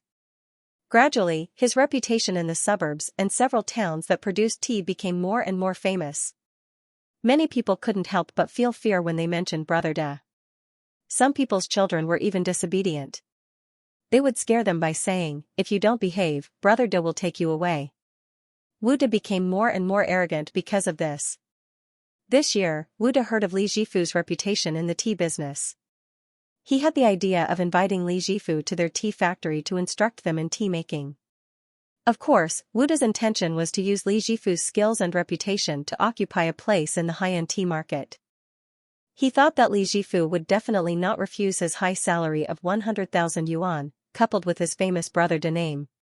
He didn't expect Li Jifu to be as smelly and hard as a rock in a latrine pit. No matter how he persuaded him, no matter how hard he tried, it was all to no avail. He just wouldn't let go and was determined not to leave the mountain. Wu De had his own way of doing things, and he believed that his way of doing things would be effective wherever he went. Therefore, he continued to send those gangsters to threaten and harass him. Today, he had just had 300 rounds of sex with the plump female secretary in the office. While he was sitting on the chair and reminiscing about the ecstasy, the black-clothed man rushed in a hurry, which made him feel a little unlucky. Wu De frowned and said, "Go out and knock on the door." The black-shirt man trembled and quickly said, "Hey." He turned around and took 2 steps outside. Then, he turned back and said with a sad face, "Brother De, I can't knock on the door like this." Only then did Wu De notice that both of the man's arms were dislocated. His eyes lit up as he asked, "What's going on?" The black-shirt macho man quickly recounted what happened today. It was inevitable that he would embellish the story, especially Xiao Ruofei's disdain for Brother De. The more Wu De listened, the gloomier his face became. Finally, he asked indifferently, "Do you know where this person came from?" "I'm not sure. Brother De, he looks unfamiliar, and his accent is different from ours. He should be a foreigner." The man in black said, "He came out from Old Nyo's shop." "I guess he might be their relative." Wu De's eyes flashed with anger. He gnashed his teeth and said, "This brat has guts. You even dare to hit my, Wu De's, underling. Humph. I'd like to see how he's going to make me regret being born into this world." After that, Wu De stood up and threw the 2 walnuts into the drawer. Then, he said, "Let's go. Come with me to meet this brat." Wu De walked out and quickly stopped. He frowned and looked at the black-shirt macho man. He said, "Forget it, you'd better not go. Now, help me gather all the people you can find. Then, you can go to the hospital to have your arms checked." Okay. Brother De, I'll go get people," the black-shirt macho man said quickly. Wu De nodded with a gloomy face. Yangdun Town. Li Jifu's family, Master Song, Xiao Ruofei, Song Rue, and Director Lu sat around the dining table. They ate and chatted. The atmosphere was very harmonious. The dishes were all home-cooked in the countryside. Because Master Song had a serious liver disease, no one drank. However, Master Song and Li Jifu were in a good mood after being separated for a long time. Everything they ate tasted good. During the meal, Xiao Ruofei also curiously asked Li Jifu some questions about Dahong Pao. He was especially interested in the 6 mother trees. Xiao Ruofei was thinking about whether he could take advantage of this trip to Wui Mountain to get a few cuttings of the 6 mother trees and then plant tea trees in his space. Xiao Ruofei believed that as long as there were cuttings, with the unique environment of the Ring 2 space, he would be able to successfully breed tea trees. Moreover, once the cuttings were successful, the tea trees in the space wouldn't just be the first cuttings of the Dahong Pao mother trees. Because the spiritual energy in the space was extremely rich and the environment was suitable for the growth of almost all plants, in theory, Xiao Ruofei might even be able to cultivate tea trees of higher quality than the mother trees. With this thought in mind, Xiao Ruofei was naturally very concerned about the 6 mother tree Dahong Pao. After chatting with Li Jifu for a while, Xiao Ruofei also learned a lot about the 6 mother trees. For example, after 2007, the mother tree, Dahong Pao, stopped harvesting, and there was a professional organization that maintained the environment around the 6 Dahong Pao trees. In addition, the management unit of the mother tree, Dahong Pao, was the Tea Bureau of Huaishan City. This was also a rare branch office that had been upgraded from the previous Tea Bureau. From this, it could be seen that the local government attached great importance to the 6 Dahong Pao mother trees. The Wui Mountain government even bought a huge amount of insurance for the mother trees. Just as everyone was eating and chatting, there was a banging sound coming from the shutter door on the first floor, mixed with the sound of cursing. As soon as they heard it, they knew it wasn't anything good. Master Song put down his chopsticks and frowned. What's going on? I can't even have a peaceful meal with Brother Fu. Why is the security in this place so bad? Director Lu heard this and quickly asked, Sir, do you want me to call the relevant leaders of the Southeast Province? The security in this town is really terrible. Master Song waved his hand and said, forget it, forget it. If you're not in your position, don't meddle in politics. Besides, there's no need to call the provincial leaders for such a small matter. Okay. Director Lu said. Song Rui volunteered to stand up and say, Grandpa, I'll go down and take a look. These bastards need to be taught a lesson. I'll just teach them a lesson. Xiao Rui, you can go and take a look first. Master Song said. But be careful. Okay. Don't worry, sir. Song Rui said confidently. Then he got up and walked downstairs. There was a window on the side of the stairs facing the street. When Song Rui passed by, he inadvertently glanced out the window and was stunned. He rubbed his eyes and opened the window to take another look. As a result, he was so scared that he immediately shrank back. When Xiao Ruofei saw Song Rui's pale face, he couldn't help but laugh and say, Yo! What's going on? As he spoke, he stood up and walked to the window to take a look outside. Suddenly, he frowned and his eyes lit up. He saw that there were hundreds of men in black on the street, surrounding the entrance of the shop. These people were all holding steel pipes and even machetes. All of them looked ferocious. A few of them were using steel pipes to smash the shutter door downstairs. Xiao Ruofei's face changed slightly and said, Sir, there are a lot of people outside. The situation is a bit complicated. For your safety, I suggest you evacuate first. After that, Xiao Ruofei immediately asked, Uncle Niu, do you have a back door here? Yes, yes, yes. Niu Yuxing quickly said, Young man, quickly escort the sir out of the back door. Unexpectedly, Master Song snorted and said, I'm not leaving. Sir. Grandpa. Xiao Ruofei, Song Rui, and Director Lu couldn't help but shout. Master Song said calmly, Xiaoxia, I can't leave. If we leave, what about Fu? Then let's go together. Xiao Ruofei said decisively, we'll deal with them later. At this time, Li Guizhi walked upstairs with a pale face and said, the back door is also blocked. Now there are people in front and behind. We can't get out. Xiao Ruofei's face looked terrible.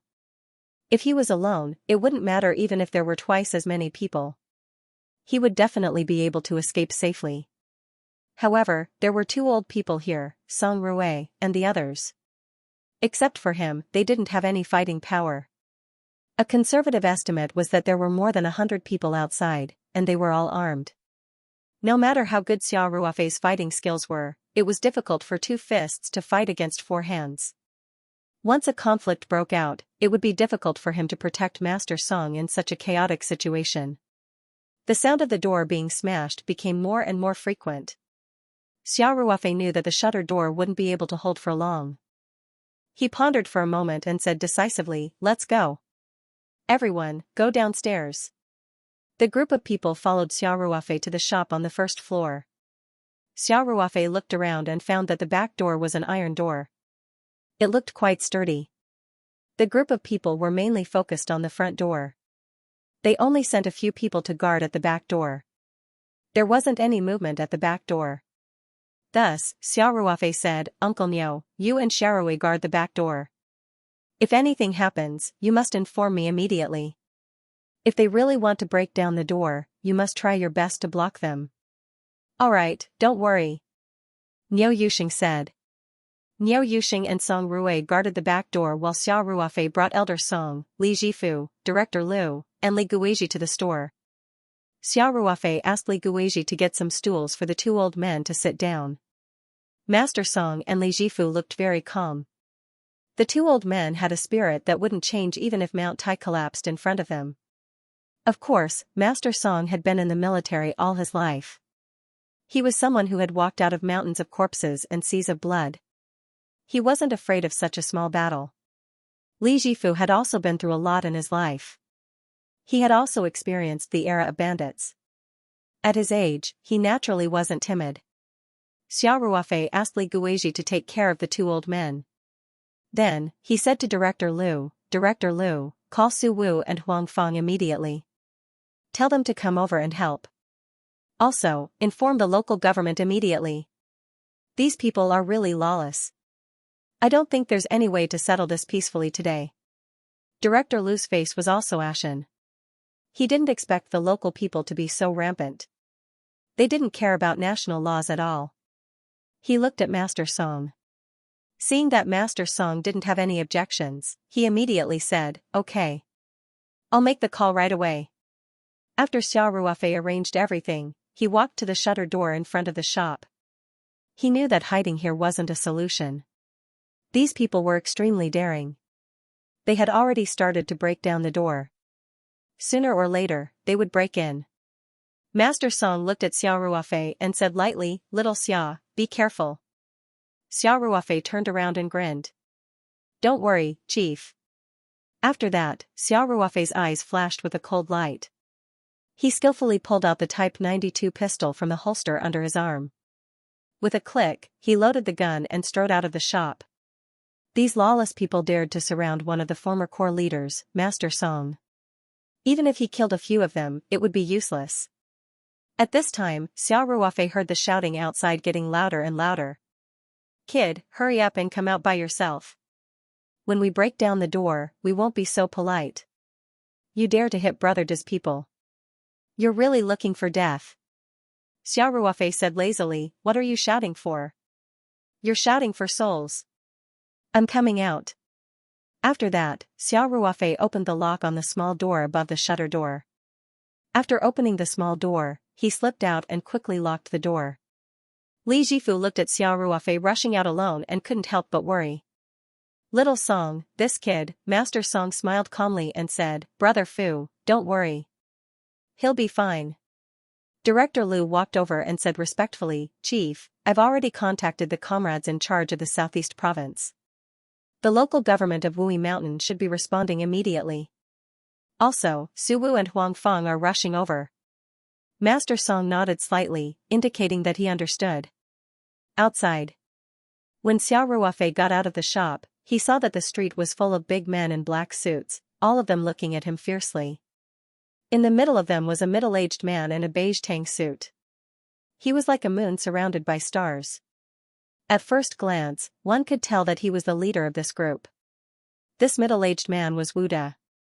When he saw Xiao Ruofei coming out of the shop, he squinted at Xiao Ruofei and asked, "Is it him?" Beside Wu Da stood a little brother with a bruised nose and swollen face. He was one of the gangsters that Xiao Ruofei taught a lesson in the afternoon. He immediately said, "Brother Da, it's him. He's the one who hit us." A fierce light flashed in Wu Da's eyes. He raised his hand holding a cigar and pointed at Xiao Ruofei. He said indifferently, "Break his hands first." "Yes." The big man in black responded loudly. Then, more than 10 people holding steel pipes saw Xiao Ruofei and looked at him with evil intentions. They surrounded him step by step. A trace of a playful smile appeared on Xiao Ruofei's face. He slowly raised the pistol and said in a relaxed manner, "If you're not afraid of death, then come up and give it a try." Only then did the big man in black see that Xiao Ruofei actually had a gun in his hand. They were so scared that they subconsciously stopped and looked hesitant. Wu Da couldn't help but raise his eyebrows as he stared at the gun in Xiao Ruofei's hand. After a moment, he revealed a mocking smile and said, "Kid, don't tell me you think you can scare people with a toy gun? Do you really think we're scared?" Wu Da's little brothers also came back to their senses and ridiculed him one after another. It turns out to be a toy gun. Fortunately, Brother Da's eyes are like torches. "You don't say, this toy gun is quite realistic." Hee, it's a pity that this kid met Brother Da. Ordinary people might really be scared by him. When the big men in black heard this, their anxious hearts also relaxed. After thinking about it, they felt that it was impossible. In Huaxia, the gun control was very strict. How could this young man casually take out a gun, unless he was a fugitive? But even so, he wouldn't dare to take out a gun in public. Thinking of this, the black-clothed men became angry out of humiliation. They felt that they had lost face after being intimidated by Xiao Ruofei's toy gun. They called out and quickened their pace. Some of them even raised the steel pipes in their hands, wanting to teach Xiao Ruofei a lesson he would never forget. Bang, a crisp gunshot rang out. Then, with a clang, a steel pipe fell to the ground. A terrifying bloody hole appeared on one of the big men in black's knee. At such a close range, the big man in black's kneecap was directly shattered. His whole body was also brought to the ground by the impact. After a moment, the severe pain was transmitted to his brain through his nerves. He then let out a heart-wrenching scream. He held his crippled leg and rolled on the ground. Xiao Ruofei's expression was still calm. Wu De and the others suddenly discovered that the Type 92 pistol in Xiao Ruofei's hand was emitting a faint green smoke. Apart from the man in black who was shot and screaming, everyone else was silent out of fear. Xiao Ruofei didn't hesitate to shoot and took control of the situation. A cold smile hung on the corner of his mouth. He slowly raised his hand and pointed the black muzzle at Wu De in the crowd. This guy was wearing a beige tang suit. He was too obvious a target in a group of men in black. Wu De was so scared that he quickly hid behind two of his underlings and shouted, "Don't mess around. You have to pay with your life if you kill someone." The two underlings' faces turned green. They were also afraid of death. How could they not be afraid to face the black muzzle of a gun and act as a shield for their boss? However, the two of them didn't dare to move away because they knew how ruthless Brother De was. If they moved away now, they would definitely be tortured by Brother De until they wished they were dead. The two underlings' faces were as pale as paper. Their bodies trembled slightly as they looked at Xiao Ruofei with a begging expression. Xiao Ruofei sneered and said, "Pay with my life if I kill someone? I've killed a lot of people, but no one has ever asked me to pay with my life." Xiao Ruofei was telling the truth. In his 7 years of military career, he had killed a lot of people. However, most of them were drug lords who deserved to die or terrorists who were extremely vicious. However, these words had a different meaning in Wu De's ears. This kid is really a fugitive. This was the first thought that popped up in Wu De's mind. He scolded in his heart, "Why am I so unlucky? How did Oldly get to know such a ruthless person? I've already investigated. Oldly has no background at all. His relatives and friends are all ordinary people. Where did this kid come from?" At this time, Xiao Ruofei's hand that was holding the gun turned slightly. Once the gun was pointed at the men in black, they immediately hid to the side in fear. For a moment, these men in black felt that they were in danger and couldn't wait to turn around and run. Xiao Ruofei said indifferently, "All of you, back off. What are you doing surrounding someone else's shop?" As soon as Xiao Ruofei's voice fell, the group of black-clothed men immediately retreated far away. But without Wu De's order, these people didn't dare to escape. Now that Wu De had a few subordinates to act as meat shields, his heart calmed down a little. He shouted at the top of his voice, "Brother, we don't mean to offend you. We just want to ask Mr. Li to cooperate with us." Xiao Ruofei pointed at the deformed shutter door behind him and sneered, "Is this how you ask for cooperation?" Then, Xiao Ruofei picked his nose and leisurely said, "Just now, I seem to have heard someone say that he wanted the person who beat his little brother to come out and die. I'm the one who beat him up. Now that I'm out, I'm ready to die." Wu De's face alternated between red and white, feeling extremely embarrassed. He gritted his teeth and shouted, "Brother, we're all from the underworld. Tell me your name. Who knows, we might even have some connections." Xiao Ruofei sneered and said, "Underworld? Which underworld? Jiangwo Avenue or Red Star Avenue?"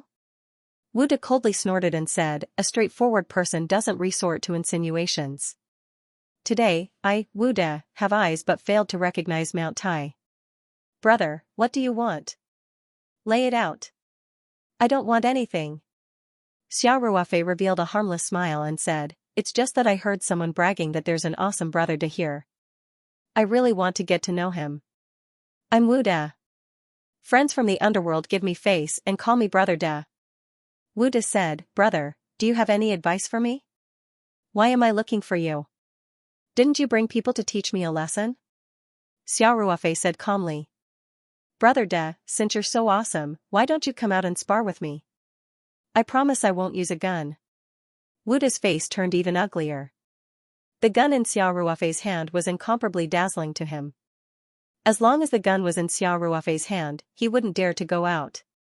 If Xiao Ruofei was a hothead, wouldn't he be dead with a single shot? Bullets don't have eyes. Wu De had been in the underworld for so many years. It wasn't easy for him to obtain his current wealth and status. Naturally, he cherished his life even more. "Brother, since you don't have any advice, then we'll go back." Wu De said with a cold face, "Today's matter, we admit defeat. We won't bother Mr. Li again in the future." After that, Wu De waved his hand and said, "Let's go." At this time, Xiao Ruofei said faintly, "Did I say you could go?" Although his voice was very dull, it carried a cold murderous aura, which made the men in black tremble. Wu De's heart palpitated inexplicably. He was even more certain that the young man in front of him was an outlaw. Only people who had blood on their hands would have such a murderous aura. Wu De clenched his teeth, turned his head and said, "Brother, I advise you not to go too far. Don't go too far, so that we can meet again in the future. I'm not made of glass. I don't have the slightest interest in meeting you." Xiao Ruofei said, "Since you're here today, then don't leave. Stay here obediently." Wu De's complexion changed dramatically. His voice also turned cold. He said, "Brother, don't tell me you think you're invincible just because you have a gun in your hand. I have more than 100 brothers here. Do you think you have an inexhaustible supply of bullets?" The meaning of Wu De's threat was very obvious. If Xiao Ruofei still persisted, then he could only fight to the death. If it really came to that point, more than 100 people would rush over. Even if Xiao Ruofei didn't miss a single shot, he wouldn't be able to kill many people. After all, bullets were limited. However, Xiao Ruofei's complexion didn't change. He still had a relaxed smile on his face and said, "You can give it a try." "What do you want?" Wu De asked angrily. "Are your ears covered with sh*T? Xiao Ruofei said bluntly, "I want all of you to stay where you are. If anyone dares to move, my bullets won't have eyes." "You." Wu De fumed, "I advise you to stop while you're ahead. Looking at your appearance, you must have taken several lives. If the police come, I'm afraid you won't feel good, right?" "You don't have to worry about that," Xiao Ruofei said indifferently. In fact, Xiao Ruofei was still sweating. If so many people rushed over recklessly, he wouldn't be able to control the situation. In that case, Master Song, who was in the room, might be in danger. However, with his strong psychological quality, he still looked relaxed and casual. Wu De couldn't see it at all. However, Wu De's casual words just now reminded him. He immediately winked at one of his underlings next to him and gestured to make a phone call. The underling immediately understood and nodded slightly. Under the cover of many men in black, the underling quietly took out his mobile phone and dialed 110. Director Lu's phone call was directly made to the relevant leaders of the Southeast Province. The news that Mr. Song went to Wui Mountain in plain clothes and was surrounded by more than 100 hooligans in Yongdun town was like a stone that stirred up 1,000 ripples. Secretary Lin of the Southeast Province Party Committee personally instructed that the Songping City government and the WYS municipal government should immediately activate emergency mechanisms to deal with the matter and ensure the safety of their leaders and severely punish the hooligans. At the same time, the secretary of the Political and Legal Committee of the Provincial Party Committee personally led the team and rushed to Songping City with the relevant comrades from the Provincial Public Security Bureau. Of course, the people in the province were far away and could not quench their thirst. They were there to deal with the aftermath.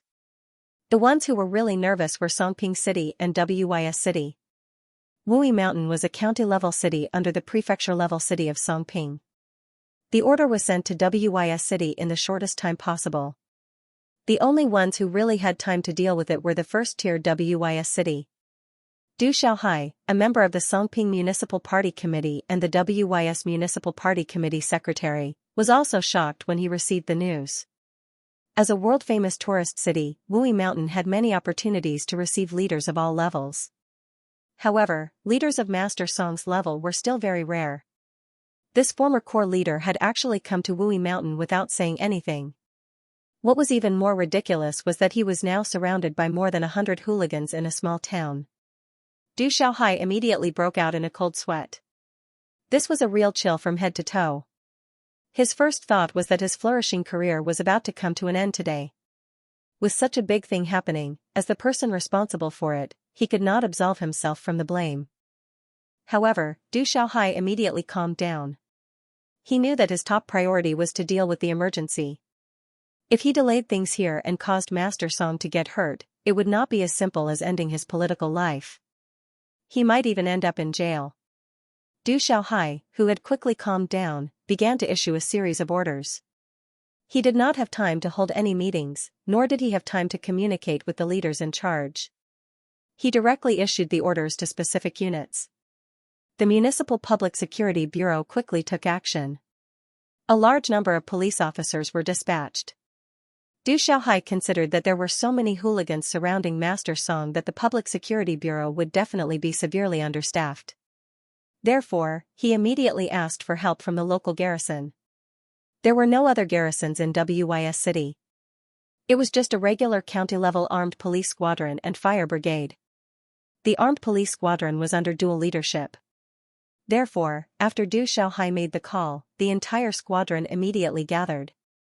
Everyone quickly received their equipment and armed police soldiers quickly boarded trucks and rushed to Yongdun town. The leaders of Southeast Province and Songping City were all on their way to Wui Mountain. Du Xiaohai didn't care about the welcoming ceremony. He directly followed the first batch of vehicles from the Public Security Bureau and rushed to Yongdun town. In fact, there was another group of people who had rushed to Yongdun town earlier. They were the security team led by Su Wu and Huang Fong. Director Liu had called the relevant leaders of the Southeast Province. It would take some time for the order to be passed down. Su Wu and the others received Director Liu's call directly and immediately rushed over. Therefore, Su Wu and Huang Fong were ahead of the armed police and police. As for Wu De, he calmed down and stood in place with a sullen face. Because under Wu De's instructions, his underling had secretly called the police. He said that there was someone with a gun and that this person was likely to be a fugitive. Huaxiao's gun control was extremely strict. The police would definitely pay special attention to cases involving guns. Wu De could foresee that a large number of police officers would soon arrive at the scene. He bitterly said in his heart, "Kid, aren't you very cocky? Let's see how cocky you are when the police arrive." The two sides were in a stalemate for more than 10 minutes. The roar of an engine came from the old street of the small town. Two black Mercedes-Benz cars sped up. Su Wu and Huang Fong saw that Master Song's small shop was surrounded by so many men in black. Their faces changed dramatically. They directly drove toward the men in black. The black-clothed men were so scared that they moved to the sides one after another. All of a sudden, a passageway opened up. The Mercedes-Benz rushed directly to the door of the electrical repair shop. Su Wu and the others quickly got out of the car. When he saw Xiao Ruofei holding a gun and guarding the door of the small shop, his heart was slightly relieved. When Xiao Ruofei saw Su Wu and the others, he grinned and said, "You guys are quite fast." "Not bad, not bad. Your emergency ability is not bad." How could Su Wu still be in the mood to joke? He eagerly asked, "Ruofei, is the chief okay?" "He's inside." Xiao Ruofei said casually, "Supervisor Huang, take your people inside to protect the chief. Here, Staff Officer Su and I are enough." "Okay." Huang Fong quickly responded. He led his security personnel to open the small door on the shutter door and enter the shop. Then, Xiao Ruofei said to Su Wu, "Su Can, keep a close eye on them. Don't let these bastards escape." Seeing this, Su Wu also took out his gun. He glanced at the hooligans and asked, "What the hell is going on? What are these people doing? They're just a bunch of mobs." Xiao Ruofei looked at them contemptuously and said, "They seem to be the local bullies, called Brother Dou or something. They wanted to ask Mr. Li to be a technical consultant for their tea factory. After being rejected, they came here every day to threaten us. Today, a few more came, but I taught them a lesson and chased them away. I didn't expect them to be so bold. They directly brought a few trucks of people to block the shop. F***CK. This is too lawless." Su Wu was also somewhat dumbfounded. "Isn't it?" Xiao Ruofei said, "At that time, the situation was urgent, so I shot directly. Otherwise, there was no way to stop them." Then, Xiao Ruofei smirked and said, "Su Can, when we go back, you'll have to write the report on the use of guns. I don't care about these things. When a gun was used during a mission, a report had to be written, including the time, place, reason, and so on. It also had to be clearly stated what equipment was used, how many bullets were fired, the consequences, and so on. Moreover, all the cartridges had to be collected for future inspection.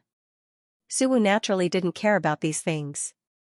If it wasn't for Xiao Ruofei's fearlessness in the face of danger, if anything happened to Master Song, he, as the security staff officer, would be the first to bear the consequences. Compared to that, writing a report was nothing. On the other side, when Wu De saw Su Wu and the others rushing over, his expression became even more uncertain. The other side's support was definitely extremely unfavorable for his side. Although Xiao Ruofei was a little far away from them, he couldn't hear the conversation between Xiao Ruofei and Su Wu very clearly. However, he could vaguely hear the words chief and so on, which made Wu De feel a little apprehensive. Wu De, who had originally calmed down after reporting to the police, was now faintly uneasy. He began to have the intention to escape. Wu De slowly moved back without leaving a trace, but he was discovered by Xiao Ruofei at the first moment. Xiao Ruofei raised his eyebrows and raised his hand to shoot without thinking. Pa! The crisp sound of a gunshot rang out. The bullet accurately passed through the gap between several big men in black and then pierced through Wu De's calf. Wu De let out a blood-curdling scream and fell forward onto the ground. Whoever dares to move another step will end up like your awesome brother De. Xiao Ruofei said without the slightest emotion, and, my marksmanship isn't very accurate. I can't guarantee where I'll hit. Maybe I'll accidentally hit the heart or the head. Don't blame me for not reminding you. No. We definitely won't move, big brother, please spare our lives.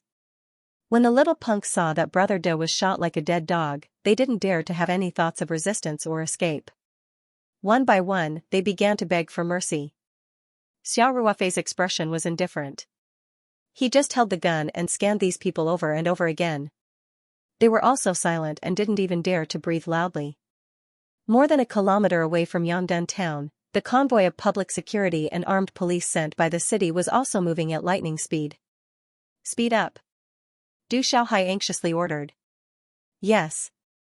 The policeman who was driving said, and he immediately sped up. The director of the Public Security Bureau also quickly told the cars behind to speed up through the walkie-talkie. The speed of the motorcade suddenly increased, and they drove toward Yangdun town as fast as lightning. On Xiao Ruofei's side, he and Su Wu held their guns and coldly looked at the hooligans in front of them who were silent like cicadas in winter. Wu De covered the wound on his calf with his hand, and his eyes showed an extremely resentful look. He cursed in his heart, "You are so arrogant. When the police come, it will be too late for you to cry."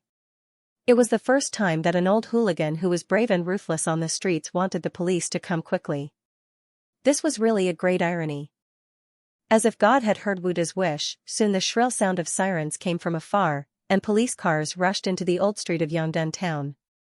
Wu De's eyes suddenly lit up, and he showed a somewhat crazy smile and shouted, "Ha ha ha! The police are here. You can't run away. Just wait to be put in jail and be shot." Su Wu saw Wu De's behavior and asked inexplicably, "Ruofei, is this grandson sick? The police are here, and he is still so happy?" Xiao Ruofei naturally knew what Wu De was thinking, so he said with a smile, "Who knows? Maybe his brain is damaged." "Su Kan, do you think we should give him a final shot before the police arrive? I think we should let him be completely free. This kind of mental patient is also a kind of pain to live. Let's be merciful and help him." Wu De was so scared that he shouted, "No. Don't shoot. You guys, why don't you come and protect me?" When the black-shirt man beside Wu De heard this, he was also shocked and subconsciously took 2 steps to the side. Just now, Xiao Ruofei's shot went through the crowd and directly hit Wu De. Those black-shirt men were still scared. If the shot was slightly off, they would be lying on the ground now. When Wu De saw the behavior of his subordinates, he was so angry that smoke was coming out of his 7 orifices. He thought in his heart that if nothing happened this time, he would definitely teach these blind bastards a lesson when he returned. In just a short while, the police car had already rushed to the shop. Wu De acted as if he had seen his mother after a long time, crying and shouting, "Police comrade! Save me! Help!" More than half of the city's police force had been pulled over. As soon as the policemen got out of their cars, they quickly surrounded them. All of them were armed. The policemen at the front were all wearing bulletproof vests and looked very nervous. In Wuda's opinion, this was very normal. When his little brother called the police, he said that there were armed thugs here, and they even shot and injured people. In order to deal with this kind of emergency, the police would definitely be on guard. But when Wuda saw a group of armed policemen jump out of several military trucks behind the police cars, he couldn't help but be stunned. There were more than 10 people in the armed police force, and they were all equipped with Type 95 automatic rifles. Each of them had a stern look on their faces. They simply gathered in front of the truck and quickly began to separate and surround the crowd. Wuda's mouth was wide open. He thought in his heart that this movement was too big. Could it be that the person who responded to the police misheard? There was only one armed thug here. Even if the one with the gun was added, there were only 2 people. Why were there so many armed police? Did they call all the armed police forces in the city? Could it be that these 2 people were extremely dangerous terrorists? The more Wuda thought about it, the more he felt that it was possible. When Xiao Ruofei opened fire, that kind of indifference to life, and that monstrous killing intent, made his heart tremble even now. When the armed police saw that Xiao Ruofei and Suwu were both holding guns, they suddenly became nervous. With a series of clattering sounds, they loaded their guns and aimed at Xiao Ruofei and Suwu. "Don't move. Put down your guns," the armed police shouted loudly. When Wuda saw this, he was very excited and shouted, "Police comrade, it's them. They are the ones who injured people with guns, quickly arrest them." The one in black also said that he had several lives in his hands. They must be wanted. Before Wuda finished speaking, a cold muzzle was placed on his head. An armed police soldier shouted, "Hands on your head, don't move." Wuda was so scared that his whole body trembled. He quickly put his hands on his head obediently and explained, "Comrade, we are the victims. We called the police." "Shut up." The armed police soldier glared and said. Wuda quickly closed his mouth. On this side, Xiao Ruofei and Suwu cooperated very well and lowered the muzzle, then slowly put it on the ground. When they saw this scene, they knew that these policemen and armed police must have rushed over after Director Liu notified the local government. Wuda, this kind of local snake, may have some friendship with some of the basic police, but it was absolutely impossible to call so many armed police and armed police. Not to mention Wuda, even some of the local officials with real power couldn't do it. Especially the use of the armed police force, this must be an urgent order issued by the higher-ups, and then the local leader directly coordinated to be able to do it. Therefore, Xiao Ruofei and Suwu put down their guns with ease. Xiao Ruofei said casually, "Brothers of the armed police, those on the opposite side are the thugs who besieged the chief. We are the chief's staff, do you have any identification?" An armed police officer asked. In fact, when he saw that the 2 were using standard equipment, he already believed most of Xiao Ruofei's words. But this time it was a serious matter, so he didn't dare to relax. "Of course," Xiao Ruofei said with a smile, "Su can, show him your ID." Suwu nodded, then said, "Brother, I will take out my ID now, don't be nervous." He was really worried that when he took out his ID, the armed police recruit would think that he was taking out a weapon, and his hand would tremble due to nervousness, causing the gun to go off accidentally. Then, he would be in trouble. Therefore, Suwu told them in advance, then slowly put his hand down and put it into the inner pocket of his clothes. Then, he slowly pulled out his officer's badge bit by bit. When the armed police officer saw that Suwu took out a red ID, he was slightly relieved. He came forward and took Suwu's military ID, opened it, and checked it carefully. Then, he closed the ID, saluted Suwu, and said, "Hello, Chief." Suwu's military rank was a major, which was higher than the captain and instructor of the armed police squadron, so he deserved to be called chief. The armed police officer motioned for the soldiers to lower their muzzles, then said, "Chief, please wait a moment, I still need to report to my superiors." Suwu nodded slightly and said, "I understand, go ahead." At this time, the secretary of the municipal committee, Du Xiaohai, accompanied by the director of the Public Security Bureau and the captain of the armed police squadron, also came over. The officer ran over and saluted. Then, he handed Su Wu's military certificate to Du Xiaohai and said, "Secretary, there are 2 people over there who claim to be the staff of a certain chief. This is the certificate of one of them." Du Xiaohai raised his eyebrows, took the military ID, and opened it. When he saw the words Guard Bureau written on it, he quickly said, "Let's go, let's go." Du Xiaohai and the others quickly walked over to Xiao Ruofei and Su Wu's side. The captain of the armed police squadron waved his hand, indicating that the armed police who were still on guard around Xiao Ruofei and Su Wu should withdraw. Du Xiaohai went straight to Su Wu and returned the military ID to him. Su Wu came later, so he didn't know much about the situation, so he turned to look at Xiao Ruofei. Xiao Ruofei said lightly, "The chief is safe." Hearing these words, Du Xiaohai let out a long sigh of relief. Ever since he received the call from the leader of the Songping City Committee, Du Xiaohai had been in a state of high tension. Now that he was finally able to relax, this deputy department-level cadre who had seen many big scenes actually felt like he was about to collapse. That's good, Du Xiaohai said. Xiao Ruofei's expression was very cold. He frowned slightly and said, "Secretary Du, I think the most important thing right now is to arrest all of these thugs immediately. In broad daylight, these people dare to openly besiege the party and the country's leaders. They are simply crazy and lawless." Du Xiaohai couldn't help but tremble. He quickly said, "Yes. We will definitely punish them severely." After that, Du Xiaohai turned around and ordered, "Director Gua, Squadron Leader Xiang, immediately order the comrades to arrest all of these thugs. If one of them escapes, I will hold you responsible." "Yes. Yes." The director of the Public Security Bureau and the squadron leader of the armed police responded at the same time. Then they saluted Xiao Ruofei and Su Wu, and immediately went to order the personnel to arrest all of the thugs who were already under the control of the police and armed police. Wu De had been in Wui Mountain City for so many years, and now he was considered to have some status. Naturally, he could recognize Du Xiaohai at a glance. Wu De saw that Du Xiaohai was so polite to the 2 young men with guns, and even had a trace of respect. Moreover, the few of them had repeatedly mentioned the chief in their conversation. How could Wu De not know that he had gotten himself into big trouble this time? The armed police behind him clamped his hands behind his back and put on handcuffs with a click. The cold handcuffs made Wu De shiver. He also recovered from his daze and quickly shouted, "Two brothers, I didn't want to besiege the chief. I didn't even know that the chief was in there. I'm innocent." Hearing this, Xiao Ruofei strode over. He coldly looked at Wu De and said, "It doesn't matter whether you know it or not. The fact is that you brought more than 100 people to attack the location of the country's leaders. Let me give you a piece of advice.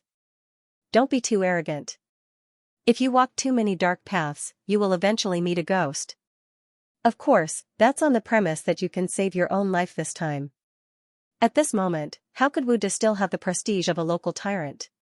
He cried bitterly and said, "Big brother, I was wrong. I really don't know." At this moment, Wu De's intestines were green with regret. If he could turn back time, he would never choose to coerce Li Jifu. He wouldn't even open a tea factory. He already had enough money. Even if he didn't do anything, it was enough for him to live a carefree life. But now, it was too late to say anything. Because of his arrogance, he had fallen into the abyss of eternal damnation. Xiao Ruofei coldly looked at Wu De, turned his head and walked back. But Du Xiaohai's eyes were about to spit fire. He loudly said, "Cuff them all and take them away." Du Xiaohai hated this group of hooligans to death. Because of today's matter, his position as the secretary was about to come to an end. Du Xiaohai was only in his 40s and was considered very young among the deputy department head-level cadres. Even in the Songping City Committee Standing Committee, he was the youngest. It could be said that he had a bright future ahead of him and was a rising star in the political arena. However, because of the stupid actions of these hooligans, this rising star in the political circle was very likely to fall. The armed police and public security officers methodically cuffed all the hooligans. Under the watch of the armed police with Type 95 automatic rifles, these hooligans were all very obedient. They didn't even dare to breathe loudly. All of them obediently allowed themselves to be captured. Du Xiaohai carefully asked, "Comrade, may I ask where the chief is now?" Can we see the chief? I have to reflect on today's matter to the chief face to face. Xiao Ruofei lightly said, Secretary Du, please wait for a moment. I'll go ask for instructions. Okay. Sorry to trouble you. Du Xiaohai hurriedly said. Xiao Ruofei slightly nodded, turned around and walked towards the door of the shop. He didn't have a good impression of Du Xiaohai. As a local leader, he managed his own district so poorly. First of all, this secretary was incompetent. Even if Du Xiaohai didn't have a direct relationship with Wu De, the secretary was always the first person responsible. Whenever there was a problem in the district, the secretary had to take responsibility. Xiao Ruofei directly left Du Xiaohai and walked to the door of the shop. He opened the small door on the shutter door and bent down to enter the shop. As soon as he went in, he closed the door, blocking Du Xiaohai's uneasy and inquiring gaze. Little Xia, what's the situation outside? Why did I hear gunshots? Master Song very calmly asked. The situation is already under control. Xiao Ruofei said, the local government sent police officers and armed police officers to arrest all the troublemakers. Then Xiao Ruofei said, Chief, I was the one who fired just now. There were more than 100 people outside surrounding the shop, and some were even smashing the door. I had no choice but to shoot to show my authority. Otherwise, the situation would be out of control, and this place would be in danger of being attacked. Master Song smiled and nodded. You did the right thing. Little Xia, there were no casualties, right? I shot 2 of those troublemakers. Xiao Ruofei said, the others are fine. Master Song looked at Xiao Ruofei approvingly and nodded. Xiao Ruofei then asked, Chief, Huaishan City's Municipal Committee Secretary, Comrade Du Xiaohai, is outside with comrades from the Public Security Bureau and the Armed Police Squadron. Do you want to meet them? Master Song pondered for a moment, then turned to look at Director Liu and asked, Little Liu, did the Southeast Province send people down as well? Director Liu immediately replied, Chief, according to the feedback from the General Office of the Southeast Province Committee, Comrade Lei Yong, the Secretary of the Southeast Province Committee's Political and Legal Committee, and the relevant comrades from the Provincial Public Security Bureau are on their way to Huaishan. In addition, the main leaders of the Songping Municipal Committee are already on their way to Huaishan. Master Song nodded, then said to Xiao Ruofei, Little Xia, I won't be meeting the local leaders for the time being. Let's go back to the hotel after we're done outside. Otherwise, when Comrade Lei Yong arrives, we'll have to meet him again. Master Song was originally afraid of trouble, so he went on an incognito visit without telling anyone. However, after today's incident, everyone in the Southeast Province knew that he was going to Huaishan. It was impossible for him to go incognito again. The secretary of the Provincial Committee's Political and Legal Committee had personally rushed over from the provincial capital 3 to 400 kilometers away. It was reasonable for Master Song to meet him, so he thought he might as well join forces with them. After all, the leaders of various levels had all set off as soon as they received the news, which meant that they would arrive at different times. If Master Song met Du Xiaohai now, he would have to meet the main leaders of the Songping Municipal Committee and government after a while. Then, when Lei Yong arrived at Huaishan with his team, he would have to meet them again. It was too troublesome. Xiao Ruofei immediately said, Understood. Chief, I'll go out first. Please rest here for a while. After the outside is cleared, we can go back to the hotel. Little Xia, you've worked hard, Master Song said with a smile. Xiao Ruofei opened the door again, and Du Xiaohai quickly went up to him, looking at Xiao Ruofei with hope in his eyes. Xiao Ruofei said calmly, Secretary Du, I've asked the chief for instructions. He wants you to focus on dealing with the aftermath here. When Secretary Lei of the Provincial Committee's Political and Legal Committee arrives, he will meet you all together. Du Xiaohai still had a glimmer of hope, but Master Song didn't meet him, so his glimmer of hope was dashed. With such a big thing happening in his own jurisdiction, he felt that his job as the secretary had come to an end. Xiao Ruofei frowned slightly and looked at the dazed Du Xiaohai. He couldn't help but say, Secretary Du, you should deal with the aftermath here first. The chief is still waiting for this place to be cleared and then return to the hotel. Du Xiaohai came back to his senses and quickly said, Okay, since the situation was already like this, Du Xiaohai also realized that the only thing he could do was to deal with the aftermath beautifully. As for the rest, he could only do his best and leave it to fate. At this moment, the door behind him opened again. Director Lu came out and asked loudly, "Who is the leader of Huaishan City?" Du Xiaohai shivered and quickly said, "Hello. I'm the secretary of Huaishan City Committee, Du Xiaohai." Director Lu nodded slightly and said, "Hello, Secretary Du. My surname is Lu, and I'm the secretary of the chief." Du Xiaohai quickly came forward and bowed slightly. Director Lu, hello, hello. For a chief at Master Song's level, his secretary was at least at the level of a director. Du Xiaohai looked at Director Lu's age and knew that Director Lu was most likely a vice-ministerial leader. Director Lu was also Master Song's staff, so Du Xiaohai lowered his attitude. Director Lu said, "Secretary Du, the chief asked me to pass on a message to you. He asked you not to have too much psychological pressure. Just focus on your current work." Du Xiaohai suddenly felt as if he had drunk iced sour plum juice in the hottest days of the summer. His whole body was refreshed, and he said with joy, "Yes. Thank you for your concern, Chief. Director Lu, please tell the chief that I will deal with the aftermath and ensure that these thugs will be severely punished.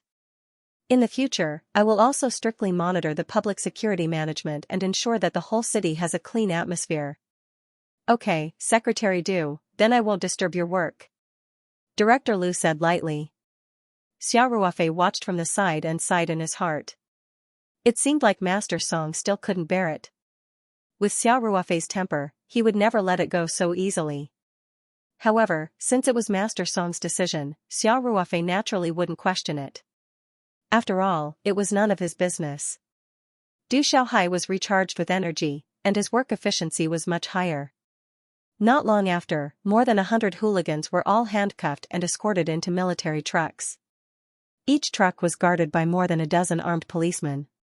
The rest of the armed police gathered on the street and prepared to walk back to the city. This place was only a dozen kilometers away from the city. For these armed police soldiers, it was just a very easy training. The police officers also got into the car one after another. Du Xiaohai specially came over to report to Director Lu, Xiao Ruofei, and the others before they got into the car and left. Du Xiaohai still had a lot of work to do. He had to personally supervise the follow-up interrogation work of these people. In addition, there was another urgent matter, which was to rectify the social atmosphere. A citywide campaign to eliminate the underworld would soon be fully launched. All of this required him, the secretary, to take charge. The old street of the town was quiet again. Only some neighbors were still secretly looking over from not far away. With such a big commotion today, this small town had already known about it. It was foreseeable that in the days to come, all kinds of rumors about Niu Yuxing's electrical appliance repair shop would be popular in the town. Xiao Ruofei and the others also returned to the shop. After Master Song learned that the scene had been cleared, he smiled and said to Li Jifu, "Brother Fu, I didn't expect that coming to. See, you would cause such a big commotion." Li Jifu sighed and said, "It's all because of me. Fortunately, little Song, you're fine. Otherwise, I would have sinned greatly." "Brother Fu, what are you talking about?" Master Song said, "You should have told me in advance about this kind of thing. If it weren't for today's incident, I wouldn't have known that you were injured because of the threats and harassment from those hooligans." Speaking of this, Master Song also showed a trace of sternness and said, "Some people in this place are really lawless. They're too arrogant and despotic. They must be severely punished." At this time, Song Rui asked curiously, "Grandpa Li, I heard that the reason why those people threatened and tempted you was to ask you to come out of retirement to be the technical consultant of their tea factory. Putting aside the conduct of these people, in fact, this is a very good thing. Why didn't you agree to come out of retirement?" Li Jifu shook his head and said, "I haven't made tea for others for more than 10 years, except for my own tea." Then, Li Jifu briefly explained the reason why he didn't want to show his face in public. It turned out that in recent years, the market for tea had been rising. Some local tea farmers didn't pay much attention to their business. It was very common for them to sell shoddy products and set prices randomly. Moreover, some people dared to announce to the public that their tea factory had invited Li Jifu, a master tea maker, to personally oversee it, and that all the high-end tea was made by Li Jifu. In fact, the quality of the tea that these people sold was mixed. They sold it at a sky-high price under Li Jifu's name, but in the end, it damaged Li Jifu's reputation. After this kind of thing happened 2 or 3 times, Li Jifu, who had always paid attention to his reputation, directly announced to the public that he had quit the tea industry and would no longer make tea for any tea factory. Li Jifu didn't care about material enjoyment. He valued the inheritance of tea culture more. He regarded tea as his true love. Therefore, over the years, there was no lack of people who offered tempting high salaries to ask him to come out of retirement, but he firmly refused all of them. Until this time, Wu De also had his eyes on Li Jifu's golden signboard and wanted to ask Li Jifu to come out of retirement. Li Jifu's attitude was still very firm. He didn't care about Wu De's offer of 100,000 a year, housing, car, and other benefits. It was just that he didn't expect Wu De to not be a decent businessman. Once the soft temptation didn't achieve his goal, he began to use threats. In the end, the matter finally got out of hand and out of hand. After listening to Li Jifu's words, Xia Ruofei and others showed a look of admiration. Everyone sincerely admired this old man who was nearly 100 years old for sticking to his professional integrity. Master Song said with emotion, "Brother Fu, you are still the Brother Fu who couldn't tolerate sand in his eyes. After so many years, you haven't changed at all." "Haha, my bad temper can't be changed for the rest of my life," Li Jifu said with a smile. "Brother Fu, I'm going back to the hotel." Master Song got up and said, "Why don't you go to the hotel with me? There are several rooms in my suite. We can have a good chat tonight." Li Jifu shook his head and said, "Little Song, such a big thing happened today. You must have a lot of things to deal with. I won't join in the fun. If you haven't left Wui Mountain by tomorrow, I'll go to the hotel to see you." Master Song smiled and said, "That's fine too. Brother Fu, you should rest early today." After that, Master Song also said goodbye to Niu Yuxing and Li Guizhi and stepped outside. As soon as they went out, Huang Fang and others protected Master Song tightly. Huang Fang was very afraid of what had just happened, and now he had become even more cautious. Before Master Song got into the car, he saw Li Jifu and Niu Yuxing coming out to see him off. He quickly said, "Brother Fu, you don't have to see me off. It's windy outside. Go in quickly." Li Jifu said with a smile, "It's okay, I'm in good health." As he said that, Li Jifu couldn't help but frown slightly. He reached out and pressed his abdomen, and his face became a little pale. When Master Song saw this, he quickly asked, "Brother Fu, what's wrong with you?" Li Jifu's face quickly returned to normal and said, "It's okay. Recently, sometimes my stomach hurts, but it will only hurt for a while. I'll be fine after it passes." Master Song looked at Li Jifu and found that he really didn't seem to have any serious problems, so he said, "Well, Brother Fu, I'll go first. If you don't feel well, you should go for a checkup as soon as possible. After all, you are so old. Any problems with your body can't be taken lightly." "I know. Get in the car quickly," Li Jifu said. Master Song got into the business car. Xia Ruofei and the others also got into the car. Li Jifu and his family stood at the door and waved goodbye to Master Song and the others. The 3 cars slowly started and left the electrical repair shop, heading toward the city. When they returned to the hotel, the security level had been raised a lot. Master Song's floor was also under martial law. Master Song's itinerary was no longer a secret, so Director Liu did not hide the hotel where Master Song was staying from the southeast province. Therefore, before everyone returned to the hotel, the local police and armed police had implemented the highest level of security measures for the hotel. It was back to the familiar rhythm, no longer as leisurely as when they first arrived. Master Song also felt a little helpless. There was almost no rest for the whole day. They took the bullet train, went to Shocking Village, searched for Li Jifu, and finally experienced a farce starring an ignorant and fearless hooligan. Everyone felt a little tired. Master Song was also an old man in his 80s, so his spirit was naturally a little sluggish. Therefore, after returning to the hotel, everyone went back to their rooms to rest. Song Rui stayed in Master Song's suite. The suite had a master bedroom and 3 secondary bedrooms. This arrangement made it easier for Song Rui to take care of his grandfather. Xiao Ruofei and Su Wu's rooms were on the left and right sides of the suite. The two of them also went back to their rooms.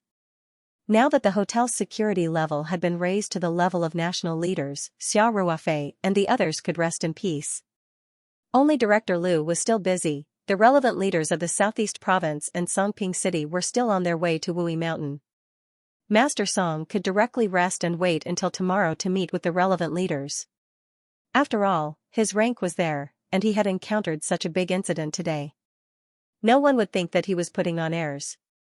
However, Director Liu, as Master Song's secretary, must meet with the relevant leaders today and report the whole situation to the relevant authorities of the Southeast Province.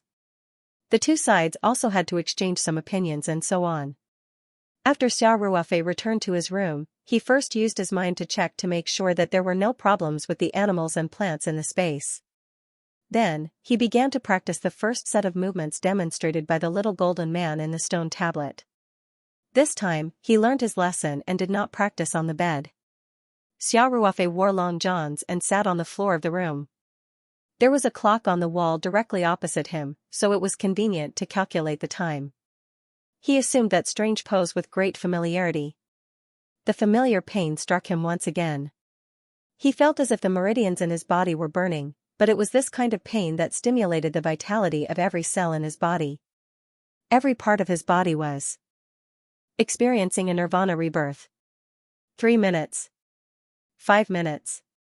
6 minutes. This time, Xiao Ruofei persisted for 7.5 minutes, which was 2 minutes longer than the last time he practiced in Ling Qingshua's boudoir.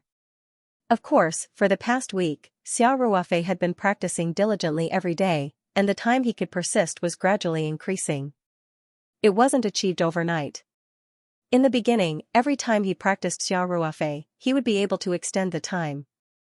However, as the number of times he practiced Xiao Ruofei increased, the extent of his improvement decreased. For example, today's time was only about 10 seconds longer than yesterday's. However, Xiao Ruofei was very clear that 10 seconds on the basis of 7 minutes and half a minute on the basis of 5 minutes were two completely different concepts. The longer he persisted in this movement, the more difficult it would be, and the more the body would be trained. He could faintly feel that if he continued to practice, he would soon reach a bottleneck.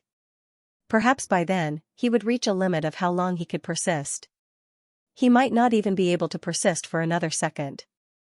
However, once he broke through this bottleneck, it might mean that he had mastered the first set of movements to perfection. At that time, it was very likely that he would be able to access the information of the second set of movements.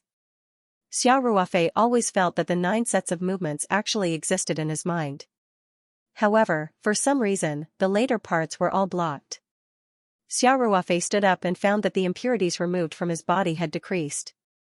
Of course, he knew that this didn't mean that the effect of the practice had decreased. This was because he knew his own body best. After every practice, he felt as light as a swallow, as well as the feeling of his body being filled with explosive power. He truly felt that he had improved. The fact that there were fewer impurities meant that his body had been purified to a certain extent. He was close to the limit of what the first set of movements could purify. As soon as he removed that strange posture, the burning pain all over his body would immediately disappear without a trace. Instead, it was replaced by a kind of lazy comfort, which made Xiao Ruofei feel like he was addicted. He went to the bathroom to take a thorough shower. Then, he washed the long johns that were stained with black impurities and changed into clean pajamas. After Xiao Ruofei went to the balcony to dry his clothes, he called Ling Qingshui. The two of them talked a lot of sweet nothings. Xiao Ruofei naughtily said that after returning from Wui Mountain, the two of them should have a good talk. Ling Qingshui naturally understood Xiao Ruofei's meaning. For a moment, she was extremely shy. After Xiao Ruofei returned to his room, he went straight to bed and quickly fell asleep. That night, the relevant leaders of the Southeast Province and Songping City rushed to Wui Mountain. However, Xiao Ruofei had already gone to bed. It was Director Liu who received them. The next morning, after Master Song had breakfast, he received Lei Yong and the others from the Political and Legal Committee of the Southeast Provincial Party Committee. This time, Xiao Ruofei was also present. When Lei Yong and the others arrived, Xiao Ruofei was taking Master Song's pulse. As soon as Lei Yong entered, he immediately began to self-reflect. Along with him were Songping City's secretary and Wui Mountain's secretary, Du Xiaohai. The others didn't even have the qualifications to be received by Master Song, their ranks weren't high enough. Master Song was very magnanimous about the incident. He didn't say too many harsh words. He only made a clear request to severely punish the lawless thugs. However, when it came to Li Jifu's matter, Master Song wasn't so calm. Master Song specifically explained in detail what Li Jifu had encountered during this period of time.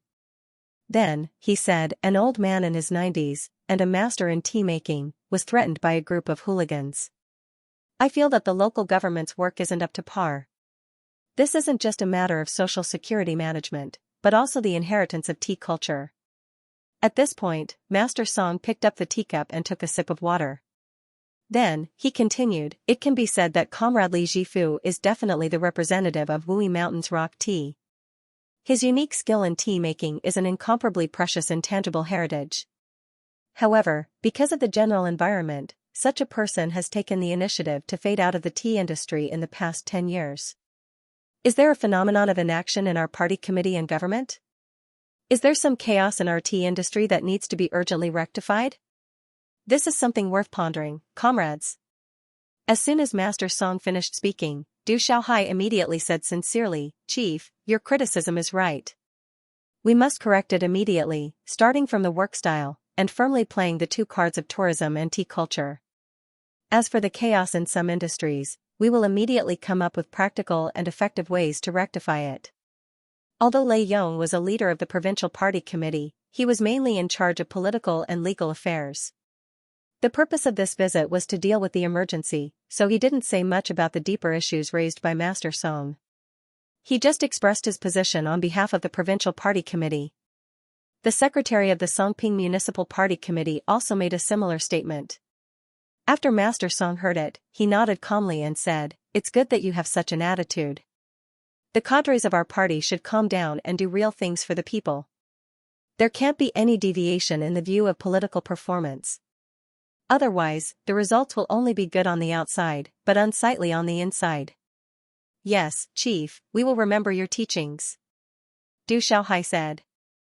After finishing the business, the atmosphere eased a lot, and Lei Yong and the others were slightly relieved. At this time, Du Xiaohai gathered his courage and reported, Chief, after last night's sudden trial, the facts of Wu De and the others' crimes are basically clear. After that, Du Xiaohai handed over the report that he had personally written overnight with both hands. Master Song waved his hand and said, I don't need to read the report. I believe that you will deal with this matter fairly and properly according to the law. Yes. We will definitely follow the chief's instructions and punish those involved severely, Du Xiaohai said.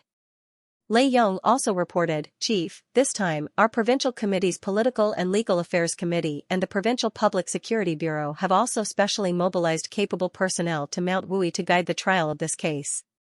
In addition, I have also instructed the relevant leaders of the Provincial Procuratorate and the Provincial High Court to guide the follow-up prosecution and trial.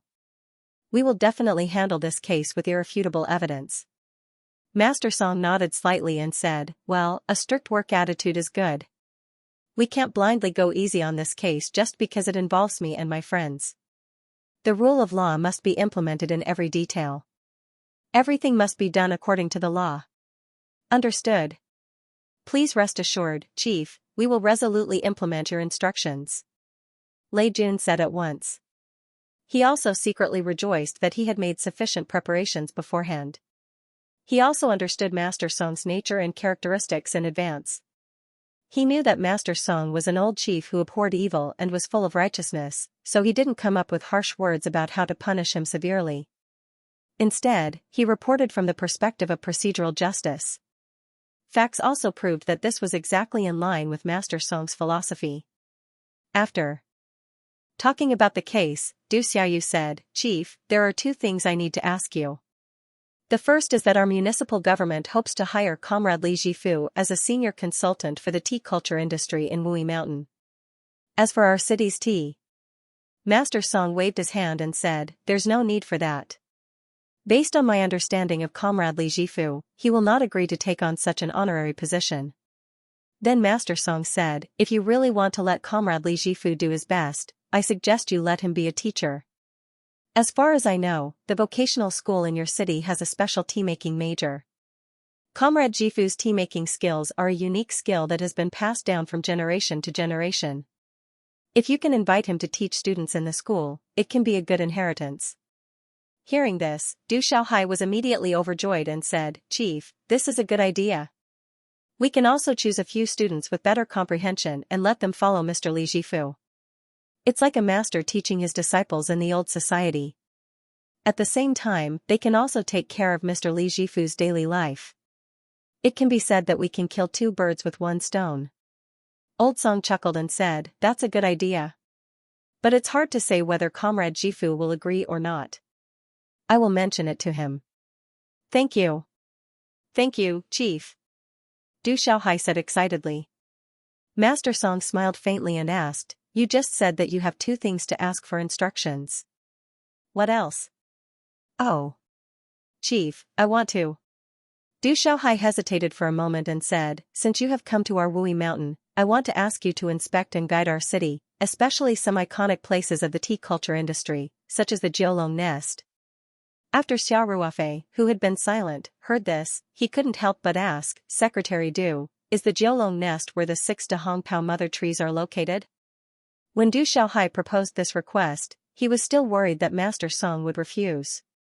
Now that Xiao Ruofei suddenly showed great interest, Du Xiaohai quickly nodded and said, yes, the 6 most famous Dahongpao mother trees in Wui Mountain City are in the Jiolong Nest, west of the Yongla Zen Temple in the northeast of our city. The older generation of revolutionaries also praised the Dahongpao produced from the mother trees.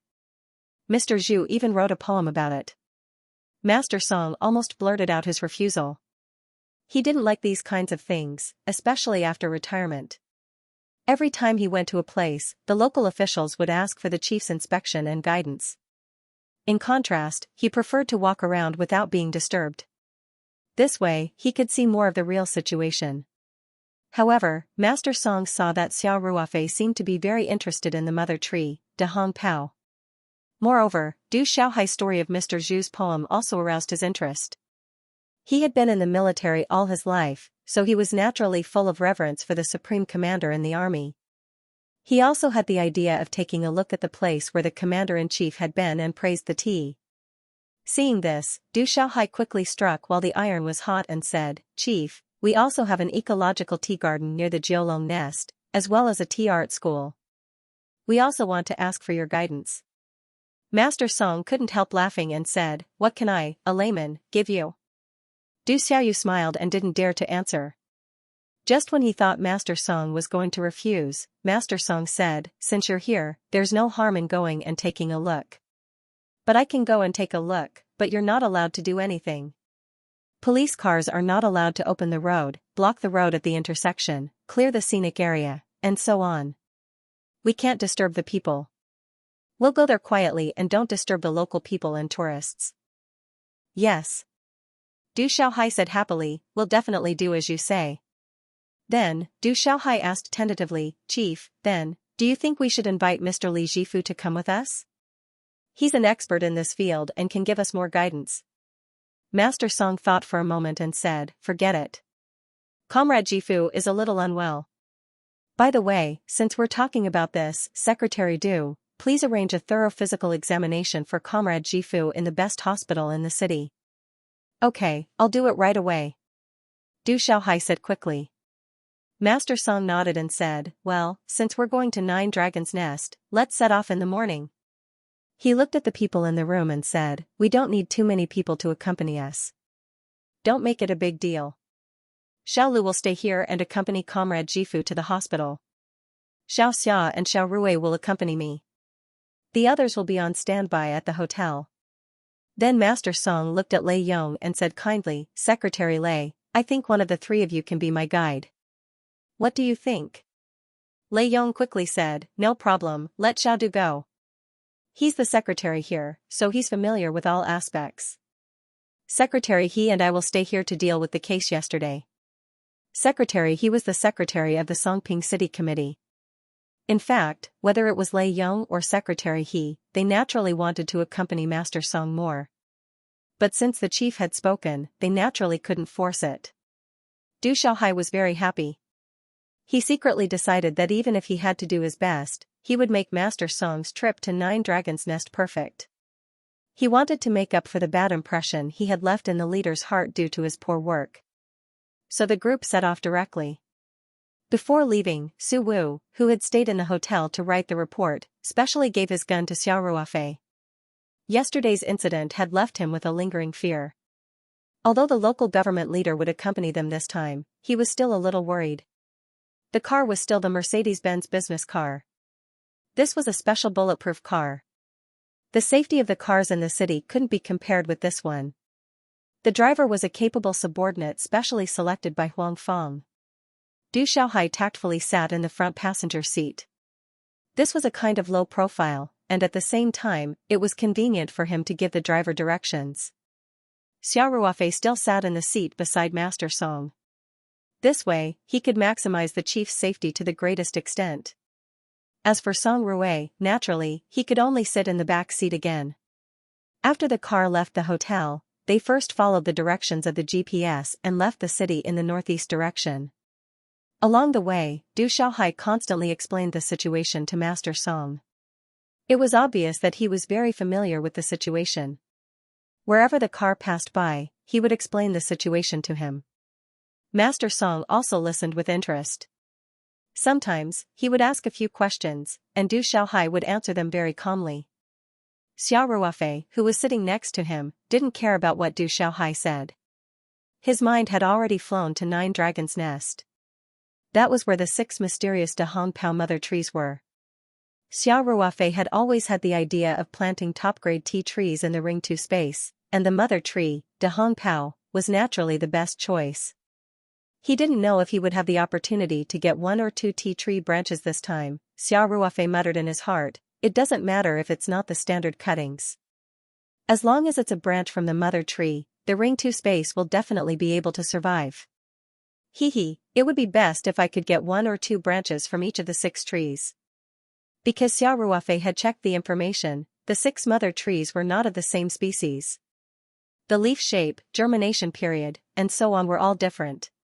If he could collect all of them, he could completely duplicate 6 varieties of Dahong Pao tea trees in the space, and the quality could even surpass the mother tree in the Nine Dragons' Nest.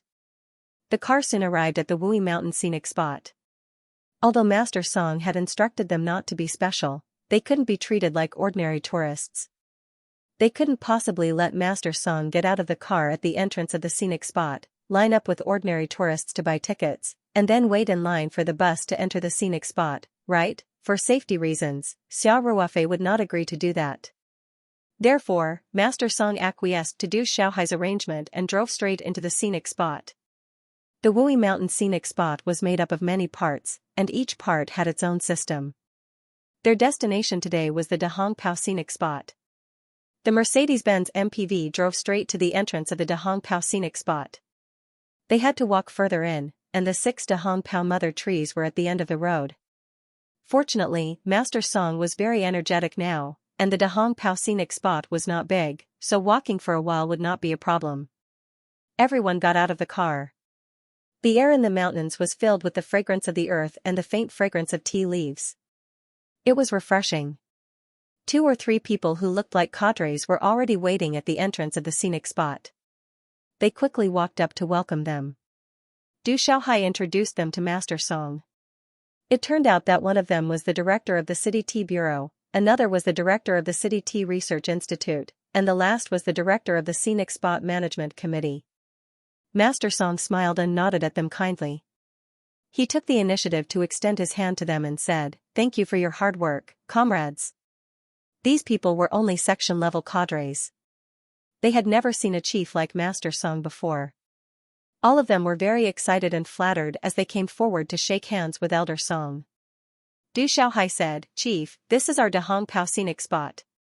It has our ecological tea garden and an experimental nursery from the Tea Research Institute." Master Song smiled and said, "Let's go. Let's go in and take a look." "Chief, please." The group of people went through the ticket inspection at the Dahongpao scenic spot. After entering the scenic area, there was a stone path. This path passed through many tea gardens, and along the way, there were patches of green tea trees. Chief, this year's tea leaves have been harvested. A new batch of tea has just been released after the spring festival. Therefore, the tea garden is now in the stage of recuperation. Du Xiaohai smiled and introduced, these tea gardens are owned by the local tea farmers. When the scenic area was built, the tea farmers all moved to the foot of the mountain, but the management rights of the tea gardens are still reserved for them. Master Song nodded and said, yes. It's a good thing for the government to engage in development and construction, but you can't encroach on the interests of the masses, and you can't compete with the people for benefits. You've done a good job on this. Du Xiaohai humbly replied, you flatter me. Along the way, the fresh smell of the earth and the faint fragrance of tea assailed his nostrils. What entered his eyes was a lush green scene, contrasting with the strange peaks and rocks in the distance, making him feel as if his entire heart had been broadened by a lot. Du Xiaohai also introduced the situation of the various tea gardens in the Dahongpao scenic area.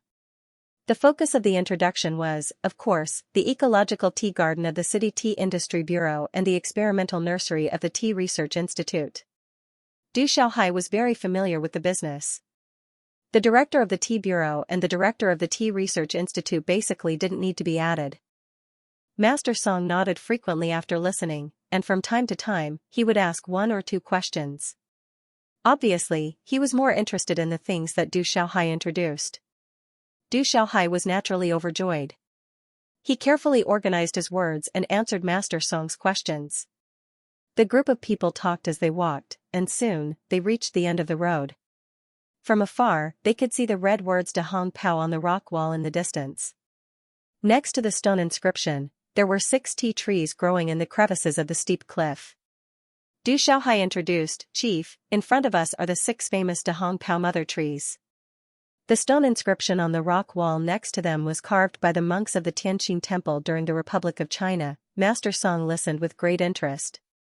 Suddenly, he saw a shop under the cliff in front of him. The signboard was quite eye-catching. Master Song smiled and pointed in front of him and said, the world's best egg. This name is interesting. Du Xiaohai said a little awkwardly, Chief, actually, that's a shop selling tea eggs, but the tea leaves used to make tea eggs are Dahongpao.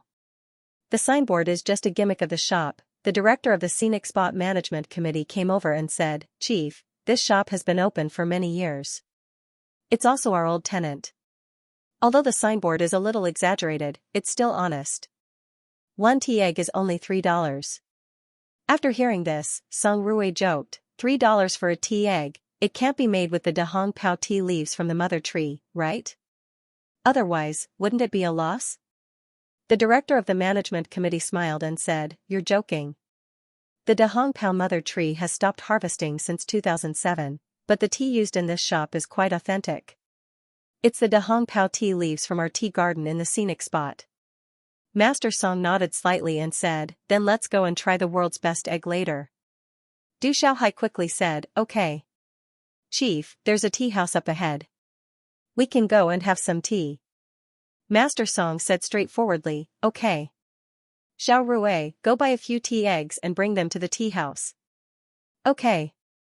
Song Rui replied. Du Xiaohai hurriedly said, Chief, we'll go buy them. Master Song waved his hand and said, no need, no need. It's good to let Xiao Rui run errands. My grandson is usually too lazy.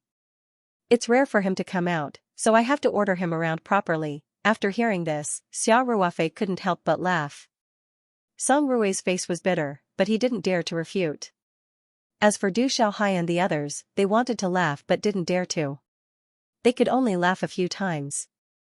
As the group of people walked forward, the smile on Master Song's face gradually disappeared, and he frowned. Because his line of sight was blocked by the shop before, Master Song only saw a whole group of armed police soldiers standing at the bottom of the cliff with guns in their hands when he got closer. Secretary Du, what's going on? Master Song's tone was a little bad. Didn't I say not to make a big fuss? Why did you bring the troops here? Du Xiaohai quickly explained, Chief, you've misunderstood. Today is the day that the tea house is doing routine pruning and maintenance of the 6 Dahong Pao mother trees. These armed police soldiers are also here to maintain order. Every time we do maintenance of the mother trees, we ask the armed police force to send a squad of soldiers to help maintain order. Master Song's face relaxed a little when he heard this. He asked, "Is that really the case?" "Yes, yes." Du Xiaohai said, "Chief, the comrades in the group originally asked if we should reschedule the pruning, but I said that there was no need. Chief wants to see our real situation, so I made the decision to let the comrades in the tea house and the tea house continue to work as usual." Master Song finally smiled again and nodded. Du Xiaohai secretly breathed a sigh of relief. When Xiao Ruofei saw this scene, his heart couldn't help but beat faster. Along the way, he had been thinking about how to get some branches of the mother trees. He didn't expect that today would be such a coincidence. The staff was pruning and maintenance, so they would definitely cut some branches. The opportunity was right in front of him. Du Xiaohai hurriedly said, "No problem. But, the mother trees grow on the cliffs, and the road up is very narrow and steep. It won't be easy to walk." Xiao Ruofei smiled and said, "I'm fine." Master Song also smiled and said, "Xiao Xia is very skillful. It won't be a problem for him to climb the mountain." When Du Xiaohai heard Master Song say so, he hurriedly told the tea bureau chief beside him, "Bureau Chief Yi, take this gentleman up for a tour. Be careful to protect his safety." "Okay." Bureau Chief Yi said immediately.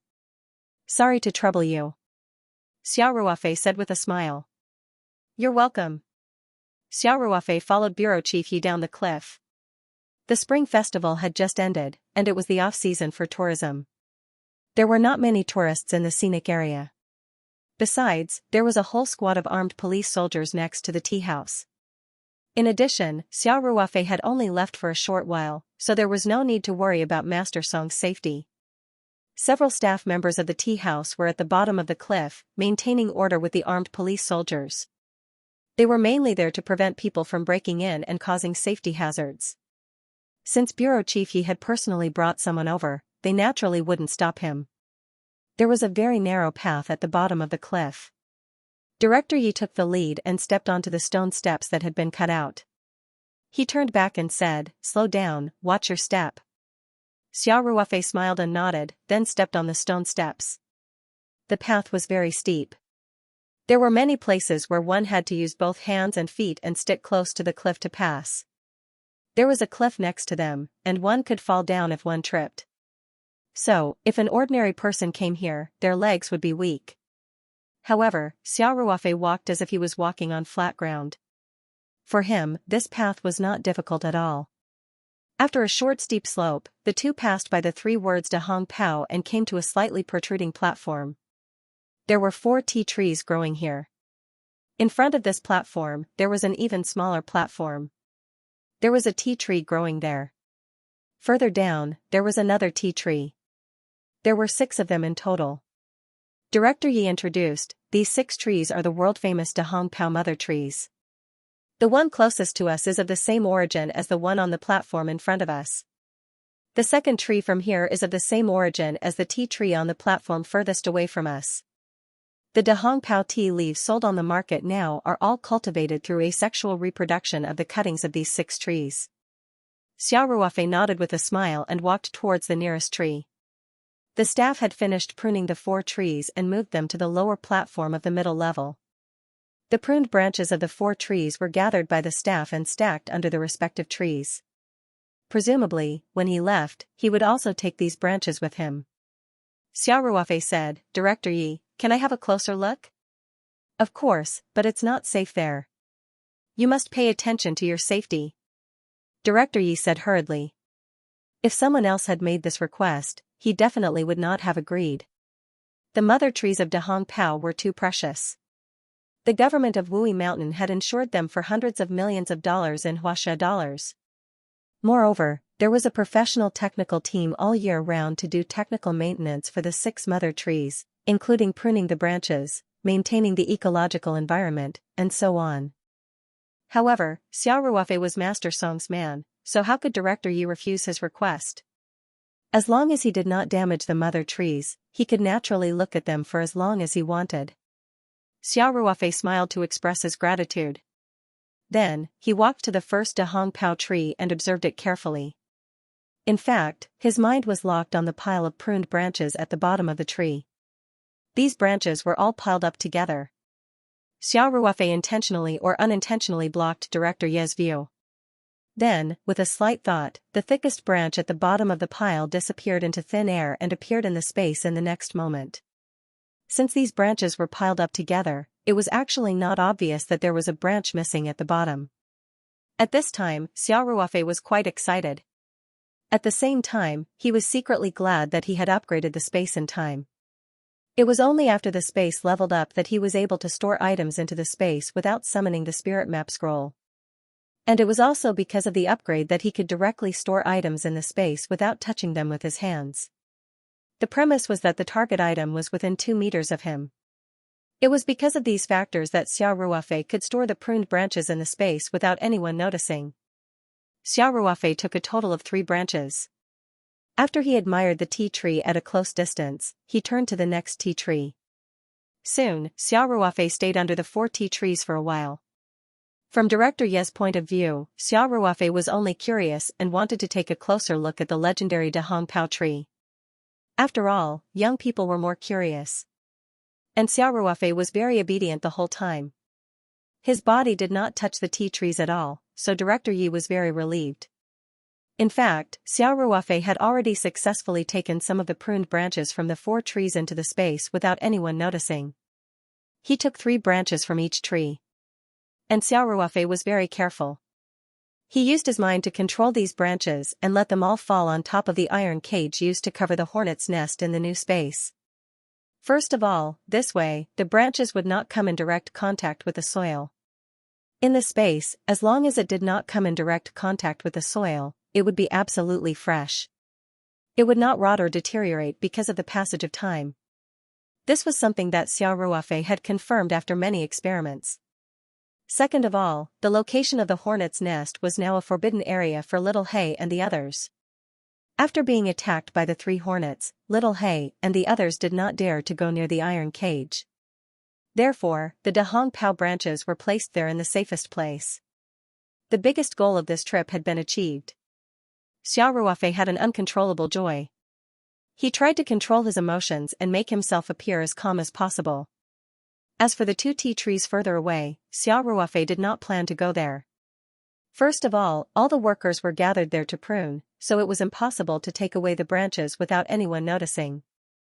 Second of all, Director Yi had just introduced that the 2 tea trees over there were of the same origin as the first and second tea trees here.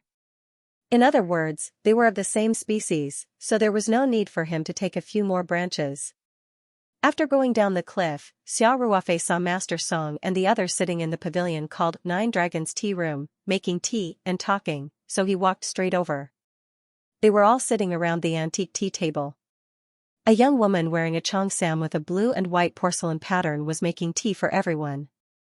Her slender fingers held the tea set, and her movements were very smooth. It was very pleasing to the eye. There were a few brown tea eggs on the tea table. They must be the world's best eggs that Song Rui had bought. When Master Song saw Xiao Ruofei coming over, he asked with a smile, "Xiaoxia, how do you feel after seeing the Dahong Pao mother tree?" "Sir, how can an amateur like me see anything?" Xiao Ruofei said with a smile, "It feels similar to the tea trees in the tea garden, just a little older." Master Song laughed and said, "There's still something special about this.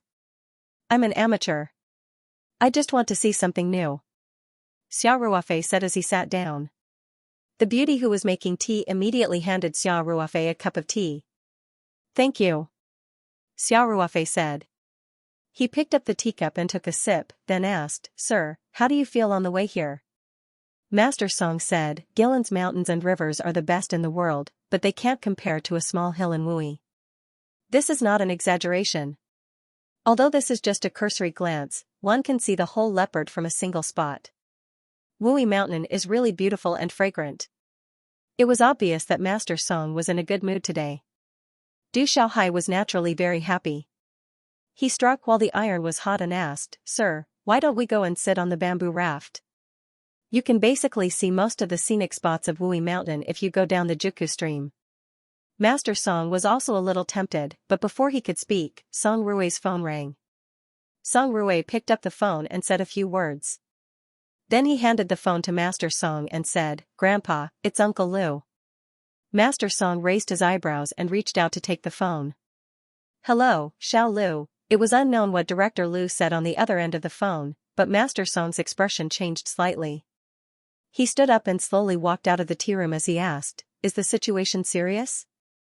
Du Xiaohai looked at Master Song nervously. His heart was beating like a drum. He wondered if something had happened in the city. After listening for a while, Master Song said, "Xiao Lu, contact the people in Southeast Province and arrange a better hospital in Xianxia City. Also, invite a few experts to give Fu a consultation."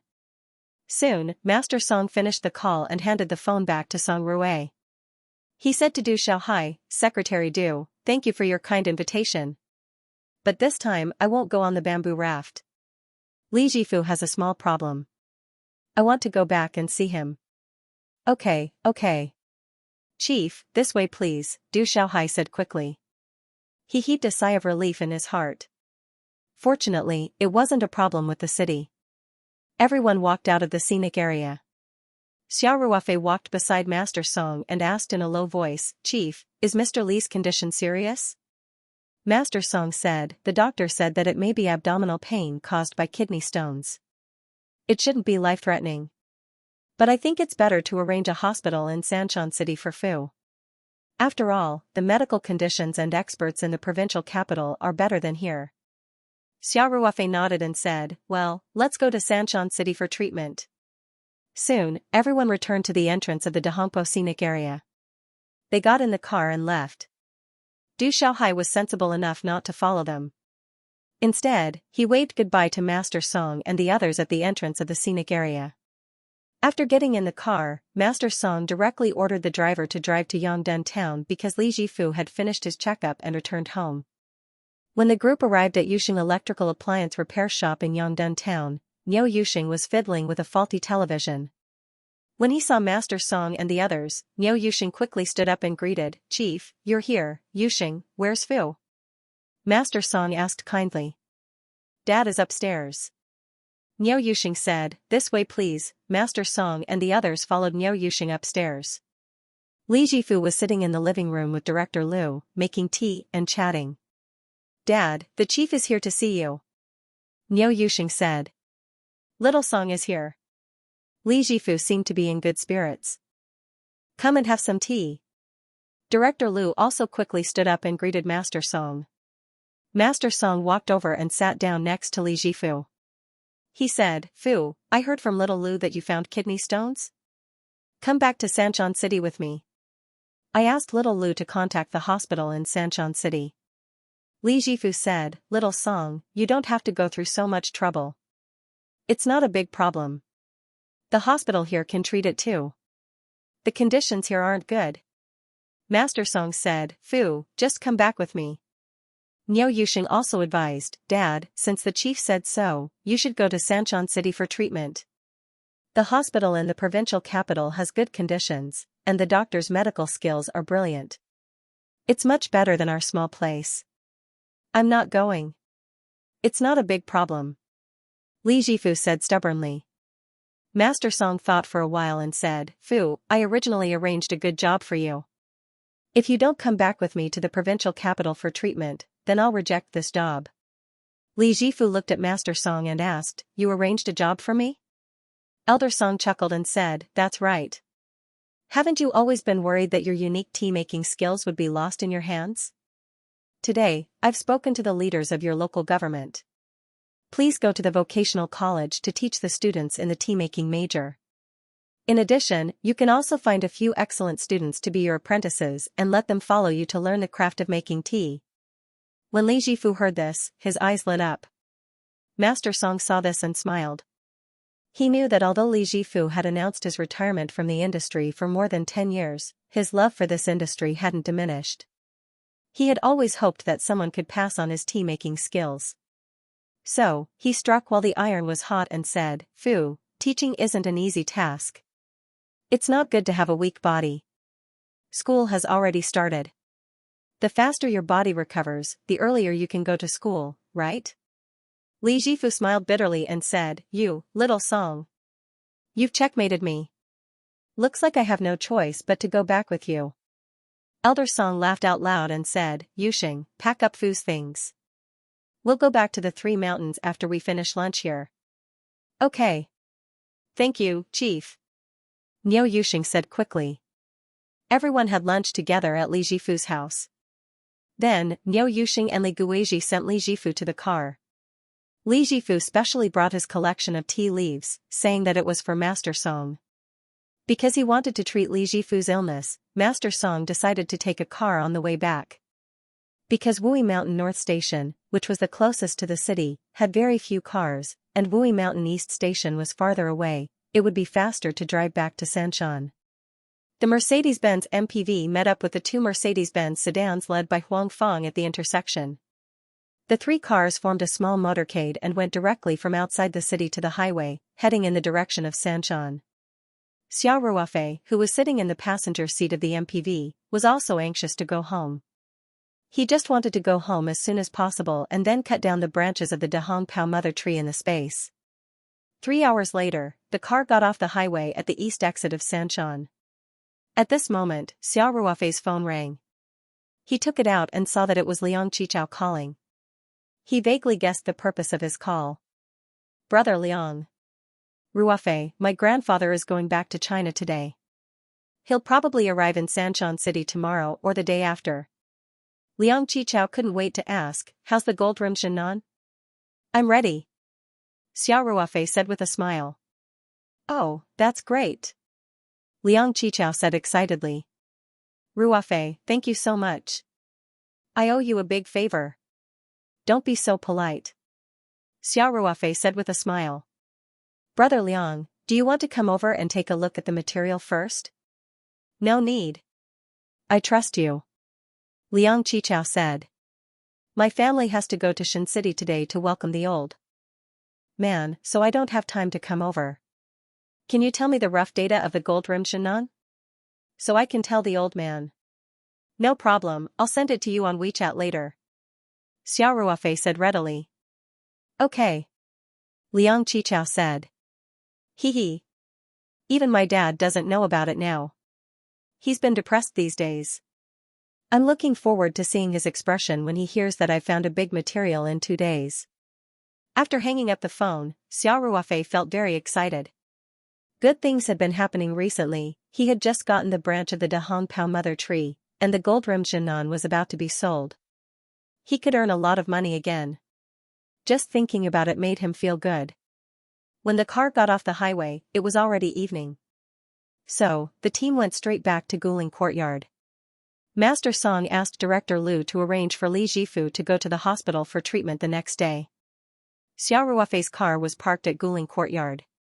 He was eager to go home, so he declined Master Song's invitation to stay for dinner and drove straight back to Taoyuan Farm. When Xiao Ruofei's car drove through the gate of the farm workers were getting off work. When Qiao Taishu saw Xiao Ruofei, he immediately stopped the car and excitedly told him that the vegetables on the farm were ready to be harvested. Xiao Ruofei couldn't resist Qiao Taishu's enthusiasm. He parked the car on the side and followed him to the vegetable greenhouse. Qiao Taishu pointed at the lush green vegetables in the greenhouse and said, "Boss, I've been growing vegetables for most of my life, and this is the first time I've seen vegetables growing so well and of such high quality. Speaking of which, those high-tech seeds are really amazing." Xiao Ruofei looked at the vegetables and felt a sense of accomplishment. He smiled and said, "Old Qiao, this is also your hard work." Qiao Taishu chuckled and said, "We just take care of the vegetable fields every day. We don't do much. Besides, these vegetables are so easy to deal with. We don't even need to do any pest control." There's not much to do in a day. Xiao Ruofei went closer to take a look. The vegetables really did not have a single wormhole, and the green of the leaves was very pure. There was a faint feeling of crystal clear, as if they were carved out of jade. There was even a sense of unreality to it. This had completely reached the standard of growing vegetables in the space. Xiao Ruofei said happily, "Old Chow, well done. How about this, starting tomorrow, we will provide vegetables to Shijiang Moon Club and Ling's restaurant from the vegetable greenhouse. I will ask Fatty to give you the specific data later."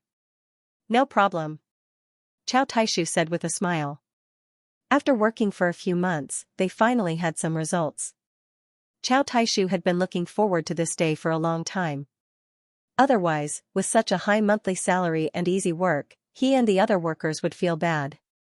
Xiao Ruofei thought for a while and said, "Starting tomorrow morning, arrange for the workers to come over to pick the vegetables around 5 o'clock. Then prepare the vegetables according to the needs of each family. Generally speaking, they will send a car to pick them up before 6:30. "Okay. Boss, don't worry," Chow Taishu said. Xiao Ruofei thought for a while and said, "Well, for the workers who come to pick the vegetables in the morning, we will give you overtime pay according to overtime."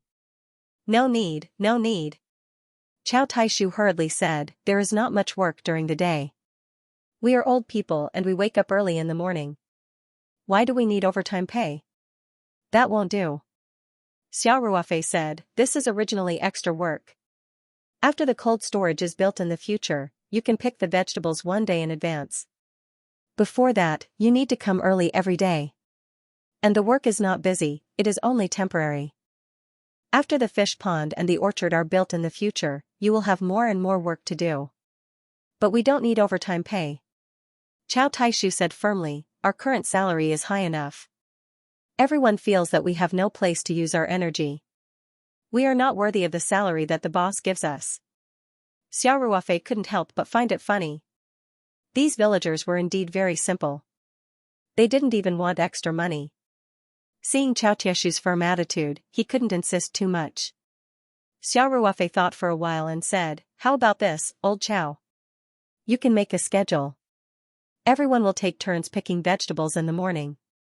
As long as the workers come in the morning, they can take half a day off in the morning. This way, everyone will have time to deal with their work at home." Chow Taishu grinned and said, "Okay. Then we will do as the boss says." Then Chow Taishu said, "Boss, you have to prepare the next batch of seeds in advance.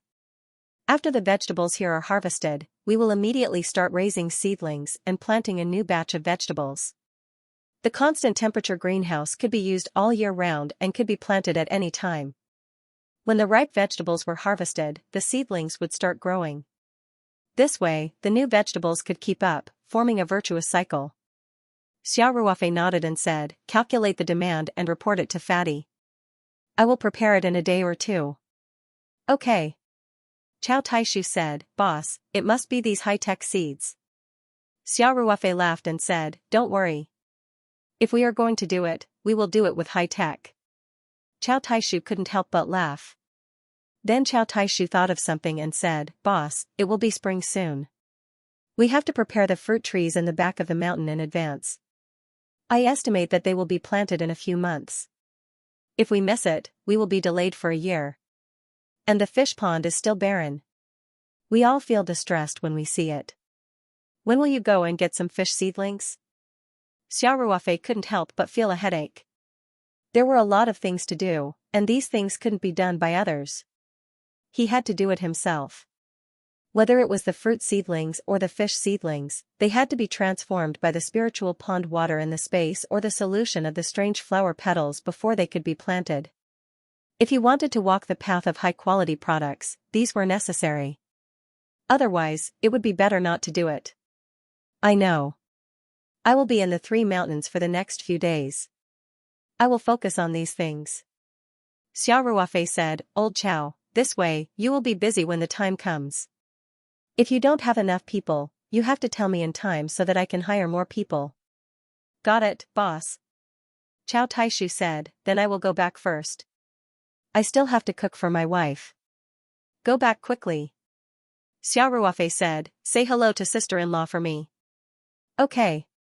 After Chow Taishu left, Xiao Ruofei strolled around the vegetable greenhouse again.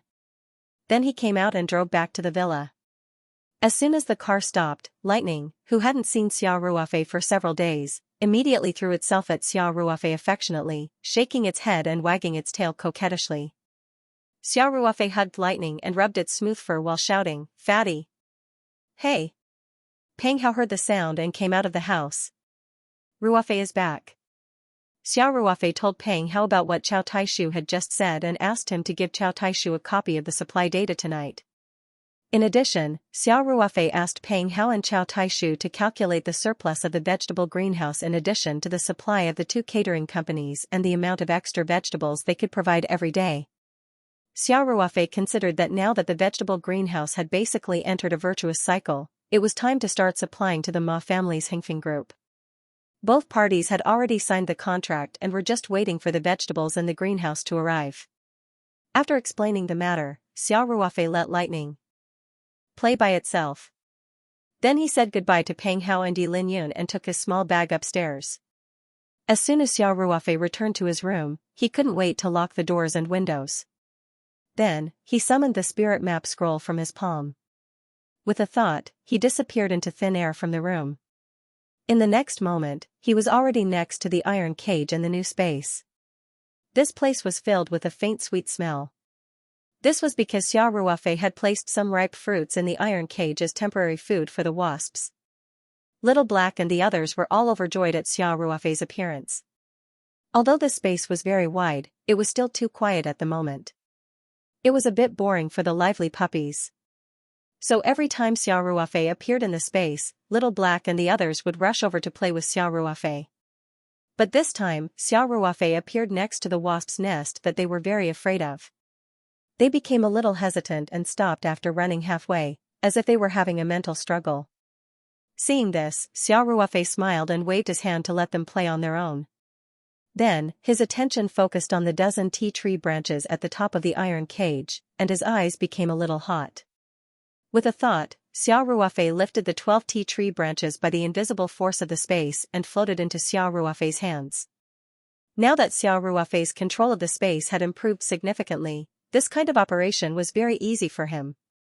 Xiao Ruofei carefully looked at these tea tree branches of different thicknesses and found that the leaves were still green, as if they had just been cut off from the tree.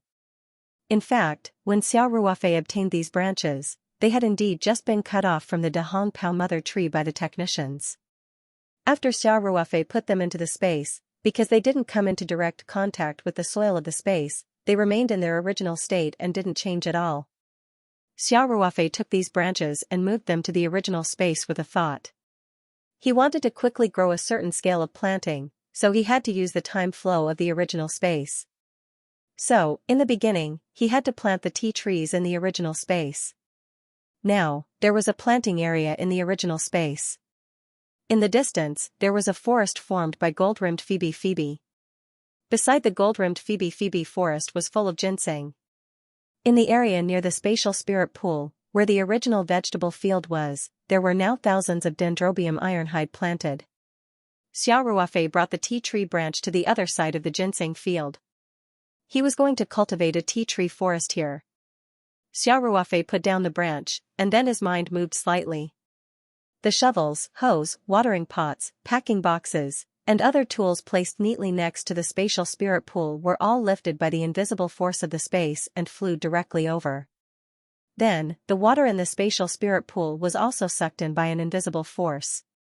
It drew a beautiful arc in the air and accurately fell into the plastic sorting box, just enough to fill the box. Xiao Ruofei's control over space was getting better and better. He felt like he was the creator of this place, and he enjoyed this feeling very much. Of course, Xiao Ruofei also deliberately used every opportunity to practice, so that he could be more proficient in the use of the power of space. He believed that as long as the space was upgraded and he continued to become stronger, one day, he could even move mountains and fill seas in the space. The process of planting cuttings was very simple. Xiao Ruofei directly dug holes in the ground and inserted the tea tree branches one by one. Then, he filled the space with soil and watered the spatial spirit pool. Finally, Xiao Ruofei directly sucked in a packing box containing diluted petal solution and poured some petal solution on the leaves and roots of the tea tree branches. With that, he was done. Then, Xiao Ruofei went to the Dendrobium ironhide. After a few days, the dendrobium ironhide had grown a lot. Xiao Ruofei once again cut off the half-mature branches and cut them in the empty vegetable field, further expanding the scale of the planting. Last time, the 20 or so dendrobium ironhide had been cut by Xiao Ruofei into about 1,000. This time, on the basis of the 1,000, Xiao Ruofei once again cut, expanding the planting scale to about 5,000 before stopping. This was because he had been working for nearly 20 hours. During this time, when he was thirsty, he drank some spatial spirit pool water. When he was tired, he directly drank the petal solution. Moreover, he used the power of space as a support. He had been working at a very high efficiency. This was also the longest time that Xiao Ruofei had stayed in the space since he obtained the spirit map scroll. Even if he used the petal solution and spatial spirit pool water, Xiao Ruofei still felt very tired, so he decided to temporarily stop this work. His goal was to plant 10,000 dendrobium ironhide in the space. Currently, it was definitely enough for cuttings, but he didn't have enough energy to do this kind of tedious and repetitive work by himself. Therefore, he decided to do it in batches, cutting about 1,000 at a time. In the outside world, dendrobium ironhide would take about 2 to 3 years to mature and harvest, but in the original space, 1 month was enough. Xiao Ruofei dragged his tired body out of the ring to space.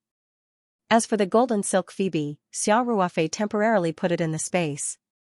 First, it was safer. Second, every day in the outside world was a month in the space.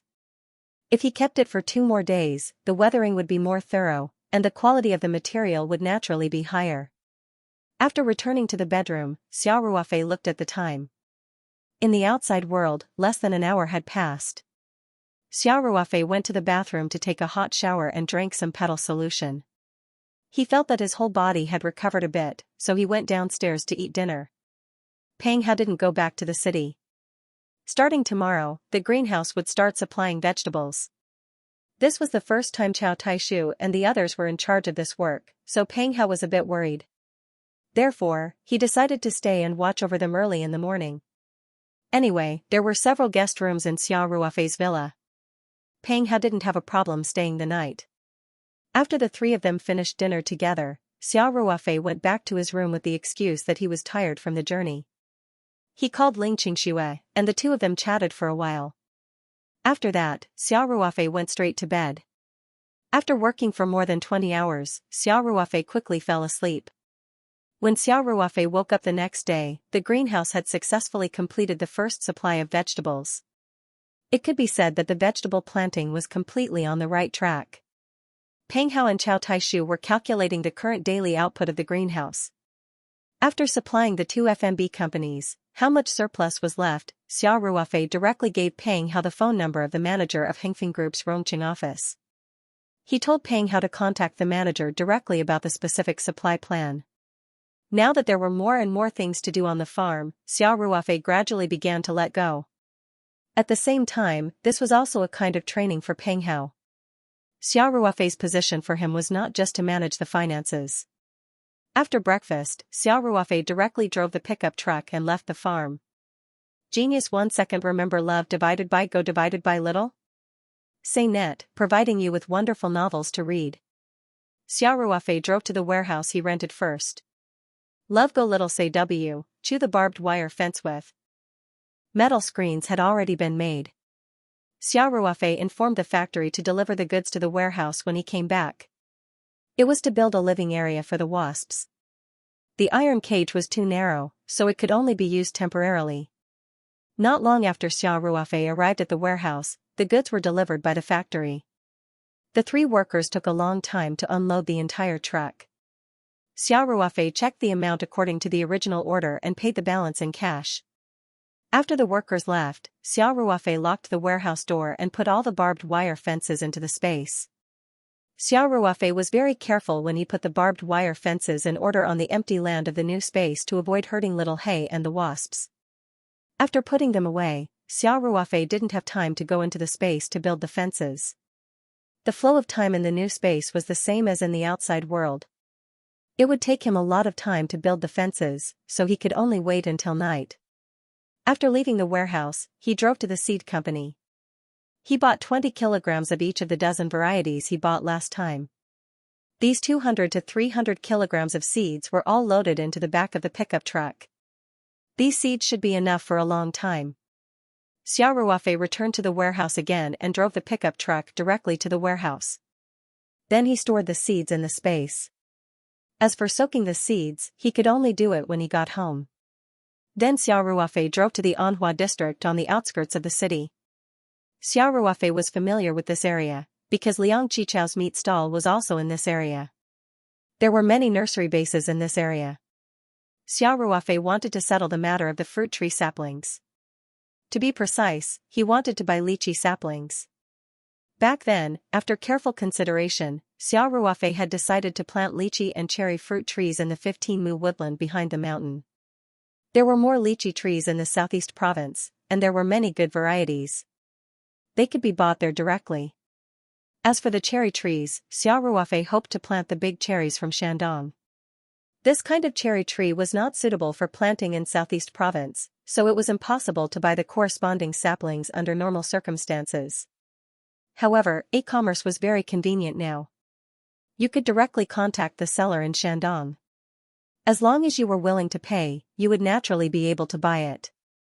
This time, Xiao Ruofei wanted to buy the lychee sapling. He drove around a few times and finally chose a nursery base named Green Field.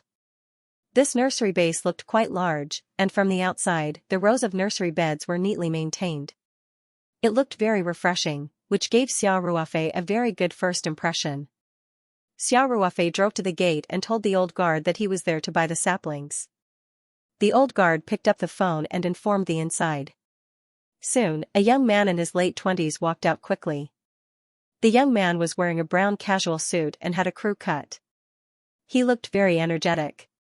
"Boss, thank you for choosing our Green Field nursery base," the young man said very enthusiastically. "My name is Lu Bo, and I'm the boss of this nursery base. May I know your surname?" "Hello, Boss Lu. My surname is Xia," Xiao Ruofei said with a smile. "Nice to meet you, Boss Xia." Lu Bo enthusiastically handed over a business card and asked, "What saplings do you want to buy?" "Lychee saplings. Do you have any here?" Xiao Ruofei asked directly. "Of course. There are very few lychee saplings in the southeast province," Lu Bo said with a smile. "Boss Xia, please come in. Let's talk while we look." "Okay, Boss Lu, get in my car." Xiao Ruofei said, "I can't park my car in front of your door." Lu Bo laughed and got in Xiao Ruofei's car. Under Lu Bo's guidance, Xiao Ruofei drove to a small building and stopped. After Lu Bo got out of the car, he said, "Boss Xia, let's have a cup of tea inside." Xiao Ruofei smiled faintly and said, "There's no need for tea. Boss Lu, take me directly to see the saplings." "That's fine too." Lu Bo said straightforwardly, "Boss Xia, this way please." Lu Bo took Xiao Ruofei to the nursery that specialized in cultivating lychee saplings and introduced, "Boss Xia, we have several varieties of lychee saplings here. Which one do you want?" "Boss Lu, recommend one. I want the quality to be better," Xiao Ruofei said with a smile. Lu Bo thought for a moment and said, "Then let's go here." After that, Lu Bo led Xiao Ruofei to a nursery not far away. He pointed to the lychee saplings inside and said, "Boss Xia, this is the Fei Xiao variety we introduced from Guangdong province this year. Compared with the local varieties in the southeast, this variety of lychee has big fruit, thick meat, beautiful color, small nuclei, sweet taste, and other characteristics. Its quality and flavor are excellent. It is one of the mid-early and high-quality varieties of lychee in Guangdong province. Riding in the red dust, the Fei Xiao, no one knows it's a lychee." Xiao Ruofei said with a smile, "This name is good." Lu Bo laughed and said, "Boss Xia is a refined person. This variety of lychee got its name because of this ancient poem. It is also a very famous variety in Guangdong province." In fact, Xiao Ruofei had also looked for relevant information on the internet. He knew that the Fei Xiao variety was still very good, but it was mainly planted in Guangdong province. There were relatively few in southeast province, so he didn't consider it at first. Since Lu Bo's nursery base had the Fei Xiao variety of lychee saplings for sale, Xiao Ruofei quickly decided that this was it, so he said, "Boss Lu, I want this kind. My orchard is not big. The area of lychee planting is about 8 acres. It's mountainous. Can you help me calculate how many I need?" Lu Bo said without hesitation, "Generally, the distance between the trees and the mountainous area is 6 by 5 meters. 30 plants per acre is more suitable. Boss Xia, if you want 8 acres, 240 plants will be enough.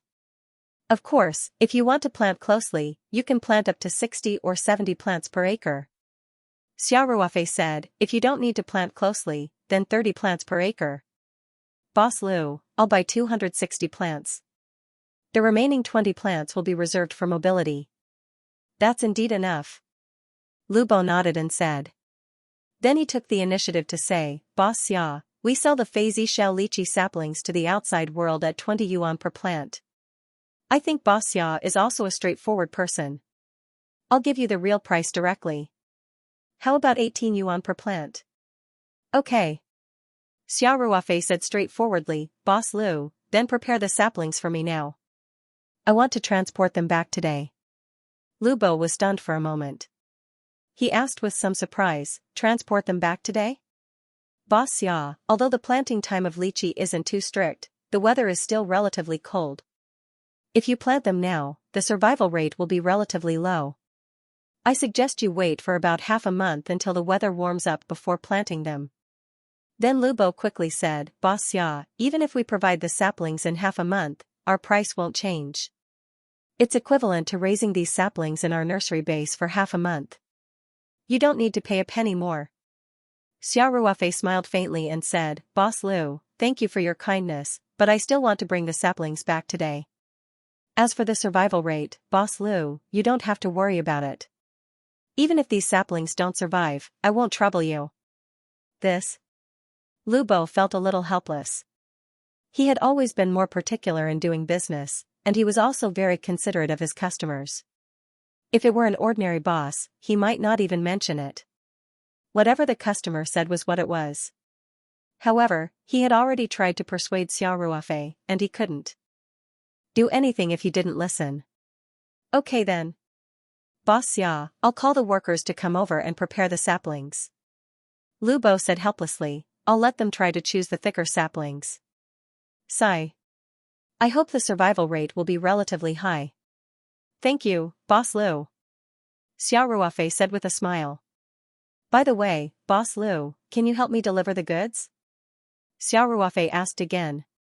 Lu Bo said with some difficulty, "Boss Xia, we're running a small business, and the nursery base doesn't have a dedicated delivery vehicle, so we can't deliver the goods. However, there are small trucks around here that specialize in delivering goods. I can help you contact them, and the price won't be very high." "Okay then," Xiao Ruofei said, "then I'll have to trouble you to call a car for me."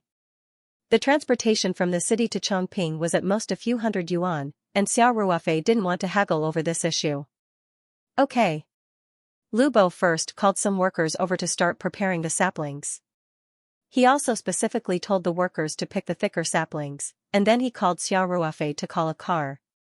Xiao Ruofei went to the side, picked up a small bucket, and went to the tap next to him to fill it with water. Then he used his body to block Lu Bo and the other's line of sight. Then a small bottle appeared in his palm out of thin air. Xiao Ruofei quickly poured the petal solution in the bottle into the bucket, and then quickly put the small bottle back into the space. Geniuses remember love in 1 second divided by little? We provide you with wonderful novels to read. Xiao Ruofei carried the bucket and began to sprinkle water on the saplings that the workers had dug out. He especially sprinkled more water on the roots. Lu Bo shook his head secretly as he watched. He wasn't worried that the saplings would wither, but that the temperature was too low. It wouldn't be easy to plant them in this season. Therefore, Xiao Ruofei's actions were a bit amateurish to Lu Bo, and it was also a futile attempt. However, since Xiao Ruofei was so insistent, he naturally wouldn't say anything more. Instead, he went to help Xiao Ruofei contact a truck. Soon, the workers prepared 260 saplings. Lu Bo helped call a white van and drove it to the nursery. Xiao Ruofei and the driver agreed on the transportation fee, which was 500 yuan. Lu Bo called the workers to start loading the truck, while Xiao Ruofei took out cash from his bag to pay for the saplings. The 260 saplings were 4,680 yuan in total. Lu Bo took the initiative to round it up and received 4,600 yuan from Xiao Ruofei. After loading the truck, Xiao Ruofei drove in front and led the way, letting the truck driver follow behind. Xiao Ruofei controlled the car all the way, and the pickup truck and the truck drove into Taoyuan Farm one after another. When they passed by the vegetable greenhouse, Xiao Ruofei stopped the car and shouted. Chow Taishu and the others quickly walked out of the greenhouse. When they saw Xiao Ruofei bring a truck over, Chow Taishu couldn't help but ask, "Yo, boss, what did you buy this time?" "Lychee saplings." Xiao Ruofei laughed and said, "Old Chow, call everyone and bring the tools to the orchard in the back mountain. Today, we'll plant the fruit trees. Thank you for your hard work." Chow Taishu was shocked and said, "Boss, the weather is too cold now. It's not easy to plant lychee trees." After saying that, Chow Taishu couldn't help but say in annoyance, It's all my fault for not making things clear yesterday. Boss, I only asked you to settle down the saplings yesterday. We can only plant the trees in spring. What a waste of money this time." Xiao Ruofei casually replied, "It's fine, old Chow. This is a high-tech sapling that I specially contacted. It has strong resistance to the cold, and it will definitely survive." "High-tech sapling?" Chow Tieshu's eyes lit up. Now, the words high-tech had become synonymous with magic to Chow Taishu. High-tech vegetable seeds had completely conquered Chow Taishu. Therefore, he believed Xiao Ruofei's words without a doubt. He immediately turned around and called out, "Guys! Everyone, stop what you're doing. Let's go to the orchard at the back of the mountain to plant trees. The boss bought the saplings, so bring the tools with you." The workers took out shovels, picks, hoes, and other tools. Xiao Ruofei told them to put the tools directly on the back of the pickup truck.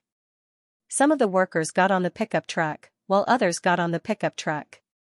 Since it wasn't too far away, they just had to squeeze in. When the farm was being built, Xiao Ruofei had considered the problem of future development. Therefore, the roads on the farm extended in all directions. A cement road led directly to the orchard at the back of the mountain. The two trucks drove directly to the middle of the mountain. Chow Taishu got out of the truck and began to ask the workers to unload the trucks. More than 10 people worked together, and in a short while, all the saplings were unloaded. After Xiao Ruofei paid for the transportation, he sent the pickup truck away. Chow Taishu had already begun to assign tasks. Xiao Ruofei walked over and said to Chow Taishu, "Old Chow, plant the entire mountain on the east side of the mountain with lychee trees." Chow Taishu did some calculations and said, "Boss, will there be enough saplings? This mountain is at least 8 acres. You only have about 200 saplings here." Xiao Ruofei smiled and said, "According to the standard planting distance of 6 meters by 5 meters, there will definitely be enough. There should still be some left." "That's a lot of space. Won't it be a waste of land?" Chow Taishu said hesitantly. Xiao Ruofei laughed and said, "It's fine. Our saplings are high-tech saplings, and we're going to take the high-end route. Also, our saplings will definitely grow bigger than normal lychee trees. When the time comes, it won't feel like sparse." Chow Taishu thought about it and felt that it made sense. After all, the boss definitely knew better than he did. Before the greenhouse officially started producing vegetables, Chow Taishu, who had been a farmer for most of his life, knew that he couldn't grow the vegetables that Xiao Ruofei provided to the 2 restaurants every day. Therefore, Chow Taishu naturally wouldn't question Xiao Ruofei's decision. He immediately called for the workers to start working. Xiao Ruofei couldn't help with the planting work.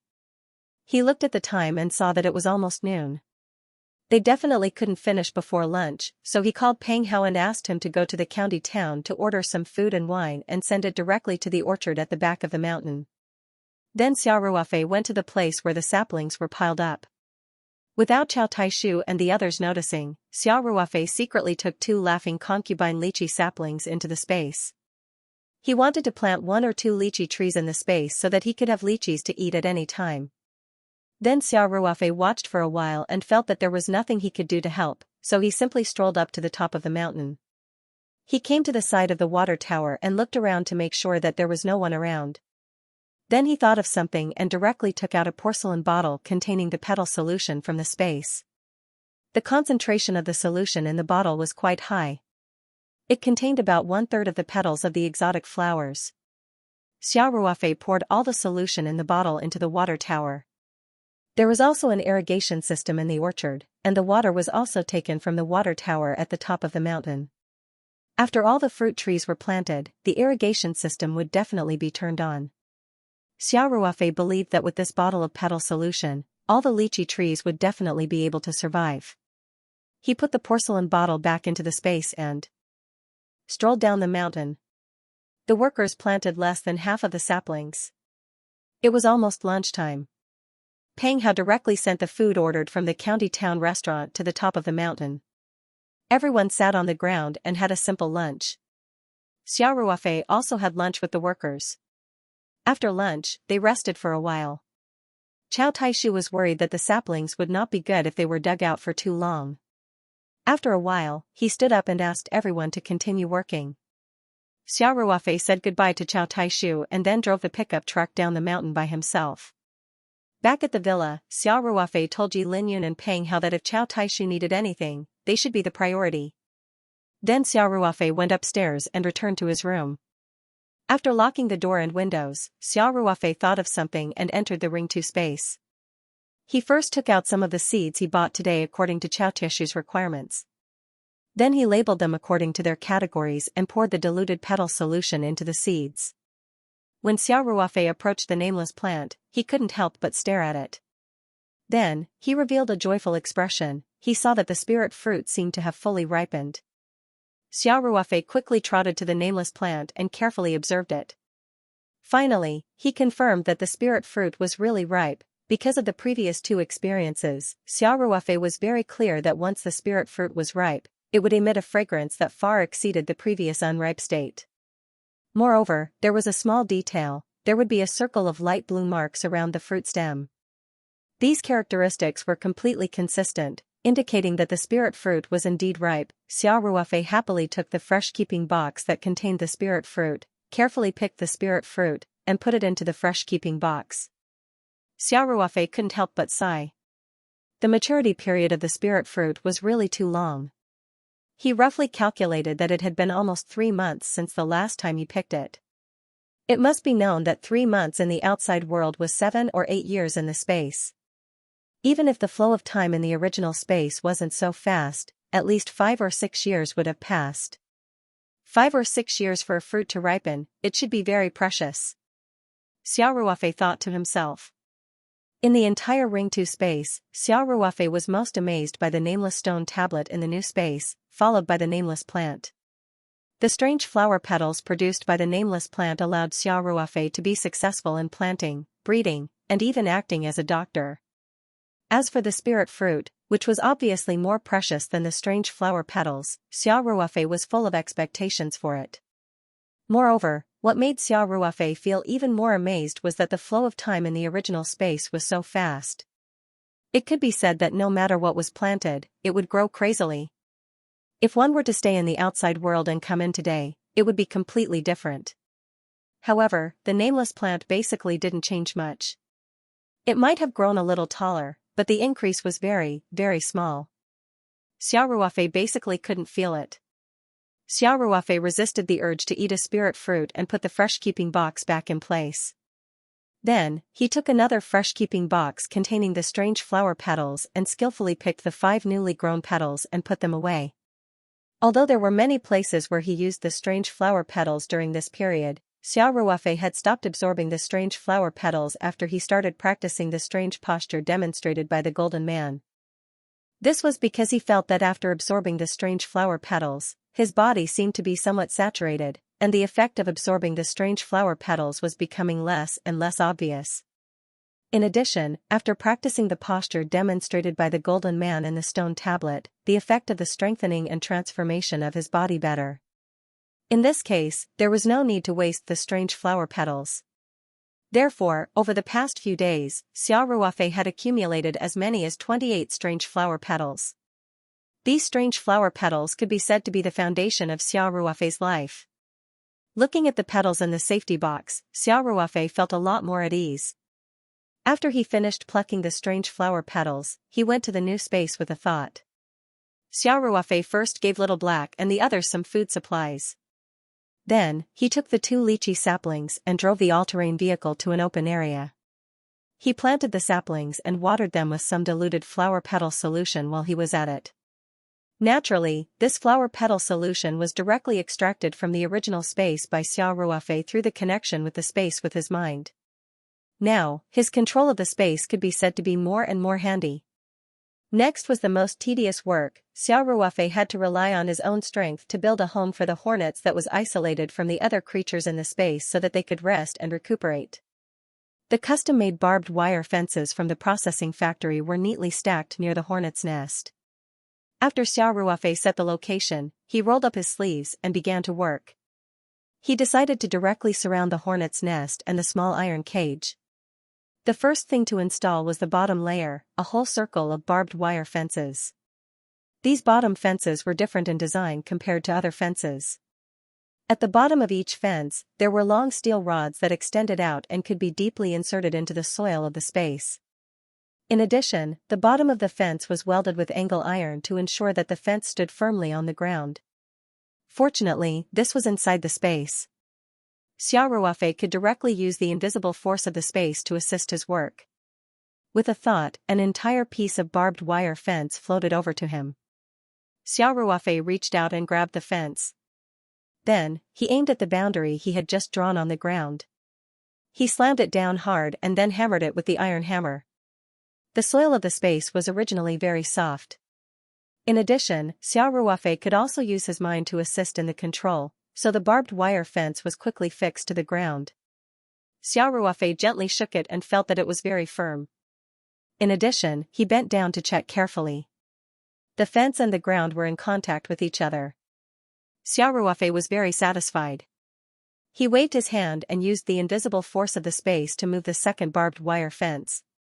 The joint between each 2 barbed wire fences was specially designed. A part of the barbed wire fence grew out of one of the barbed wire fences, forming a structure similar to a tenon.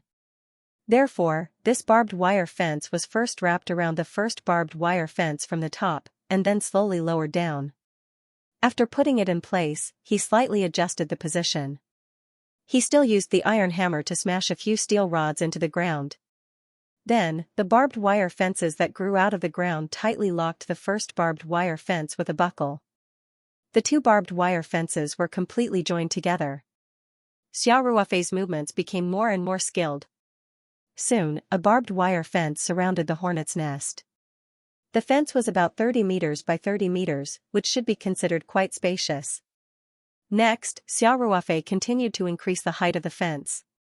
Then, he laid some custom-made steel bars on the top.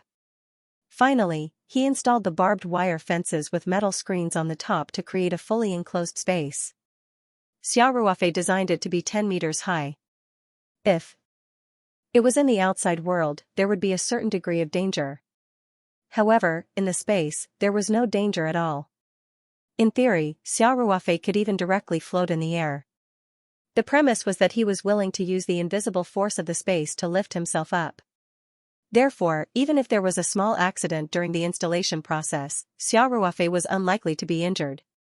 The installation work lasted for more than 4 hours, and this was with the help of the invisible force of the space.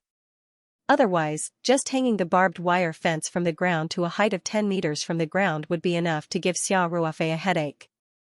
After everything was installed, Xiao Ruofei carefully checked again. Some of the joints were reinforced with metal screens to ensure that the hornets could not escape from inside. Xiao Ruofei left 2 doors on the enclosed fence. One was a cover at the top. As long as he thought about it, the cover could be moved directly to ensure that when he needed to use the hornets in the outside world, it would be very convenient to operate and let the hornets in and out through this hole. The other door was at the bottom of the fence, which was convenient for him to go in and out. After completing this complicated project, Xiao Ruofei did not rush to release the hornets. Instead, he opened the door on the fence and went inside. Then, he opened a bag.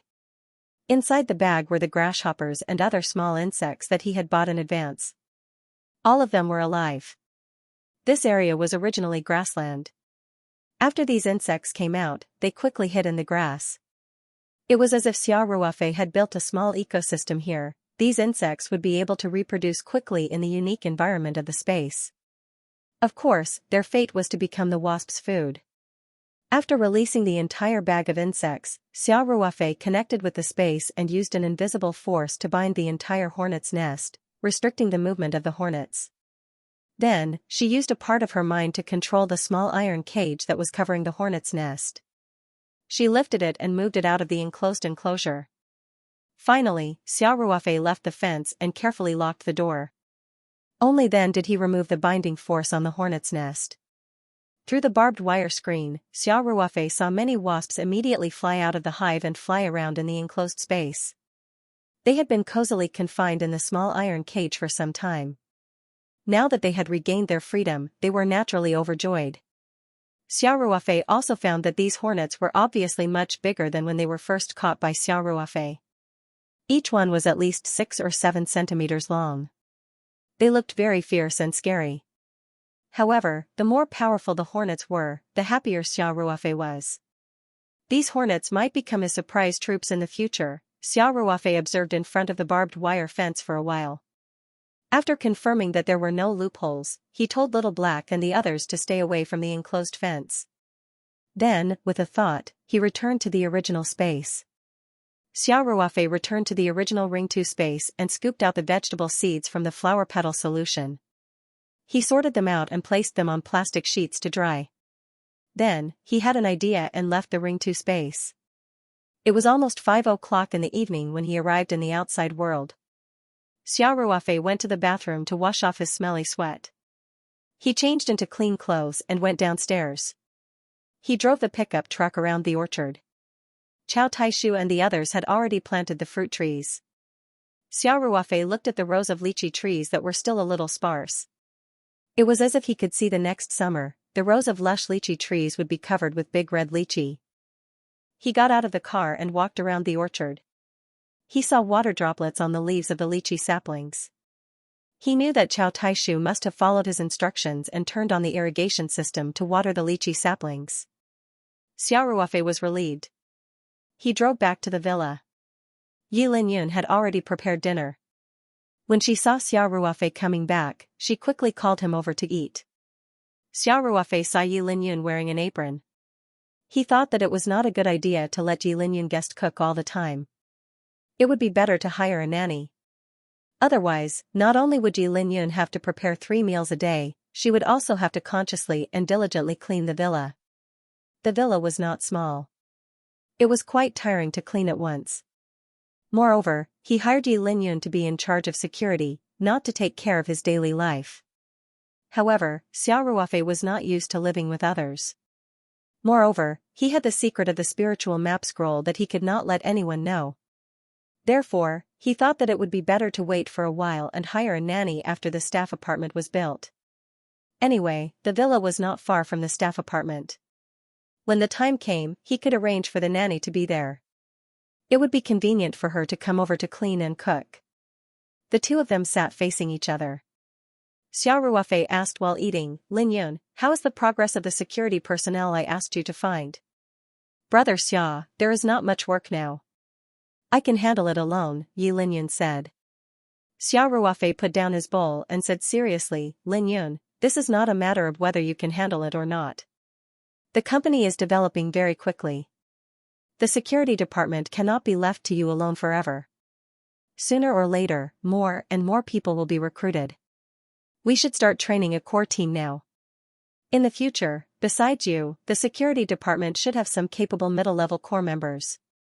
Therefore, it is very important to recruit a few trustworthy and capable people. It would be best if they were retired soldiers." Hearing Xia Ruofei's words, Yi Linyun said embarrassedly, "I know, Brother Xia. But... Two. Calm. Xia Ruofei knew that Yi Linyun also wanted to save money for himself. He did not deliberately delay it, so he did not blame him. He continued to eat after he finished speaking. After dinner, Xiao Ruofei went back to his room. He turned on the computer and searched for Shandong cherry saplings on the internet.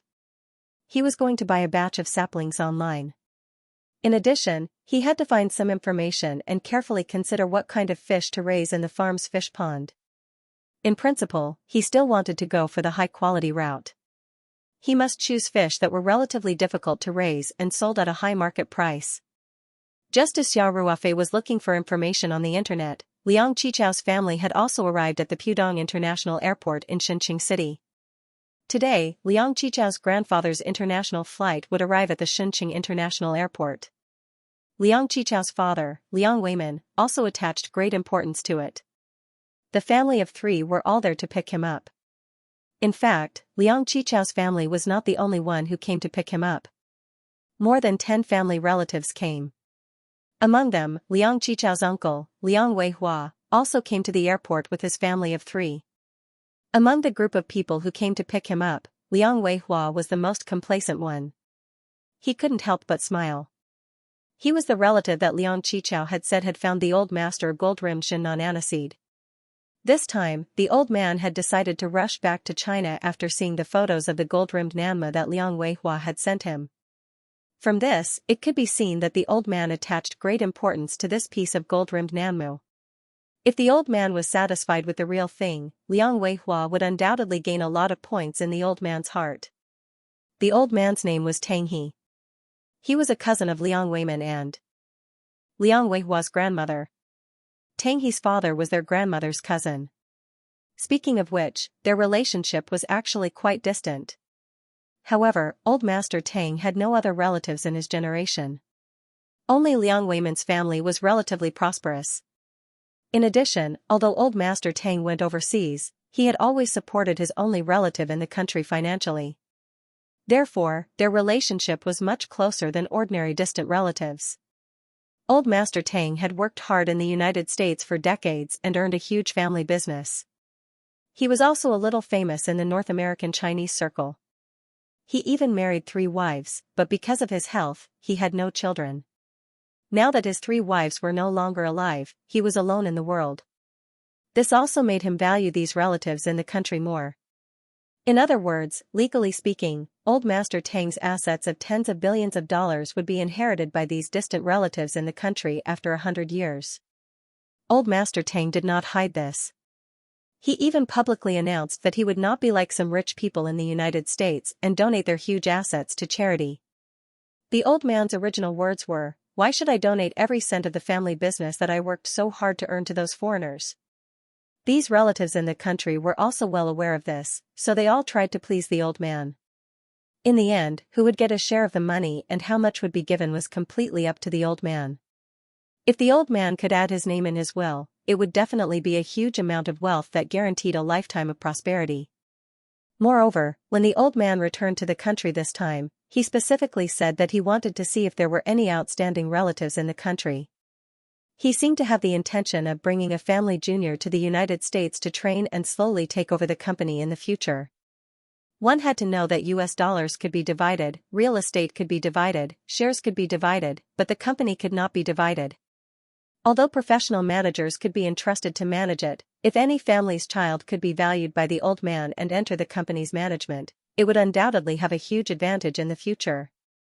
This was also an important reason why Liang Weimin, Liang Weihua, and the others valued the old man's trip back to the country. They all took their children with them as well. Liang Weihua's son, Liang Xiaojun, graduated from a famous university and went to the United States to study, obtaining a Master of Business Administration, MBA, degree. During his study in the United States, Liang Xiaojun and Old Master Tang naturally had a lot of contact, so in comparison, he still had a lot of advantages. Moreover, this time, Liang Weihua was one step ahead of Liang Weimin and found the gold phoebe that the old man had always dreamed of. This made Liang Weihua feel even more proud. While the group of people waited at the airport, Liang Weihua had a confident look on his face as he chatted with his relatives. Liang Xiaojun also had a smile on his face as he spoke to his relatives, as if he had already been chosen by Grandfather Tang to go to the US. From time to time, Liang Xiaojun glanced at Liang Qichao with an arrogant look, completely with the attitude of a victor. Obviously, he also thought that his chances of winning this time were very high. In contrast, Liang Weiman's face was full of worry. From time to time, he frowned, feeling like he was one step behind and was falling behind step by step. Especially when he saw his son Liang Qichao's indifferent and heartless appearance, Liang Weiman was a little angry. However, in front of so many relatives, Liang Weiman, who cared about his face, could not reprimand his son. In the end, he could only sulk there. In fact, Liang Qichao did not completely care about this, but he still had a big secret that even his father, Liang Weiman, did not tell him, and that was that Xiao Ruofei had helped him find a bigger and better quality gold phoebe. He believed that with this gold phoebe, the so-called advantage of Liang Weihua's family would definitely disappear. Time passed by minute by minute. The Liang family, who were picking them up at the airport, suddenly felt refreshed. They knew that it would take a long time for the plane to land, especially for international flights, but they all walked to the yellow line to wait. Liang Weihua's family, in particular, stretched their necks to look into the restricted area, looking impatient. Liang Qichao looked on coldly from the side and couldn't help but feel a little funny. Old Master Tang was still on the plane, so what could he see at this time? The group waited for more than 20 minutes before they finally saw the old man, who was dressed in a white Tang suit, walk out of the restricted area. Behind him was an assistant pushing a luggage cart, and 2 other bodyguards with cold expressions were also closely guarding the old man on both sides. Liang Weihua immediately shouted, "Uncle." After that, he took 2 steps forward, but was immediately stopped by the airport security staff. When Old Master Tang saw these juniors, a smile appeared on his face and he waved at them. Soon, Old Master Tang arrived in front of everyone. "Uncle." "Grandpa." The group of people greeted the old man one after another, and Old Master Tang also smiled and nodded to everyone. It was obvious that he was in a good mood. He had returned from a long journey, and this time, he was about to be able to buy the rare gold-rimmed phoebe that he had been looking for a long time. It was difficult for him to be in a bad mood. "Grandpa." Liang Xiaojun went forward and greeted him very respectfully. Old Master Tang's face showed a trace of a smile of approval and said, "Xiaojun. Since you returned to China, we haven't seen each other for 2 years, right? Not bad, not bad. You still look as energetic as before. Grandpa, it's a pity that I haven't been able to listen to your teachings since I came back to China," Liang Xiaojun said. "Fortunately, you're back now. You have to give me more advice." Liang Weihua also said with a smile, "Uncle, Xiaojun has been abroad for a few years. Thank you for taking care of him. He has changed a lot since he came back. He's much more sensible than before. It's all thanks to your teachings." "Haha. We're all family, so there's no need to be so polite," Elder Tang said with a laugh. Liang Weiman watched from the side as Liang Weihua and his family warmly interacted with Elder Tang. Liang Xiaojun's performance was especially outstanding. In contrast, Liang Qichao hid to the side and didn't even take the initiative to greet Elder Tang. Liang Weiman felt a burst of bitterness in his heart as he blamed his son for not living up to his expectations. Liang Weihua smiled and said, "Uncle, you must be tired. Let's go eat first.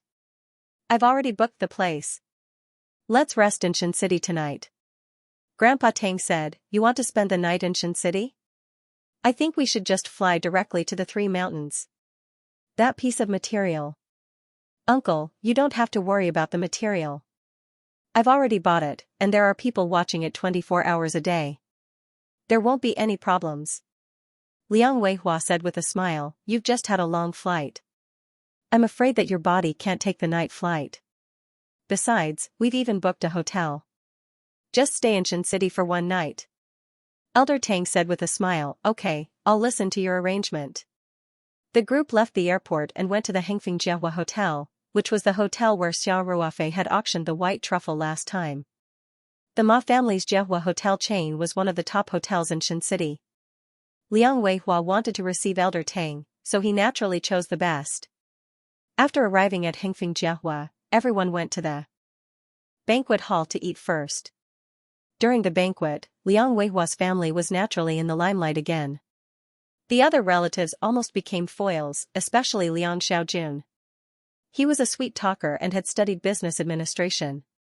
He could answer many of the topics that Elder Tang said, and his performance was very eye-catching. Liang Qichao only lowered his head to eat, which made Liang Weimin frown. The meal was tasteless. After the banquet, Liang Weihua asked Elder Tang to go back to his room to rest. This time, Elder Tang's accommodation was also arranged by Liang Weihua. No one else could interfere. He booked the best presidential suite for Elder Liang in Hengfengjehua. Yes, it was the suite that Xiao Ruofei had stayed in last time when he came to Shen City. The suite was very big and had many rooms. The two bodyguards naturally lived in the same suite as Elder Tang. The others were arranged to have rooms on other floors. Liang Weihua's family sent Elder Tang upstairs to rest, but Liang Weimin didn't follow at all. He glared at Liang Qichao and whispered, "You come with me." Liang Qichao's mother, Yuan Shan, frowned and said, "Old Liang, why are you so fierce? Little Chao didn't do anything wrong, right? You're still speaking for him." Liang Weimin said angrily, "What did I tell you before we came? Ah? Let him perform more in front of Uncle and strive to be chosen by Uncle to go to the United States with him." "Dad. I don't want to go to the United States." Liang Qichao said, "Isn't it good to stay in China?" "You." Liang Weimin was so angry that he raised his hand and wanted to hit his son. Yuan Shan quickly pulled him back and said, "Old Liang. What are you doing? So many people are watching." Then, Yuan Shan said, "I think little Chao is right. If you're doing well in China, why go to the United States? You're not familiar with the place." You. Liang Weimin was so angry that he couldn't speak clearly. What a loving mother. Little Chao doesn't make any progress. I think you've spoiled him. How did it become my business again? Yuan Shan didn't want to be outdone. You didn't have the ability to find Jin Xinan and let Liang Weihua steal the limelight. Now, you're venting your anger on us. How can you do that? What do you mean by venting my anger on you? Liang Weimin said anxiously. What's wrong with me teaching my son a lesson? If you spoil him so unconditionally, you're harming the child. Liang Qichao saw that his parents were about to quarrel, so he quickly said, "Dad, Mom, don't quarrel. Our relatives haven't gone far yet. Don't let them laugh at us." Liang Weimin snorted and said, "You still know how to save face? Just now, Liang Xiaojun completely beat you. Why don't you feel embarrassed? Also, how many times have I told you? I told you to put in more effort to find the old Jin Xinan material. Did you turn a deaf ear to my words again?"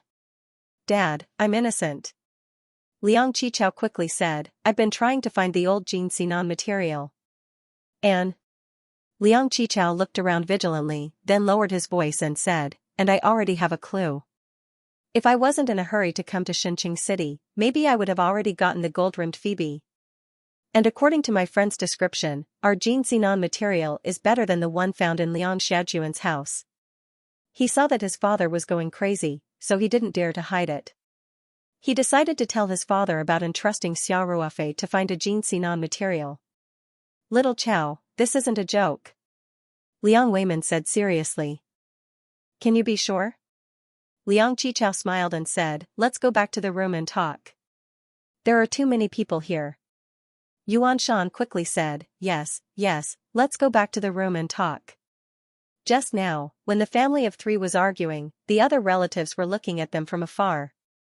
It wouldn't be good if they heard him talking about golden silk Shannon now. Liang Weimin nodded and said, "Let's go. Let's go back to the room." The family of three took the elevator to the floor where their room was. As soon as they entered the room, Liang Weimin couldn't wait to ask, "Little Chao, what's going on? Tell me clearly." Liang Qichao smiled and said, "Dad, I wanted to give you a surprise tomorrow, but I saw that you couldn't hold it anymore today, so I'll tell you in advance." Yuan Shan smiled and said, "You child, what's the surprise? Your dad's hair is going to turn white from worry." "Dad, actually, I've been asking my friend to help me find Jinnan's big and old material." Liang Qichao didn't keep him in suspense and said directly, "Just a few days ago, my friend finally gave me a definite answer. The material has been found, and the quality is much better than the material from Liang Xiaojuan's family." "Really?" Liang Weimin was a little skeptical. The material that Wei Hua's family found is already very good. I went to take a look. The diameter of the golden silk cedar is 1 meter, and the core material ratio is also very high. The core material diameter is at least 90 centimeters. Do you think you can find anything better? Is it so easy to find the best Jingnan now? Liang Qichao said unhappily, what do you mean it's easy to find? It took me a lot of effort, okay? Then Liang Qichao said, Dad, Mom, my friend found this old material of Phoebe chinensis. Its diameter is 1.25 meters, and the diameter of the core material is 1 meters. The quality is very good. Don't you think it's better than Liang Xiaojuan's? What? Liang Weimin was shocked. His first reaction wasn't surprise, but deep suspicion. He frowned and said, Little Chow, is your friend reliable? Dad, what are you saying? Liang Qichao said unhappily. No. It's not impossible to find an old material of Phoebe chinensis with a diameter of 1.25 meters, but... Liang Weimin said, Are you sure your friend said that the diameter of the core material is 1 meters? Did he hear wrongly? This was obviously impossible. How can the core material ratio be so high? Just because you haven't seen it doesn't mean that it's impossible. Liang Qichao unhappily said. My friend wouldn't lie to me. Liang Weimin expressed his deep suspicion. Even Yuan Shan said with uncertainty, Little Chow, this friend of yours. Don't tell me you met him while eating and drinking outside? Society is complicated now. You can't just believe what others say. Liang Qichao was both angry and amused. Dad, Mom, what are you thinking? Do you look down on your son that much? So all my friends are just a bunch of scoundrels? Then tell me, what benefits does he have by lying to me? In the end, didn't they still have to see the goods? How can we pay for things that aren't good? Yes, old Liang, what our son said makes sense. Yuan Shan immediately changed her stance. Liang Weimin shook his head and said, It's not that simple. What if Wei Hua deliberately arranged someone? Fortunately, Little Chow didn't rush to tell Uncle about this. Otherwise, if he couldn't bring out the gold-rimmed Shinnan, then Uncle's impression of our family, especially Little Chow, would definitely be extremely bad. The more Liang Weimin thought about it, the more he felt that it made sense. Little Chow. You can't just tell anyone about this. Liang Weimin said. I think it's most likely fake news. Liang Qichao smiled bitterly and said, Dad, I really admire your imagination. Let me tell you this. Ruofei definitely couldn't be someone arranged by Uncle Wei Hua, and it's absolutely impossible for him to harm me. Liang Qichao saw that Liang Weimin was frowning, so he quickly said, Let's do this. I'll call Ruofei now and ask him to take a few photos of the gold-rimmed Shinnan and send them over. That should be fine. That's a good idea. Yuan Shan's eyes lit up and said. Liang Weimin's face also cleared up a little and said, That's fine. As long as this is true, we must thank him. Liang Qichao shook his head helplessly and took out his phone to call Xiao Ruofei. Xiao Ruofei was surfing the internet in his room. After the phone rang, Xiao Ruofei saw that it was Liang Qichao calling, so he immediately picked it up. Brother Liang. Xiao Ruofei said with a smile. Ruofei, I didn't disturb your rest, right? Liang Qichao asked. I didn't go to bed so early. Xiao Ruofei laughed and said, Brother Liang, you should be in Xianxia now. Why are you looking for me so late at night? Liang Qichao said with some embarrassment, Ruofei, can I trouble you to take a few photos of the gold-rimmed Shinnan and send them to me? After all, it's a big deal. My dad is a little worried. Xiao Ruofei said, No problem. But, the material isn't with me. It's so late now. I'll take the photos tomorrow morning. Is that okay? No problem, no problem. Liang Qichao said quickly, then I'll have to trouble you. Hey, it's no trouble at all. Xiao Ruofei said, Brother Liang, when is your grandfather coming over? I need to prepare in advance. He should be back in Sanshan tomorrow. Liang Qichao said, I'm going to wait for him to finish looking at the material in my uncle's house before telling the old man. After all, he found the material first. I guess the earliest he'll be back is at noon or afternoon tomorrow. Okay. Then I know what to do. Xiao Ruofei said. Shenzhen, Hengfingjie Hotel. After Liang Qichao hung up the phone, Liang Weimin immediately asked, "How was it?" "Little Chow, what did your friend say?" "No problem." Liang Qichao said casually, "He said he'll take the photos tomorrow morning." "Why tomorrow morning?" Liang Weimin frowned and asked. "Why not?" Liang Qichao said, "It's so late." "Do you want him to come over in the middle of the night?" "The material isn't in his house." "Well." Liang Weimin muttered, "That's fine too." Then, Liang Weimin said very seriously, "Little Chow, before you confirm this news, you must never mention the Jingnan material. Do you understand?" I know. Liang Qichao said impatiently, "I'll listen to you, okay? Dad, Mom, if there's nothing else, I'm going back to my room." "Go ahead." Liang Weimin waved and said. The news that Liang Qichao brought made Liang Weimin destined to spend another sleepless night. The next morning, the Liang family surrounded the old man to the dining room for breakfast. Liang Weimin pulled Liang Qichao aside and asked quietly, "Little Chow, did your friend send the photos over?" After Xiao Ruofei received Liang Qichao's call last night, he knew that Liang Qichao's father must be worried, so he got up early this morning and drove to the rented warehouse in the city to take out the gold-rimmed Nanmu wood from the space. Now Xiao Ruofei's spiritual power and control of space were not what they used to be, so it was not difficult for him to take out the gold-rimmed Nanmu wood. He took several photos with his SLR camera, including 2 with a tape measure to measure the cross-section diameter. The photos were very clear.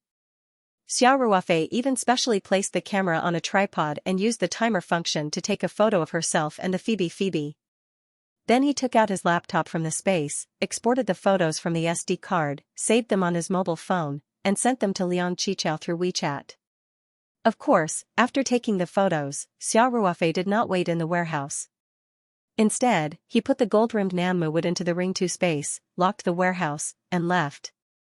He took advantage of today's free time to go to the seafood market and think about what kind of fish to raise in the farm's fish pond.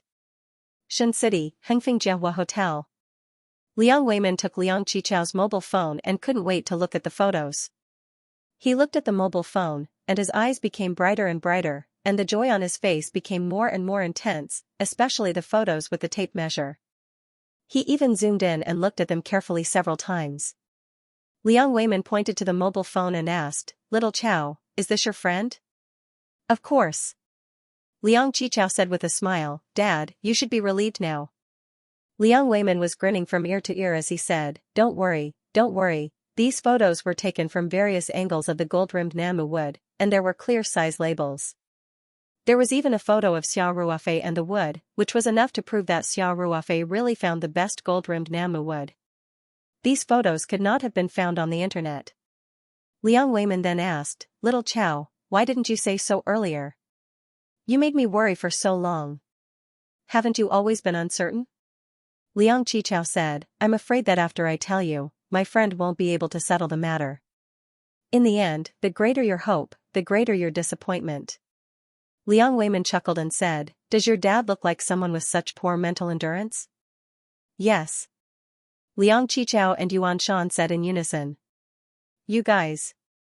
Liang Weimin smiled bitterly. He thought for a moment and said, "Little Chow, you've made a great contribution this time. I'll reward you when we get back. By the way, no matter what, you still have to try your best to perform well in front of Uncle. If you can go to America and stay by Uncle's side, whether or not you can enter the company's management, it will be a great training for you to improve." Liang Qichao said with a lack of interest, "I got it." Liang Weimin shook his head helplessly. He knew that his son was lazy by nature and had never been interested in business. This time, Liang Xiaojun had almost done everything he could to show off in front of old Master Tang He, but Liang Qichao had been hiding in the crowd and not showing off. Liang Weimin couldn't do anything about it. After chatting for a while, the family of 3 had already fallen behind the rest of the group, so they quickly caught up. The group had breakfast in the restaurant of the Jiehua Hotel, then checked out and went to the airport. 3 hours later, the flight that old Master Tang and the Liang family took landed at Chongping International Airport in Sanshan City. Liang Weihua had already arranged for a car. As soon as the group left the airport, they got in the car and went straight to his warehouse in the city. The old Phoebe, which Liang Weihua had spent a lot of effort to find, was stored in that warehouse and was guarded 24/7. Liang Weihua's warehouse was located in the eastern suburbs of Sanshan City.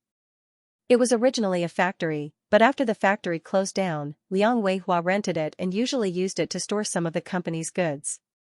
4 or 5 cars drove into the dilapidated yard outside the warehouse. Several workers immediately came up to greet them. Liang Weihua respectfully asked Grandfather Tang to get out of the car and then said, "Uncle, the wood is in the warehouse. Please come this way." Grandfather Tang smiled and nodded, then walked side by side with Liang Weihua towards the warehouse. Liang Weihua's wife and Liang Xiaojun followed closely behind. The other relatives all revealed looks of envy as they watched. Only Liang Weiman's family looked indifferent and followed closely behind with smiles on their faces. The worker opened the door of the warehouse, and a group of people walked into the warehouse. As soon as Elder Tang entered, his gaze was attracted to a large piece of wood placed in the middle of the warehouse. This golden silk nanmu was about 6 meters long and about 1 meter in diameter. It looked dark brown on the outside, but the cut surface was very bright, and one could faintly see traces of gold. Elder Tang took a few steps forward and looked at the wood carefully. His expression was slightly excited. He walked around the wood and looked at it for a long time. Then, he raised his head and said happily, "Weihua. This is an authentic old material of Phoebe chinensis, and there are more than 10 lumps on the tree. After cutting it open, it might form water ripples." Liang Weihua revealed a proud look and said with a smile, "Uncle, you have good eyesight. When I first bought this golden silk nanmu, the other party charged me an extra 500,000 yuan because of the lumps on the tree." "Not bad, not bad." Elder Tang praised, "This material is really good." Liang Weihua asked, "Uncle, I wonder if this material is to your liking? Although it is a little small for the longevity ceremony, it should be enough." Elder Tang said, "Nowadays, it is very difficult to find high-quality golden silk nanmu. Weihua, it is very rare for you to be able to find such a whole piece of material." "Thank you. Uncle, you are too polite. It is our honor as the younger generation to be able to share your worries." Liang Weihua said. "How much did you spend on this material?" Elder Tang asked. "About 8 million yuan. Liang Weihua said, "This material is very popular. I added some money on the basis of the market price. Otherwise, the other party might not be willing to sell it." Elder Tang nodded and then motioned to the assistant beside him. The assistant immediately took out a checkbook from his briefcase and handed it to him. Seeing this, Liang Weihua quickly said, "Uncle, what are you doing? How can I take your money?" Elder Tang smiled and said, "Of course, you have to pay to buy something." "That's not right." Liang Weihua said, "Uncle, this is a little filial piety as a younger generation. I absolutely can't accept this money. You can't deprive me of the right to be filial." "You child." Elder Tang couldn't help but laugh. "All right then. I appreciate your kind intentions." "Thank you, Weihua." Liang Weihua showed a happy expression and said, "Uncle, you are welcome. This is what we should do as a younger generation. And, this time, we were able to find this material thanks to Xiaojun. After he knew that you needed the golden silk nanmu material, he went around looking for it. When he heard that there was news of golden silk nanmu, he immediately put down his work and rushed over. This material was also found by Xiaojun first and told me to buy it." Elder Tang smiled slightly and nodded, saying, "Xiaojun is a good child. He is a talent that can be molded." Liang Xiaojun was secretly happy and quickly said, "Thank you for the compliment, Grandpa." After saying this, Liang Xiaojun specially glanced at Liang Qichao, his face overflowing with pride. "Weihua. There are still some procedures to be completed before this material can be transported out of the country. In addition, I have to arrange for a cargo ship, so during this period of time, the material will be left with you. You have to find someone to look after it." Elder Tang said. "Uncle, don't worry." Liang Weihua said, "I will personally guard here. There will be no mistakes." Elder Tang nodded his head in satisfaction. At this time, Yuan Shan saw the proud faces of Liang Weihua's family of 3 and couldn't stand it anymore. She couldn't help but gently tug at Liang Weiman's sleeve. Liang Weiman nodded knowingly. He organized his words slightly in his heart, then cleared his throat and walked forward. When Liang Weiman said this, Grandpa Tang couldn't help but be stunned.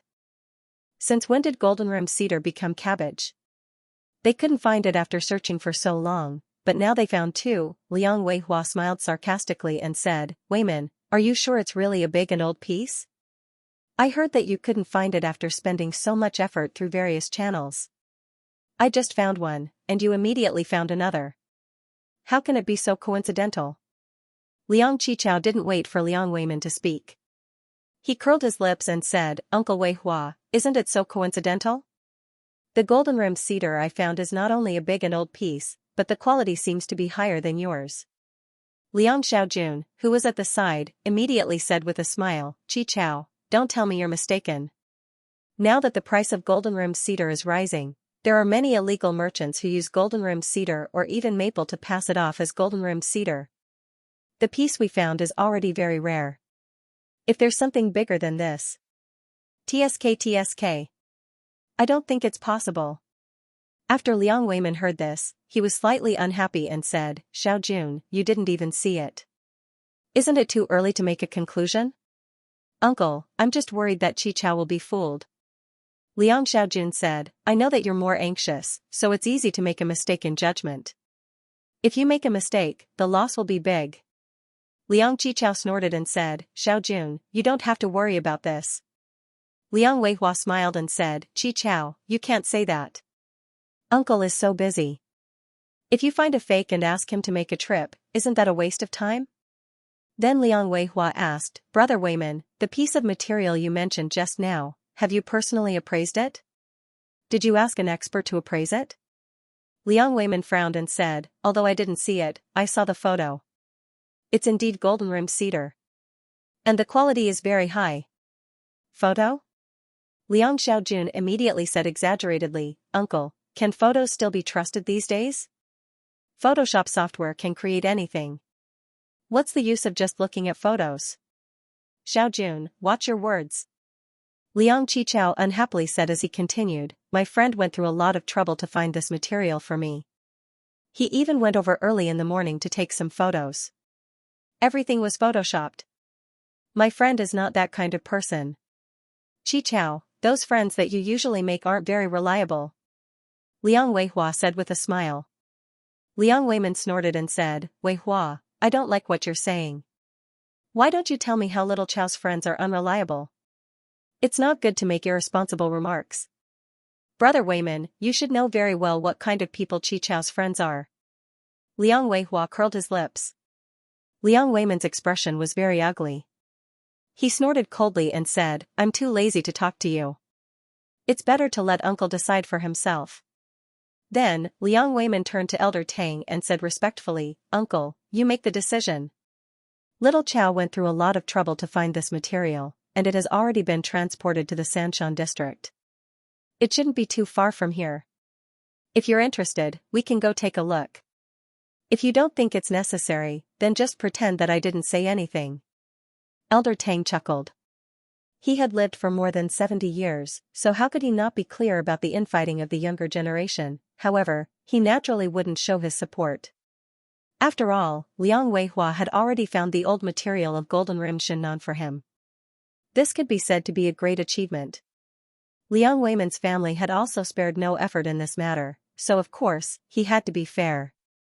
So, although Elder Tang didn't have much hope for the golden-rimmed Shinnan that Liang Weiman had mentioned, he still smiled and said, then let's go take a look together. Weiman, Qichao, this time it's been hard on you. Uncle, you're too polite. Liang Weiman said excitedly. It's our honor to be able to do something for Uncle. Then, when do you think we should go? When Liang Weihua heard this, he immediately said, it's almost time for dinner. We can't let Uncle go hungry, right? Besides, I've already booked a restaurant. Uncle, why don't we go eat first? He naturally didn't want Elder Tang to see the golden-rimmed Shinnan that Liang Weiman had mentioned. Although he felt that the possibility wasn't high, he still felt a little uneasy in his heart, so he tried to delay it as much as possible. However, Elder Tang smiled and said, "There's no rush to eat. Let's go take a look first." Liang Weihua's expression froze, and he smiled and nodded. Liang Weimin was suddenly very excited, and he quickly asked Liang Qichao to contact Xiao Ruofei immediately. The group of people got into the car and headed to the warehouse that Xiao Ruofei had rented. The relatives of the Liang family also followed. They didn't want to miss such an exciting event. Liang Weihua's family also got into the car, deliberately wanting to see Liang Weimin and Liang Qichao make a fool of themselves. As the car drove on the road, Liang Weimin's heart was a little nervous. He had already said that if there really was a problem with the golden-rimmed Shannon material, it would really be a big loss of face. "Little Chow, that material. Is there really no problem?" Liang Weimin frowned and asked. Elder Tang and Liang Weihua were in the same car, and Liang Weimin's family was in the car, so he didn't have any scruples when speaking. Liang Qichao said, "Dad, didn't you see the photos this morning? What problem can there be?" "I saw the photos, but I still feel a little uneasy," Liang Weimin said. He was indeed a little worried. If this matter was done well, it would undoubtedly be a big plus in Elder Tang's heart, but if it was messed up, it would be a big loss of points. Liang Qichao was both angry and amused as he said, "Dad, you don't have to worry at all. Although some of my friends aren't very reliable, that definitely doesn't include Ruofei. He's still very reliable." Liang Weimin nodded, but the worry between his eyebrows didn't dissipate. In the northern suburbs of Jining district, in the warehouse rented by Xiao Ruofei. Xiao Ruofei had taken the golden-rimmed Shannon material out of the space and placed it in the middle of the warehouse. He took out a recliner from the space and was leisurely lying on it, playing games on his tablet. There was also a small coffee table next to his hand, with a steaming cup of fragrant tea on it. After his trip to Wui Mountain, Xiao Ruofei also began to try the tea. He felt that the tea seemed to contain all the flavors of life. The more he drank, the more it tasted. Xiao Ruofei returned to the warehouse after receiving a call from Liang Qichao. He had been shopping in the seafood market, hoping to find suitable fish species for Taoyuan farm. However, after shopping for half a day, Xiao Ruofei didn't have any clues for the time being. He always felt that the fish in the market were too ordinary and couldn't reflect the position of Taoyuan farm as a high-quality product. However, this matter wasn't very urgent. He had plenty of time to slowly look for it. About half an hour later, Xiao Ruofei's phone rang again. It was still Liang Qichao calling. He knew that Elder Tang should be arriving soon. Therefore, he stood up calmly. With a thought, the recliner, coffee table, and the teacup on the coffee table disappeared into thin air. They were directly put into the Ring 2 space. Everything was firmly placed on the floor of the space, and even the cup of tea didn't spill a single drop. It could be seen that Xiao Ruofei's control of the space was becoming more and more skillful. "Ruofei, we're almost there," Liang Qichao said. "Is everything ready?" "Don't worry," Xiao Ruofei said with a smile. "I'm already waiting for you in the warehouse. Just drive according to the location that I shared on WeChat." "Okay," Liang Qichao said. Xiao Ruofei opened the door of the warehouse and walked out. After a while, he saw a row of cars coming in from the intersection. Soon, the first car drove to the entrance of the warehouse. Liang Qichao, who was sitting in the front passenger seat, pressed down the window and waved at Xiao Ruofei. The car drove a few meters past the warehouse before stopping, so that the second car could park at the entrance of the warehouse. Liang Qichao quickly got out of the first car and walked back quickly. At this time, the second car had just stopped. Liang Xiaojun, who was in the front passenger seat, quickly walked to the back seat and opened the door. Xiao Ruofei saw a silver-haired old man in a beige tang suit get out of the back seat of the Mercedes-Benz. He knew that this should be Liang Qichao's grandfather, Old Man Tang. Sure enough, Liang Qichao had already walked over at this time.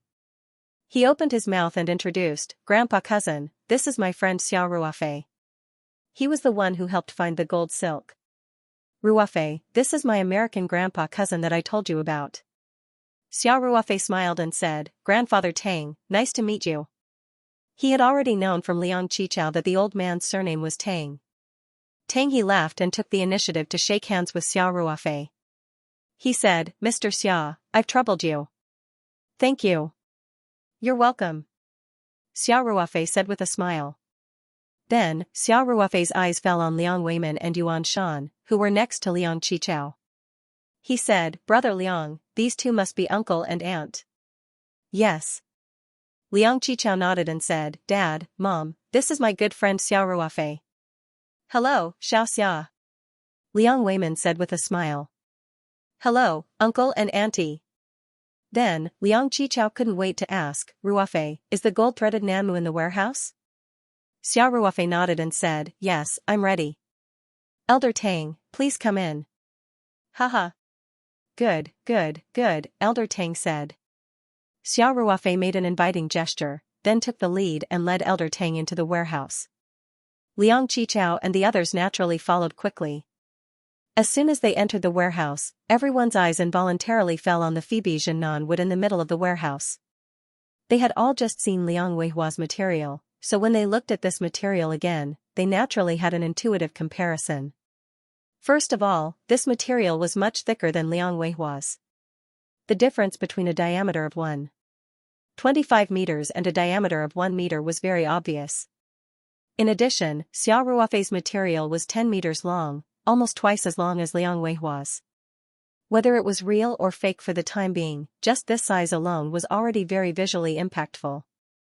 Elder Tang's eyes also lit up slightly, then he quickly walked forward to take a closer look. Liang Weimin's expression was a little nervous, but at the same time, his eyes revealed a bit of expectation.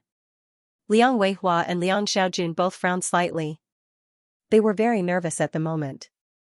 They didn't believe that Liang Qichao would be so lucky to find a gold-threaded Nanma that was better than theirs at the last moment, but at the same time, when they saw this material, they were also very worried. Both father and son secretly clenched their fists. Everyone's eyes fell on Elder Tang. Elder Tang, on the other hand, looked at it very slowly and carefully. He circled the piece of wood and looked at it several times, especially the section where it was cut for a long time. Finally, Elder Tang's face finally showed a trace of excitement. He raised his head and announced, "This is indeed gold-threaded Nanmu, and it's the best old material." As soon as Elder Tang's voice fell, Liang Weihua and Liang Xiaojuan's expressions suddenly changed, while Liang Weimin and Liang Qichao secretly cheered in their hearts. Especially Liang Weimin, who had been worried about his gains and losses, finally showed a relieved smile. Liang Weihua frowned slightly and said, "Uncle, you may not know the situation in the country. Nowadays, the level of counterfeiting by illegal merchants is very high, and they can almost pass off the fake as the real thing. This material is different from mine. Mine was specially identified by experts in the industry, and I can guarantee that it is." "Weihua, what do you mean by that?" Liang Weimin glared and directly interrupted Liang Weihua's words, saying, "Are you doubting Uncle's vision?" Liang Weihua coldly snorted and said, "Liang Weimin, don't twist my meaning. I'm worried that Uncle doesn't know about the chaos in the domestic gold-threaded Nanma market and will be tricked by someone with ulterior motives. Especially if some people are colluding with outsiders, it's really hard to guard against that." "Liang Weihua, you tell me clearly."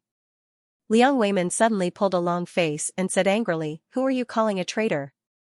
It's better to be safe than sorry." Liang Weihua said with a fake smile, "I know that you want to perform well in front of Uncle, but you didn't find it earlier or later. You suddenly found a gold-threaded Nanmu when I found one, and it happened to be bigger than mine. This is too much of a coincidence.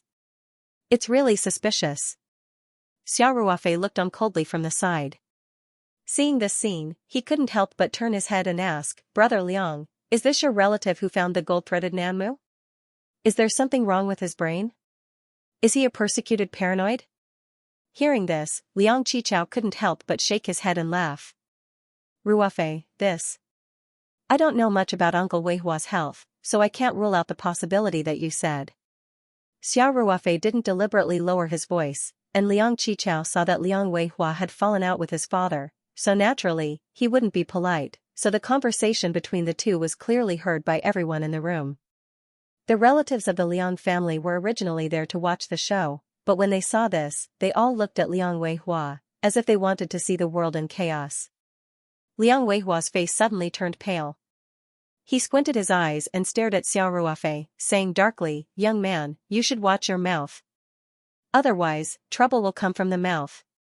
"Nonsense," Xiao Ruofei said without any trace of politeness. "Who do you think you are? You're in my warehouse, pointing fingers at my things, and accusing me of dirty water. Do you think I should be polite to you? I'm not that cheap." "You." Liang Weihua was so angry that his whole body trembled. Liang Xiaojun also glared at Xiao Ruofei. Grandfather Tang didn't get angry. He just smiled and said, "Mr. Xia, I didn't say that I wouldn't buy it. I'm the one who needs the golden silk, so I should be the one making the decision, right? Besides, although I'm old, I'm not so old that I can't see clearly. I can still tell if the material is real or fake." After saying that, Grandfather Tang looked at Liang Weihua with a faint smile. Liang Weihua suddenly broke out in a cold sweat and quickly said, "Uncle, I didn't doubt your eyesight." Grandfather Tang waved his hand and said kindly, "Weihua, I know." At this time, Liang Weiman's heart was bursting with joy. He put on a humble appearance and asked, "Uncle, tell us about this material. Let us broaden our horizons." The relatives of the Liang family also echoed, all of them seeming to be thirsty for knowledge. Liang Weiman looked at Grandfather Tang eagerly. In his heart, he naturally hoped that Grandfather Tang would say as much as possible.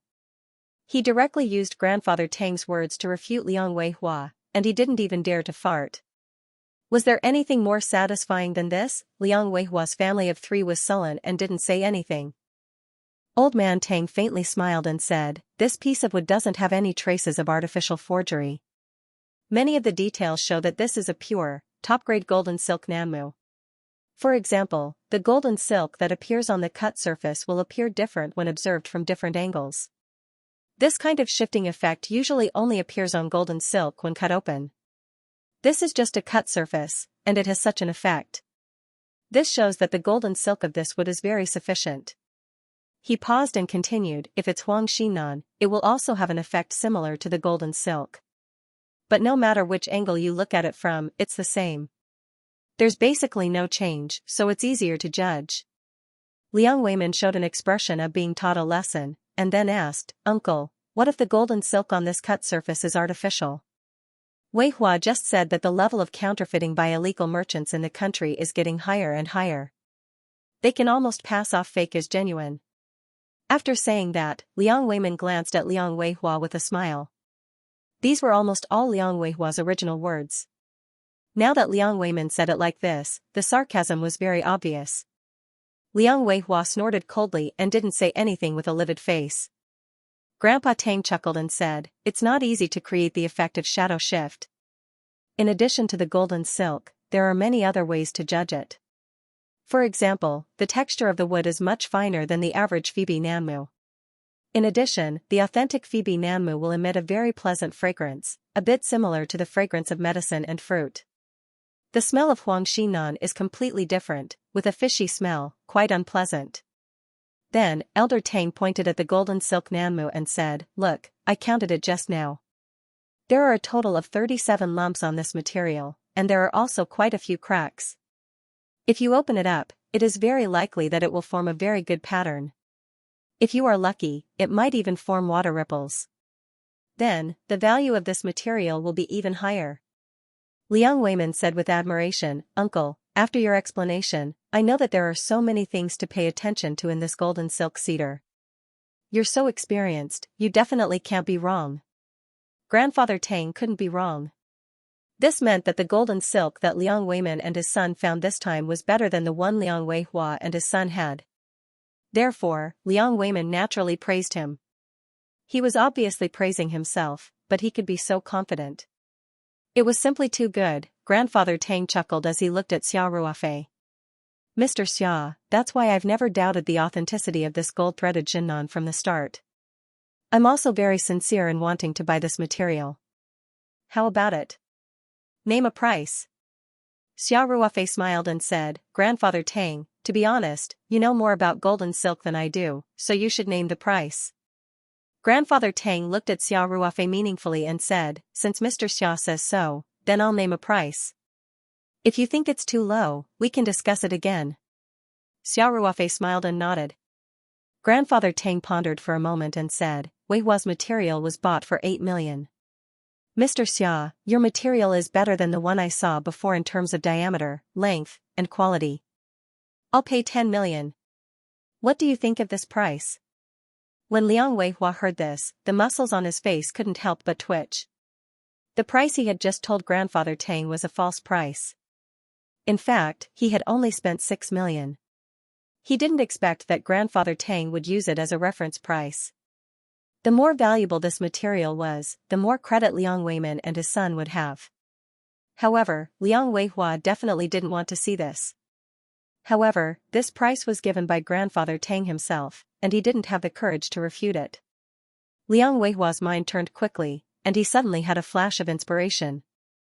Before Xiao Ruofei could agree, he quickly said, Uncle, wait a moment. Elder Tang slightly furrowed his brows as he looked at Liang Weihua and asked, Weihua, do you have any other questions? Just now, Liang Weihua jumped out to question his judgment without any basis, and he was already a little displeased. But this time, Liang Weihua had been at his beck and call since he returned to China. Moreover, he had indeed spent a lot of effort to find the golden silk cedar, so he didn't argue with Liang Weihua. However, Elder Tang saw that Liang Weihua still stood out to stop him even though he had already explained the reason for his judgment in detail and had already begun to negotiate the price with Xiao Ruofei. This made Elder Tang feel that Liang Weihua did not know when to back down. Even Liang Xiaojun looked at his father very worriedly, thinking that he was a little reckless. Liang Weihua naturally knew that the old man wouldn't like it, but he didn't care so much. He quickly said, Uncle, I'm not questioning your previous judgment, but according to the usual practice in our country, when the whole piece of gold silk is traded, it's usually open the window to take a sample. There are so many bumps and cracks in this material, and many of the bumps can't make the material ripple. Instead, they will destroy the harmony of the whole piece of material. Therefore, if you buy it based on experience alone, the risk is still very high. If you spend 10 million to buy a piece of scrap, then the loss will be huge. Open the window was also a term in this industry. It was to use a machine to open a window in the wood, and then apply some paint or water to make the pattern appear. In fact, open the window was a kind of luck. It mainly depended on whether there were good-looking patterns in the raw material, and whether this pattern penetrated the wood in a large area. Speaking of which, it was similar to stone gambling. Liang Qichao, who had been silent all this time, couldn't help but speak up when he heard Liang Weihua's words. End of chapter 306. Don't forget to subscribe, like, and share the video to support the channel.